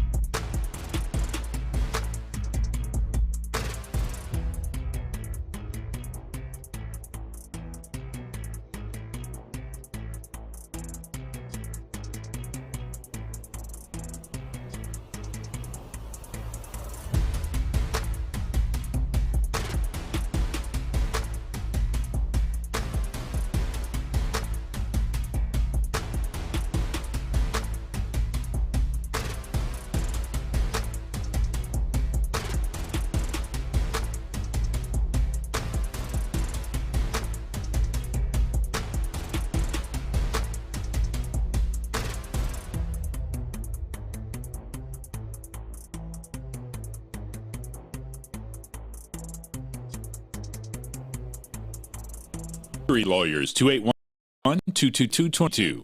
The best sports talk around, anytime, anywhere. Hear your favorite Sports Radio 610 hosts wherever you go. Live, podcasts, video. It's all at your fingertips 24/7 on the Odyssey app, iHeartRadio app, tune in, and wherever you get your podcasts. Houston's sports leader, Sports Radio 610. The Drive is powered by Mokaram Injury Lawyers. Heard in an accident? Call Mokaram Injury Lawyers at 281-222-2222. Sports Radio 610 presents The Drive with Stoerner and Hughley.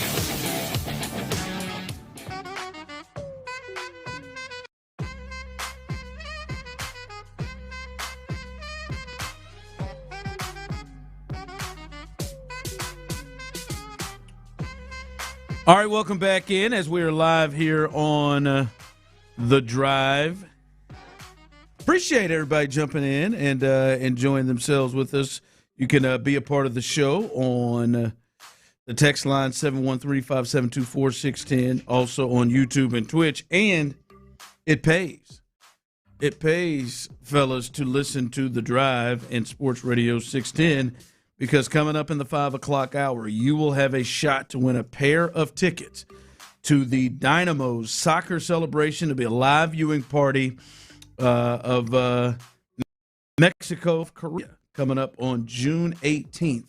So you want to make sure you are listening in the 5 o'clock hour, and you can be a part of the celebration, the viewing party, which I'm hearing is a great time. I think we'll be able to potentially see what it's about tomorrow as the Drive will be on the road at the Shell Energy Stadium Arena. I don't know, it's a stadium, I'm going to guess. Right? Sounds good to me, man. Sounds good. Outside, we'll be out there for a little watch party, a little pre-watch party. As join Clint and Rob. There you go. Rob and Ron will be here. U.S. As you'll be able to be there for the watch party, but you in the 5 o'clock hour have a chance to win for June 18th as Mexico takes on South Korea. So stay tuned for that in the 5 o'clock hour. All right.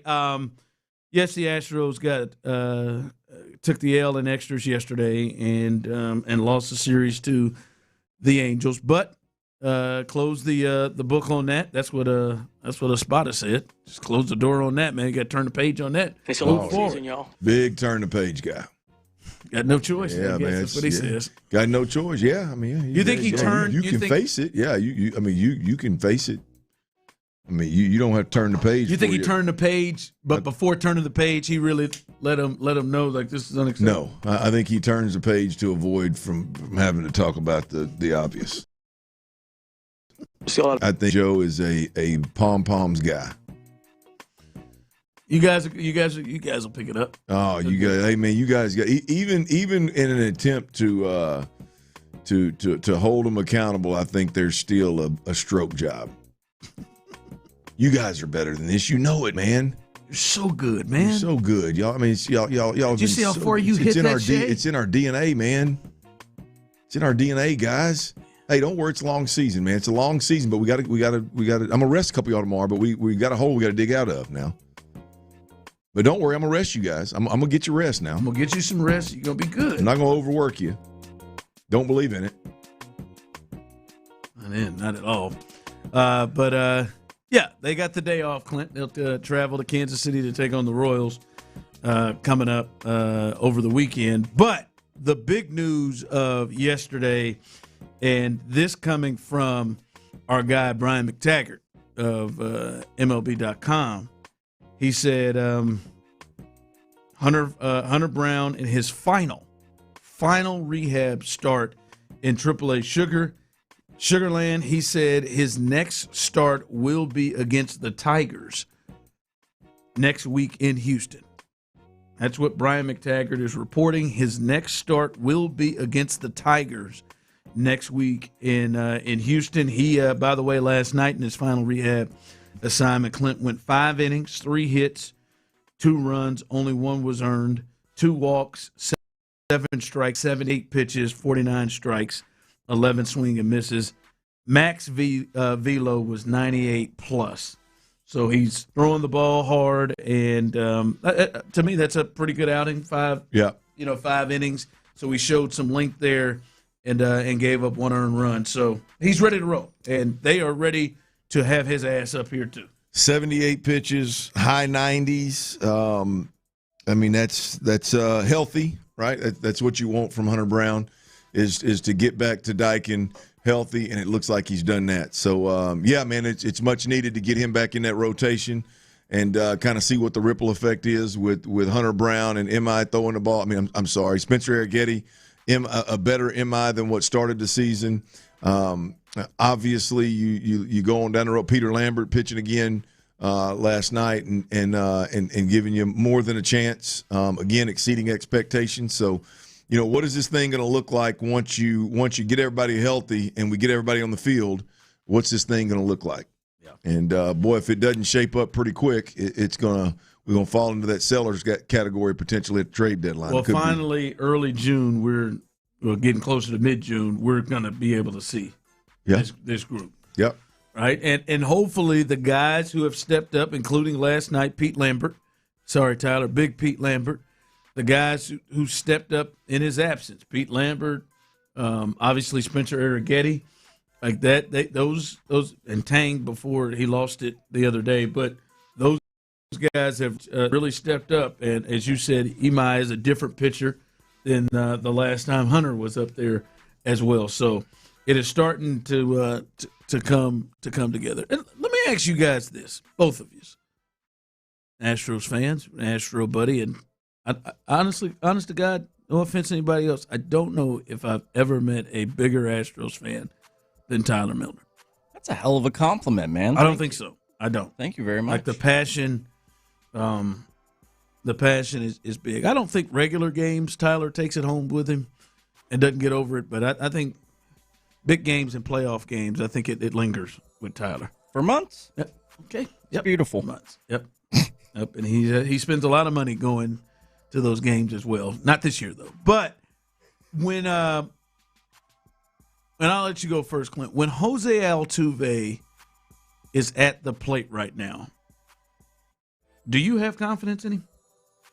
You still have confidence when Jose Altuve is at the plate? Because, I mean, he is, from an OPS standpoint, he is showing as a below-average hitter by easily a below-average hitter, and his numbers are down across the board. Obviously, he had the oblique injury that he came back quick from. But do you still have confidence when he's at the plate? Yeah, I've got confidence. I've got hope. I don't think my feeling when I'm watching the Astros and Jose Altuve's at the plate, I don't think my feelings have changed. I experienced a high level of frustration with the swinging out of your shoes on the first pitch. When he's on the base pass, there's a high level of frustration with the decisions that he makes, but there's always that clutch in the moment. I want Jose Altuve at the plate. That has not wavered for me at this point in time. This season, the injury kind of put a little bit of a hiccup into it. I don't know if it's the injury or if it's Father Time. But we all know at some point Father Time's going to jump on him. But right now, no, I'm still in the same spot. I'm not saying he's the same hitter that he was 5 years ago or 6 years. But I mean, I'm just saying, my opinion, my feel, when I watch Jose Altuve, I'm still a believer. Yeah. Still a believer. Tyler, you still, and I know he's your favorite player, but when he goes up there right now, the feel that you have, you still have confidence in. Right now in this moment, my confidence is probably lacking for Altuve. I mean, really? you laid it out. His numbers, all of his batting statistics right now are fairly below average, but I do think he still has that in him. Like, I haven't given up hope, faith, whatever you want to call it yet, in the Strogo being able to get it done with the bat. Just got to find that groove. Maybe like Clint said earlier, this injury Altuve had a few weeks ago, a while back, maybe that kind of lingered and he's just trying to get back into the groove of things. Who knows? But I think it's in there for Altuve, but right now it is pretty rough. Yeah, it's just to me they need, unless he turns it around. And listen, if anybody is, when I say turns it around, I'm talking about gives you a consistent deal of like, this is a dude that could go yard anytime. He hits the ball all across the like he has been what he is several years. He even though, as you said, Father Time has gotten him, like he's not the MVP guy at his peak when he was, but he's still a very quality hitter, and that's not what he has been right now. And with that, they need this offense, and this lineup looks different with this version of him when now you got guys like Taylor Trammell that's getting run, or Jake who's not quite back to where he was, or Shea Whitcomb is in a lineup yesterday, and who else? Lamont Wade Jr. got a run, and who knows who else is going to be out there. If they had the regular Altuve that we've seen the last several years, obviously it feels different now. Like he's closer to Cam. Well, he's swinging the bat. Well, he is, Ron. I have never thought about it like this till you brought it up. I appreciate it.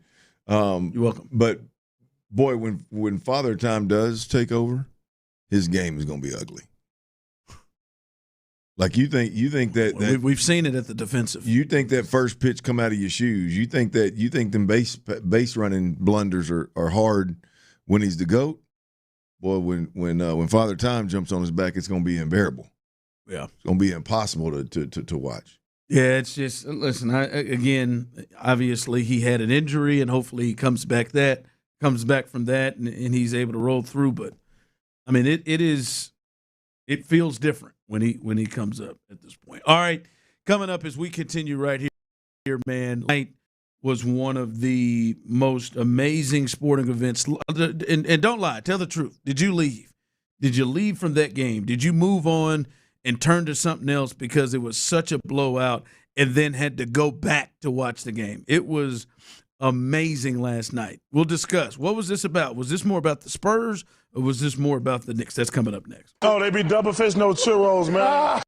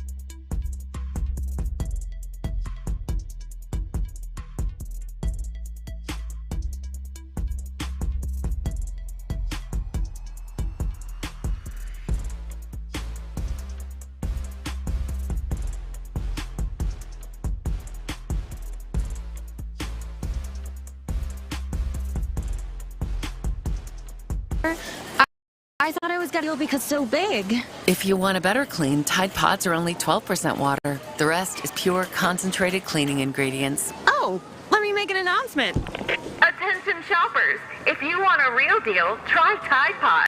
Stop paying for watered-down detergents. Pay for clean. If it's got to be clean, it's got to be Tide Pods. Water content based on the leading bargain liquid detergent. Shop the Sherwin-Williams sale and get 30% off Super Paint, Super Deck, and Woodscapes products June 12th through the 22nd. Whether you're refreshing your interior or exterior, we've got the colors to bring your vision to life. And with delivery, getting everything to your door is easier than ever. Shop online to have it delivered or visit your neighborhood Sherwin-Williams store. Retail sales only. Some exclusions apply. See store for details. Delivery available on qualifying orders. The best burgers in town and so much more. Check them out at Bex Prime online, BexPrime.com. Sports Radio 610 presents The Drive with Stoerner and Hughley.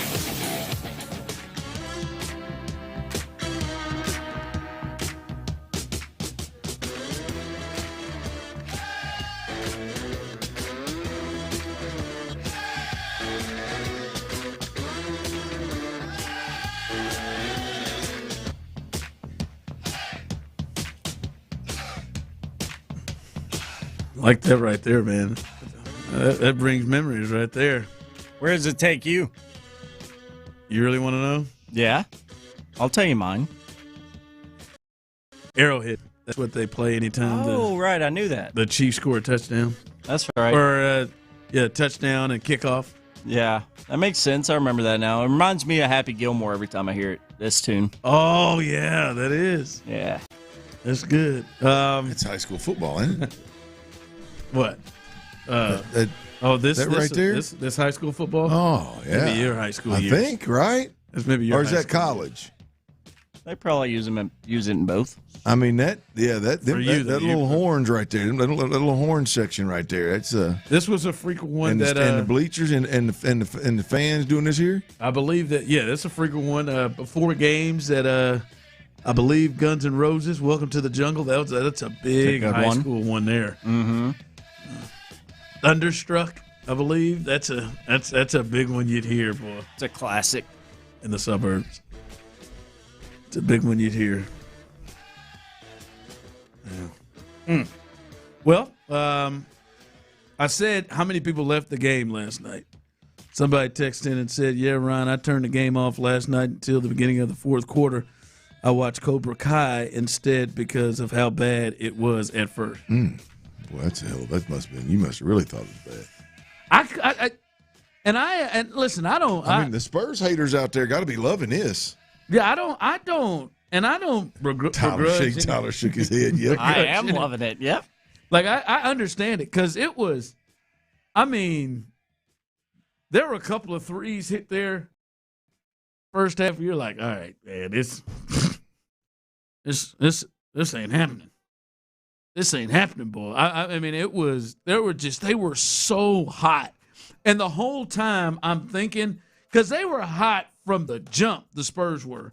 It was, they're 5 of 6 from three, right? When old Carter hit that three in the corner, I said, all right, come on now. Everybody's just jacking them up. I mean, Dylan Harper was 1 for 8 the other night from three, I believe, in game 3, and he just came in there. He was just drilling them. But I was sitting there saying, like, Clint, they're 5 for 6. They're 6 for 8. I'm like they're going to slow this down, and then they're going to slow it down, and they're going to go probably, maybe a little cold, and they're probably going to keep shooting it. But then, Clint, they kept shooting it well, and it was like, well, hell, I don't care if they go cold. I mean, this lead is so big it don't matter at this point. And boy, were we wrong. That was incredible last night. I do want to dive into what we saw, but listen, would you say it was more choke than the Knicks came and took it?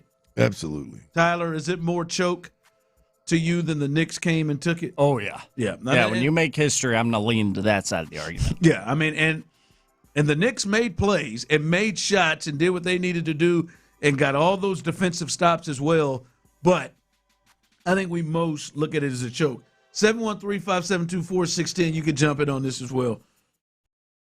Of all, how can I put it? Chokish, dumb things that happened for the Spurs last night. Clint, what was the one that got you the most? What was the thing that happened in this meltdown? And this is a meltdown, up 29 in the third quarter, and you lose. And by the way, hey, they didn't lose that lead at the buzzer, Clint. They lost the lead with like a minute plus left. And really should have lost it earlier if Josh Hart could make a layup.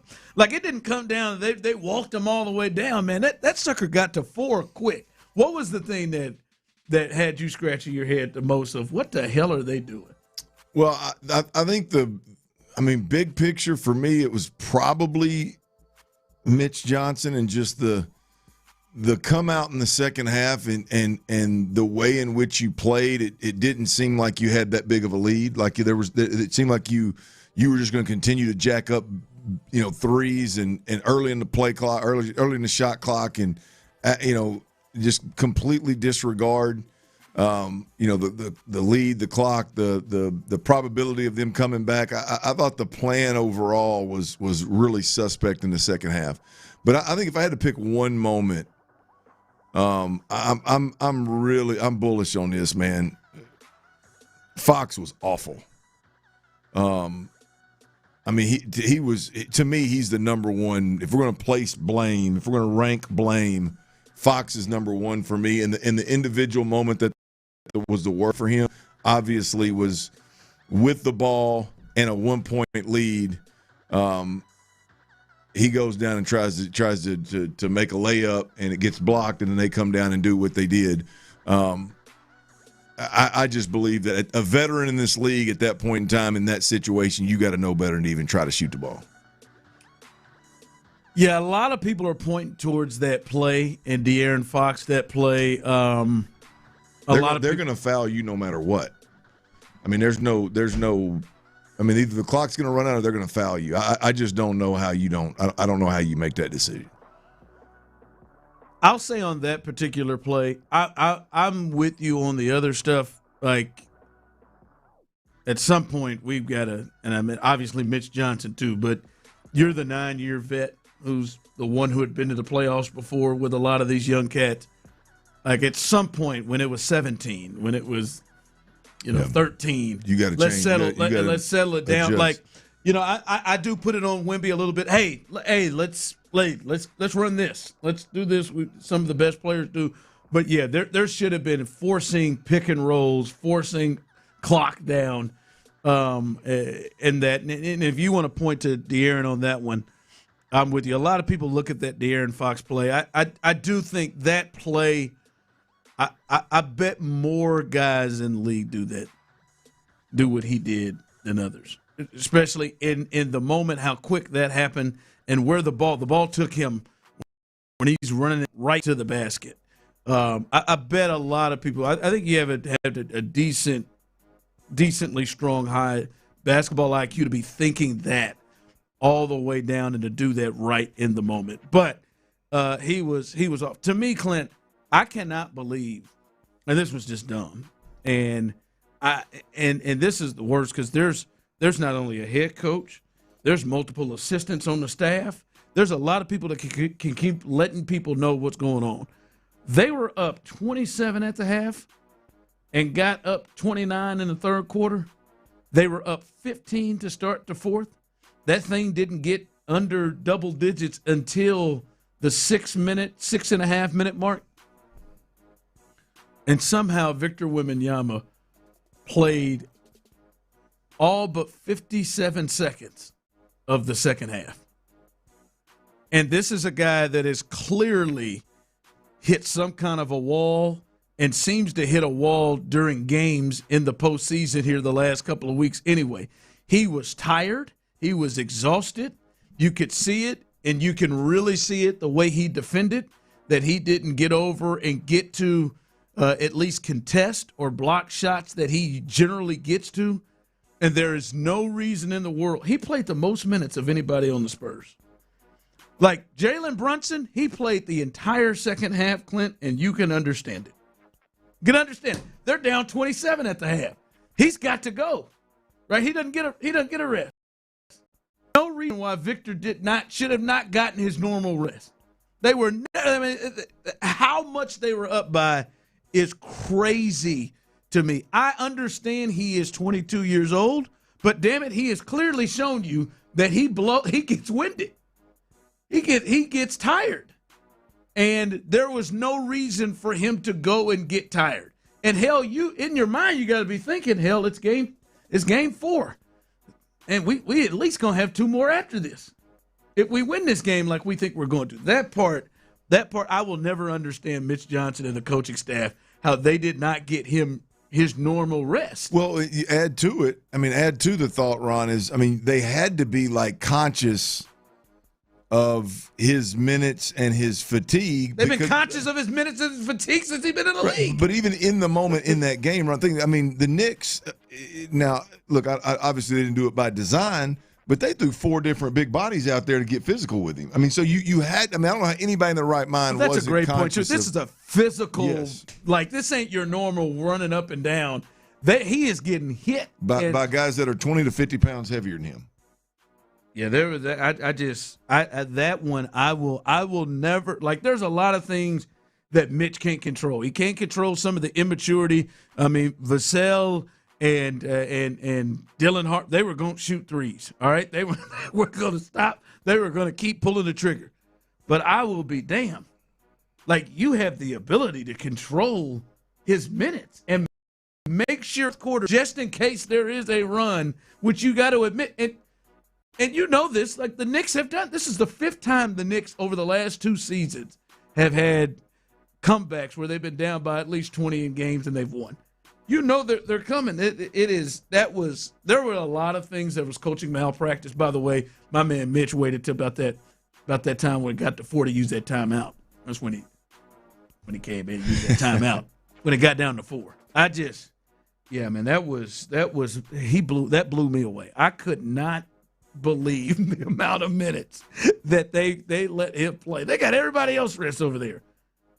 Castle played 25 minutes. Yeah, I thought that's the part that I thought was interesting. Was it seemed like the plan in the second half was more Fox, which at the time I was like, well, he's a veteran. Let him settle things down. Whereas in the first half, I don't know what the numbers and the minutes would tell you, but in the first half, it seemed like a lot of Castle. It seemed like a lot of Vassell. It seemed like a lot of, moving the ball versus, Fox handling it so much.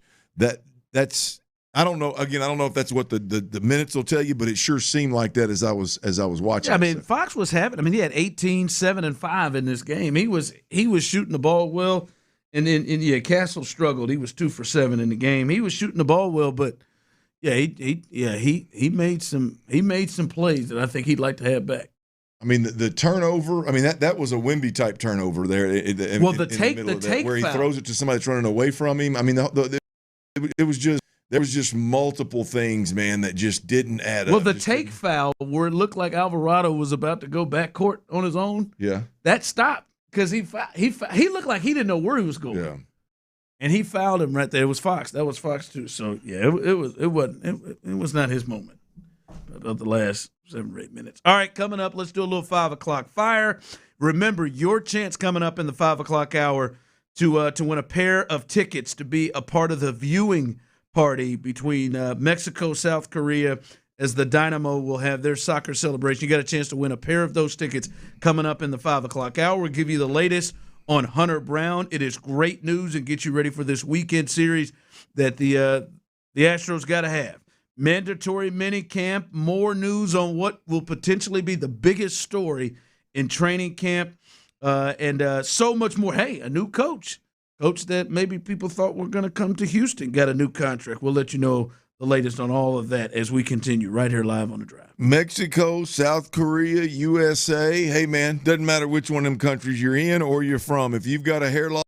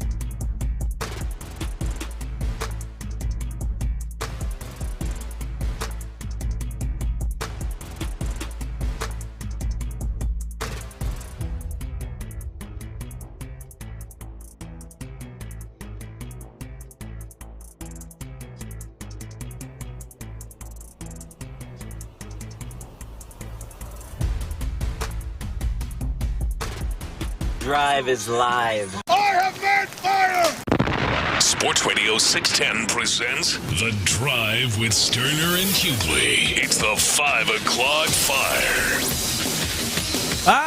It is 5 o'clock. Congratulations. Hopefully you're off work. Luckily for you, old dirty show T-Mill, a.k.a. Psycho T, have the latest. And the latest, you will have a chance. I'm not going to lie to you right now. You need to be listening in this segment. right now in this segment, at some point you will have a chance, and you will hear that cue to call, you will have a chance to win a pair of tickets to the Dynamo soccer celebration. It will be live, a live viewing party on June 18th, featuring Clint's second-tier team, Mexico. Got that dub, didn't they? I think against earned me some pints. I think against Sean Pendergast's fourth-tier team, South Korea. South Africa. Korea. I believe he said the other day that that's his favorite Korea. On the read, it says Mexico versus South Korea. I think that's next. That's the one coming up. June 18th. Not a fan of Kim Jong-un, huh? I got it against him. Against Sean Pendergast. His I thought you were talking about team. that. I thought we put belt to ass on South Africa today. That's South Korea's that's next. South Korea next. Yeah, that's for you. Yeah, South Korea, June 18th. Somewhere in this segment, be listening for the cue to call. Tyler will take care of you. Before we get to that, though, you make sure you're listening. Hunter Brown, he had his final rehab start, according to our guy Brian McTaggart, who writes for MLB.com. He had his final rehab start at AAA Sugarland. As he says, his next start will happen. He's already got the team and the time will happen next week against the Detroit Tigers in Houston. His hometown team, the Detroit Tigers in Houston, he will face the Tigers. Some thought maybe he might run into Verlander, who they were playing Detroit's AAA team. Thought maybe him and Verlander might go up against each other. That would have been a hell of a ticket. Go up against each other in a rehab start, but it did not happen. He will start coming up next week against the Tigers. And Clint, his final outing, to me, it would make me feel good anyway because he's better than any person that they could send out there to start. I don't care what he did yesterday. Yep. But he does go 5 innings, which means he was able to go long enough to become the pitcher of record. He threw almost 80 pitches, so he is starting to get himself stretched out. He gave up 3 hits, 1 earned run, 2 walks, 7 Ks. He had 11 swing and misses, and that velo was up to 98 plus, Clint. So that to me makes you feel good about Hunter Brown taking that next step from AAA to the major league level against the Tigers, and they desperately need their ace back because now this pitching staff looks a lot better right now when you go however you look at it, at least with Hunter, Spencer Getty, Pete Lambert, Big Pete Lambert, the way he's pitching. And then obviously Ime, who has started to turn around, and then anybody but Burrows. You have a really you have a really a pretty decent, or at least the best it has looked this season with Hunter Brown returning. Yeah, Brown 78 pitches, 98 plus. From a velo perspective, and came off smooth, didn't it? Velo, been about a year since I thought about using that term. I hate it too. I mean, 98.6. I mean, that's money right there. So get him back healthy. That's key. And it looks like he's ramped up and ready to rock and roll. So yeah, man, get Hunter Brown plugged back in with Spencer Getty, who's been better. Peter Lambert, who's rocking and rolling. Mi has been better. And you can figure out that fifth, whether it ends up being Christian Javier or Tang or whoever, Homer Mike, he's going to turn around. Is Joe Espada still trying to convince everybody he's going to turn things around because he's got really good stuff? He's just getting barreled up a couple times a game. Either way it goes, man, you get Hunter Brown back in there and see if these Astros can't make a run with everybody healthy, because if they don't, it ain't looking good for the home team. By the way, yesterday, guys, Shea Whitcomb hit a home run last night. Went deep. He kicked off the scoring yesterday. He has now been optioned to AAA Sugarland. There you go. But let's get that guy in the lineup instead of Jeremy Pena when you know you got to dig. I mean, that pisses me off. What kind of stupid stuff is Joe Espada going to do against the Royals? I mean, we are clearly in a hole. Sit them all down. We are clearly in a hole, and we're resting our best players. Like, serious question. At what point do you think Joe Espada stops with the load, man, the aggressive? It's every game, one of Altuve, Jordan, Paredes, or Pena. Damn near every game, one of them guys ain't going to be in the lineup. I think this this is clearly agreed upon on how they want to handle things because they've done it every year that Joe's been here. This is the third year they've done it where they have annoyed you to high heaven with how much. This does seem a little bit more. I think with some of these injuries, and their record and where they are, they can't afford to not put their best foot forward most nights. They can't afford to lose series like they did against the Angels or a team like the Royals. You got a chance with the A's, the Angels, and the Roarers, the Royals all right there in a row. You got a chance to gain serious ground and give yourself a little bit of breathing room to where you don't just get buried in this thing and you decide you want to rest a guy that's, that was injured half the damn season. Yeah, I thought he got a rest. They're off today. Their starters coming up this weekend, Friday. Tomorrow, Imai will go. Mike Burrows is gonna make another start. I thought that might have been his last one. Over under 1.5 homers given up. Listen, and this I'm going to go the over. This will be fun, guys. This is not, even though they've moved the fences in a bit. This is not a homer ballpark, and this is not a homer team. And who knows? Bobby Witt may touch him up a couple of times if he comes up. But Mike gets the ball Saturday, could be his final start, and then Spencer Arrighetti on Sunday. So two of your pitchers who've been going real well, and then Homer Mike. And again, we've lost Shea. Damn, man. So that really means there's really not much Shea could have done yesterday. No. And start at shortstop and hit a bomb? I mean, you think he probably would have needed to go like Reggie Jackson on him or something. You think if he hit 3 homers, he would have got sit down? Yeah, maybe. They'd say, but maybe this ain't a good look. 5 o'clock fire. All right, Clint. It's day 3, mandatory minicamp. I think for me, Clint, it's not a huge deal, but I think it is something that maybe kind of gives us a peek into maybe the thought process right now. D'Amico Ryans is that they actually went ahead and had a full day of practice. It was a walkthrough, but they still came in, had their meetings, did their classroom work and all of that stuff, and had a full day. There are a lot of teams that don't go on the third day, including the Texans in the past, not going on the third day, including D'Amico in the past. But I think he really set the tone, and I appreciate that. It kind of sets the tone on where they are. They're gonna have to outwork teams, and this is kind of what you do, right, to try to get yourself into that championship that championship flavor. Well, you know me, I fall on the extreme side of this. I just, if you're serious about winning a Super Bowl, and if you're serious about fixing your offensive problems, if you're serious when we hear you talk about how important time on task is and getting the guys together and snaps and reps, how important that is to fixing your problems. If you can't show up for 3 days, it's all you got to show up for. It's all that's mandatory in the entire offseason is that your ass show up 3 days. If you can't show up 3 days, and if as a head coach, you don't at least expect those guys to show up and learn and be coachable and execute those 3 days, then I don't think you're serious about trying to win a Super Bowl, flat out. So, yeah, I tip my cap to D'Amico Ryans for getting the crew back together. As you said, getting all the mental reps, walking through. I'll be honest with you. I would rather them walk through more often than put full pads on and unleash the beast on the defensive side of the ball. That's very valuable. Well, it may not be very valuable for everybody out there. Like, I don't know that Trent Brown's getting a whole lot out of it. Yeah. You know what I mean?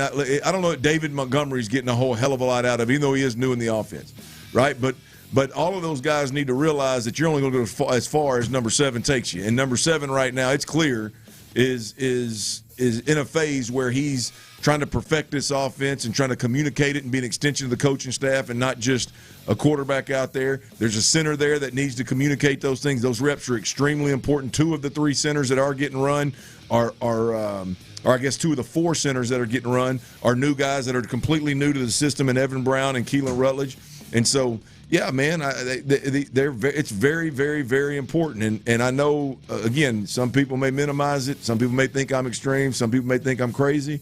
I mean, that's reps that this group needs. And if you're serious about winning a Super Bowl, you got to take advantage of every single one of them. By the way, on today, the final day, as they were out there This is our guy, Jonathan M. Alexander of the Houston Chronicle. He said, it's a walkthrough day today for the Texans on the third day of minicamp. We've been seeing them mix and match at center. One series, it's been Jake Andrews. He actually started out with the ones. In another series, it's been Keelan Rutledge. So as he reports there's some back and forth there. The first offensive line was Ursery, Teller, Andrews, Ingram, and Trent Brown in there for Braden Smith. But that, to me, may be the number one story when it comes to training camp when they return in mid-July or whatever, whenever that is. The Andrews versus Rutledge, and then maybe even further down the line, I think you got to include Evan Brown because he was able to run with the ones from the center spot. That, to me, seems like the biggest potential story going into training camp. Yeah, look, I mean, what does the center spot look like? I think everybody else on that offensive line, I don't believe there's a lick of competition. As you mentioned, Ariante Ursery is going to be your left tackle. Your right tackle is going to be Braden Smith, and hell, your depth tackle is going to be Trent Brown. I think your backup right tackle is going to be Trent Brown. Your left guard is going to be Wyatt Teller. Your right guard is going to be Ed Ingram. Your backup guard is going to be Evan Brown and or Keelan Rutledge. Your center is going to be one of three guys right now. And I don't know where Patterson fits into all this. Probably the odd man out, given that they drafted a center. But what does that center position look like? Who's going to start? I think your four of your five offensive line are literally plug and play, no competition. It is exact. If they're healthy, they're starting. That center position's the one. Yep, that's the one, and that's as we said, a lot of back and forth on a walkthrough day, more learning day than physical day, and we saw both of them getting at it. So mandatory minicamp in the books. They practice all 3 days. Next time we'll hear and see from them, training camp. 5 o'clock fire. All right, we've talked about it a lot, and it was history last night. The Knicks, they are on the brink of a title. They now go up 3-1, Clint, and they are on the brink for a title after that crazy historic comeback last night versus the Spurs, down 29 points, and they come back 29 in the second half too, and they come back to win this game. They're up 3-1, Clint, and it feels like obviously they're in the driver's seat. There's only one time that a team has been down 3-1 and come back to win the finals, and well, we know who that was. But it has not happened ever except for that one time. For you, Clint, who do you think is potentially the finals MVP for the Knicks right now? Jalen Brunson's at 28 points a game, 4 rebounds, 5 assists. OG has really come on. He's at 22.5, 4 rebounds and an assist. And then Karl Anthony Towns, after the first 2 games, was thought to be that he's at 16 plus, 11 and a half rebounds, 3 assists per game. Who do you think's in the driver's seat? It's Jalen Brunson, man.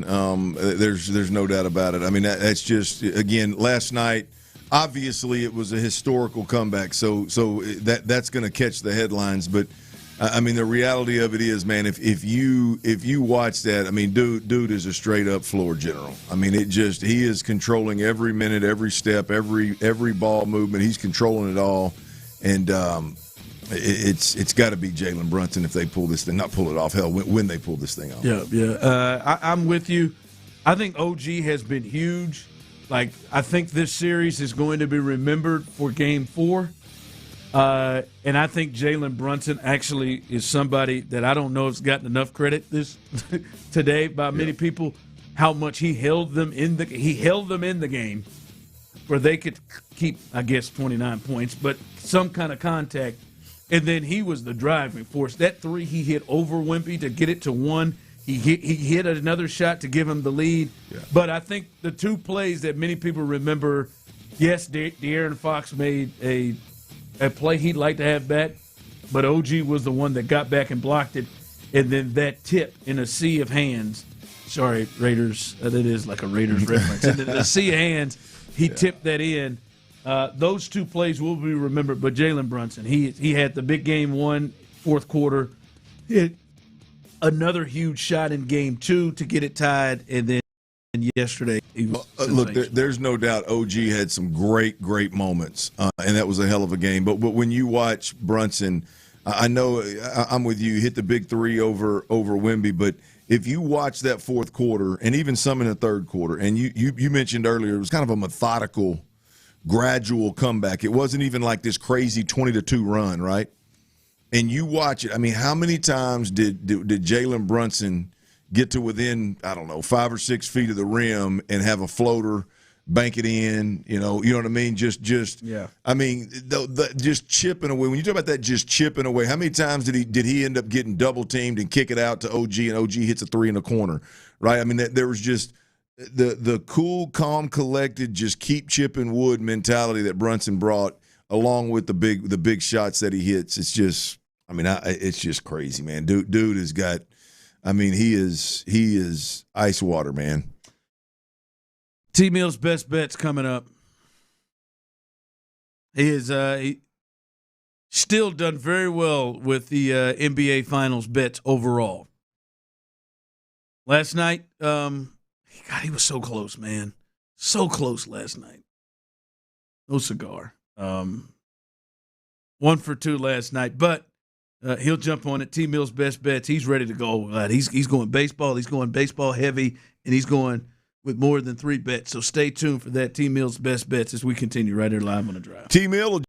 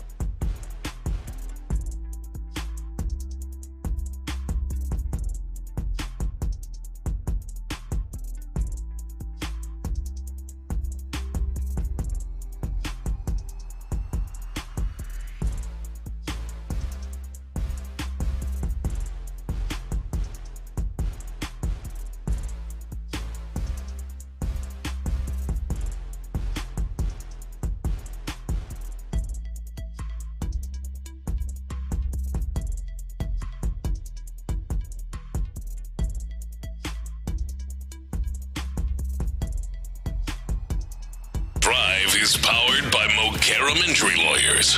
Heard in an accident? Call Mokaram Injury Lawyers at 281-222-2222. Sports Radio 610 presents The Drive with Stoerner and Hughley.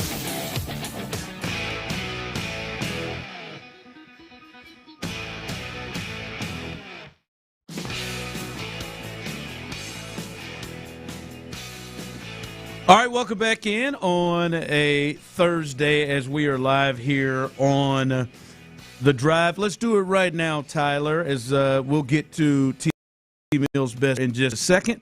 Let's do it right now. Caller number 7. Caller number 7, 713-572-4610. You can be our winner. You will have a chance right now if you call in. Phone lines are open to win a pair of tickets to the Dynamo Soccer Celebration live viewing party on June 18th. It features action between Mexico and South Korea. Caller number 7. Tyler will take care of you. Phone lines are open. 713-572-4610, and you can be our next winner. All you got to do is call, and that is the cue to call right now, and Tyler will take care of you. Should be a good time. Should be a good time out there as the biggest soccer can be right now. The World Cup just started today. In fact, Mexico got a win earlier today, 2-0.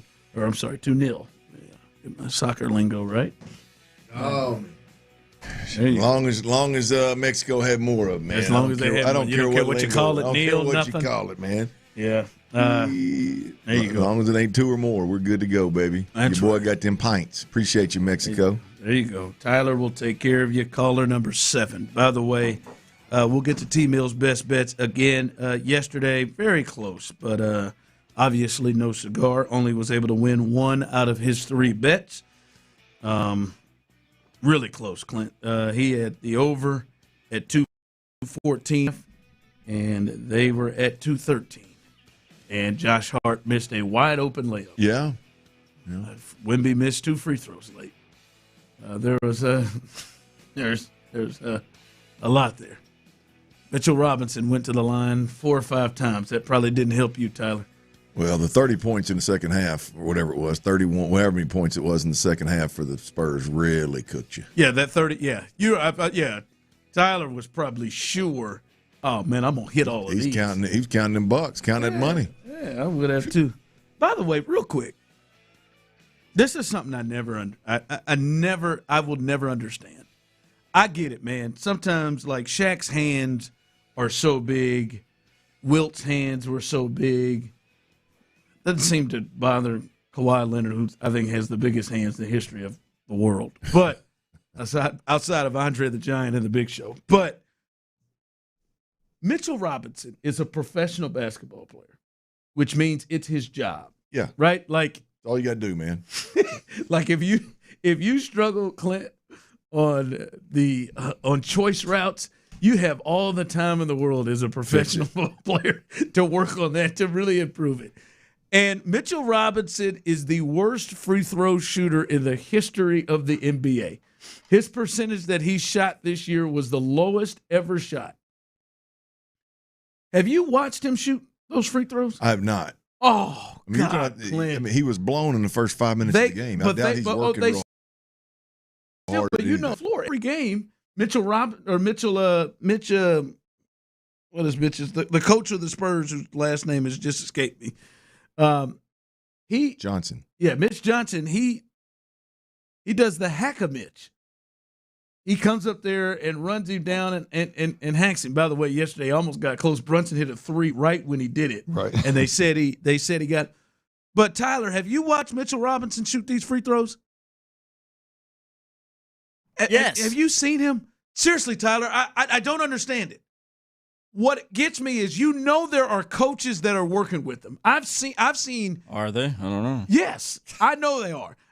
Phil Jackson used to hire coaches specifically to work on Shaq's free throw shooting. They are. When you have the worst percentage ever, and when you watch him, I want you to go look him up. Clint Tyler, I don't know how you work on it all day, you see it, and you practice it as much as I'm sure they have practiced it to try to get it to the best that it can be, that they've settled on what he does. I mean, Tyler, he might as well turn and put his shoulder facing the goal and just throw it. He's doing his best. That's how hard he shoots it. I mean, it is the equivalent of beer pong and somebody just firing that sucker right at the front cup, just hitting it. Right. I mean, he shoots it so hard. There is no law, there's no arch, none of it. And I'm just like, how in the hell is this what they settled on? Like they've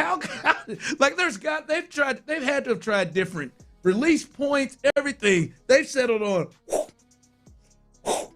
It is. I don't know. I don't.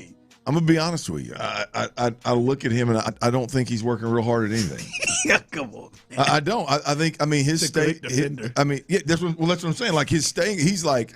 I would imagine he's so bad that you just reach a point like hell with it. I got staying power. I don't need. If I'm making free throws is not going to make me more valuable or keep me a job longer in the league. So to hell with it. I cannot believe how tired he was in 5 minutes of that game last night. Yeah, he was blown. Boy, he didn't know. They had to bring him out. He wasn't prepared. He didn't know he was going. He came out of the game because he was hands on the knees on the defensive end of the floor. I mean, he was cooked. And I looked up, and there was 6:04 left in the first quarter. No, he's somebody that comes in, Clint, and he's giving you every bit he's got because he knows generally he's only got to be out there for about 3 minutes. I mean, you think your free throw question is like one of those like inexplicable, right? Like basketball, you run for a living. And I know you're a big guy, but damn, I mean, you didn't get 6 minutes in, Chief. I can't believe. I just can't believe that is the free throw technique they've settled on. It just can't. It just can't be. It just cannot. That can't be. They've tried it all, Ron. But that can't be where they've settled. That's the best they could get. I mean, it is. I mean, Clint, it is god awful. It is. He shoots it so hard. He shoots it. His practice, his warm up stroke is straight up. I mean, his warm up stroke. He's watching it right now, man. It is. He shoots it so hard, man. That is awful. I'm sitting there. I'm just like, I don't think that, like, when you say that's what they settled on, like I don't think what I just watched is it's just. I don't think whoever is coaching him didn't go, yeah, that's it, man. Hey, man, you better look out on them rebounds, man. That thing is rocking it off hard, man. All right, let's get to T Mill. T Mill's best bets. Remember, you can find those on Twitter at Space City Sharp. Space City Sharp. You can find T Mill's best bets right there as he's looking to get back on track after. It really wasn't his fault. The officiating took Carl out. He was one rebound short of winning that, and then Josh Hart just really screwed him over. Not to mention, as Clint said, Tyler, the 30 points in the second half from the Spurs after they scored 76 did not help your cause either. All right, what you got tonight? Well, are you sure? Are you sure? I'm not sure. Like, should we do best bets? Why wouldn't we do best bets? I mean, we didn't do them yesterday. Did we not do them yesterday? You sure you want to do them today? Like, sure. I thought we did them. I thought we did it at the start of the second segment. Pretty sure we didn't do them. I thought maybe we were canceling it. I don't agree with that. We can do best bets. I don't think that's the case. I think we did it yesterday. I mean, I could use an air check. Maybe I'm just crazy. You do call me Psycho T, but you are Psycho T. He didn't let you get your best bets in yesterday, but he sure enough wants to rub it in your face today that you missed a couple. I just don't believe that is the case. Yeah, I thought it was Bush League too, but I didn't want to say nothing. Well, I don't believe that's the case. We'll do best bets, Ron. We'll do best bets. I'd like to take a listen at tomorrow at the show. I believe we did it. I think you should. You mentioned it a couple times. I did mention it. We will do it for the people, but you're on my ish list right now, Ron. Well, put me on. Just completely flew by my best bets yesterday. But we'll do best bets. T Mill's best bets coming up next. Maybe. How's Coach D'Amico feeling about his squad after the first day of mandatory minicamp? Our team is looking great. I feel really, really good about where we are as a team. It's one of the best OTAs that we've had since I've been here in the past 4 years. I'm really excited about training camp.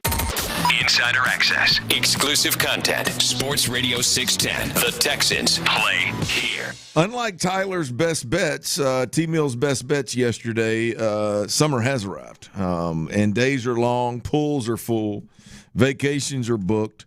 And the roads this time of year, they become more and more dangerous by the minute, man. Each summer, fatal accidents increase and reckless and drunk drivers flood the highways. In fact, it's such a shame that these days are known as the 100 deadliest days.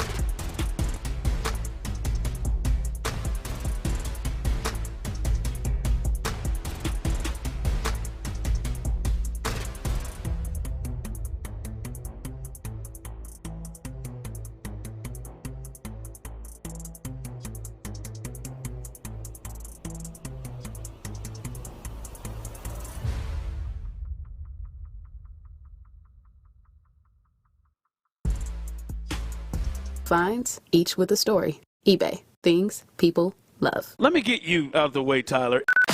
Sports Radio 610 presents The Drive with Stoerner and Hughley. Labios besándome otra vez. Suave, bésame, bésame. Suave, bésame otra vez. Suave, yo quiero sentir tus labios. Suave, besándome otra vez.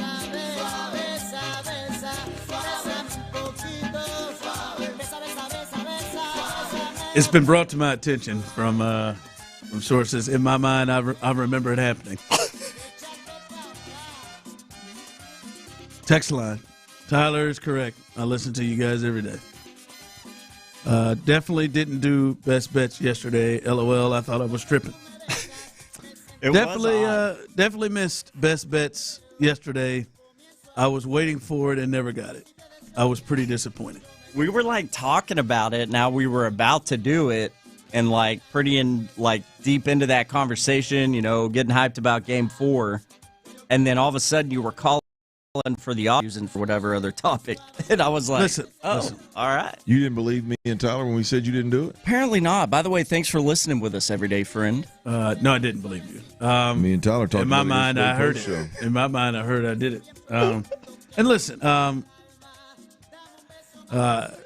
as a man, I can accept when I'm in the wrong here. I'm not going to go Joey McGuire or Jerry McGuire. I mean, it wasn't murder.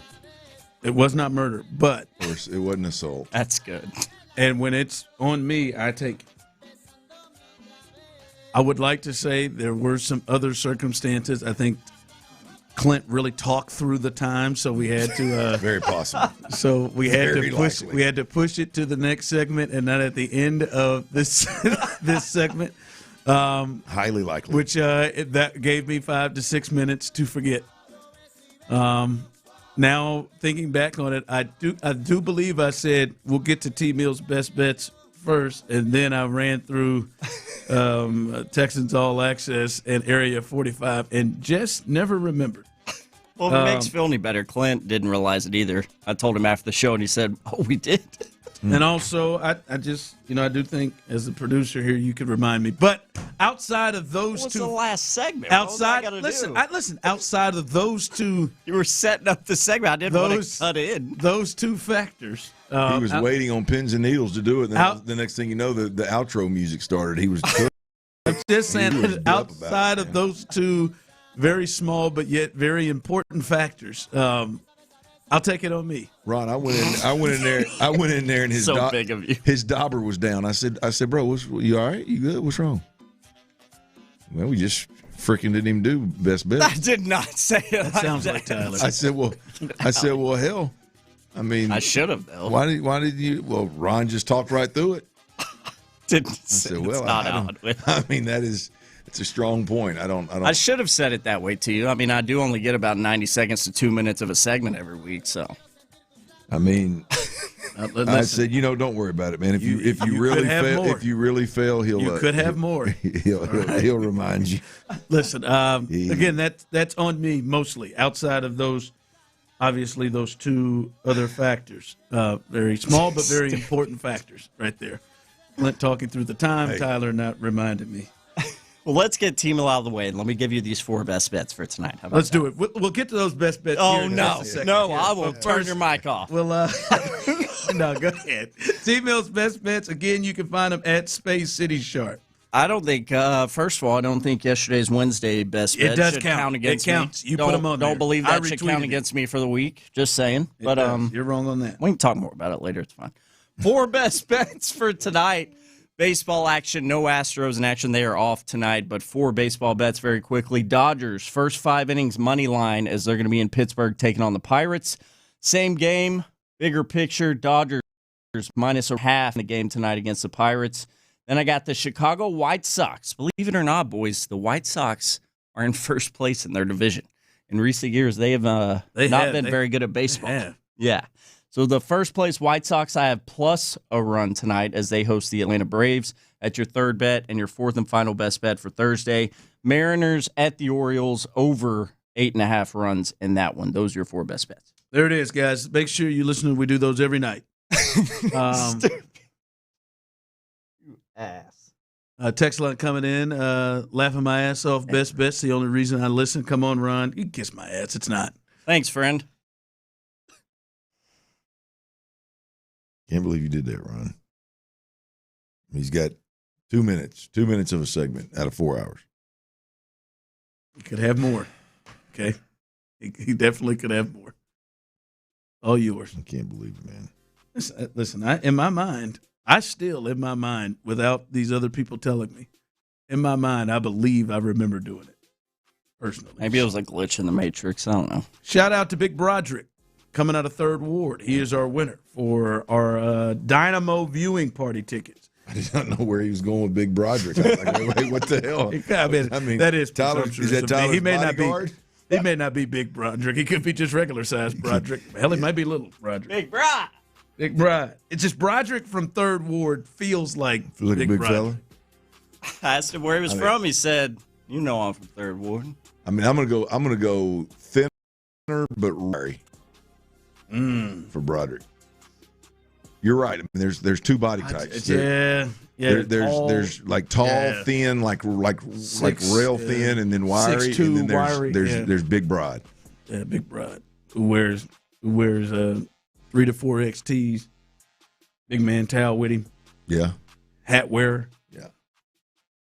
We're just assuming Broderick's black, aren't we? Is that what we're doing? Broderick coming out of 3rd Ward. I don't think I've ever met Pacific Islander. I love these moments. I've never met a white Broderick. Oh, there's some. There's an actor that's white. Let's type it in. I think maybe his last name. I've never met a white Broderick. Right. There are some white. That's what the whites used to do. Broderick's in the last name. You're right. You're right. I'm white. You are white and right. I think Linda the did, Caucasian got it correct. Linda fished around a bit, but I think I'm white. A soccer player by the name of Broderick White, who is white. And he's ginger. He's a ginger nation. I mean, Google knows one. I do not. He's a great soccer career from Broderick White. I mean, I'm sure Siri can show you one in all of the world, but I do not know. I've never met. Tyler, you ever met a white Broderick?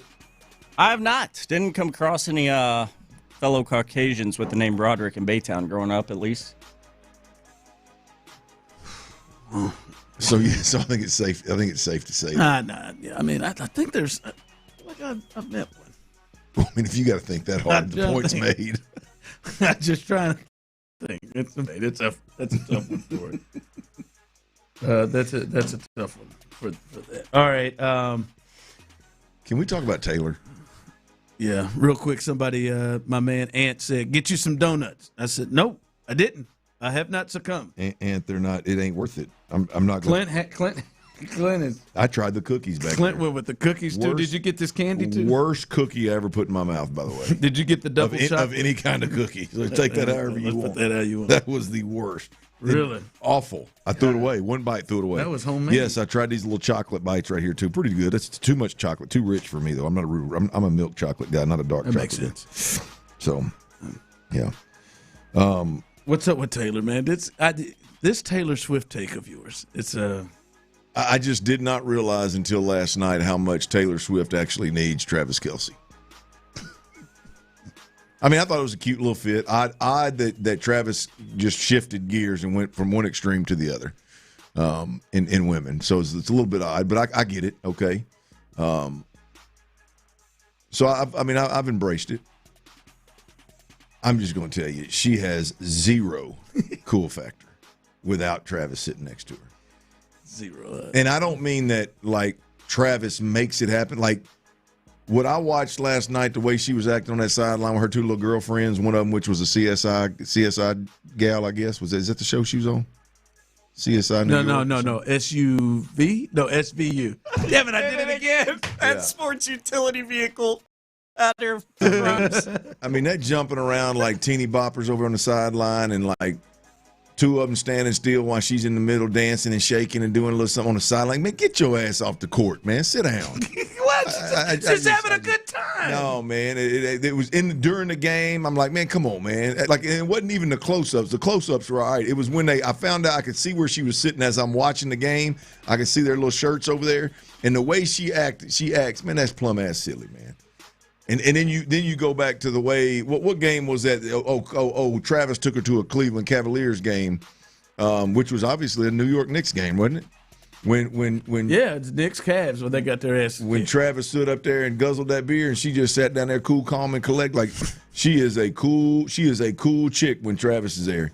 She get out with her girlfriends, act like she's 12 again. And look, I understand she's made billions of dollars I just didn't get appealing that to at teeny all. boppers. I did not get that at all. I thought Taylor was enjoying herself. And then I flip. I'm sure